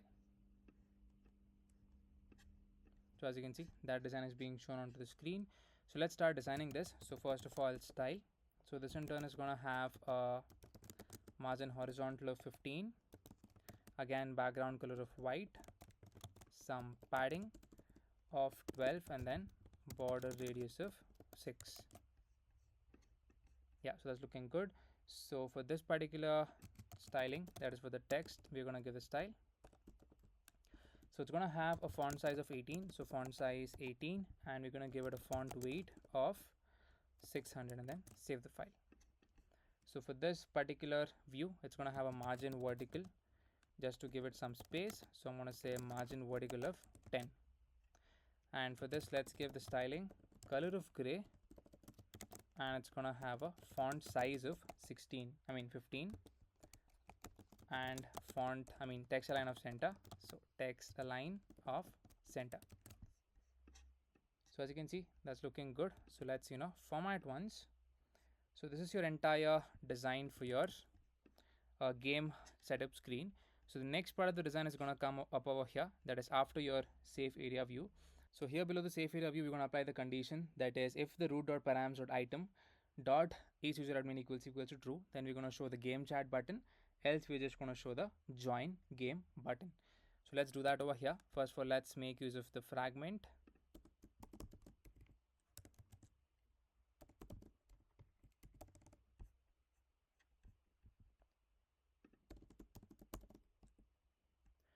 So here I'm going to say if my root.params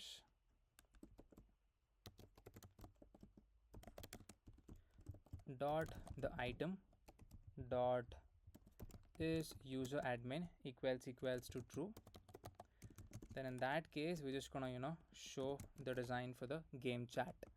Here I'm gonna say pressable, and within the pressable we're gonna have a text. It says game chat. So let's design the style over here, that is for the pressable. It's gonna have background color of green. So I'm gonna say background color of this color code, that is 07BC and then 0C, and it's gonna have a margin top of auto, and we're gonna give it some margin bottom value as well, margin bottom of 30, some internal spacing, padding of 15, and we're gonna say margin horizontal of let's say 10, and a slight border radius of 4. And else, in the else condition, we're just gonna give the same design for your join game. Okay, so let's just copy this down and let's say join the game. Save the file. So as you can see, since this is the admin who has come to this particular screen, we are going to show the game chat. Okay, so let's target the style over here. So this in turn is going to say text align of center. So text align center, and it's going to have a color of white. All right, and some font size as well. So font size of 15, and it's going to have a font weight of 500. So copy down the same thing over here, and then you're going to paste it for the join game as well. So let's save the file. So as you can see, the design is looking nice. So format once and then save. So now the next step is I'm going to create a bunch of users and then come back. Okay, so I think before that, let's also initialize the endpoint to send a request to a particular game. So first, let's look into implementing the endpoint for sending a request for a particular game. That would go into the admin, basically. That's all of the requests. So let's head over to our index.js file, and then let's start implementing the endpoint to send a request to a particular game. So here I'm just going to say app dot, it's going to be the post method, and after this step we're going to create a bunch of user profiles, and then we're going to try implementing it. So it's going to be / games. We need access to the game ID to send the request. That's going to be dynamic. So we're going to say game ID, and it's going to be / request. So it's going to be request over here. Okay, so here taking the async method with the request and the response in the callback, and here first of all let's initialize our try and then catch block. So catch of error,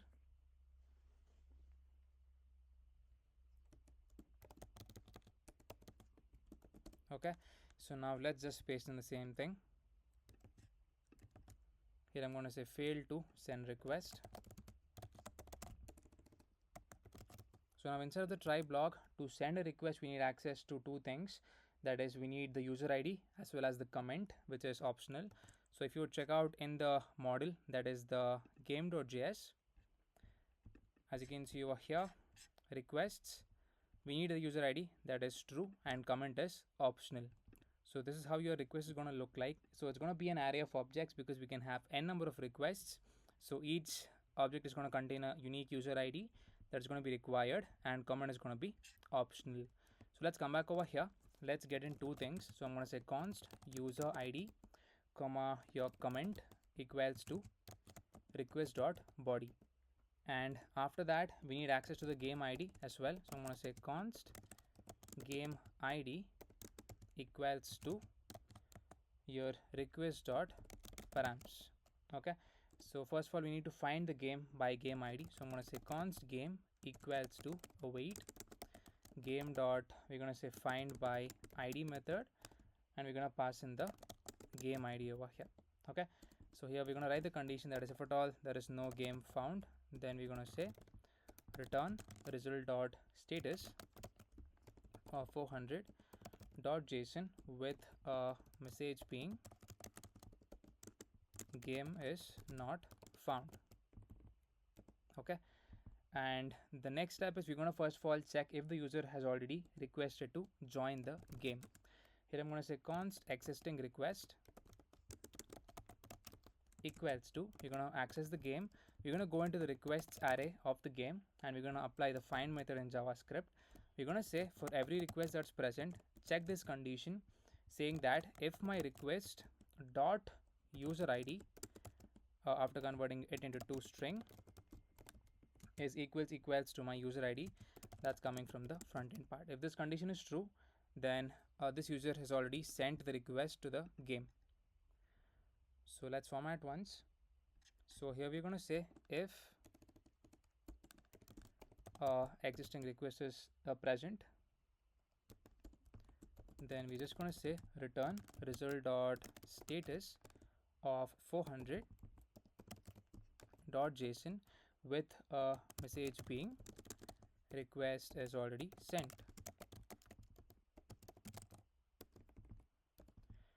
Okay, so else if it is not sent, we're just gonna add the user IDs and comments to the requests array of that particular game. Here we're gonna say game dot requests dot apply the push method in JavaScript. I'm gonna say dot push. We're gonna push in two things, that is your user ID as well as the comment if at all we have any comment.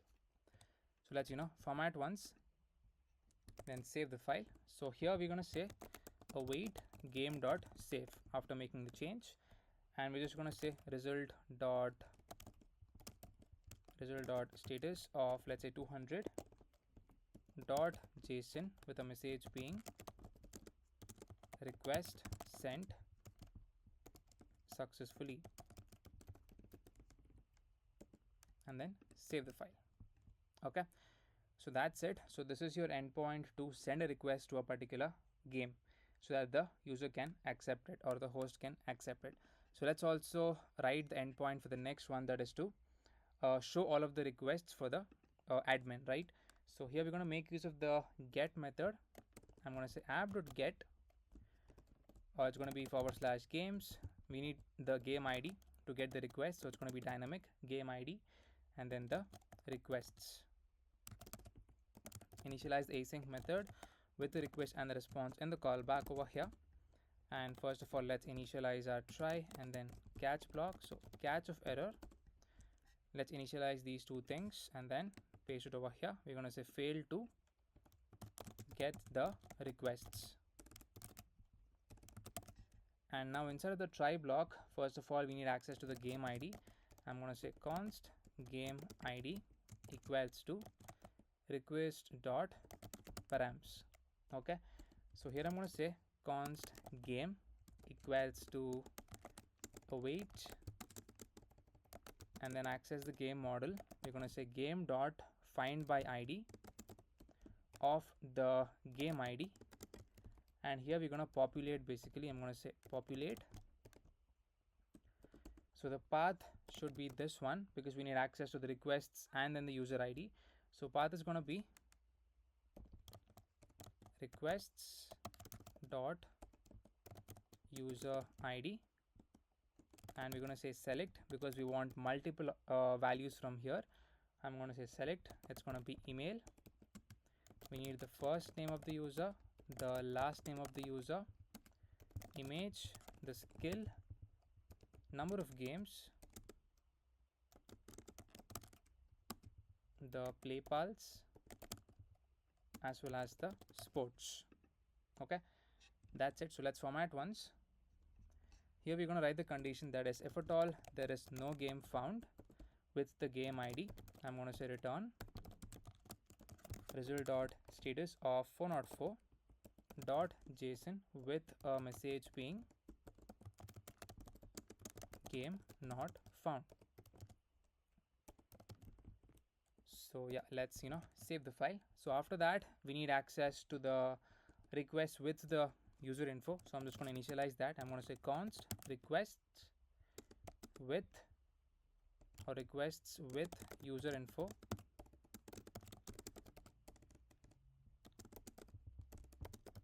equals to game dot requests dot apply the map method. So for every request,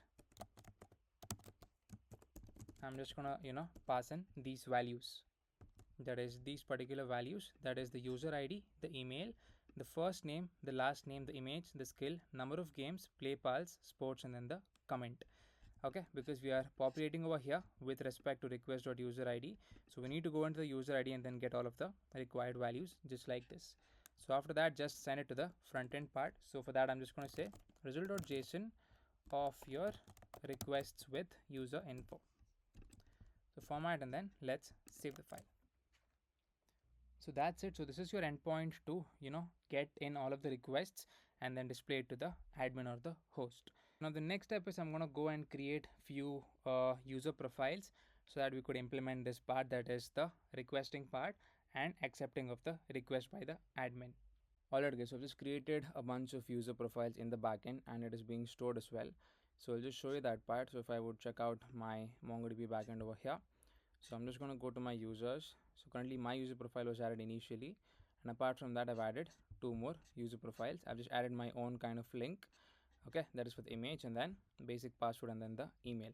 So that is being done. So now the next step is, so I've currently logged in with the other user profile, not mine, but we forgot to make one change, that is for the user over here.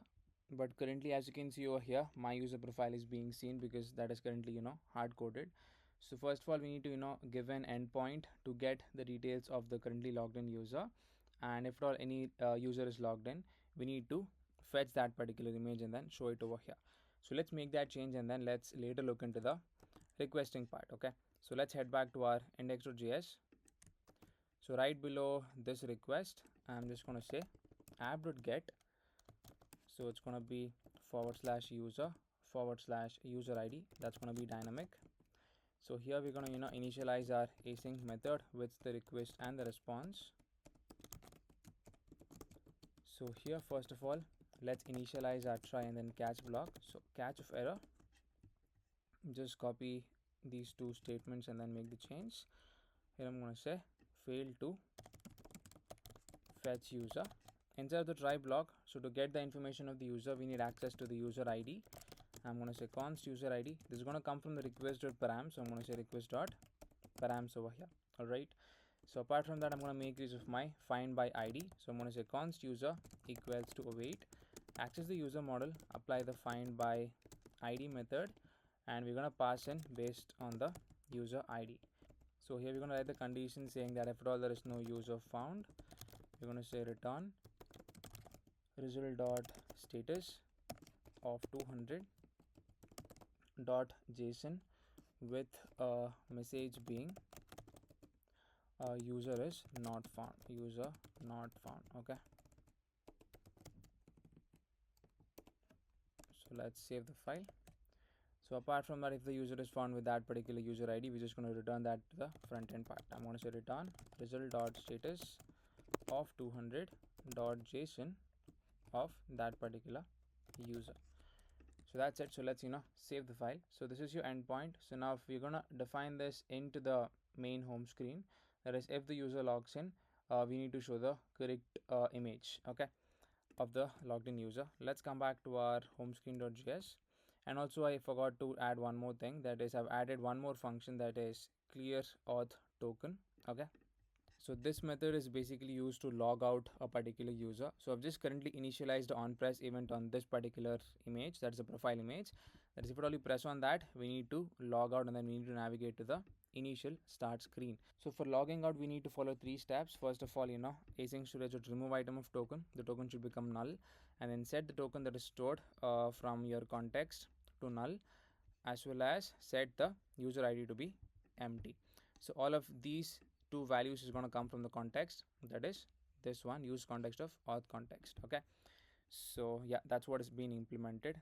So yes, that's the only change being made. So this was actually used to log out and then create the other two users. You can just initialize this. So you can basically initialize this into your home screen. So later, if at all we press on this, we're going to go to the profile details screen, and there we're going to implement this. So for the time being, just initialize this over here for creating a bunch of new users.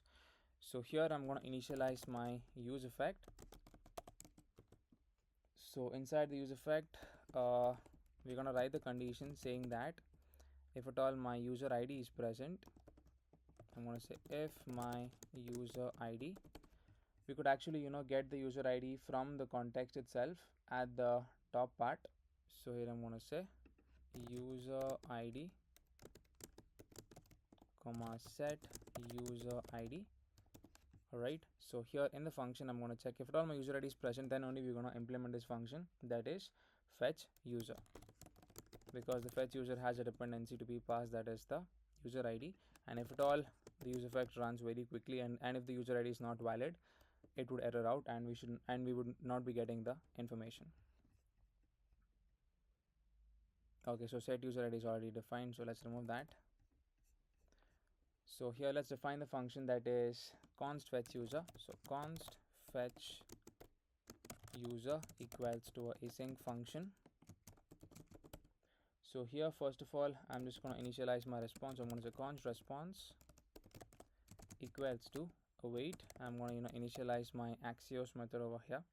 So first of all, import Axios from Axios, initialize the get method, and this is going to be your URL, that is http localhost. So I'm going to say localhost, pass in your port number, that's 8000, and it's going to be /user, and then the user ID is going to be dynamic, so it's going to be user ID over here. And after doing this, just set the state. I'm going to say set your user ID, set your user, not user ID. So first of all, let's initialize the state to hold the user. I'm going to say const user comma set user equals to use state, and by default I'm going to set it to be null.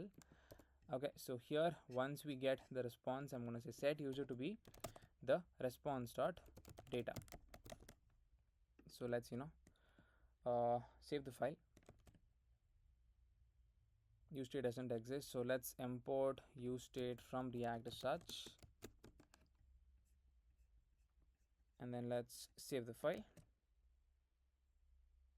Alright, so we do not have any error, hopefully. So let's initialize the image that is over here in the URI part. So currently it is hard coded with my image. So here let's remove this, and it's just gonna be user dot image. We're gonna say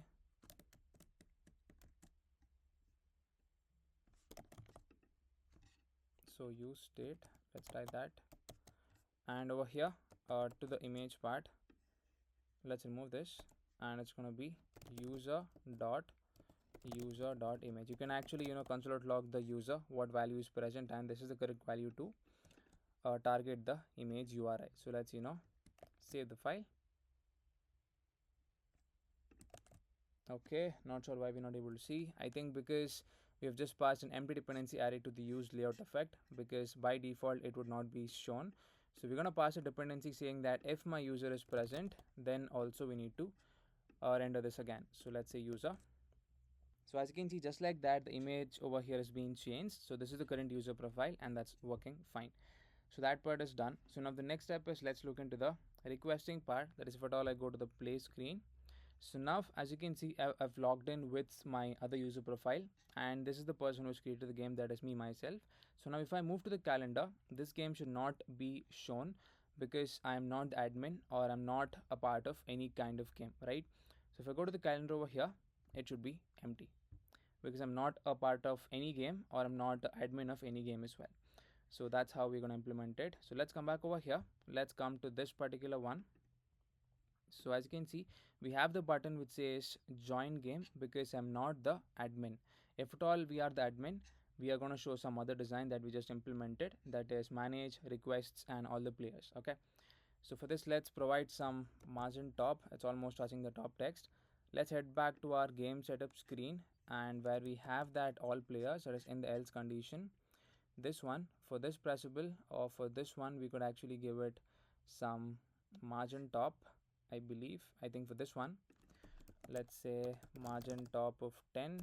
So margin top of 10. Save the file. Yeah, so that's looking good.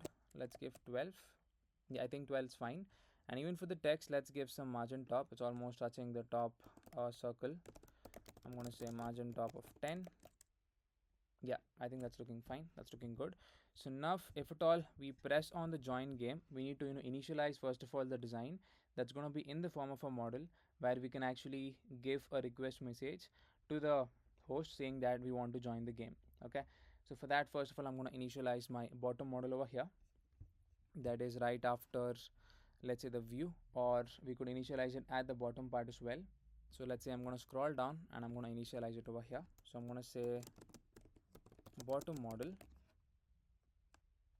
So import your bottom model from your React Native models. So to the bottom model, I'm going to provide the similar kind of options that we provided initially in the create activity screen. So I'm just going to paste that over here.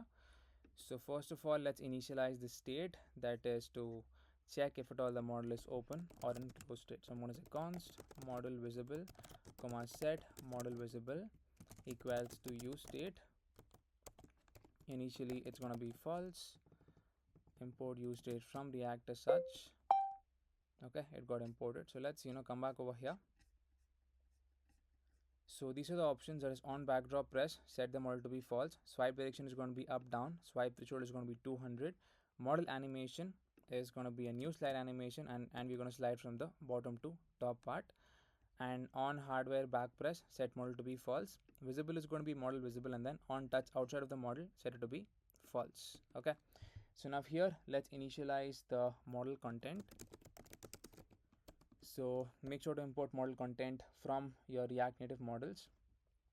Let's provide the style for the model content. I'm going to say style over here. It's going to have, let's say, a width of full. I'm going to say width of 100%, and we're going to say height of 400. So height 400, and then a background color of white. So let's save the file, and let's first of all initialize. Okay, we have a warning over here. Alright, so let's ignore this for now.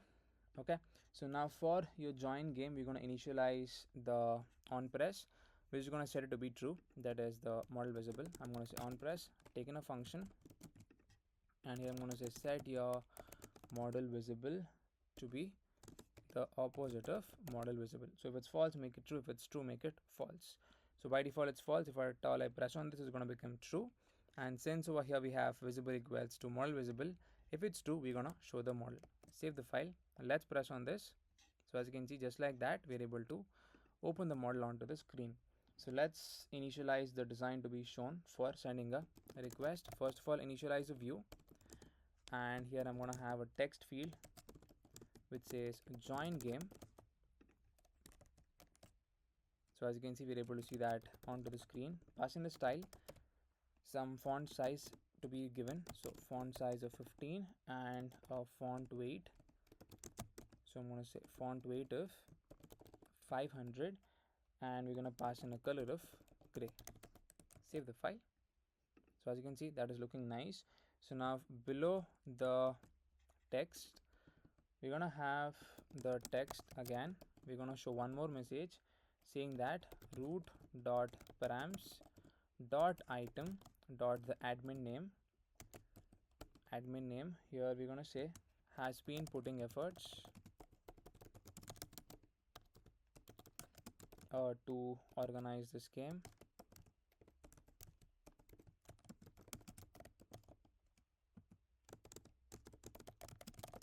please send the request if you're quite sure to join or quite sure to attend. Anything works.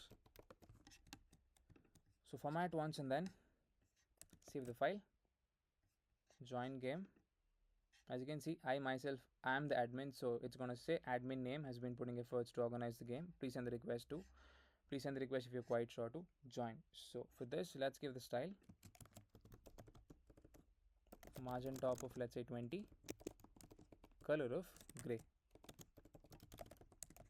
Save the file.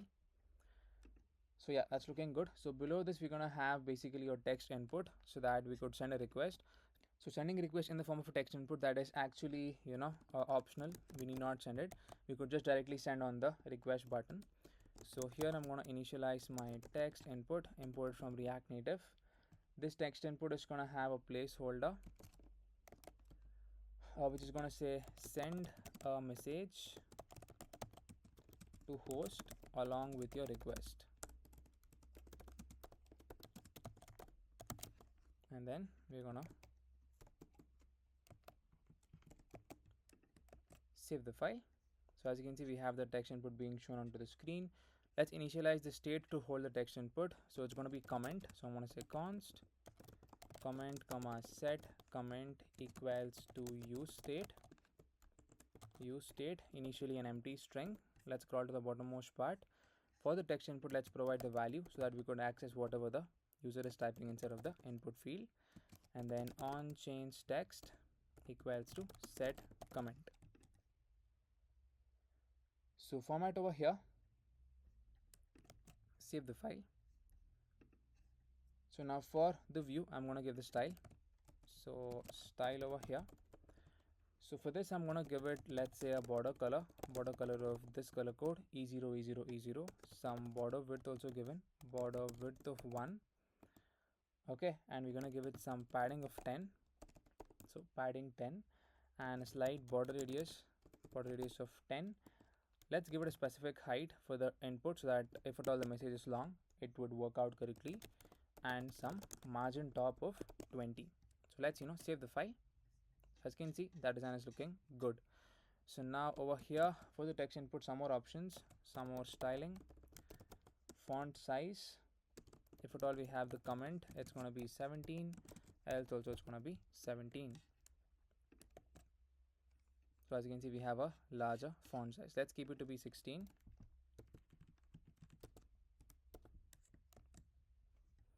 Okay, so now let's also initialize the font family. It's going to be this one. Then save the file. So that's it. So this is your design for the view part. So below this, we're going to have a button which says send request. So initialize a pressable. It's going to have a text field which says send request. Target the style over here. Margin top of auto, and we're going to give it a flex of row, and we're going to say align items of center, and we're going to give it a background color of green, a slight border radius of 5, and we're going to say justify of center, so justify content center, and we're going to provide a padding of 10. Save the file. So as you can see, that is looking good. Let's provide some margin top as well. It's almost touching the top text, top container. So margin top of 12. Yeah, so as you can see, that is looking good. Target the style over here. Color of white. So I'm going to say color white. Text align of center. Font size of 15. So font size 15 and then a font weight of 500. So as you can see, the design is looking nice. So now let's initialize the onPress event onto the pressable. So I'm going to say onPress. Taking a function, here I'm going to say send your join request, and this in turn is going to take in your ID. That is the person who is sending the request. That is root.params dot item dot underscore id. So over here, this is basically your game ID that's being passed into your parameter, that's router params dot item dot underscore id. So let's define the function over here. So I'm just going to say const send join request equals to async. It's going to take in the game ID and then we're going to define it over here. So initialize your try as well as your catch block. So catch if error. Here I'm just going to give a console message for that particular error. So here inside of the try block, I'm going to initialize my response. I'm going to say const response equals to await axios dot post method. We've already defined the endpoint for this previously. So import axios from axios. This is going to be the URL, that's http localhost 8000 / your games / your game ID. That's from your function parameter game ID, and then it's going to be your request. Okay, so this in turn is going to take in two things, that is your user ID, so user ID as well as your comment.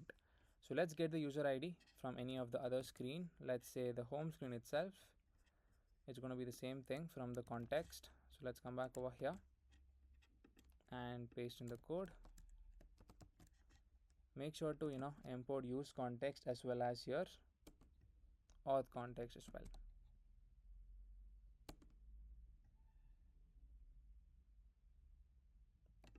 So format once.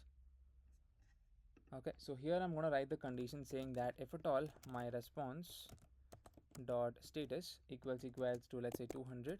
So in this case I'm just going to initialize my 2-button alert box.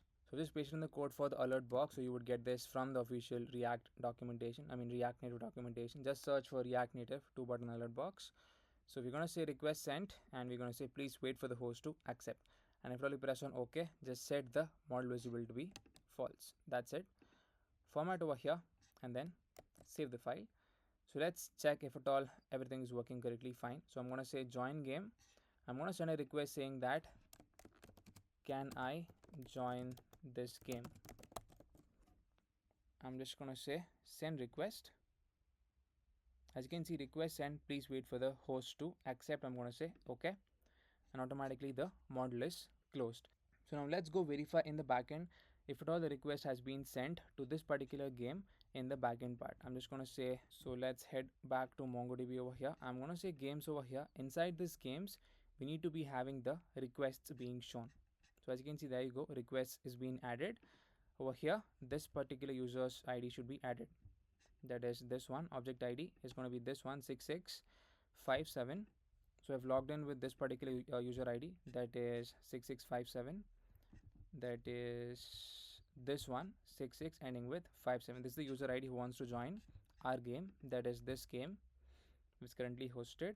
So as you can see, we have the comment as well which says can I join this game. We have a unique ID for this particular object, and then this is the user ID who has requested to join this particular game. So this part is working absolutely fine.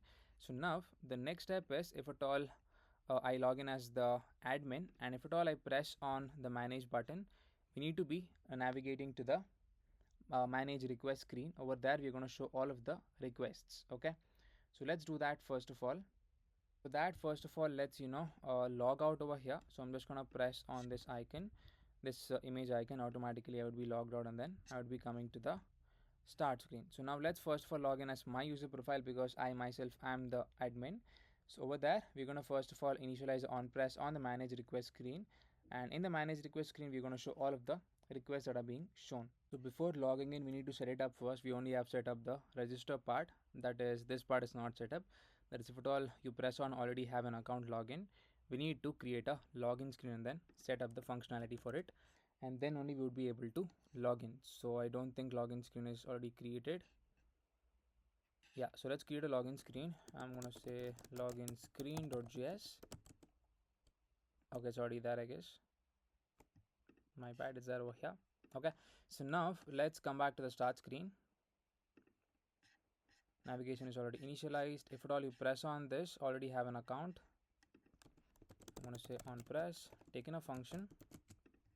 We're going to say navigation.navigate to login. I think that's the name of the screen given. So let's save the file.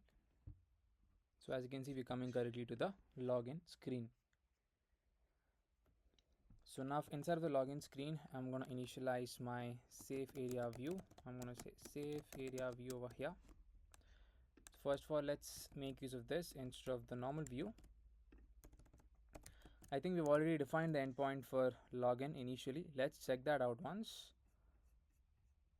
So this is for register. Yeah, as you can see, this is for your login. Login has already been set up. So let's come back to our login screen.js, save the file. Yeah, so for Android, you could actually give padding top just by selecting the OS version. Okay, so here I'm going to initialize my view. So within this view, we're going to have basically the keyboard avoiding view. I'm going to say keyboard avoiding view.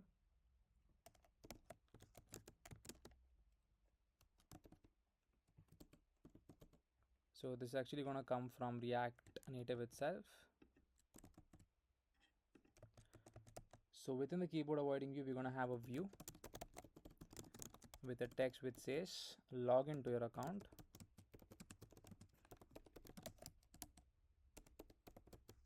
Save the file.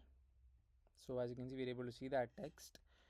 So starting off from the safe area view, pass in the style, flex of 1, and then a background color of white.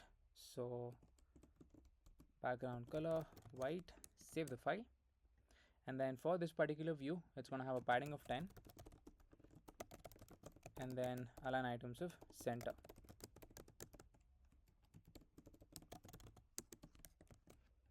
So as you can see, that's looking good. So for this particular view, let's give the styling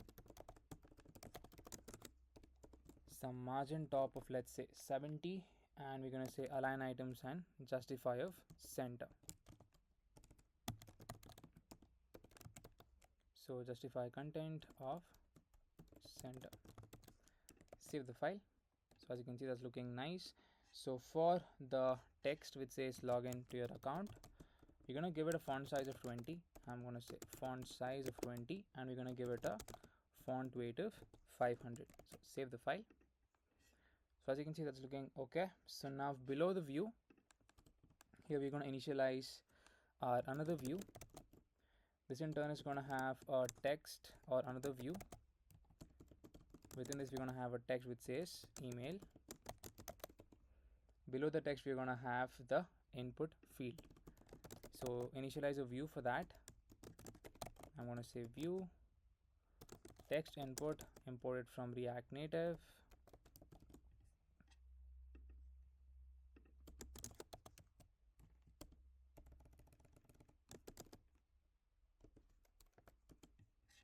Alright, so now over here for the placeholder, I'm going to give enter your mail. So enter your mail, provide the style for the text input. It's going to have a width of, let's say, 340 and some margin top of 15, border bottom color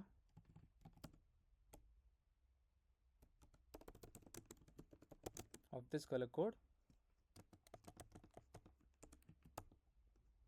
and it's going to have a border bottom width of 1, and we're going to give it some padding bottom as well of 10, and it's going to be the font family. You could actually just copy this down, and we're going to give it the font size as well. So first of all, let's initialize the state to hold the input field, that is to hold the email as well as the password.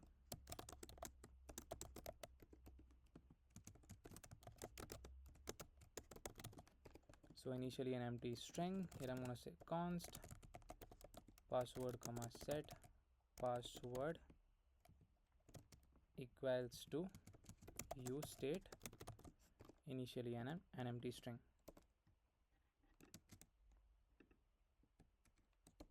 So import use state from React, and let's come back over here.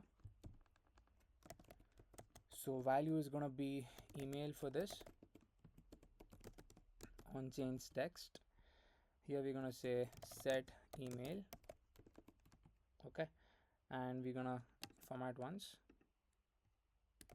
save the file. So as you can see, we have that design being shown onto the screen. So let's also give the placeholder text color. It's going to be the same thing, B and then B.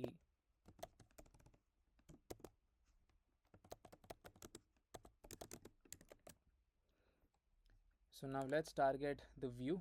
So this in turn is going to have a margin top of 50. So style over here. So margin top of 50. Save the file. Yeah, that's looking good. So for the text, it's going to have a large font size. I'm going to say font size of, let's say, 17, and then a font weight of 600.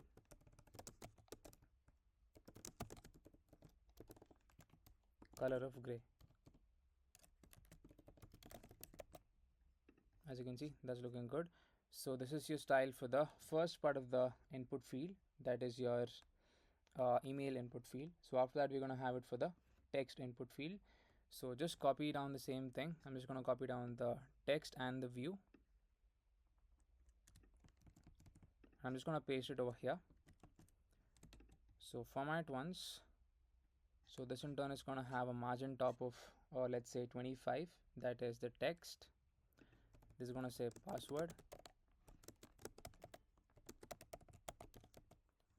So here I'm going to give margin top of 25. Okay, so here we're going to give enter your password as your placeholder. Make the change over here. This is going to be password, and this is going to be set password. And for this, we're going to give secure text entry is going to be true. So I'm going to say secure text entry, set it to be true. So format once, and then save the file. So as you can see, if I start typing in the password field, we have that being shown. Okay, so yeah, for the font size, I'm going to say if my password field is present, then give it to be 15, else also 15. So the same thing is going to occur over here. That is for your email. So target the font size. If my email value is present, 15, else also 15. Save the file.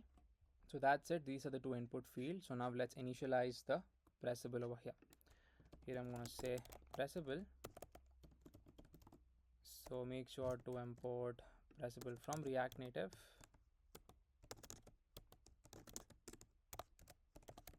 This is going to have a button which says login. Let's import pressable over here. So for the pressable, I'm going to give the style. I'm going to say style over here. It's going to have a specific width of, let's say, 200 and a background color of green. So I'm going to say background color green, and we're going to give it some internal spacing, padding of 15, and a margin top of, let's say, 50. Margin left and right of auto. So margin left auto, margin right also auto. A slight border radius, I'm going to say border radius of 6. So save the file. So as you can see, that's your login button. So for the text, I'm going to give the styling color of white. So color is going to be white, font size of 15, font weight of bold, text align of center.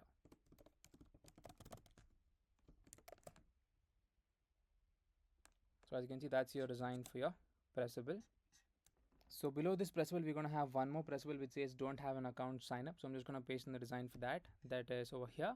And below that, I'm also going to paste in the image link for the icon. For the logo.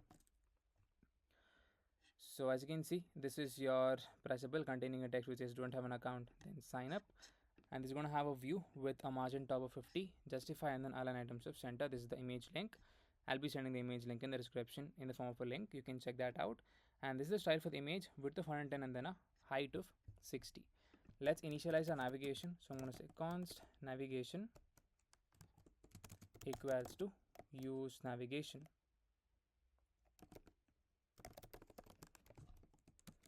So let's import use navigation. So it's not present.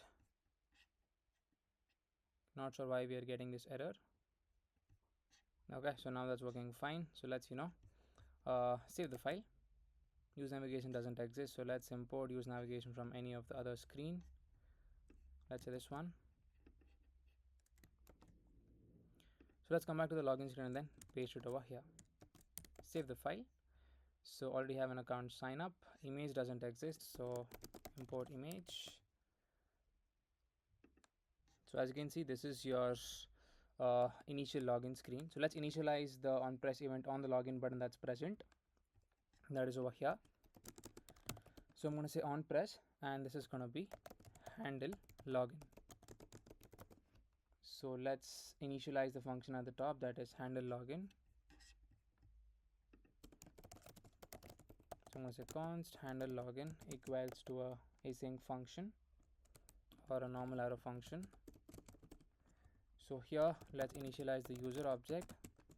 So for logging in, we need access to two things, the email and the password. So I'm going to say const email. Email is going to be email, and then password is going to be password.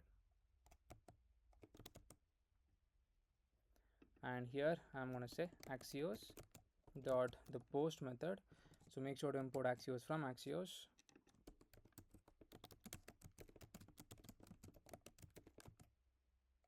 So we're going to say Axios dot post. This is going to be the URL 8000 and then / login. This is going to take in the user object, and here I'm going to say dot then of the response. Here we're just going to say const token equals to, so to get the token it's going to be response dot data dot token. So response dot data dot your token, and if you really want to console log the token, you can do that. And here I'm going to say async storage dot, we're going to make use of the set item method. I'm going to say set item of the token with that particular token, and also set the token to be token. So let's import two things. Set token is going to come from your use context, and your async storage also we need to import that. So let's import async storage.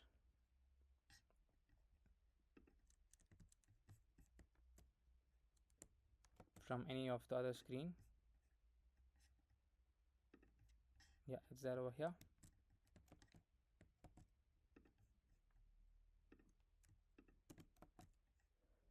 And the next step is we need to import the value for the use context, that is this piece of line. So copy that, come back to the login screen and then paste it over here. So we just need set token. Let's import use context as well as the auth context. So use context as well as your auth context from the auth context file, and then let's save the file. So now let's format once. So I'm just going to go back to the pre-final screen and then just copy down the use effect, that is this one, because it's the same implementation done over here, and then I'm going to paste it over here. I'm going to say import use effect from React, and if my token value is present, then in that case just navigation or replace to the main stack, the screen is going to be main. We also need to get the token from your use context itself. So let's format once, save the file. So now let's give this a try. I'm just going to log in with my user credentials. I'm going to say my email, and I'm going to give my password over here, and I'm going to say login. As you can see, just like that, the token was generated, but currently I'm not considered logging anything, so that's the reason nothing is being shown over here, and we were able to log in, and we can't go back to the previous screen as well. Okay, so that's working fine. So let's reload once. Okay, but not sure why we're not able to see the image. So let's reload the app once. Okay, so now we're able to see the correct image over here. That's fine.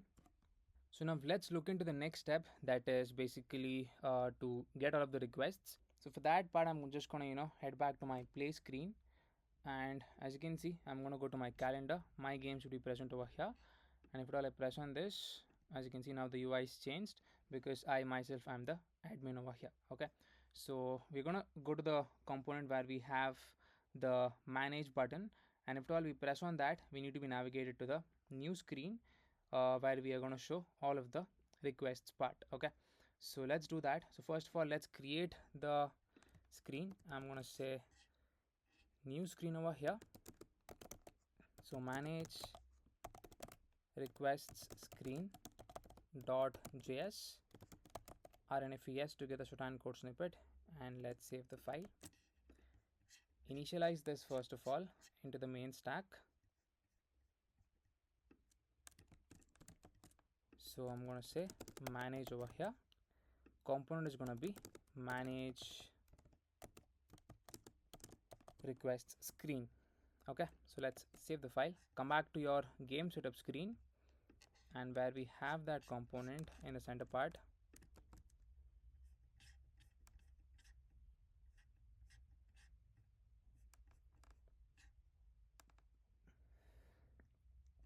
that is over here. I'm going to initialize the pressable. I'm going to say on press.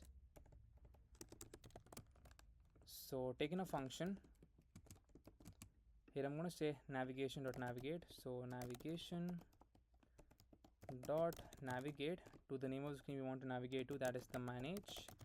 And to this we're going to pass in a bunch of information, that is basically your user ID. User ID is going to be user ID itself, and we're going to pass in the game ID as well. So to access the game ID, it's going to be root.params.item._id. Okay, let's initialize the navigation over here.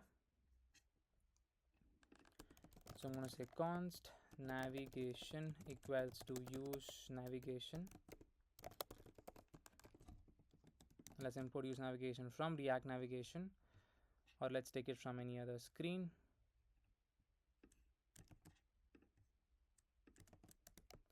Save the file. Use dot has already been declared, so let's remove that. So now if at all I press on manage, as you can see we are coming correctly to the manage requests screen. So let's come back to the manage request screen. So here first of all let's start designing it. So I'm gonna make use of my safe area view.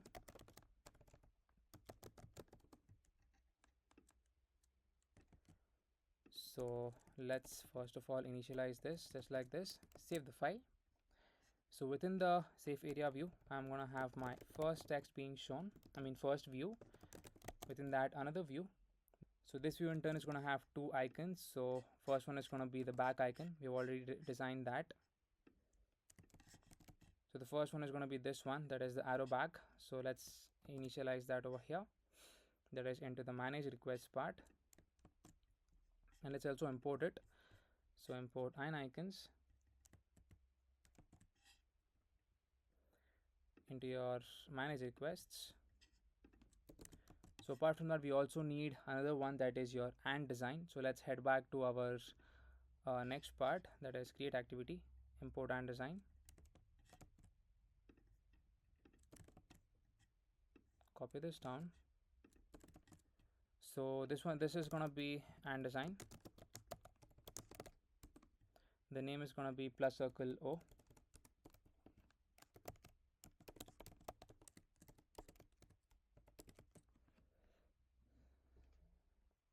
Not plus circle, plus square O.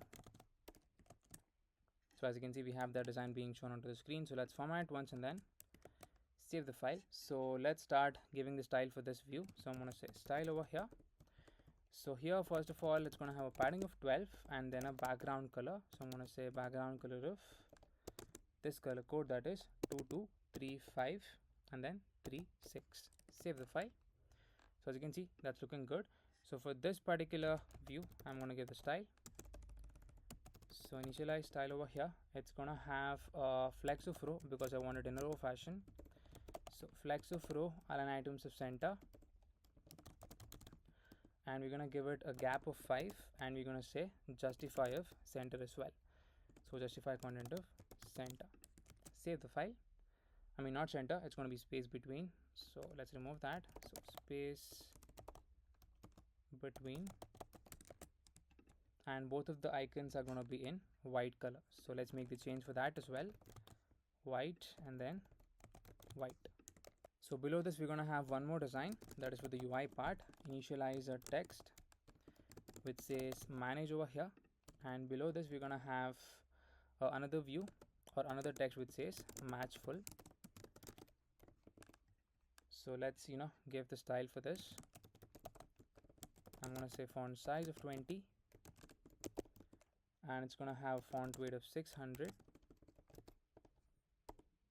and it's going to have a color of white. So save the file. So as you can see, that's looking good. And for this, it's going to have a color of white, and we're going to give it a font size of 17.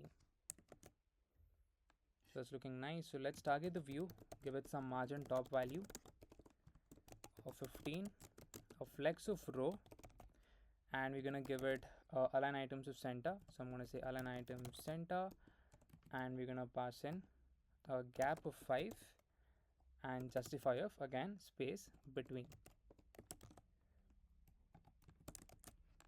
So as you can see, that design is looking good.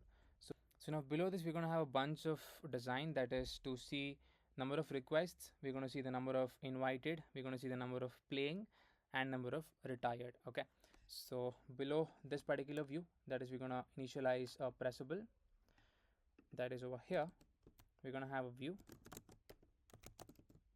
So within this view, we're going to have a pressable. So import pressable from React Native. So initially text, we're going to say requests. By default, we're going to give it 0 over here, requests 0. Save the file. So I think they should come within the background color itself. So yeah, it's looking fine. So now for the pressable, we're gonna initialize the on press. First of all, let's initialize the state to hold the option, that is which particular current option is selected.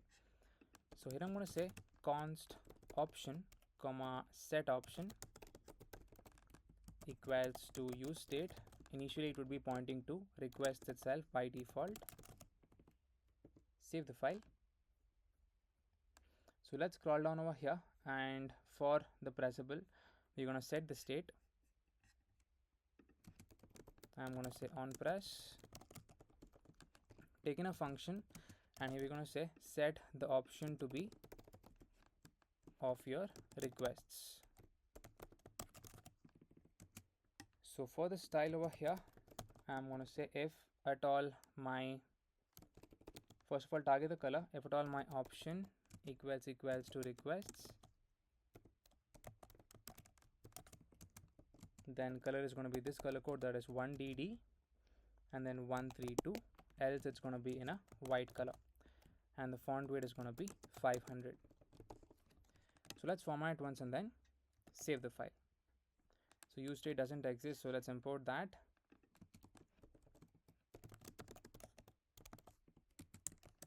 Again, let's press on play, calendar going over here, and then manage. So as you can see, request by default is 0 and it is currently selected.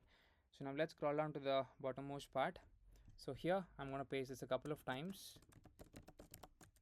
Save the file. So the second one is going to be for invited. So invited initially 0 and playing. So here I'm going to say playing.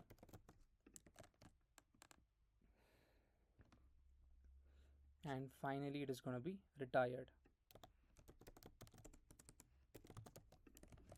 So now let's target, let's make the change for each of the values over here. So this is going to be retired, and the same thing over here as well. And this is going to be playing, so initialize that. And this is going to be playing. This is going to be invited, so make the change over here. Invited, and make the change over here as well. That is for the condition. Save the file. Now target the outermost view that contains all of the 4 pressables. So I'm going to say style over here.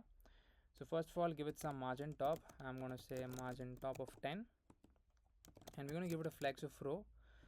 So flex direction of row, and we're going to say align items of center, align items center, and justify content of space between, a gap of 15 between all of the 4 children. So as you can see, just like that, the design is looking really nice. So let's format once, save the file. So as and when I press on each of the values, it is going to be shown over here. So we are only going to work with 2 things, that is the requests as well as playing. You can also implement retired. It's pretty much super simple. We just need to do the one opposite thing that we're going to do in the request part. And you can also try implementing the invite as well. So we're not going to implement the invite part, that is just for the UI part. We'll be looking into request as well as the playing. So now the next step is, first of all, let's get all of the requests. We have already defined the endpoint in the previous part of the video. So first of all, here at the top, I'm going to initialize my route. So I'm going to say const route equals to use route. So import use route from React navigation, and here I'm going to initialize my two values, const user ID equals to root dot params dot user ID, const game ID equals to root dot params dot game ID. So these two values we just passed from the previous screen to this particular screen. That's the only thing I've imported over here. So now let's initialize the state to hold all of the requests. So I'm going to say const requests comma set requests equals to use state. Initially it's going to be an empty array because we can have n amount of requests or n number of requests. Initialize the use effect over here. So I'm going to say use effect, and I'm going to run it one time, so just passing an empty dependency array. So for the use effect, let's import it first of all from React as such, and here I'm going to define my function which says fetch requests. Okay, so let's define the function that is fetch requests. I'm going to say const fetch request equals to a async function. Okay, so here I'm gonna first of all initialize my try as well as my catch block. So catch of error, I'm just going to give an error message for now if at all there is anything wrong while executing this. So instead of the try block, I'm going to initialize my response. So I'm going to say const response equals to await initialize Axios, that is import Axios from Axios. It's going to be the get method. This is going to be the URL, that's http localhost 8000, that's a port in our case. It's going to be /games / your game ID, that's the dynamic one. Okay, and / requests. So that's it. So after this, whatever data we get, we're just going to set it into state. So I'm going to say set requests to be your response.data. So I'm going to say response.data over here. Okay, that's it. Let's format once and then let's check it out if at all we're getting all of the required requests correctly. So I'm going to say console.log requests and then requests. So let's say save the file. Okay, so hopefully we did not get any error. Let's check that out over here. So as you can see, we have got the correct request, that is from this particular person. We have the comment, that is can I join this game, the email of the person, the first name of the person, the image, as well as the last name, and then the number of games, play pals, and all the other details. So with the help of this, we're gonna style the requests part of it. Okay, so after this particular view, we're gonna initialize this, that is below this one. We're gonna say view over here. So this in turn is going to have another view. So for this I'm going to give the style. This in turn is going to have a margin top of 10 and a margin horizontal of 15. So here I'm going to write my condition saying that if my option equals to requests and we're going to map over it.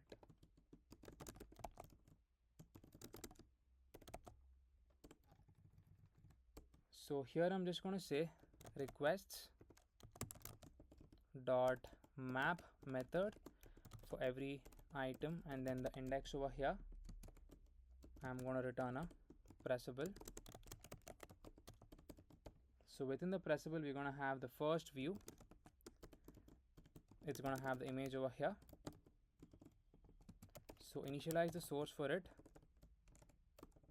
taking the URI. It's going to be item dot image. Let's pass in the style first. It's going to have a width of 50, so width 50, and it's going to have a height of 50, and it's going to have a border radius of 25. Save the file. Image doesn't exist, so image, save the file. So play, calendar, game, manage. So as you can see, we have the image of the person who has requested us to, for the game. So now below the image, we're gonna have basically the name being shown. I'm gonna say view over here.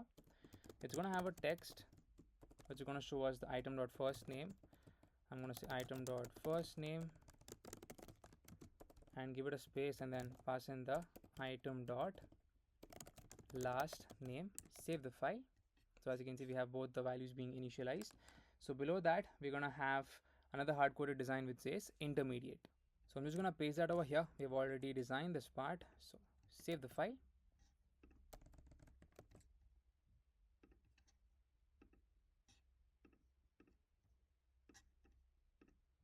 Yeah, so as you can see, we're able to see that design onto the screen. So let's format once.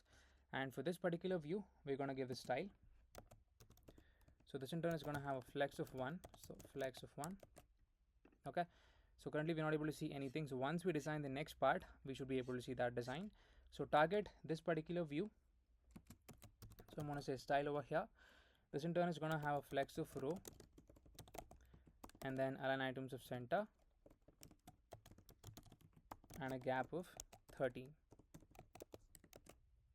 Okay, so as you can see, that design is looking good. Target the pressable over here, outermost container, padding of 10, background color of white, and we're going to give it a margin vertical. So margin vertical of 10 and border radius of 6. Save the file. So as you can see, that design is looking good. So now after this particular design, that is after this view, we're going to have an image being shown. So I'm just going to get the link for the image. So I've just pasted the link for the image that is there within the view. So this is basically the Playo icon itself. So let's save the file. So as you can see, that's looking good. Okay, so actually this view should come below the other view. So let's copy this down and paste it over here. Yeah, so as you can see, it should come towards the rightmost part. So let's save the file. So below that, we're gonna have the text being shown where we can see the comment. It says item.comment. As you can see, this is the comment which says, can I join the game? So now below this, we're gonna have another view. Okay, so this view is basically gonna be a self-enclosing tag. So I'm gonna say view over here. So for this, I'm gonna pass in a style. It's gonna have a height of 1 and it's gonna have basically a border color. So border color of this color code, that is E0 E0 E0, and a border width as well, border width of 0.7 and some margin vertical. So as you can see, that's looking nice. So let's format once, and below this we're gonna have some other designs as well. So you could actually check out the screenshot or the initial part of the demo video for the design. So this in turn is gonna have another view and one more view within this. This is gonna have a text which says 0 no shows. Target the style over here, padding horizontal of 10, padding vertical of 4, border radius of 5, and then align self of center. I mean not center, flex start. I think we also need to give the background color of this color code E0 E0 E0. So as you can see, that design is looking nice. So target the style over here, it's gonna have a color of gray. So as you can see, that's looking good. So below this text, we're gonna have, below that we're gonna have a text which says see reputation, then save the file. So let's initialize the style for this text. It's gonna have a margin top of 10 and a font weight of bold, and text decoration line is gonna be underline. So as you can see, it's looking nice. So now after this particular view, we're gonna have another view which says retire. We're gonna have basically two buttons, retire and then accept. So initialize the view over here. It's gonna have a pressable which says retire. Retire means reject the request. Accept means we're going to add that particular player into the players list. Accept. So for each of the pressable, I'm going to give the style padding of 10, border radius of 6, and then border color, this color code, and border width of 1, specific width of 100.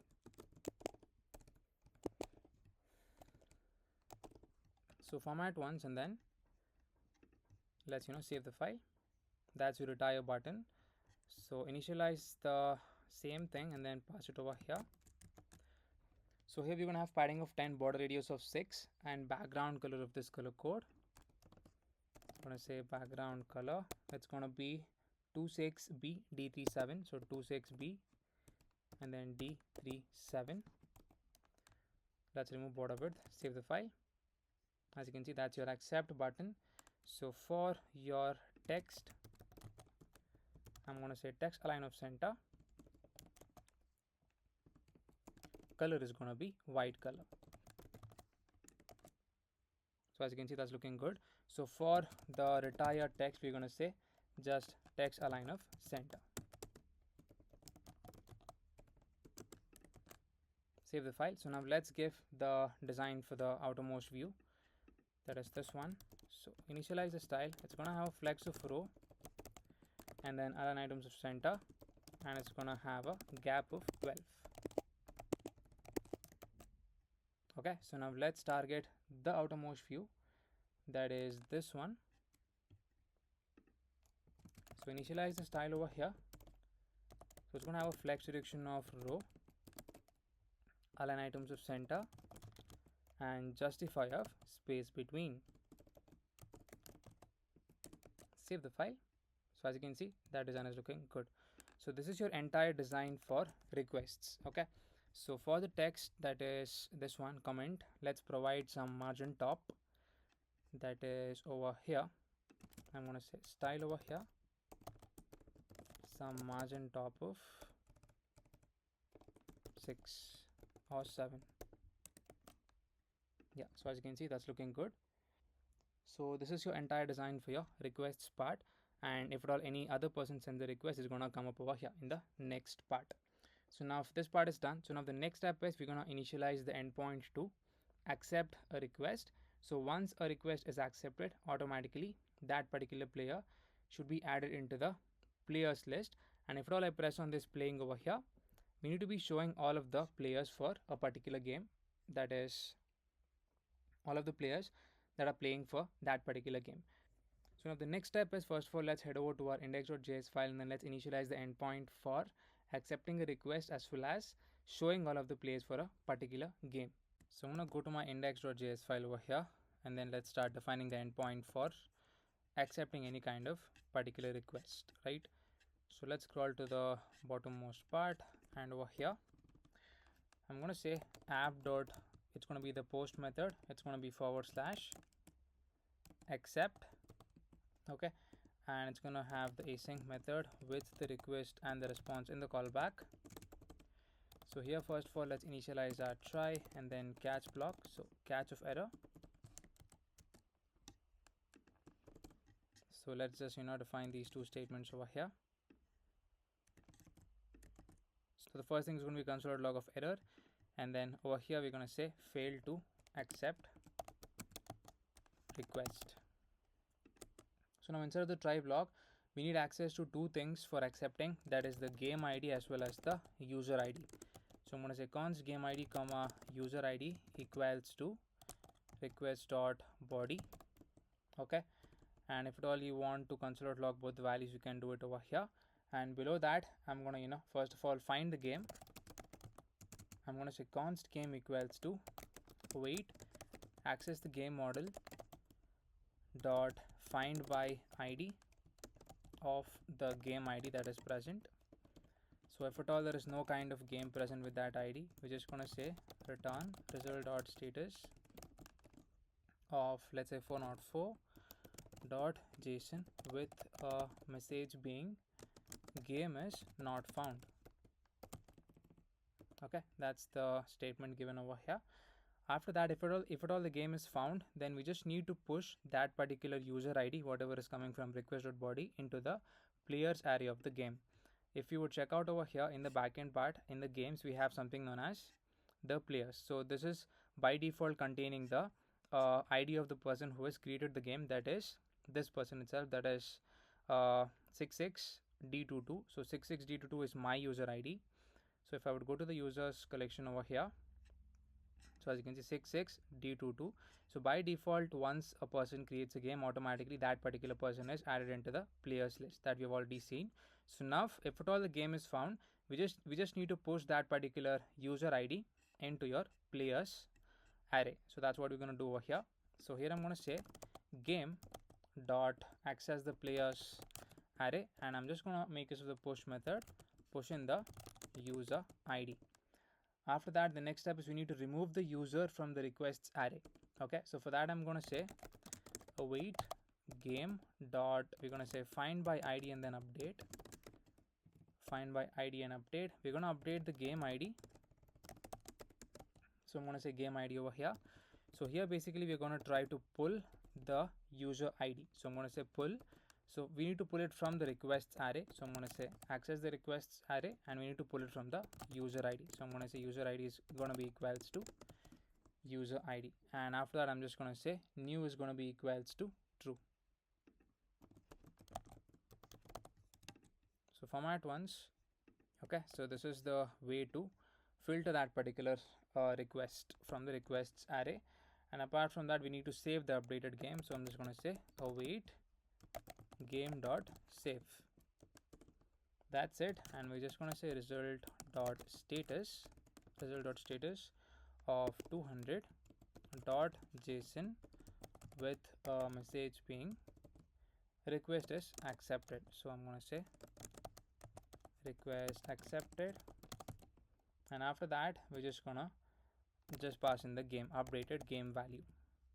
That's it. So let's save the file. So this is your endpoint for accepting a request. Let's also similarly write the endpoint for fetching all of the players of a particular game. So here I'm going to say app.get method. It's going to be /game /game ID. That's going to be dynamic, and it's going to be the players of that particular game. Initialize the async method with the request and the response. So here first of all try, and then the catch block, catch of error. So let's initialize these two statements. Here I'm going to say fail to fetch players. Okay, so now that part is done. So now inside of the try block, first of all, to get the players we need to access the game ID. So I'm going to say game ID equals to request dot params, and here I'm going to say const game equals to await access the game model dot find by ID of your game ID, and here we're going to populate based on the players so that we get all the other details as well. So I'm going to say game ID dot populate the players. So here I'm going to say if at all there is no game found, then just copy this same statement, return result.status of 404 with a message being game is not found. So paste it over here, and apart from that we're just going to say result.status of 200 dot JSON, and here we're just going to say send in the game dot players. So format once and then save the file. So this is basically your endpoint to fetch all of the players in a particular screen or in a particular game. Okay, so now first of all let's initialize the function. That is, let's get back to our screen, that is manage requests, and where we have the button that is send request, accept request, not send request. That is this one, accept request. For this we need to initialize the onPress function. I'm going to say onPress, taken a function, and here we're just going to say accept the request. I'm going to say accept request of your item dot user ID. Okay, so this item is basically coming from the map, that is this one. That's it. So now what we're going to do is first of all let's initialize this function at the top. that is accept request. So here I'm just going to say const accept request equals to a async function. This in turn is going to take in the user ID. Okay, so here initialize your try as well as your catch block. So I'm going to say catch of error and then console.log of any error if at all it is erroring out while implementing this. Inside the try block, I'm going to initialize my user object. This in turn is going to take in two things: the game ID, that is the game ID itself, that's coming from the root.params. The next one is the user ID, that's coming from the function parameter. That's it. And yeah, apart from this, let's initialize our response now. I'm going to say const response equals to await. So I'm going to say await axios dot initialize the post method. This is going to be the URL, that is http localhost 8000 and then / accept, and we need to pass in the user object for this. So that's it. And apart from that, we're going to write the condition saying that if at all my response dot status equals to 200, then in this case we're just going to say alert dot alert. So make sure to import alert from React Native. So we're going to say alert dot alert success, and we're going to say request is accepted.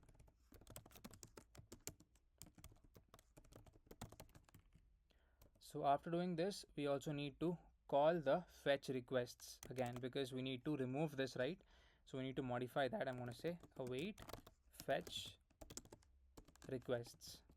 And now the next step is let's also initialize another function to fetch the players as well. Okay, so now I'm just going to copy this down, initialize it over here. This is going to be fetch players. So let's define the function that is fetch players. So I'm going to say const fetch players equals to async function.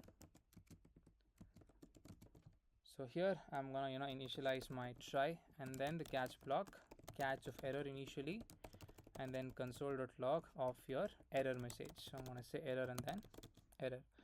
So inside the try block, initialize the response. So I'm going to say const response equals to await.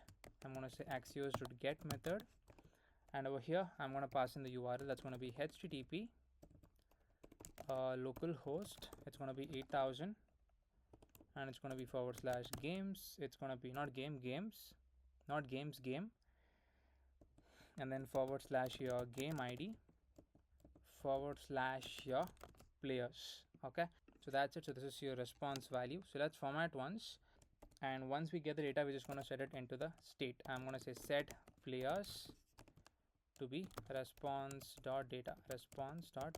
Let's initialize the state for the players. Const players comma set players equals to use state, initially an empty array. Alright, so let's save the file once. So hopefully we should not get any error. Yeah, there is no errors. So let's first of all check it out if at all we're getting the correct player. So I'm just going to say players over here. We need to be seeing just one player, that is my user profile. So let's save the file. So as you can see, we're able to see the players being accumulated over here in the array, that is the requests array. That is basically the console message you're seeing, that is this one. So we are able to fetch the players correctly as well. So even after accepting the request, again we need to modify, because currently as you can see playing is 0. Let's make that dynamic. It should be 1 now. So here I'm going to say playing. So here instead of 0, I'm just going to say it's going to be players dot length, and here also it should be dynamic, that is it should be requests dot length. So requests dot length. So as you can see, request is 1 and then playing is 1, that is my user profile. So yeah, now as you can see, now currently we have one request. Once I accept the request, automatically the playing should change from 1 to 2, because we have added this player into the playing list, right? So for that, again we need to call the function, that is await fetch players. So this would automatically modify the list over there. So let's save the file. So now let's check this out if at all it's working correctly. I'm going to press on accept request over here.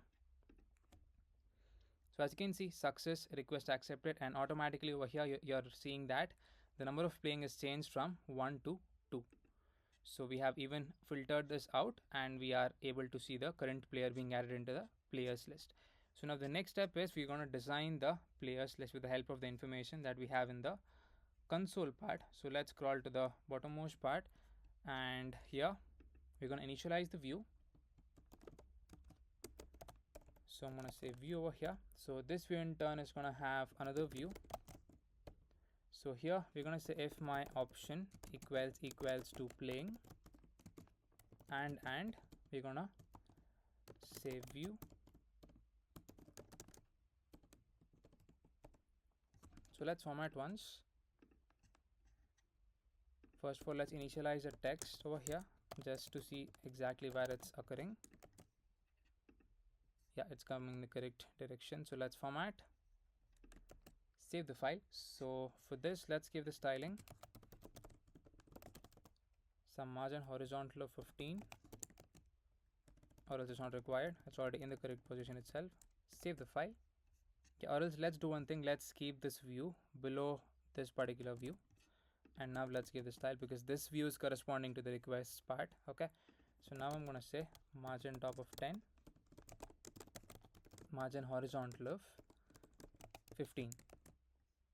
Okay, so now within the view, now I'm just going to map over the players. Here I'm just going to say players.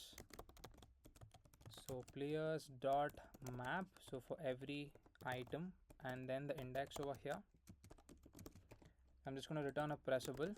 So I'm going to say pressable over here. So here basically I'm just going to initialize my view. So this view in turn is going to have the image of the user.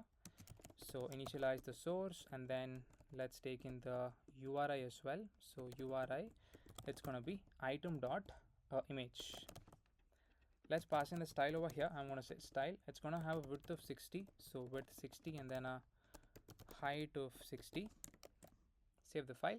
So as you can see, we have both the players being shown. First one is admin, second one is the added player. So let's give the border radius of 30. And for the pressable, I'm going to give the style, because both of them are, almost overlapping each other. Some margin vertical of 10, flex of row, and then align items of center, and then a gap of 10. So as you can see, it is now currently spaced out. So now after the view, we're going to have another view, which is going to show us the name. So I'm going to say text over here. It's again going to be item dot first name, give it a space, and then item dot last name. Save the file. So as you can see, that's looking good. So now below that, we're going to have that design that is for the intermediate part. Let's just search over here. I think it is there over here somewhere. Intermediate. Yeah, this is the one. So just copy this down, and then let's scroll to the bottommost part and then add it right below the text over here. Save the file. So as you can see, that design is looking good. So now if this is your basic design for your players. Okay, so yes, that's it about this particular design, that is the players part. So you could actually implement even this part, that is retired. So let's say if we have a request over here and we do have the retire button. So if you press on that, so instead of pushing that element into the array, just make sure you have another retired array in the backend part, and then push that user ID into the retired array, and then you can show it over here. That's pretty simple to implement. So this part is done. So one more thing we need to implement now is, if at all we come to the play screen, every time we need to fetch the updated games. Okay, so for that, I'm going to go to the play screen over here, and at the bottom part before the return block, I'm just going to paste in this code. We've already done this previously in many applications. That is with the help of the use focus effect. That is, when this particular screen comes to focus, we need to keep on fetching the games. That is to see the updated games. That is if at all any players have joined or not. So make sure to import use focus effect from your React navigation, as well as your use callback as well. So let's import use callback from React, and then use focus effect from React navigation. So let's save the file. So now we could actually see the design, that is how exactly it's looking in the play screen. So let's provide this key over here in the manage request screen.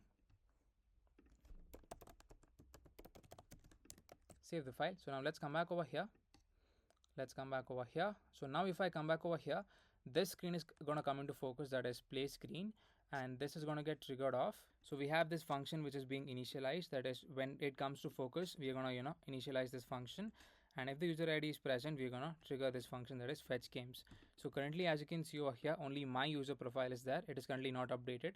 So once I come back over here, we have 2 players currently, even the second image also should be seen. So let's give that a try. Okay, not sure why that didn't work. So let's try to reload once and then let's check that out.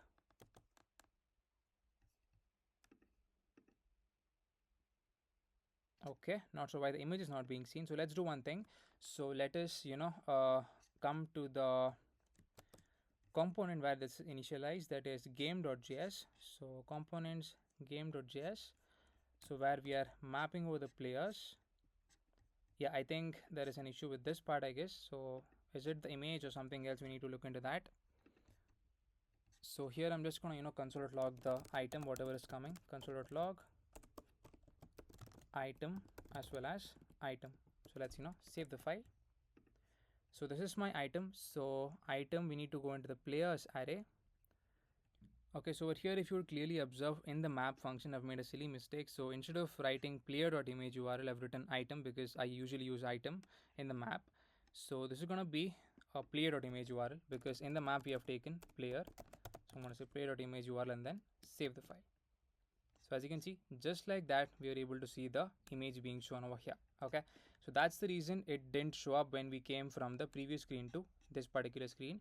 So now if you add any kind of new players, automatically, if at all you come to the screen, this is going to get triggered off. That is the use layout effect, not the use layout effect, the use focus effect is going to get triggered off, and we should be able to see the updated changes being made over here. Okay, so as you can see, the design is looking really good.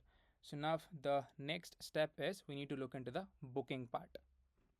So now before moving into the request part, so if at all any kind of user has sent a request to a particular game, we need to change the status as requested over here. So for that, let's head back to the game setup screen.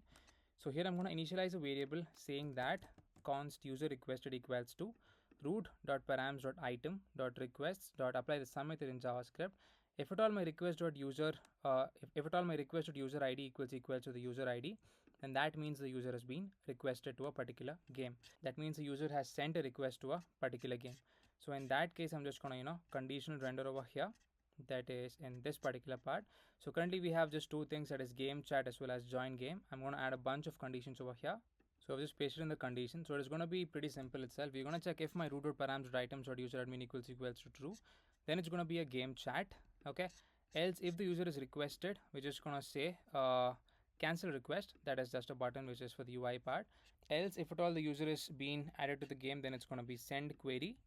Okay, that's the only thing, and else it's going to be the join game itself over here. Let's save the file. So now before moving to the next step, that is the booking part, I think I forgot to add one more button over here in the game setup screen. So here we need to have 2 buttons, that is send query as well as join game. So for that, we're going to make use of this user requested variable. We're going to check if at all the root.params.items.request apply the sum method in JavaScript. If my request.user ID equals to the user ID, then that means the user has requested. Okay, so I'm just going to make the change over here in the bottommost part where we have the join button. That is into this part. I'm just going to make the change. So let's minimize this. So I'm just going to paste in the code over here, save the file. So as you can see, actually we should have 2 things over here, that is the send query as well as the join game button. So that's one design that I forgot to add over here. So that's it. So that part is done.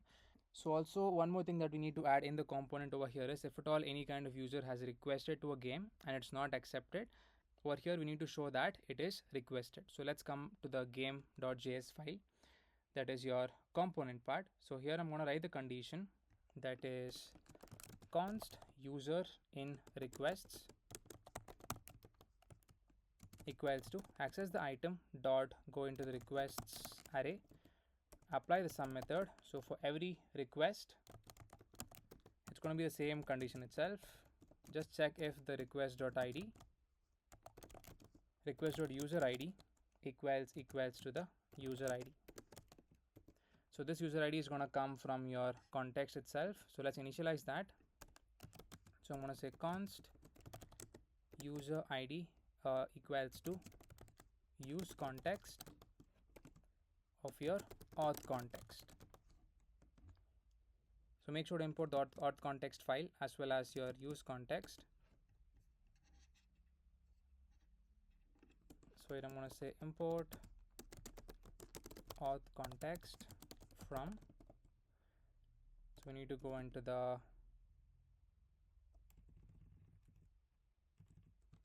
just this one, auth context. Save the file. Okay, cannot read property context. Okay, because we need to import it like this. Okay, so save the file. So now at the bottommost part, that is right after your design for your intermediate to advanced, you're going to write the condition over here. That is this part after this particular view. You're going to say is if user in requests and you're going to say view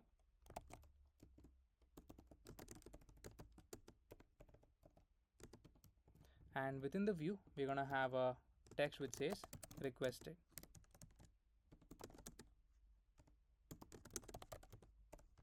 So text is going to say requested over here. So initialize the style for this. It's going to have a background color. I'm going to say background color of this color code, that is 4BA and then 143, and apart from that some padding horizontal, so padding horizontal of 10, padding vertical of let's say 4, and border radius of 5, margin top of 10. Save the file. So now we would not be able to see that because all of the players have been accepted in the game. So let's, as you can see, nothing is being shown over here because all of the players are already being accepted. So now let's come back to the home screen, and first of all let's give the on press for this one, that is view my calendar. That is, if at all you press on view my calendar, you should be navigated to the next tab, that is of the play screen, and you need to be directly going into the calendar option. Okay, so first of all let's initialize the on press. Let's come to the home screen.js, and where we have the calendar button, that is this one. I'm going to say on press, take in a function. Here I'm going to say navigation. So navigation dot navigate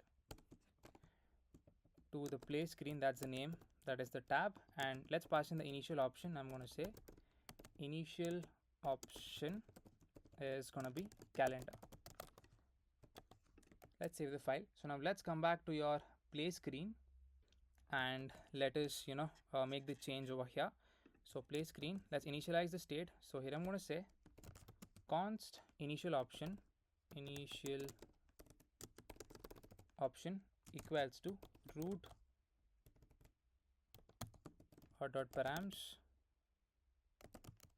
I don't think root is initialized over here. Yeah, so let's initialize use route first. So I'm going to say const route equals to use route. So make sure to import use route from React navigation as such. So here I'm going to say const initial option equals to root dot params dot your initial option, or it should be equals to my sports by default. That's the current value which was earlier provided. And in the option where we have, that is const option comma set option equals to my sports, here I'm just going to pass in initial option. Okay, so by this way, by default it would again be pointing to my sports itself. Okay, so it says cannot read property initial option of undefined, so let's look into that. Okay, so this is the correct spelling. Let's see if that's the correct one given. Yes, it is the correct one. Let's just add this question mark over here, optional chaining. Alright, so now as you can see, by default it would again be pointing to my sports itself. So if at all you just go to the play screen, as you can see my sports is again selected because in the option by default it's setting to initial option. So this value is currently not defined, so it would automatically point to my sports, and then my sports would be stored inside of option. So now let's say I'm going to press on view my calendar. It should come to the play screen, and then the initial option would be set to this thing, that is calendar, right? Yes, so the initial option would be set to calendar. So because of that, we should be able to see the calendar automatically being set. So let's say view my calendar. Okay, it didn't set the value. So let's look into that, why it is not setting. So home screen, calendar is correct. Okay, I think the reason it's not setting is because the value is not being set. That is with the help of set option. It is again taking the previous option itself, that is my sports. So let's make use of a use effect and then let's implement it. I'm gonna say use effect over here. So use effect. So let's write that correctly. So here it's gonna be dependent on the initial option. And here I'm going to say if my initial option value is present. So I'm going to say if initial option, then just set the option to be of the initial option. Save the file. Now as you can see, automatically it shifted from my sports to calendar because we had that value, because we came from this screen, that is from the home screen to the play screen. So now let's say I'm going to press on view my calendar. So as you can see, directly it is going to go over here. And if I come over here, my sports, again we're able to shift between both the values. So that's pretty much it. So now let's look into the next part, that is your booking part. So now for the booking part, first of all we need to initialize the design for the slot screen so that we could choose our particular slot for which the game is to be played, and also the court as well. Okay, so for that, first of all, let's head back to our game setup screen, that is this one. So if at all I press on this particular area, we need to be navigated to the slot screen showing the slots for that particular venue. Okay, so here first of all, let's come back to our game setup screen. Also we forgot to implement one more thing, that is the players part. That is if at all I press on this icon or this pressable, we need to be navigated to a new screen, that's the player screen, and then showing all of the players. So we're going to implement that in just a bit, that is after initializing the booking part, that is the slot part. So now I'm going to create a screen first of all, that is your let's say slot screen. So I'm just going to open up my file tree over here, and then new file, I'm going to say slot screen.js. So rnfes to get the Sujan code snippet, and I'm going to save the file. Alright, so now let's include this screen into our stack navigator. So here I'm going to say slot, and let's make the change for the component. So it's going to be slot screen and import it from the screens folder. So now let's head back to our screen, that is game setup screen. Initialize navigation is already initialized, and let's come to the point where we have the this component, that is root params.area, that is this one. So here we're going to initialize the onPress event, and then we're going to navigate to the slot screen. So here I'm just going to say onPress, initialize a function, and then we're going to say navigation.navigate to the name of the screen we want to navigate to, that is a slot screen. And along with that, we're going to pass in a bunch of informations, that is the place, the sports available for that particular venue, the date, and then the slot available, as well as the start time, the end time, and we need the game ID as well, that is root param.item._id, and then the bookings for that particular venue, right? So now let's save the file, and I'm going to press on my area. Venue doesn't exist. Okay, over here we're getting the error because of course the venue is not initialized. So let's initialize the venues. So I'm just going to initialize the same use effect that was there in your, I guess, tag venue screen. Yeah, this is the one. So I'm just going to initialize this, copy down venues as well as this particular use effect, and then I'm going to come back to my game setup screen. So here let's say I'm just going to initialize it over here. So navigation is already present, use state use effect is already imported, use effect is not imported. So use effect and access is there, and that's it. Let's save the file. So this would basically give us all of the venues instead of the application that is in the backend part. So here we need only those particular venues that is matching this particular area, right? So I'm going to say const venue equals to access the venues array dot apply the find method in JavaScript. So for every item in the backend part, we're just going to say apply the filter method, that is we're going to say item dot. So for every item in the backend, I'm just going to say apply the find method. We're going to say this condition, that is item dot name dot your item dot name should be equals to your root dot params dot your item dot area. So let's once save the file. So format once. So now if at all I press on this, we should be able to go to the slot screen. Okay, so even start time doesn't exist. So let's look into that, how exactly we're gonna get the start time as well.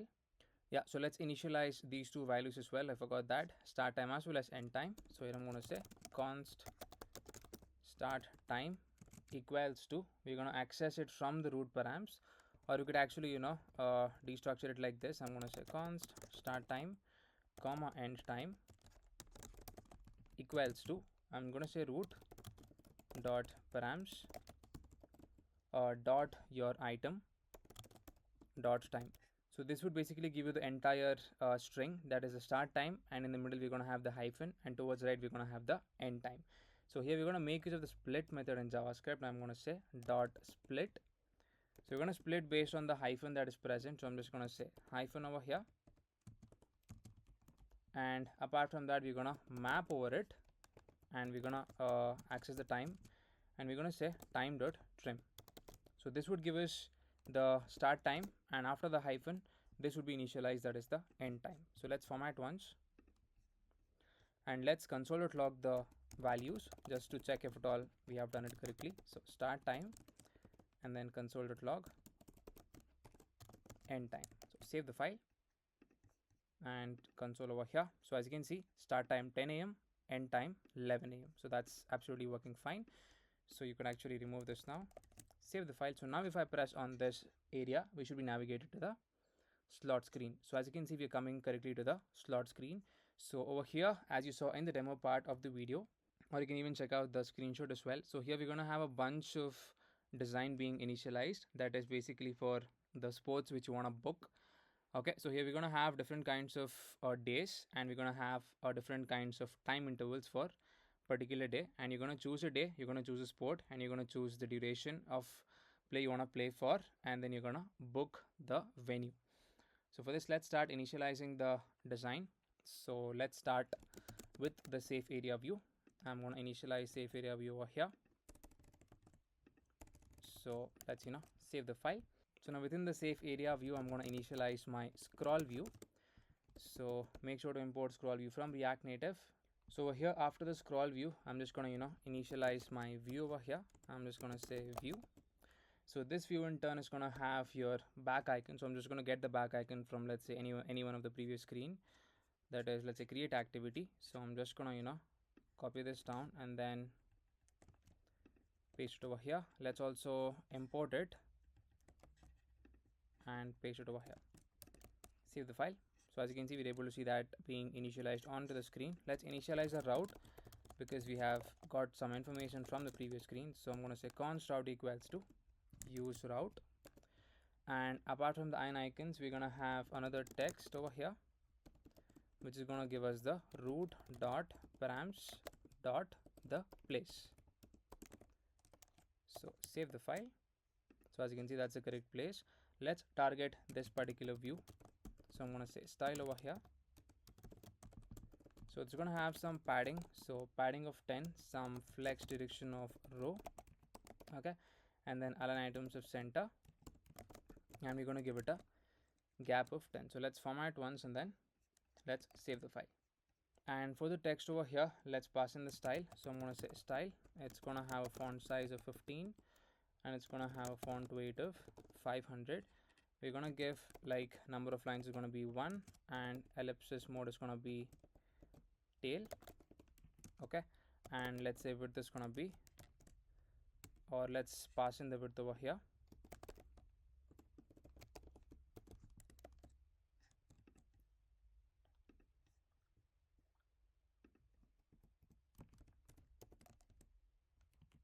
So let's give it a width of 80%.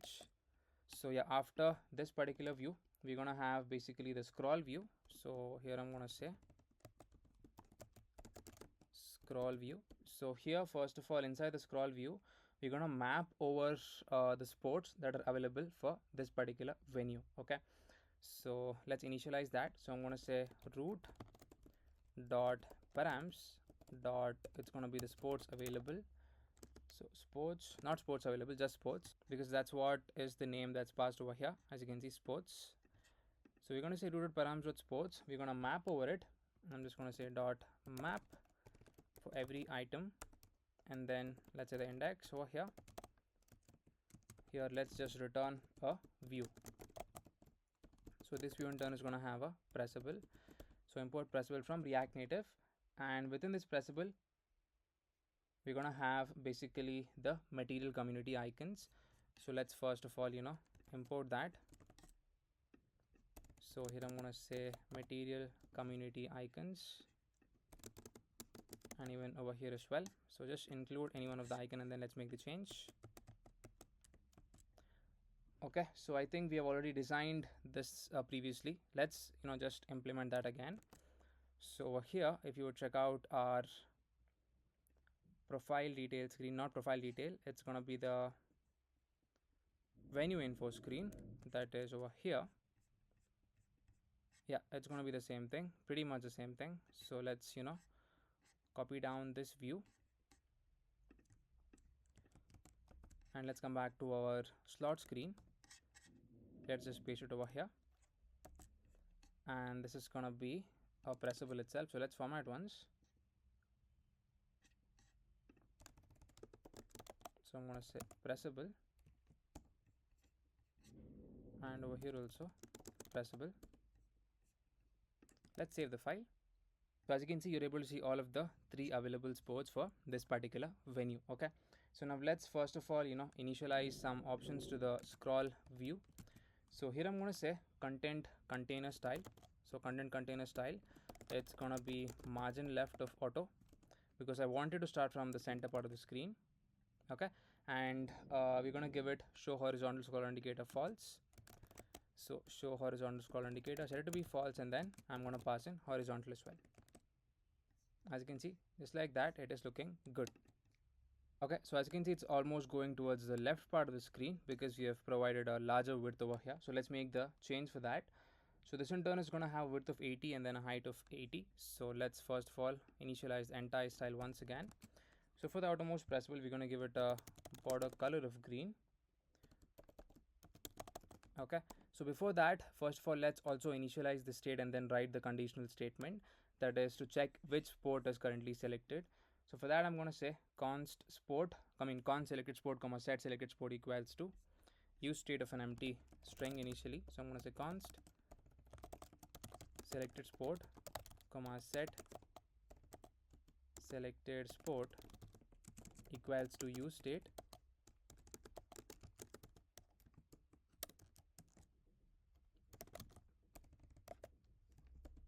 and initially an empty string. So here let's come down over here, and over here within the view I'm just going to write the condition such that we're going to say if my selected sport dot includes of your item dot name, that is your sport name, then in this case we're just going to show this design, that is the pressable itself, else also the pressable itself, but with some another design. So let's save the file. So now let's make the change for the state over here. So here we're going to say by default it should be pointing to the first sport inside of the array. Okay, so for that I'm going to say root dot params dot your sports of 0 dot name. Okay, so now let's look into the design part. So here we're going to say that is for the first pressable, if at all it is selected, the border color is going to be green, some margin of 10, so margin 10,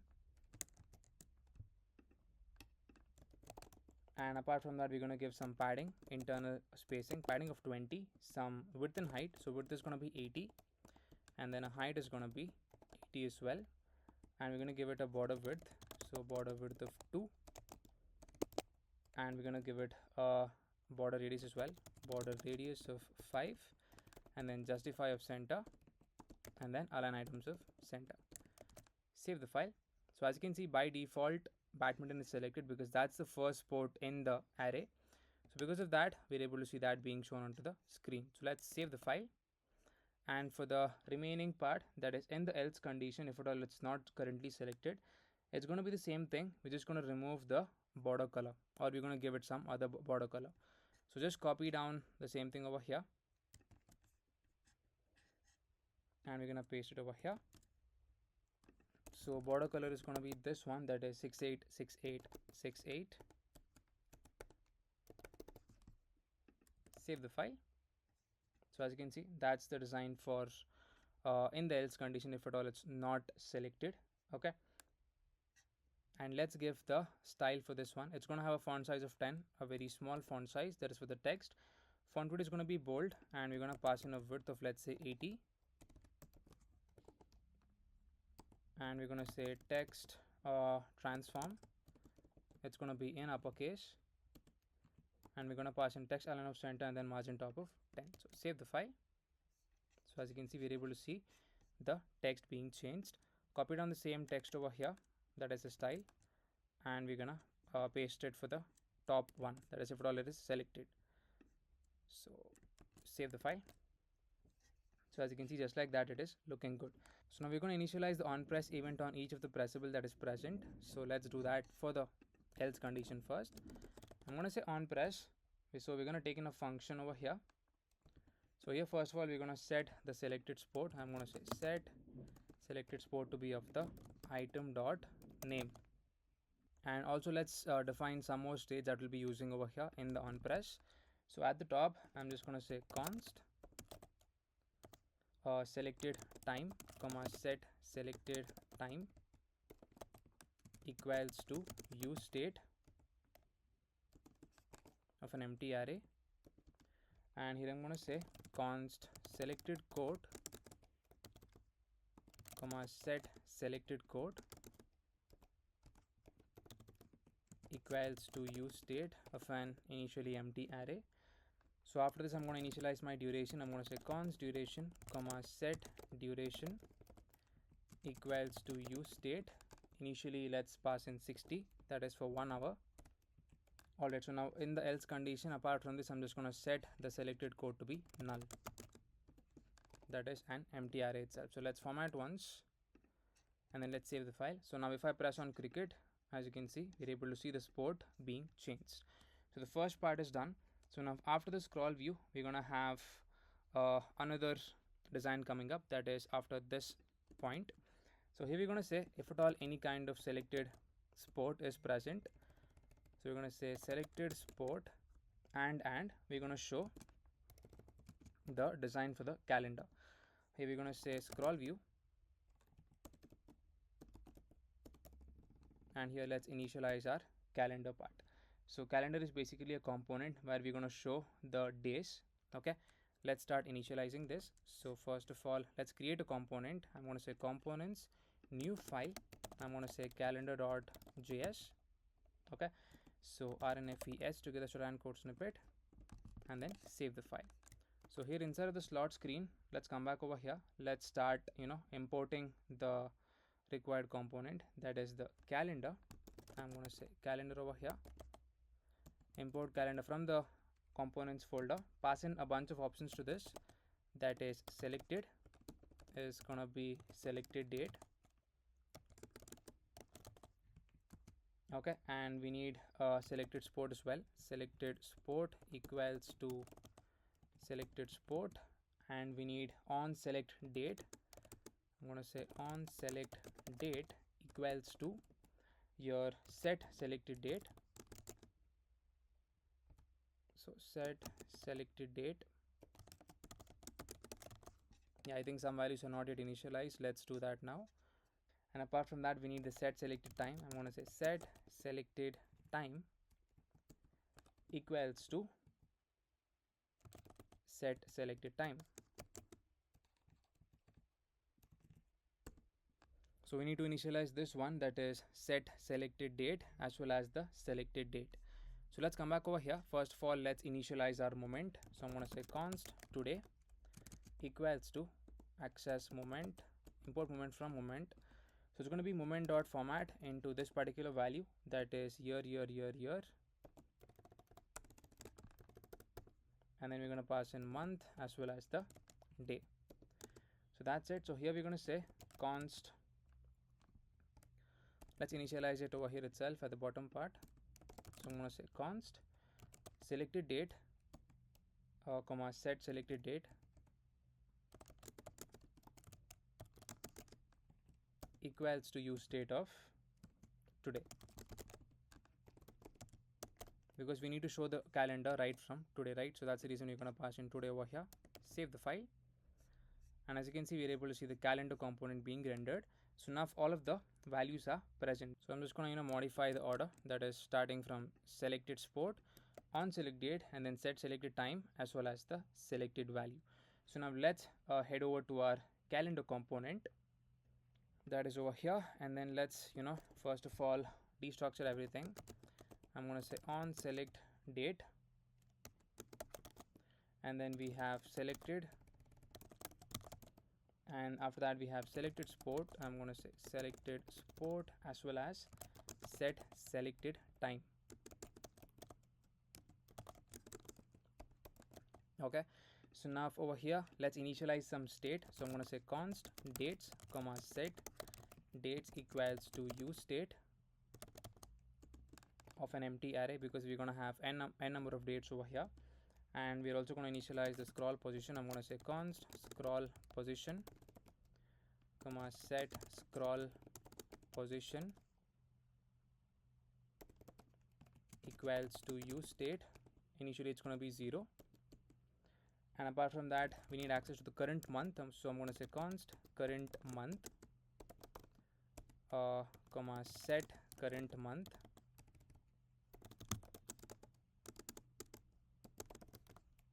equals to use state, and initially it is going to be an empty itself, so just pass an empty over there. And here we need access to the current month. Okay, so we're going to say use effect initialize this, and here I'm just going to define a function saying get current month. I'm going to say get current month. So with the help of moment we're going to access this. So here I'm going to say const get current month equals to a normal arrow function. Here const month equals to access moment. So import moment from moment. It's going to be moment of dates of 0. We're going to say dot add of your scroll position divided by 60, and we're going to pass in the days over here, and we're going to format based on the month, that is MMM, and after that we're just going to say set the current month to be of the month. So let's format once and then let's save the file. Okay, it says cannot read property add. Okay, so let's implement this in just a bit, because this is related to the scroll position. I'm just going to comment out the function as well as the use effect. Save the file. Let's come back to our slot screen, that is over here. So here first of all let's initialize the dates and then show it on the screen. So I'm going to say const get dates equals to a normal arrow function. So here I'm going to say const underscore dates equals to an initial empty array over here. Okay, so here we need, let's say, the 10 dates starting from today. So I'm going to say for let I equals to 0, so I is less than 10. I'm going to say I plus plus, and here I'm going to say const date equals to access moment. We're going to say moment dot add, initialize the add method, and we're going to pass in the counter as well as it's going to be days. So after doing this I'm just going to say underscore dates dot apply the push method, and we're going to push in the date. That's it. After doing this I'm just going to set the dates. Date has already been set over here, that is the state has been initialized. So here I'm going to say set the dates to be of your underscore dates. So let's initialize the use effect over here, and within this we're just going to call the function that is get dates. So save the file. So now with the help of this we're going to design this. So first of all I'm just going to console.log the dates over here. I'm going to say console.log dates and then save the file. So as you can see, these are all of the dates present. Okay, with the help of that, we're gonna design this. So save the file, and this in turn is gonna have two more texts over here. So this is gonna show us the current month. So I'm gonna say current month, and below this we're gonna show the selected sport. So I'm gonna say text. It's gonna be selected sport. So as you can see, we're able to see badminton. So we're going to implement this in just a bit because we got some errors while implementing the add part. So we'll look into that in just a bit. So the sport is being shown correctly fine. So below that view, below that particular text, we're going to have a view that is over here. I think it should come over here. So here let's make use of the fragment.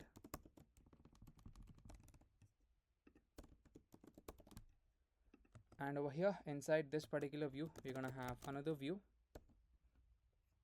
and we're going to have the scroll view, because over here we're going to map over the dates that we just got in. Okay, so here I'm going to say dates dot map for every date and then the index. I'm going to return a new component. So for that, I'm going to first of all create a component, that is the date component. I'm going to say date.js and then rnfes to get the Sujan code snippet. Save the file. Let's come back over here, initialize the date component from your components folder, or let's import it manually over here. So it's just going to be import date from date, and for the date component we're going to pass in a bunch of values. So key is going to be index over here, and we need to pass in the set selected. So set selected time is going to be equals to your set selected time. This is going to come from your props. So set selected time, and apart from that we're going to have on select date. This also is going to be on select date. This also is coming from your props itself. Selected is going to be equals to selected. This also is going to come from the props itself. So let's format once and save the file. So as you can see, we have all of the dates components being rendered over here, which is good. So for the scroll view, let's provide some options. It needs to be in horizontal, and then show horizontal scroll indicator, set it to be false. And apart from that, scroll event throttle, I'm going to pass in 16 over here, and we're going to say on scroll, taking the event over here, and here we're going to say set the scroll position to be e dot native event dot content offset dot the x value, because it is horizontal. So let's save the file. So as you can see, everything is in a horizontal fashion. So let's start styling this component up first of all. So for the calendar part, that is for the first component, we're going to give a justify of center and then an align items of center. So as you can see, the sport has come towards the rightmost part. And for this one, let's give the style. I'm going to say style over here, some margin bottom of 10, and we're going to give it a font weight of 500. Save the file. So let's also provide the style for your month. So here I'm going to say style. So here pass in your font size. So font size of 18, and we're going to pass in a margin top of, let's say, 6, and then a font weight of 600. Save the file. So now the next step is for the date section. So let's initialize over here. So style. So this in turn is going to have a width of 100%. So I'm going to say width 100%, and we're going to give it some padding within the container, padding of 15, and we're going to give justify and then align items of center. So justify center and then align items of center. Okay, so once we design the date component, it is going to look better. So yeah, we also need to send the date over here. That is, date is going to be equals to date. So now let's come back to our date.js file, and then let's start initializing the design for this. So first of all, let's destructure all the required things, date, and then on select date, and we need selected as well, and we need the set selected date. So set selected date over here.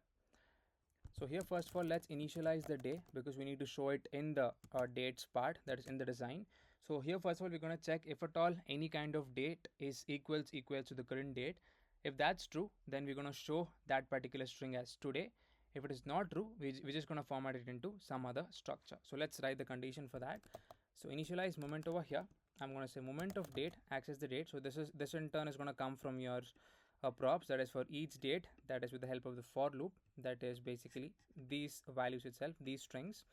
So we're going to format it into this value. I'm going to say dot format into this particular value, that's year, month, and then day. So if this condition matches this condition, that is format, not format, moment dot format of year, and then month, and then day. So if you do not pass anything over here in the moment function, it is automatically going to take the current date, that is for today. If this condition becomes true, then I want it to be today, else I want it to be moment of date. Then we're going to format it into this particular value, that is day. Just thrice over here, then format once. So this is the condition we're going to implement for getting the day. So the next one is the day number, that is the day of the month. Okay, so I'm going to say const day number equals to, it's going to be moment of date dot, we're going to format it into this particular value. So it's going to be year, then month, and then day. So let's save the file. So now inside of the return block, I'm going to make use of the touchable opacity. So let's initialize that over here. So touchable opacity instead of the view. And now within the touchable opacity, we're going to initialize the first text, that is the day. So as soon as I save the file, as you can see over here, we are able to see all of the current days. Okay. So since today is the current today's date, that's the reason this condition was true, and you're able to see the day as today. And from tomorrow, it's going to be Monday, Tuesday, Wednesday, Thursday, Friday, Saturday, Sunday, again Monday, Tuesday, and then so on. So based on how many number of times you run that particular for loop, those many number of times you're going to see the days over here. Okay. So now let's pass in the style over here. So I'm going to say style equals to, it's going to take in an array of styles. I'm going to say if my styles. So here within the array of styles, I'm going to say first one is going to be styles.big. And apart from that, we're going to say if my selected equals to your full date, and we're going to pass in a color of white. So let's initialize the statement for full date. So I'm going to say const full date equals to moment dot format. You need to pass in moment of the date dot format of year, and then month, and then day. So save the file. So as you can see, as soon as I save the file, automatically today is not being seen. It is shown in white color because by default we are currently selecting the today's date. Okay. So let's format once, then let's save the file. So now below that, we're going to have a view with a height of 10. So I'm going to say view. We're going to pass in a style, and we're going to say give it a height of 10. Save the file. So now below this particular view, we're going to have the day number being shown. So here I'm going to say text. So here access the day number. Save the file. So as you can see, we have everything being shown. Okay. So now let's first of all provide in the style over here. So I'm going to say style over here. So for this, we're going to have again an array of styles. So the first one is going to be styles.medium. And if my selected equals to, again same condition, if it's selected full date, and we're going to give this particular style, that is a color of white, and we're going to give it a font weight of bold, and we're going to give it a font size of 24. So let's format once and then save the file. So let's make one more change because we only want the current day, that is not this entire value. I think I made a mistake over here. Let's just pass in the format value to be just D. That would just give you the day number. So as you can see, that's looking nice. So yeah, that part is done. So now let's give the style for the outermost part, that is the touchable opacity. I'm going to say style over here. So style, it's again going to be an array of styles. So styles.big, that's the first one. And apart from that, not styles.big, it's going to be styles.card. And apart from that, again passing the same condition, if your selected value equals to your full date, and your background color is going to be a green shade of color. So it's going to be this color code, that is hashtag 07 BC0C BC0C. So save the file. So as you can see, by default today is selected, and that's the reason you're able to see that color being changed over here. Okay, so you might be wondering how today is by defaultly selected. So if you would check out your main screen, that is slot screen, as you can see, selected date over here is passed as today by defaultly, and the same thing is passed over here onto the component, that is the calendar component, that is selected is going to be equals to selected date. And in the calendar, again furthermore, you're going to pass it to the date component. So that's the reason you're able to see today is defaultly selected. So now let's come back to our style sheet over here, passing the design for your card. So I'm going to say card over here. So give it a background color of this color code E0 E0 E0, and it's going to have a border radius of 10, border color of this color code, that is DDD, and we're going to have the next part, that is some padding of 10, and then margin vertical of, let's say, 10, align items of center, and we're going to pass in a specific height of 90 and then a width of 80, and I'm going to give it a margin horizontal as well. So margin horizontal of, let's say, 5. Okay, so apart from that, let's give the next one, that's for the big. So this is going to have a font weight of bold, so font weight of bold, and then a font size of 20. So for the medium one, that's for the next text, I'm going to say medium. For this, font size of 24, font size 24, and then font weight of bold. So as soon as I save the file, everything should come into place. So let's format once and then let's save the file. So as you can see, just like that, it is looking good. So by default today is selected. So if at all I press on Monday, that should be selected. Okay, so this is working correctly fine, but we're not able to see the background color for this one. It should be in a gray shade of color. So E0 E0 E0. Okay, I think we added an extra E over here. So let's save the file. So as you can see, that design is now looking good. So now the next step is we're going to initialize a onPress event on this particular touchable opacity. I'm going to say onPress. We just need to set the state. So initialize a function. So here we're just going to say set your selected time.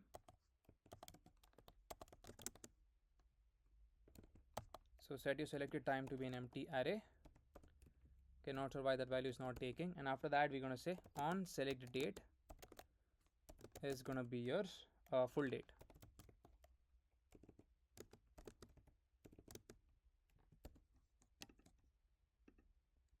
That's it. So let's format once. So now let's get this value, that is set selected time. First of all, let's go to the calendar component and let's see if set selected time is passed. Yeah, set selected time is passed over here. Yeah, but over here we have not destructured that. So let's take in the value, that is set selected time. Yeah, I think this is not present, that is set selected date. So let's remove that. Yeah, so set selected date is not required. So let's remove that over here. Only set selected time is required, and then save the file.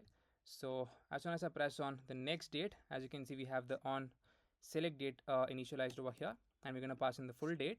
So this full date is going to be whatever value is there present for that particular date that's coming from the prop. So automatically the state would be set to that particular date, and we are able to switch between all of the days that is present. So just like this, we are able to implement this part. Okay, so now let's come back to the calendar part and then fix that issue for the current month. I think now it should work out correctly, because that time previously the scroll position was not valid, I guess. So let's format once over here, then save the file. Okay, we still do have an error. Okay, so over here I think I've made a bracket mistake. So let's initialize this. So it's going to be moment of dates of 0, and then after that we're going to add the add method over here. So let's come back to the play screen, and then we're going to go into the slot screen. As you can see, we're able to see the month being shown now. Just make the change for the bracket over here, and after this dates of 0 you're going to add the add method, and then you're going to pass in the scroll position. So that's working fine. So for the sport, let's provide some margin top as well. That is this one. So margin top of 10. Save the file. So as you can see, that's looking good. This is the current month that's being displayed. That's fine. So now that part is done. So now the next step is over here. We need to start showing the timings part. So let's implement that part, that is the timings part. So right after this particular design, we're going to initialize a pressable. So I'm going to say pressable over here. This in turn is going to have another pressable being initialized, and within this we're going to have a text which says time. Save the file. All right, so for this text, I'm going to give the style. I'm going to say style over here. So font size of 13, and then a font weight of 400, and we're going to pass in a text align of center. All right, so now first of all, let's give the design for this internal pressable. I'm going to say style over here. It's going to have a border color of this color code, that is E0, E0, E0, and we're going to give it a border width of 1. So border width of 1, and we're going to give it some padding vertical. So padding vertical of 15, and we're going to give it a padding horizontal as well of 60. So here below the text, we're going to show the timings part. So here I'm going to say another text. So if my root dot params dot my start time is present, then in that case I'm going to say root dot params dot my start time. Okay, else if my selected time dot length is greater than 0, I'm going to say if my selected time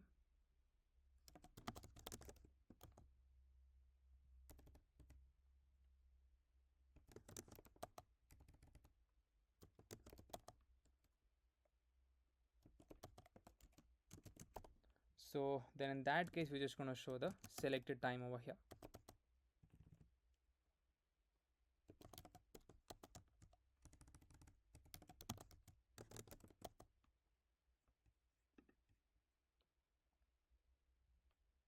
Else it's just going to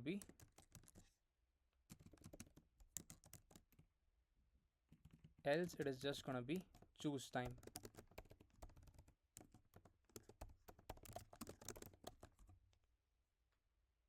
So let's save the file over here. So as you can see, we're able to see that start time being shown onto the screen. Okay, because we had the information from the previous screen, that is the start time information, and I've added again this condition as well, that is selected time dot length is greater than 0, then show the selected time, else it's going to be choose time. So this condition is added because this is not the only way we're going to come to the slot screen. We also can come to the slot screen by directly pressing on the book button. So if I press on any one of the screen, if I press on book over here, we need to redirect the user to the slot screen. So if you come through this screen, we would not have these two values, that is the start time and the end time, because we are directly trying to book, right? So that's the reason I've given this condition. So hope you got that part. So now, yeah, apart from this, we're gonna have another pressable. All right, so now let's give the styling for this. I'm just gonna pass in the style over here. I'm gonna say style. It's gonna have a font size of, let's say, 16, and it's gonna have a font weight of 400, and it's going to have a text align of center. So text align center, and then a margin top of 8. So save the file. So as you can see, that design is looking good. So just copy this down again,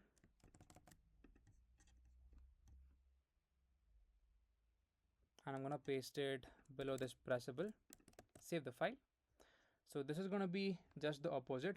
So here we're just going to say if my root.params.end time is present, then show the root.params.end time. Else we're just going to show the calculate end time of your selected time as well as the duration. Okay, so we're going to say if So here we're going to say calculate the end time of your selected time as well as your duration. So let's say if you come from the book screen and then you select any kind of specific time, that is a start time, that is let's say 10 a.m. Then as soon as you select 10 a.m. automatically we should calculate the end time, and then we need to be showing it over here. That is, we need to show basically 11 a.m. So let's define the function that is calculate end time. So now let's define this function that is calculate end time. So here I'm going to take in the function, I'm going to say const calculate end time equals to, it's going to take in two things, that is the start time as well as the duration, that is by default set to be 60. Okay, so here I'm just going to say, first of all we need to check if the start time is defined and it is a string or not. So for that I'm just going to say if my type of start time is not equals to a string, so then in that case I'm just going to say console.log invalid start time,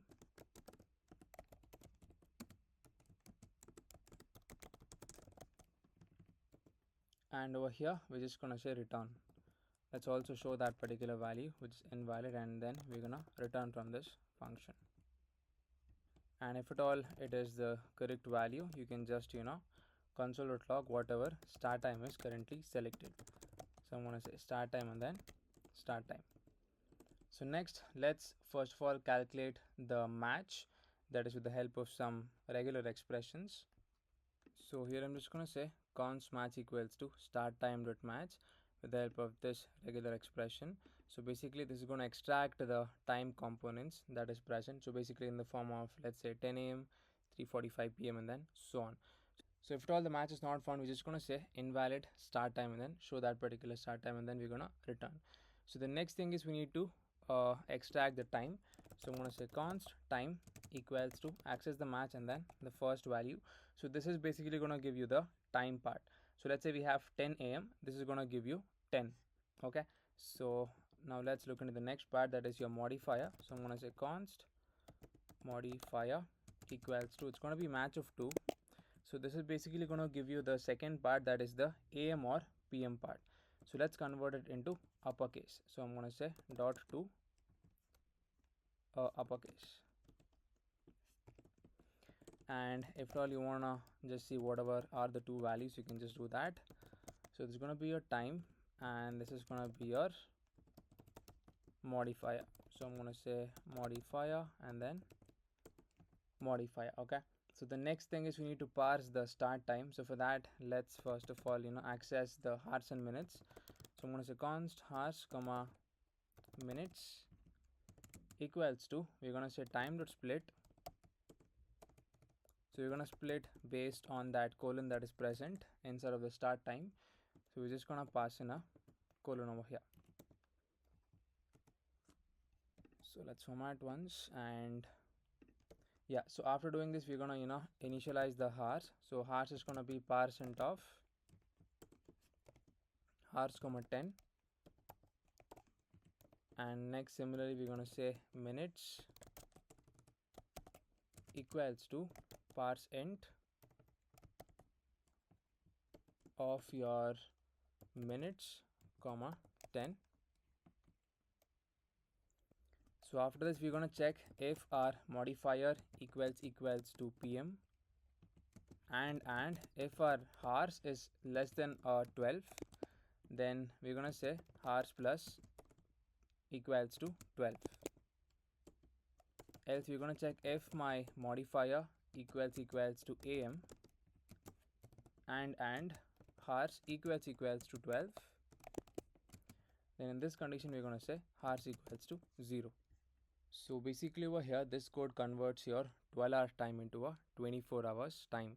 So that's the reason we're gonna check if the modifier equals to PM and then hours is less than 12, then we're gonna add the hours to convert it into 24-hour time format. Similarly the same thing goes for your the second condition as well. If at all your modifier equals to AM and hours equals to 12, then hours equals to 0. Okay, so let's imagine the hours is going to be 12 a.m. Then since it is modifier equals to AM and then hours equals to 12, in your 24-hour format it's going to be considered as 00 hours. So that's how we're going to implement this. The next thing is we need to add the duration to the time. So for that, we're going to check const total minutes equals to, it's going to be hours multiplied by your 60 to convert it into minutes, and then we're going to add the minutes as well, minutes plus your duration. Okay, and we're going to say let end hours equals to, we're going to say math.floor, and we're going to pass in the total minutes divided by 60, and we're going to calculate the end minutes. I'm going to say const end minutes equals to total minutes modulus here 60. So after that, we're just going to format the time. So we're going to say let your end modifier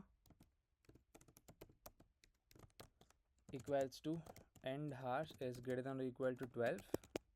If that's the condition, it's going to be PM, else it's going to be AM. So we're going to say if end hours is greater than or equal to 24,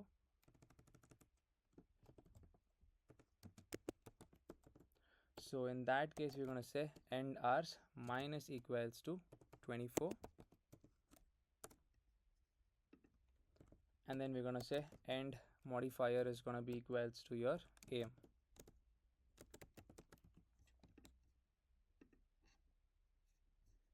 So similarly, we have another condition, that is if your end hours is greater than or equals to 12.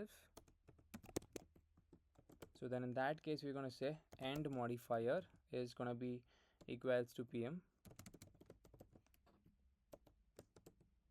And if your end hours is greater than 12, then we're just going to say end hours minus equals to 12. So format once. So the next condition is the last one, that is for a 0 0. We're going to say if your end hours equals to a 0, we're going to say end hours equals to 12, and then we're going to pass in the modifier as AM. So these are your specific conditions to get in the required formatted values. After that, we're going to say const formatted end hours. So I'm going to say const formatted end hours equals to, it's going to be end hours dot toString dot, we're going to apply a pat start over here. So pat start, it's going to be 2, 0, and the next one is for the minutes. So I'm going to say const formatted end minutes equals to end minutes dot toString of, again, pat start of 2, 0, and we're going to return from this function, that is basically your formatted end hours, and this is going to be a formatted end minutes, and the next one is going to be your end modifier, whatever is the condition that we are getting over here, right? So we're going to say formatted, I mean not formatted, it's going to be end modifier, and then let's save the file. So as you can see, as soon as I saved the file, we were able to see the change over here, that is 11 AM. So based on the conditions over here, we were able to fetch the formatted end hours, formatted end minutes, that is 0 0, and then the end modifier. So let's format once and then let's save the file. So now let's scroll down over here, and then we're going to start styling this out, because this needs to come in a row fashion. So let's come down over here, and where we have the pressable, that is for the time, let's give the styling for that, that is this pressable. So target the style over here, flex direction of row, and we're gonna have an align items of center. We're gonna give it a gap of 20, and let's say we're gonna give it a width of 100%, and I'm gonna say margin of 10. So let's save the file. So as you can see, just like that, it is looking nice. So let's save the file once. So for this container, let's give some margin right, because it's almost touching the top text, not the top text, the right part of the screen. and let's give it a flex of 1. Okay, yeah, so I think that's looking better. So now let's remove actually the flex of 1. So make sure you remove the flex of 1 and then just keep the margin right of 20 for the second part of your time. So after that, we're going to show in the duration part. So that's going to come over here. So initialize your text which says, duration. Save the file. So now let's give the style for the text that is over here. I'm going to say style. So this in turn is going to have a text align of center, and we're going to give it a font size of, let's say, 16, and it's going to have a font weight of 500, and then save the file. So let's format once and let's give it some margin top as well. So margin top of, let's say, 12, and then save the file. So now over here, let's initialize the pressable to show in the duration part. So after your text over here, I'm going to say pressable. So within this pressable, we're going to have another pressable. So this pressable in turn is going to have your minus button, and let's initialize this pressable a couple of times. So after this, let's just have the text. We could just directly show in the value, and after the text we're going to have another pressable that is going to have your plus button. So this is going to say plus. So let's save the file. So as you can see, minus value and then the plus. So inside of the text we're just going to show the duration value. So by default it should be 60. So now let's give the style for the inner minus button. So I'm going to say style over here. It's going to have a specific width of, let's say, 26, and then a height of 26, and apart from that some border radius of 13, and it's going to have a border color of, let's say, gray. Okay, and it's going to have a border width as well, border width of 2, and align items of center, and we're going to say justify content of center as well. So let's save the file. So as you can see, that's your design for your minus button. So copy down the same style and then paste it for your plus button as well. It's going to be the same thing. And for the next one, that is for the style that is present, and for the next one is the style of the minus button. So just target that. So we're going to give it a text align of center, and we're going to give it a font size.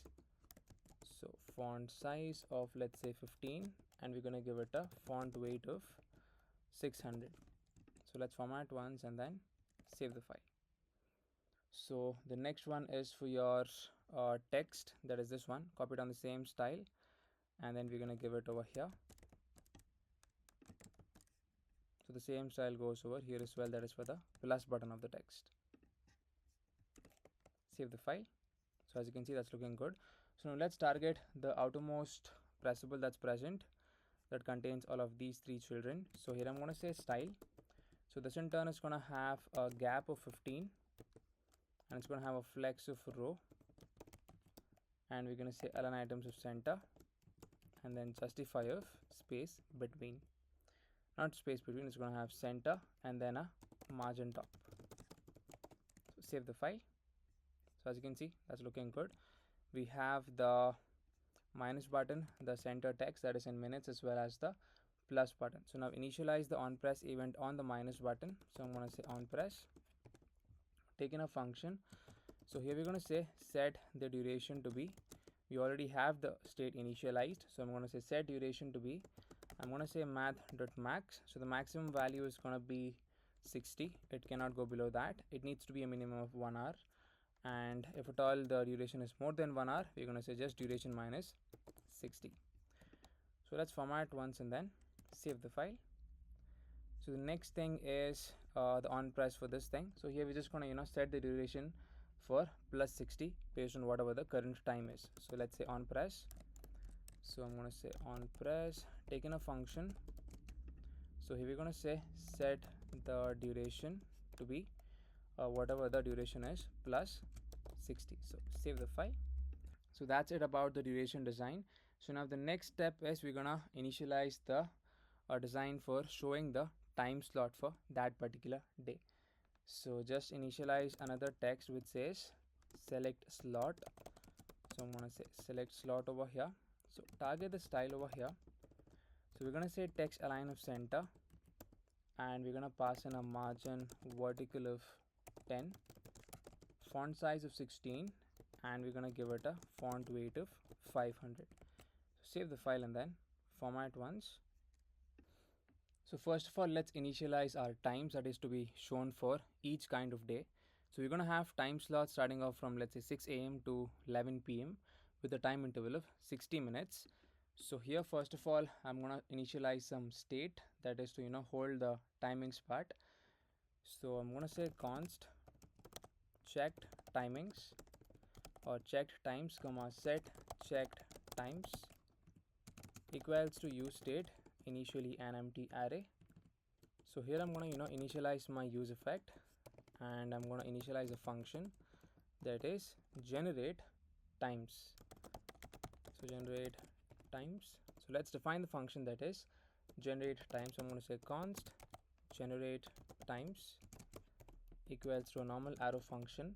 So first of all, we're going to start from 6 a.m. So I'm going to say const. So I'm going to say const start equals to access moment and access the selected date. So I'm going to say selected date dot, we're going to say start off passing the day value over here, and we're going to say add from 6. I'm going to say 6, and then this is going to be in hours. So this would basically start at 6 a.m. So let's say end. So this would end at almost at 11 p.m. I guess. I'm going to say const end equals to again access moment of, it's going to be selected date dot end of method, and we're going to pass in the day itself over here. So next, let's initialize our interval. I'm going to say const interval equals to 60. That's going to be in minutes. After that, I'm going to say const result equals to a empty array. We're going to say const, or we're going to initialize our let current value equals to moment of start. So next, I'm going to make use of my while loop. I'm going to say while my current value is less than or equals to your end. Here I'm going to say result dot push. We're going to say current dot, we're going to format it into this value that is har and then MMA. I'm going to say current dot add of your interval in the minutes. I'm going to pass in minutes over here.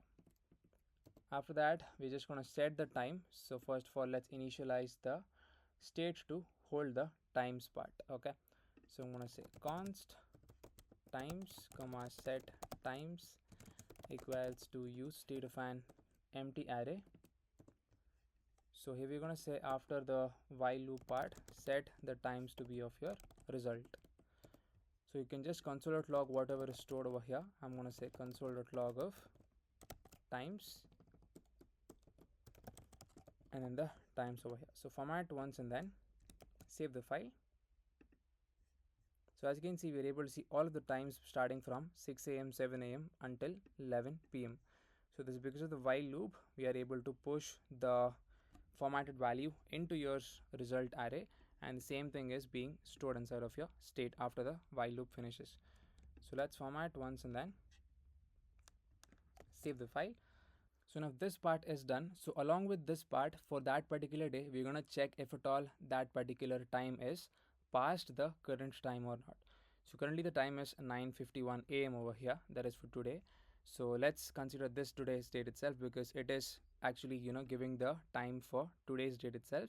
So 6 a.m., 7 a.m., 8 a.m. and 9 a.m. are currently over.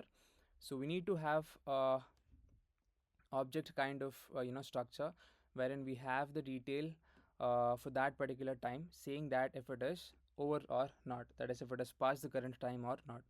So for that, we're going to initialize one more use effect, that is check time. I'm going to say use effect.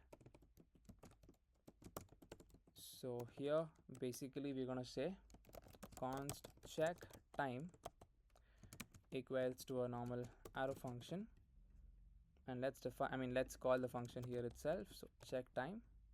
So first of all, over here inside the check time, we're going to get access to the current date time. I'm going to say const current date and then time equals to, it's just going to be moment. This would give you the current date and time. for that particular day. So I'm going to say const selected date start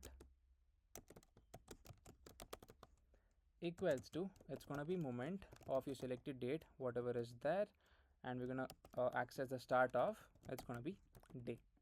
Okay, so this would give you the start of the selected date. So here I'm going to say const times equals to, first of all, times dot apply the map function. So for every item that is present, so here we're going to first of all combine the selected date with the current time slot to create a full date time. So for that, I'm just going to initialize my date time. So I'm going to say const date time equals to access the moment, and we're going to pass in the selected date start, and here we're going to initialize the set method. Here we're going to pass in the har, it's going to be moment of your each item that is present inside of the list, and we're going to initialize into this format, that is hars mma, and we're going to get the value for the har. Similarly for the minute part, I'm going to say a minute. So initialize your moment over here and pass in the item, and here again pass in your value to this particular format and apply the get, and it's going to be minutes over here. And after that, we're going to determine if your slot is in past or in the future part. Okay, so after this part, we're just going to say const status equals to current date time dot is before of your date time.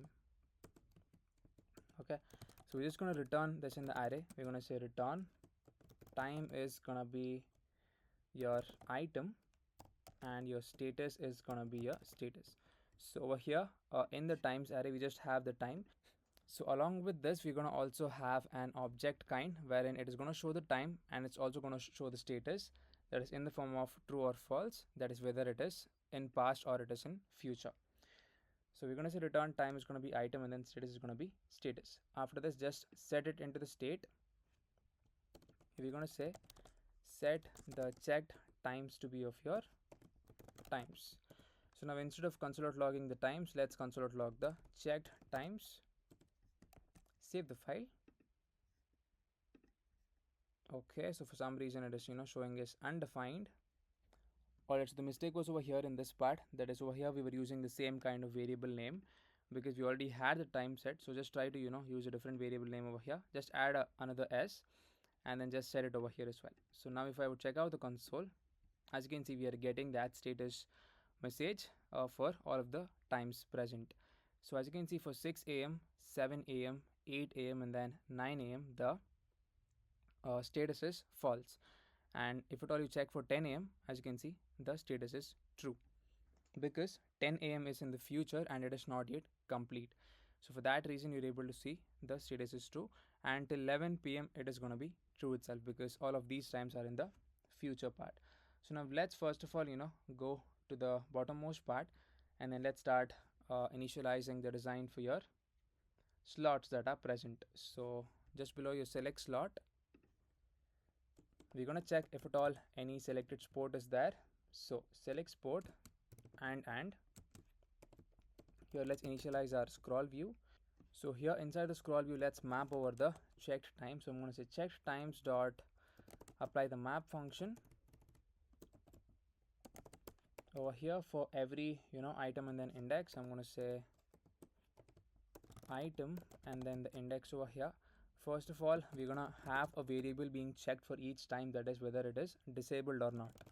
So I'm going to say const disabled equals to is slot booked of your item dot time.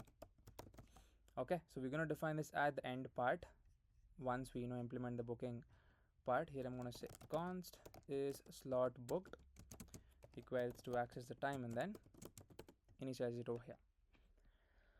So save the file. So here we're going to say, after initializing the variable, we're going to return, first of all, we're going to say return initialize a view And within this view, we're going to first of all, have the state initialized, that is for your selected time. I think it's already there, that is selected time comma set selected time, that is this one. So here we're gonna just apply the condition saying that if your selected time dot includes of your time that is there inside of your map part. Here I'm gonna say if my selected time dot includes of your item dot time that is coming from the map, then in that case we're gonna show this particular pressable. So initialize a pressable, and within the pressable we're just going to show the text that is going to have the time. So here it's going to be item dot time. Else if it doesn't includes, also just showing the same thing but with some different design. So let's save the file. So as you can see, we're able to see all of the time slots being shown onto the screen. So now first of all, for the scroll view, I need it to be in a horizontal fashion. So here I'm going to pass in horizontal and content container style. So content container style is gonna be margin horizontal of 10, and we're gonna say show horizontal scroll indicator, and we're gonna set it to be false. So save the file. So as you can see, just like that, we're able to see it in a horizontal fashion.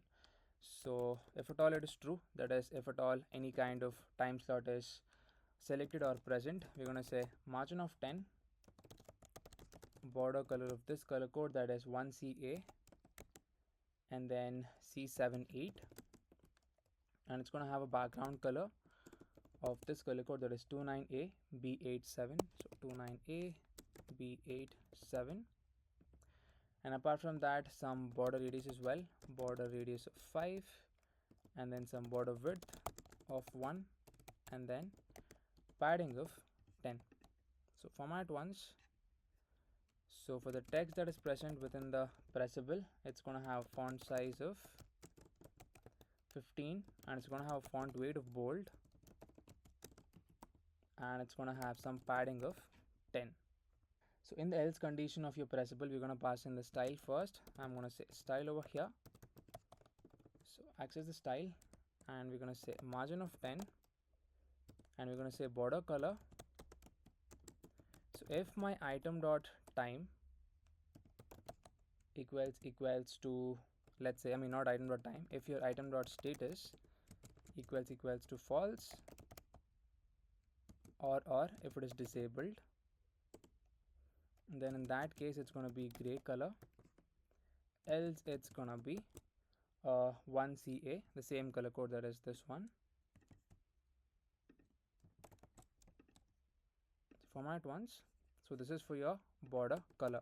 So apart from that, again same styling, border radius of 5, some border width as well,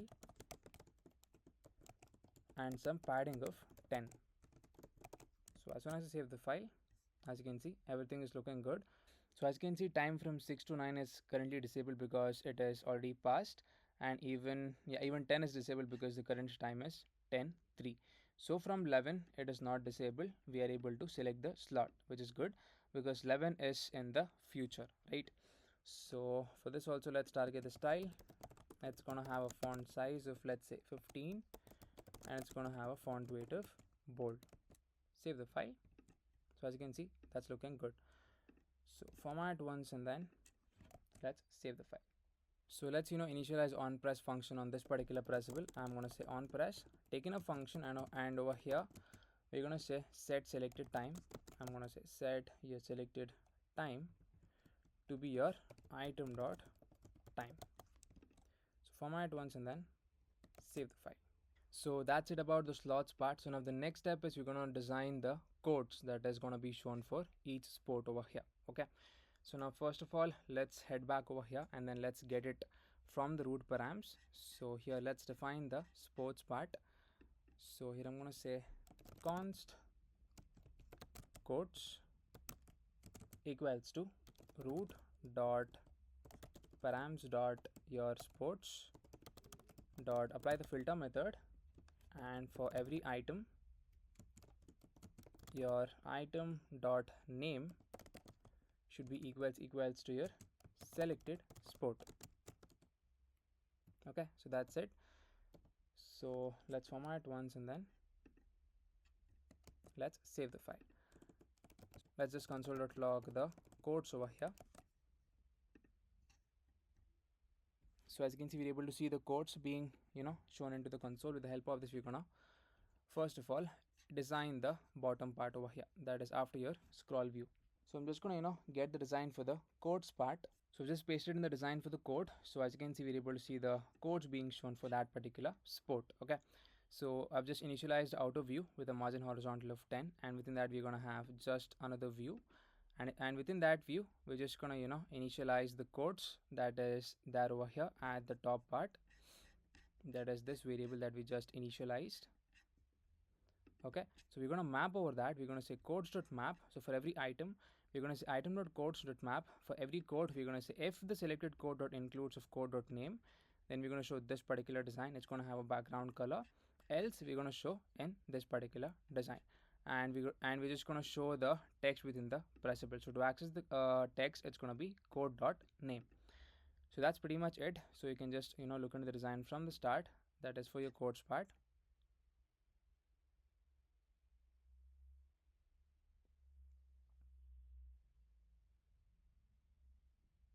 So let's try to decrease the width, that is 160 and 160 over here.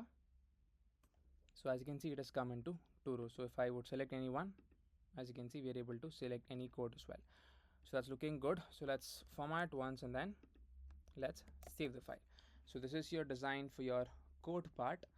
So after this, we're gonna first of all check if your selected code dot length is greater than 0, and here we're just gonna initialize the text, which is gonna show the code price. So I'm gonna say code price is gonna be rupees of price. So we need to initialize this price value. Again, we're gonna apply the map function. So here I'm gonna say const price equals to, again, root.params. So root dot params dot access the sports. So sports dot apply the filter method. So here your item should be equals to your your item dot name should be equals to your selected sport, and after that we're gonna map over it. For every item, just pass in the item dot price. Save the file. So as you can see, as soon as I saved the file, we were able to see the code price being shown onto the screen, that is 500 for each code. That is for a specific sport, that is badminton. So let's scroll down over here and then let's start designing that part which says which shows the price of the code. So here I'm going to initialize my style. So style over here, it's going to have a text align of center, and we're going to have some margin top value of 10 and some margin bottom value of 20. We're going to have a font size of 15, and we're going to have a font weight of 500. Save the file. So as you can see, that design is looking nice. So they should be in capitals. So save. So that's it. So this is your entire design for your slot screen. After this, we're gonna have basically the pressable button to handle your next, where we can go to the next screen, that is your final screen to be designed, that is your payment screen. So initialize the fragment over here, and let's define this. So inside the pressable, we're gonna have a text which says next. Let's first of all initialize the style over here.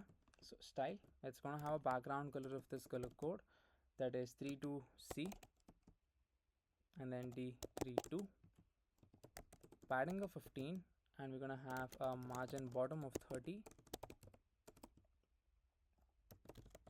a border radius of 3, and then margin horizontal of 15.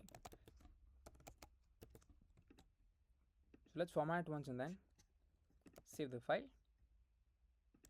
Okay, not sure why we're not able to see that. So let's pass in the style for the text over here. So style, so it's going to have a text align of center, and we're going to pass in a color of white, and the font weight is going to be bold. So make sure to provide a flex of 1 and then a padding top of, let's say, 35 if at all it's Android, else it's going to be 0 for your iOS part. So that's the reason we were not able to see the button. So provide a flex of 1 to your outermost container, that's your safe area view, and over here we should be able to see the button, that is your pressable button. So let's save the file.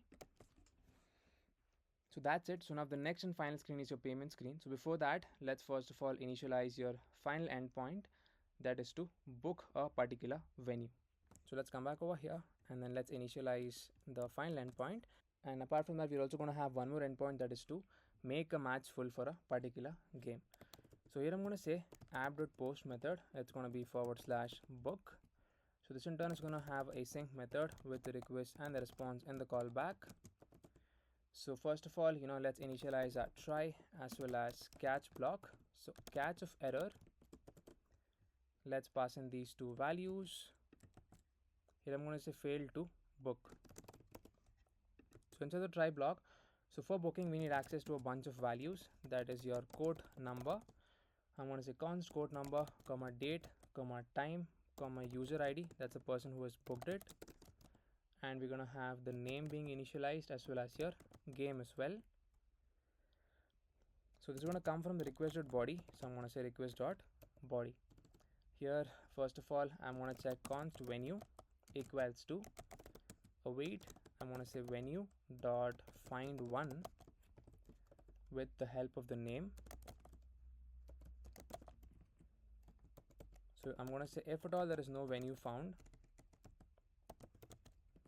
then in that case we're going to say return result dot status of 404 dot json with a message being venue is not found. So that's it. So here first of all in the endpoint we're going to check if at all there is any kind of booking conflict for that particular venue, for that particular date, and then for that particular chosen time slot. So I'm going to say const booking conflict equals to, first of all access the venue and access the bookings that is present. I'm going to say const bookings. For all that's present, we're going to say and we're going to say venue dot bookings dot apply the find method in JavaScript. So here for every booking we're going to check if at all our booking dot quote number equals to the quote number that is coming from the request.body. So quote number and your booking dot date. So all of these conditions should be matched, that is for the booking conflict to become true, equals to the date, and if your booking dot time in the backend equals to the time that is currently selected. So this is your condition for your booking conflict. Okay, so here we're going to say if at all there is any kind of booking conflict, so then in that case we're just going to say return result dot status of 400 dot json with a message being slot is already booked. Okay, if that's not the case, then we just need to add a new booking to the backend part. So I'm going to say venue dot access the bookings array, and then we're going to just say push these details, that is your quote number, the date, the time, the user is going to be equals to your user ID, and basically your game. So after creating the booking we just need to save it. I'm just going to say await venue dot save, and after doing that we need to mark the is booked as true for that particular game. Okay, so for that again I'm going to say await, we're going to say access the game model dot find by id and update.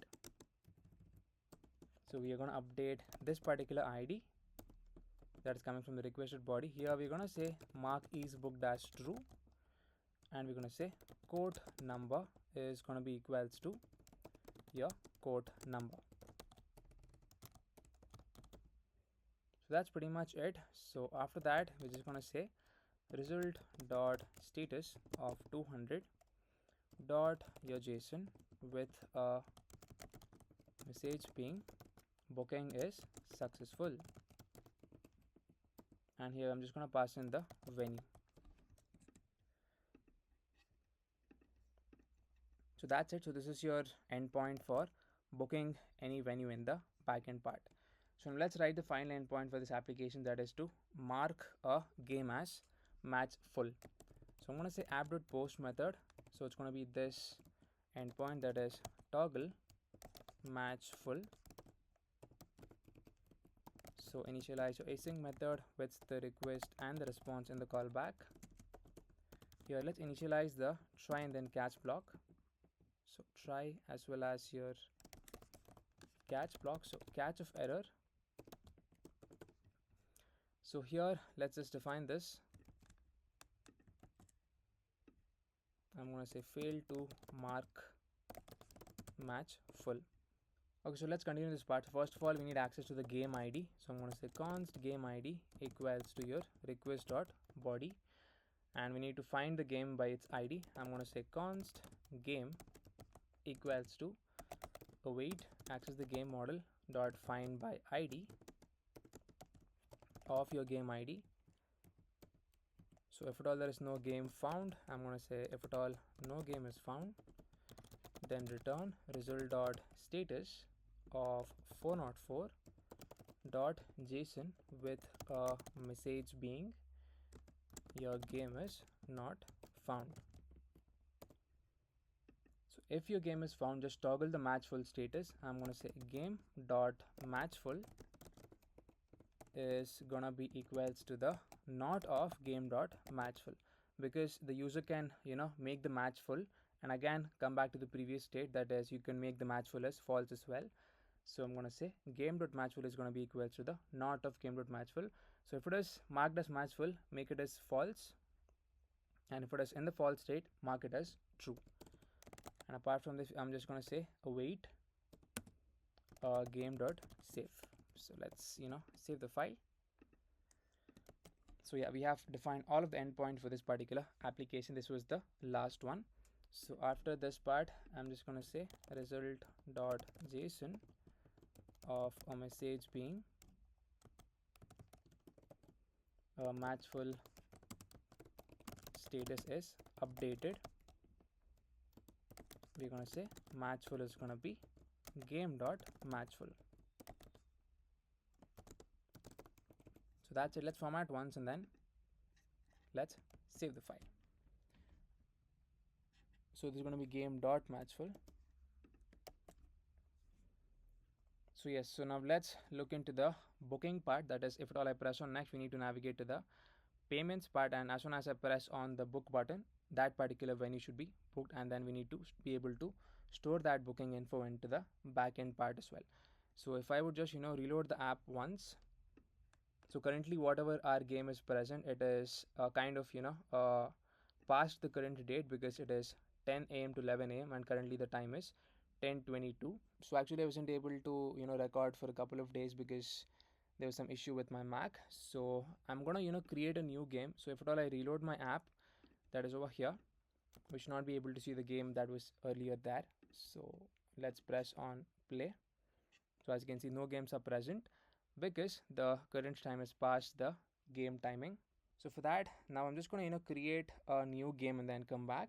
After that, we're just going to look into the implementation of the booking part as well as the design of the payment screen as well.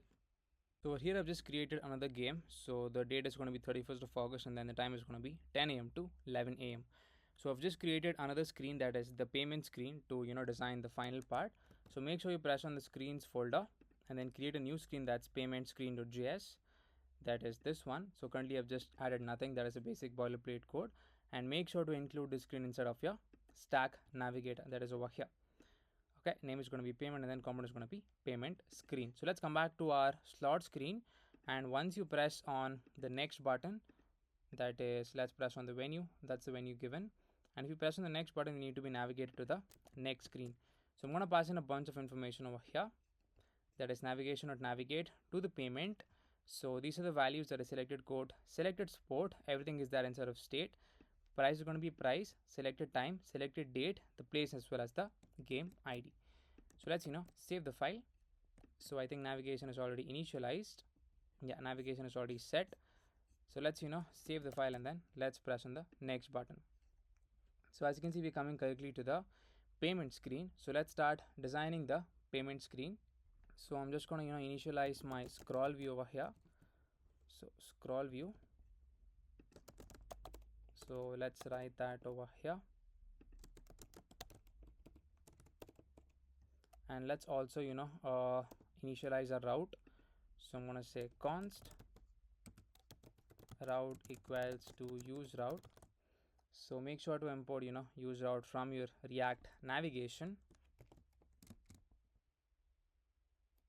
Okay, we can import from any of the other screen. So let's say use route over here, or from let's say the game setup screen.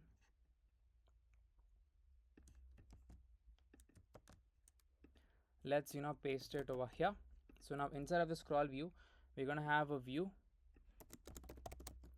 which is gonna show us a text, and here it's gonna show the selected port. I'm gonna say root dot params dot your selected port. Save the file. As you can see, currently that is selected, that is badminton. So initialize the style over here. So margin top of let's say 50.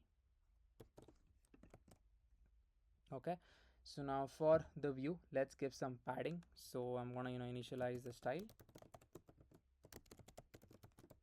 padding of 10. Let's target the style over here, font size of 23, and a font weight of let's say 500, color of green. Okay, so as you can see, that's looking good. So below that, we're gonna have another view. So view over here. So this view in turn is gonna have another view. Within there is another view. So this view in turn is gonna have the material community icons. So I'm just gonna paste the code for that. So material community icons as well as the text which says root.params.selected quote. So let's make sure to import material community icons from any one of the screens. Save the file. So code is not present, I think, because we've not selected any one. So let's come back over here, select the standard synthetic quote one, and then next. So as you can see, that's working fine. So let's initialize the style over here. So a margin vertical of let's say 3, flex direction of row, and then align items of center, and we're gonna pass in a gap of 7. Yeah, so as you can see, that's looking good. So now let's provide another view that's gonna come over here. So this view in turn is gonna have again the icon as well as the selected date. So I'm just gonna paste in those two values. That's the feather icon, the name is going to be calendar, and this is going to be the date, root.params.selected date. So copy down the same piece of styling over here, and we're gonna pass it over here as well. Save the file. So feather doesn't exist. Okay, so let's import that. So this is gonna be feather.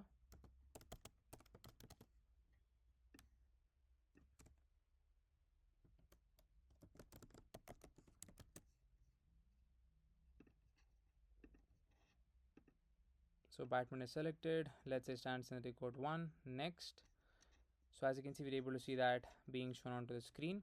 So now after this, we're gonna have the next part, that is the selected time. So just copy down the same view. So the icon is going to be same. It's going to be the clock icon. So I'm going to say clock over here, and it's going to be root.params.selected time. So as you can see, it is correctly being shown 10 a.m. to 11 a.m., which is good. So now after that, we're going to show the price. So copy down the first view because we're going to have the material community icons. So copy that down, and after this one, we're going to initialize the currency rupee.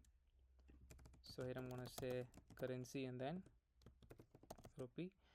So it's going to be INR or root.params.price. So I'm going to say root.params.price. So let's save the file. So as you can see, it's being shown correctly. Let's format and then save. Let's initialize the design for the outermost view, that is after the text, that's this one. So initialize the style over here.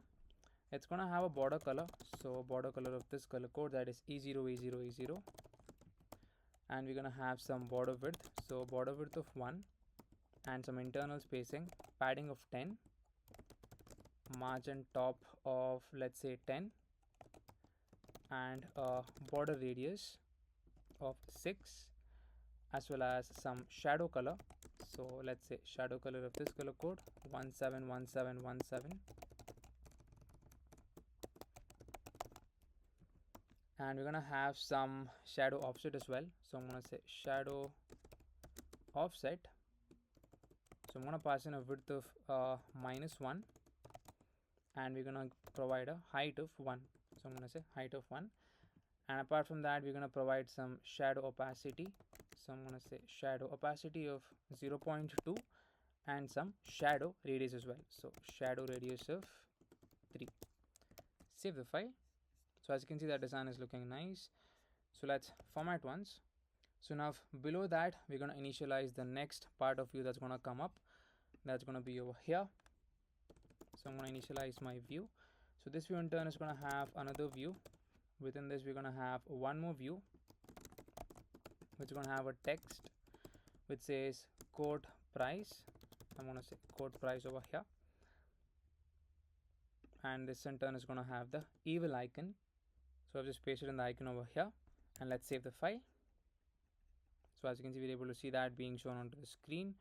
So after this particular view, we're going to have the text. I'm going to say text over here. So here it's going to be INR rooted params dot price. So it's going to be root dot params dot your price. Save the file. So as you can see, we're able to see that design being shown. So now for this particular view, let's give the styling. So I'm going to say style over here. So this in turn is going to have a flex of row. So flex row, align items of center. So align items center, and we're going to have a gap of 7. Okay, and justify content is going to be space between. Yeah, so as you can see, that design is looking fine. So now let's give the similar design over here. That is, it's going to have a flex of row, and then some align items of center. That is for the text and the icon, and we're going to give it a gap of 7. Save. So yeah, that's looking good. So now for the outermost view, let's give the style, that is some margin top value. So I'm going to say margin top of 15, and it's going to have a margin horizontal of again 15. Save. Yeah, so that part is looking good. So similarly, apart from this, I'm going to have another design. I'm just going to paste that. It's going to contain the convenience fee part. So just paste the code for that. It's going to contain an outer view, that is this one, pretty much the similar styling, and we're going to have an inner view and then the text. Okay, so let's save the file. So as you can see, that design is looking good. So now the next step is, yeah, let's provide the same piece of styling for the top text as well for this one. So yeah, that is looking fine. So now after the view, here I'm going to initialize my text. That is going to be a self-enclosing text, that is a kind of divider. So here I'm going to say a height of 1, and we're going to have the border color being set. So border color of E0 E0 E0, and we're going to pass in the border width as well, border width of 3, and we're going to provide a margin top of 20. So as you can see, that design is looking nice. So now after that, we're going to show the total amount as well as the total to be paid as well. So let's initialize the design for that. So I'm going to initialize my view. Okay, so here I'm going to access my text, which is going to show us the total amount. So another text over here.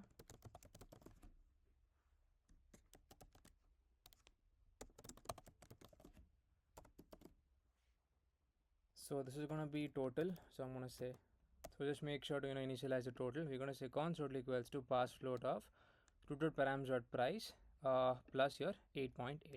So save the file. So as you can see, we're able to see that being shown onto the screen. So now let's give the style for this. So for this particular style, I'm going to say flex of row. So I'm going to say flex direction row. Then align items of center. Justify of space between. So justify content space between. And we're going to have some margin top value, margin top of 10, margin horizontal of 15. Save the file. So as you can see, that design is looking good. So just copy this down one more time, initialize another view. So this is going to say total amount to be paid at venue. Here I'm going to say to be paid at venue. So currently we're not implementing the payment part over here. So that's the reason I'm just going to hard code the value just like this. So let's save the file. So as you can see, that's looking fine. So now after that, I'm just going to have the image being brought over here. So I'm just going to get the link for the image. So I've just pasted the link for the image. So it's the same, I think the same logo image itself. So let's import image from React Native and then let's save the file. Image doesn't exist. Okay, yeah, now it got imported.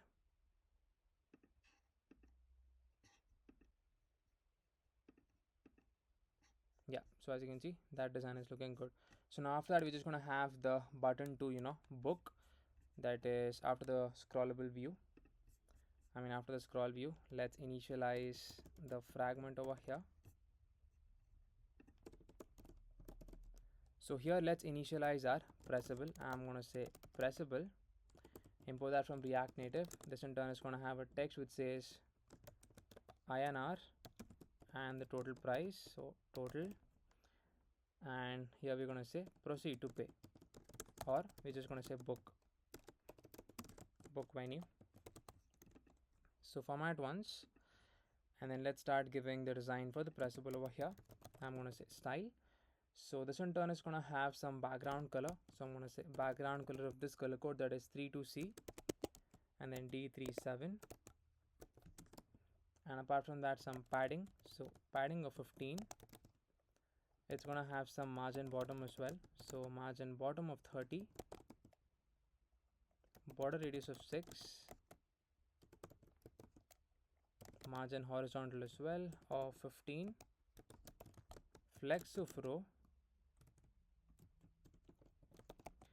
And then align items of center.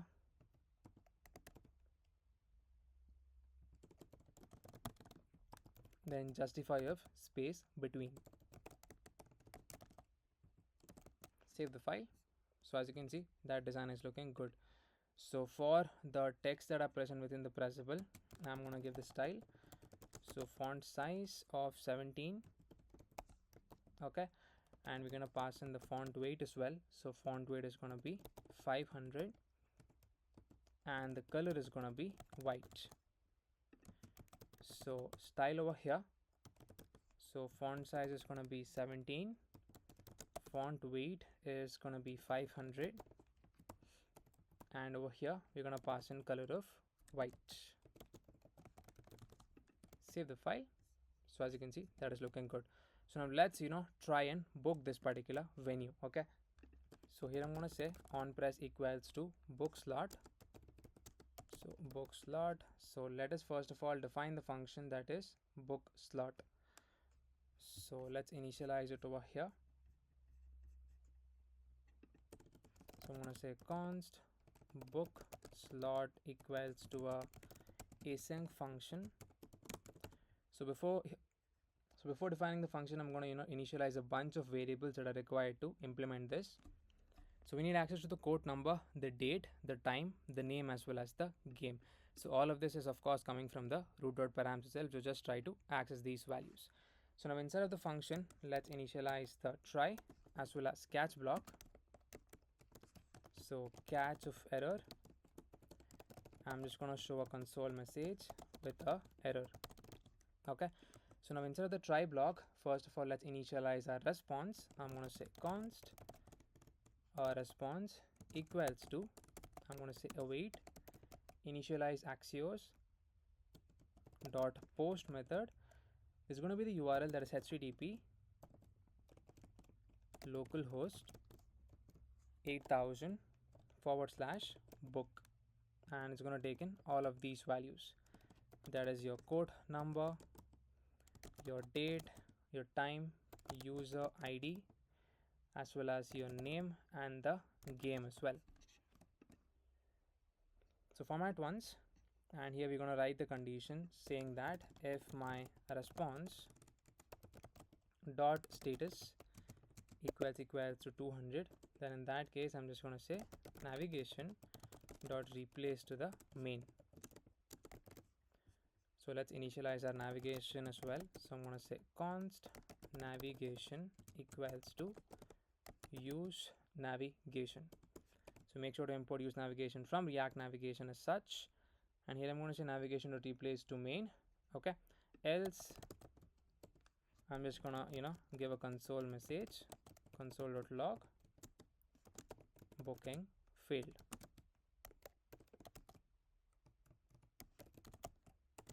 So we can just see that in the response.data.message. So format once, and over here I'm just gonna just show the console.log response.data. Format, we're just gonna give a message which says booking is successful. So booking successful, and then save the file. So now let's press on book now. So if at all everything is right, this slot should be booked on 31st of August. Okay, that is for the given slot time, that is 10 a.m. to 11 a.m. So let's press on book venue.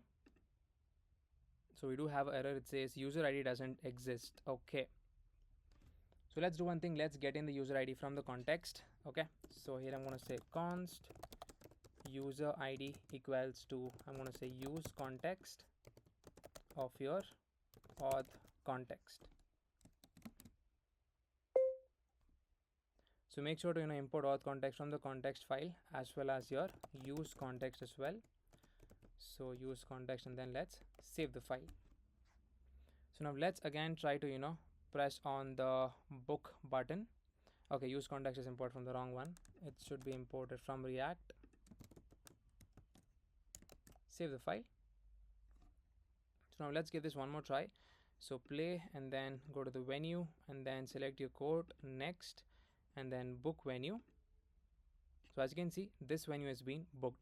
So now if I go to my backend part, so as you can see, booking successful, and this is your message that is being sent. Okay, so let's also verify this once in the backend part, that is if at all this venue has been booked successfully. So I'm just going to go over here, and then let's select our games.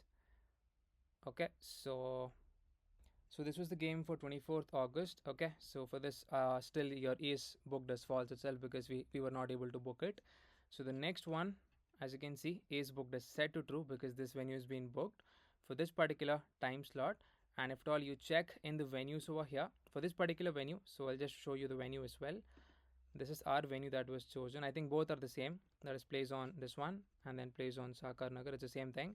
If I go to the venues over here, inside place on Sakar Nagar, we need to be able to show the bookings, right? So that is this one. So as you can see, there you go, the bookings has been filled. So this is going to contain the object, and this is going to contain our information, basically the date, the time which was booked, 10 to 11 a.m, the user ID, that is me myself. So this is the game ID which was used to book it, and this is the code number. So as you can see, this part is working absolutely fine. So now let's try to once reload the app.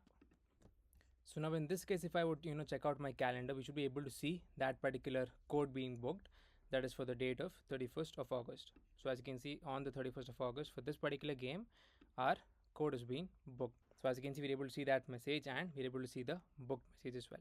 So over here, if you would observe, we're also showing the game that is already over as well, that is 24th of August, because I think in the endpoint, that is where we have defined. If you would check out our index.js, so here we have just defined in such a way that we're going to show all of the games of the user if at all the user is admin, or if at all the user is a part of it.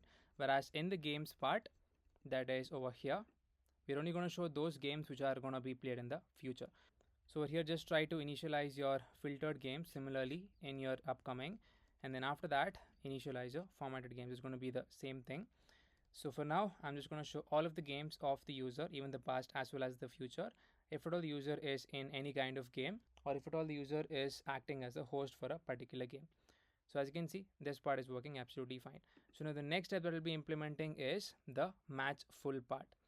So basically this is our game in the my sports column, and the user wants to make this as match full. That is, the user can go into the game part, and then if they press on the toggle over here, automatically this should be marked as match full. So let's implement this. So let's head back to our game setup screen, and where we have our button that is the match full, we're going to initialize a on press event on that. So let's come back to our game setup screen that is over here. Okay, so that is this part. So I'm going to initialize a on press event on this particular button,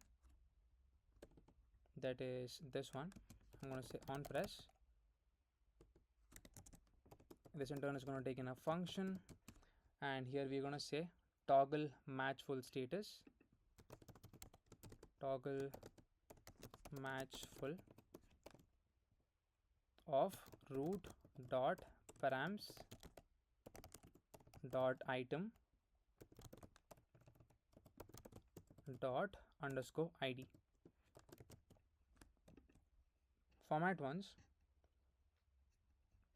and we're gonna conditionally render the name over here. Here I'm gonna say if at all my match full is true, or if my root dot params dot item dot match full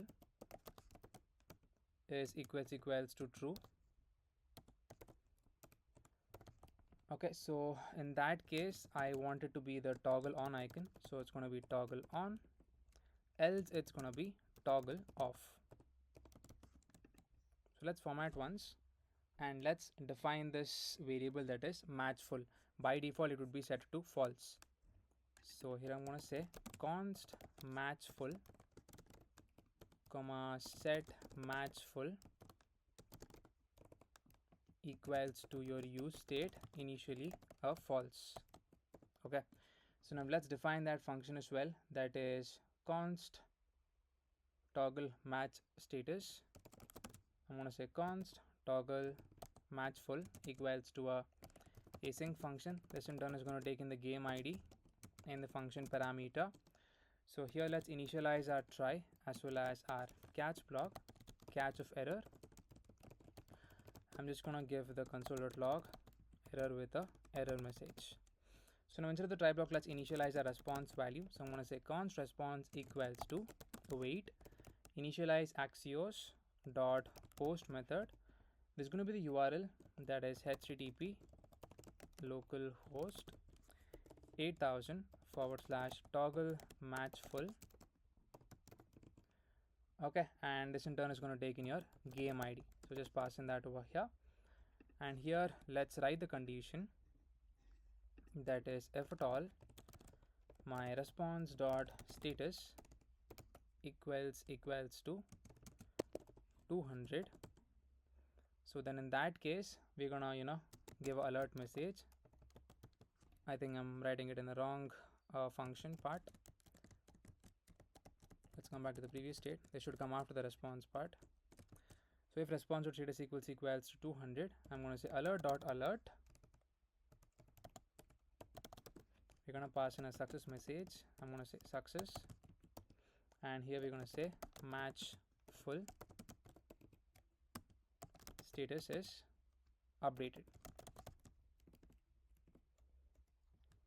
and after that I'm just going to say set the match full to be of the opposite of match full.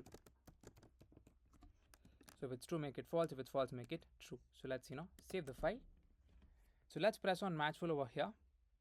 So currently, as you can see, we just have only one player, that is the host itself, that's me myself. So it doesn't seem appropriate to make the game as match full because you're the only player as of now. So just for the feature part, let's try to implement and see if at all it's correctly working, because the user has the option to make match full anytime. if at all, even though the number of players are not equal to the players that are joined, right? So I'm just gonna press on match full over here. So as you can see, match full state is updated and the toggle is on. So let's press on OK. So now as soon as I come back to the previous screen, that is, if you would remember, in the game component we had designed the condition for match full, that is over here. As you can see, if the item.match full is true, we're going to show this particular image. So let's come back to the previous screen, that is your my sports. So as you can see, as soon as we came to this particular component, we're able to see match is full. So currently this should come, I think, towards the rightmost part. So let's look into that design. It's not correctly aligned as of now. So let's check out where exactly we need to make the change for that. So I think this should come within the view. Yeah, it is there within the view. I think we need to give the style for the outermost view. We forgot that. So let's give the style over here. So this in turn is going to have a flex direction of row, align items of center. So I'm going to say align items of center, and we're going to give it a justify of space between. Save the file. Okay. Yeah, I think my bad. This should come within the view, that is after this particular view. Yeah, so as you can see, that is looking really good. So let's format once and then let's save the file. So now as you can see, this particular game is being marked as match full by the user. So you can actually toggle this off as well. So currently if I would check out my game, it is in true state. Let's press on match full. As you can see, match full state is updated. Okay. Now let's come back to the previous screen. Now match full should be gone because it is gone to the previous state, that is, it is not match full, right? So that's how this is going to be implemented. So you can actually disable the join button if at all the match full is set to be true. You could do that easily. Just check if at all the root.params.item.match full is true. Then in that case, the user should any other user should not be able to send the request to the host for joining a game. So that's how it's going to work. So yes, I think we've implemented all of the features. So another thing we forgot to implement is that if at all I press on this, we're going to come to this particular screen where we're going to show all of the players, right? So this part is not yet implemented. So if at all I press on this, we need to be able to navigate to the player screen. So this part is already done in the game setup screen. So just copy down the same thing. So let's initialize a new screen. So I'm going to say screens over here, and this is going to be player screen.js. So RNFES to get the Sujan code snippet. Save the file. Include the screen inside of your stack navigator. So this is going to be players, and make the change for the component as well. It's going to be players screen.js. So import that particular thing. Let's save the file, and let's come down to your game setup screen. That is this one. So where we have that players, that is a design for that, we're going to initialize on press event and then navigation to the players part. So that's this one. So let's initialize on press event over here. Taking a function, and here we're going to say navigation dot navigate to the player screen. Let's save the file. Let's write that correctly, navigation. So let's press on this particular pressable. Okay, so I think this was for the other part, that is for this one. If at all you press on this button, if at all you go through the game setup screen, that is for this part. So now let's initialize this for the center part. Okay, that is there inside of the else condition, if you would remember. That is this one inside of the else condition. So let's give it to this particular one. Save the file. Let's press on all players.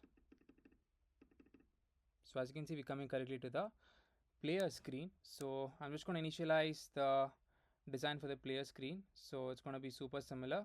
For designing the player screen, let's also send some information, that is the players itself. So I'm going to say players is going to be equals to players. I think players has already been implemented over here. Oh no, but it's not implemented. Yeah, so let's implement this. So let's first of all check where we have initialized the players part. So play screen. I think it's there in the manage request part where we are getting the players. Yeah, this is the one. So just import this piece of code into your game setup screen as well. Okay, so initialize this, and let's also initialize the state for holding the players, that is this one.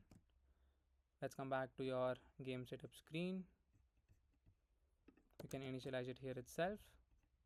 So now the next step is we need access to the game ID. So it's going to be simple. I'm going to say const game ID equals to root dot params dot item dot underscore ID. Let's save the file. So now let's come back over here. So the same players, we are actually sending it to the next screen.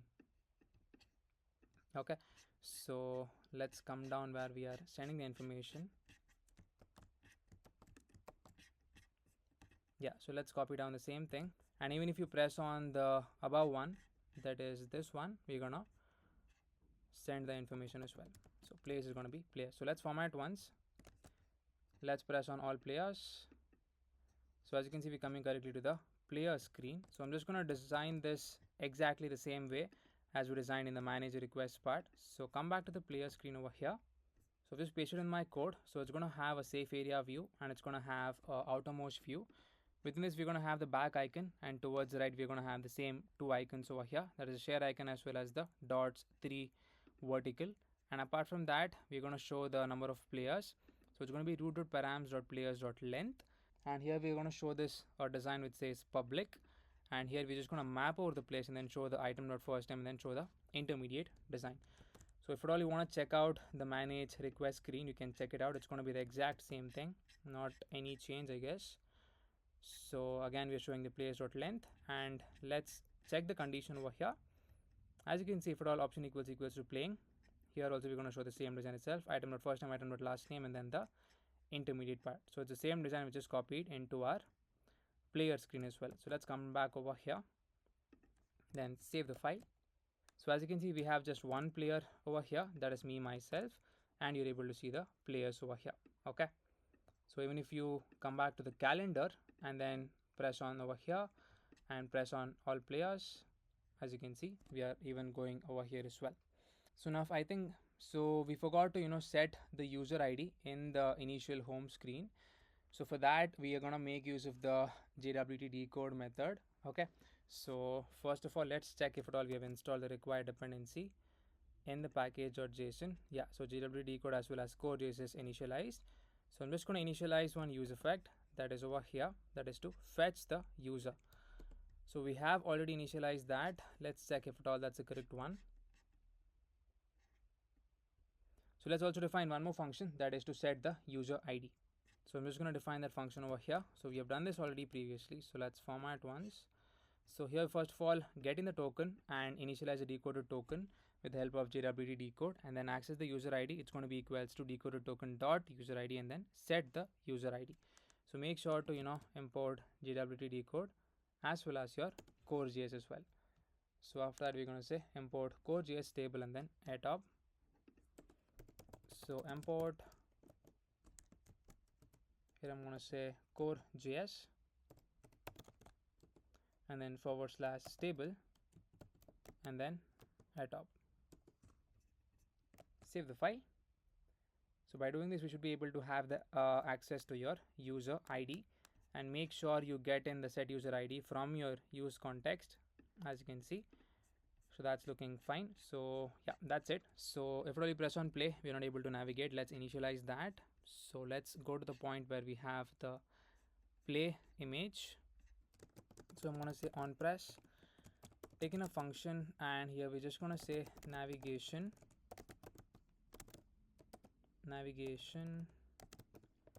dot navigate to the name of the screen. That's going to be the play screen. So save the file, and then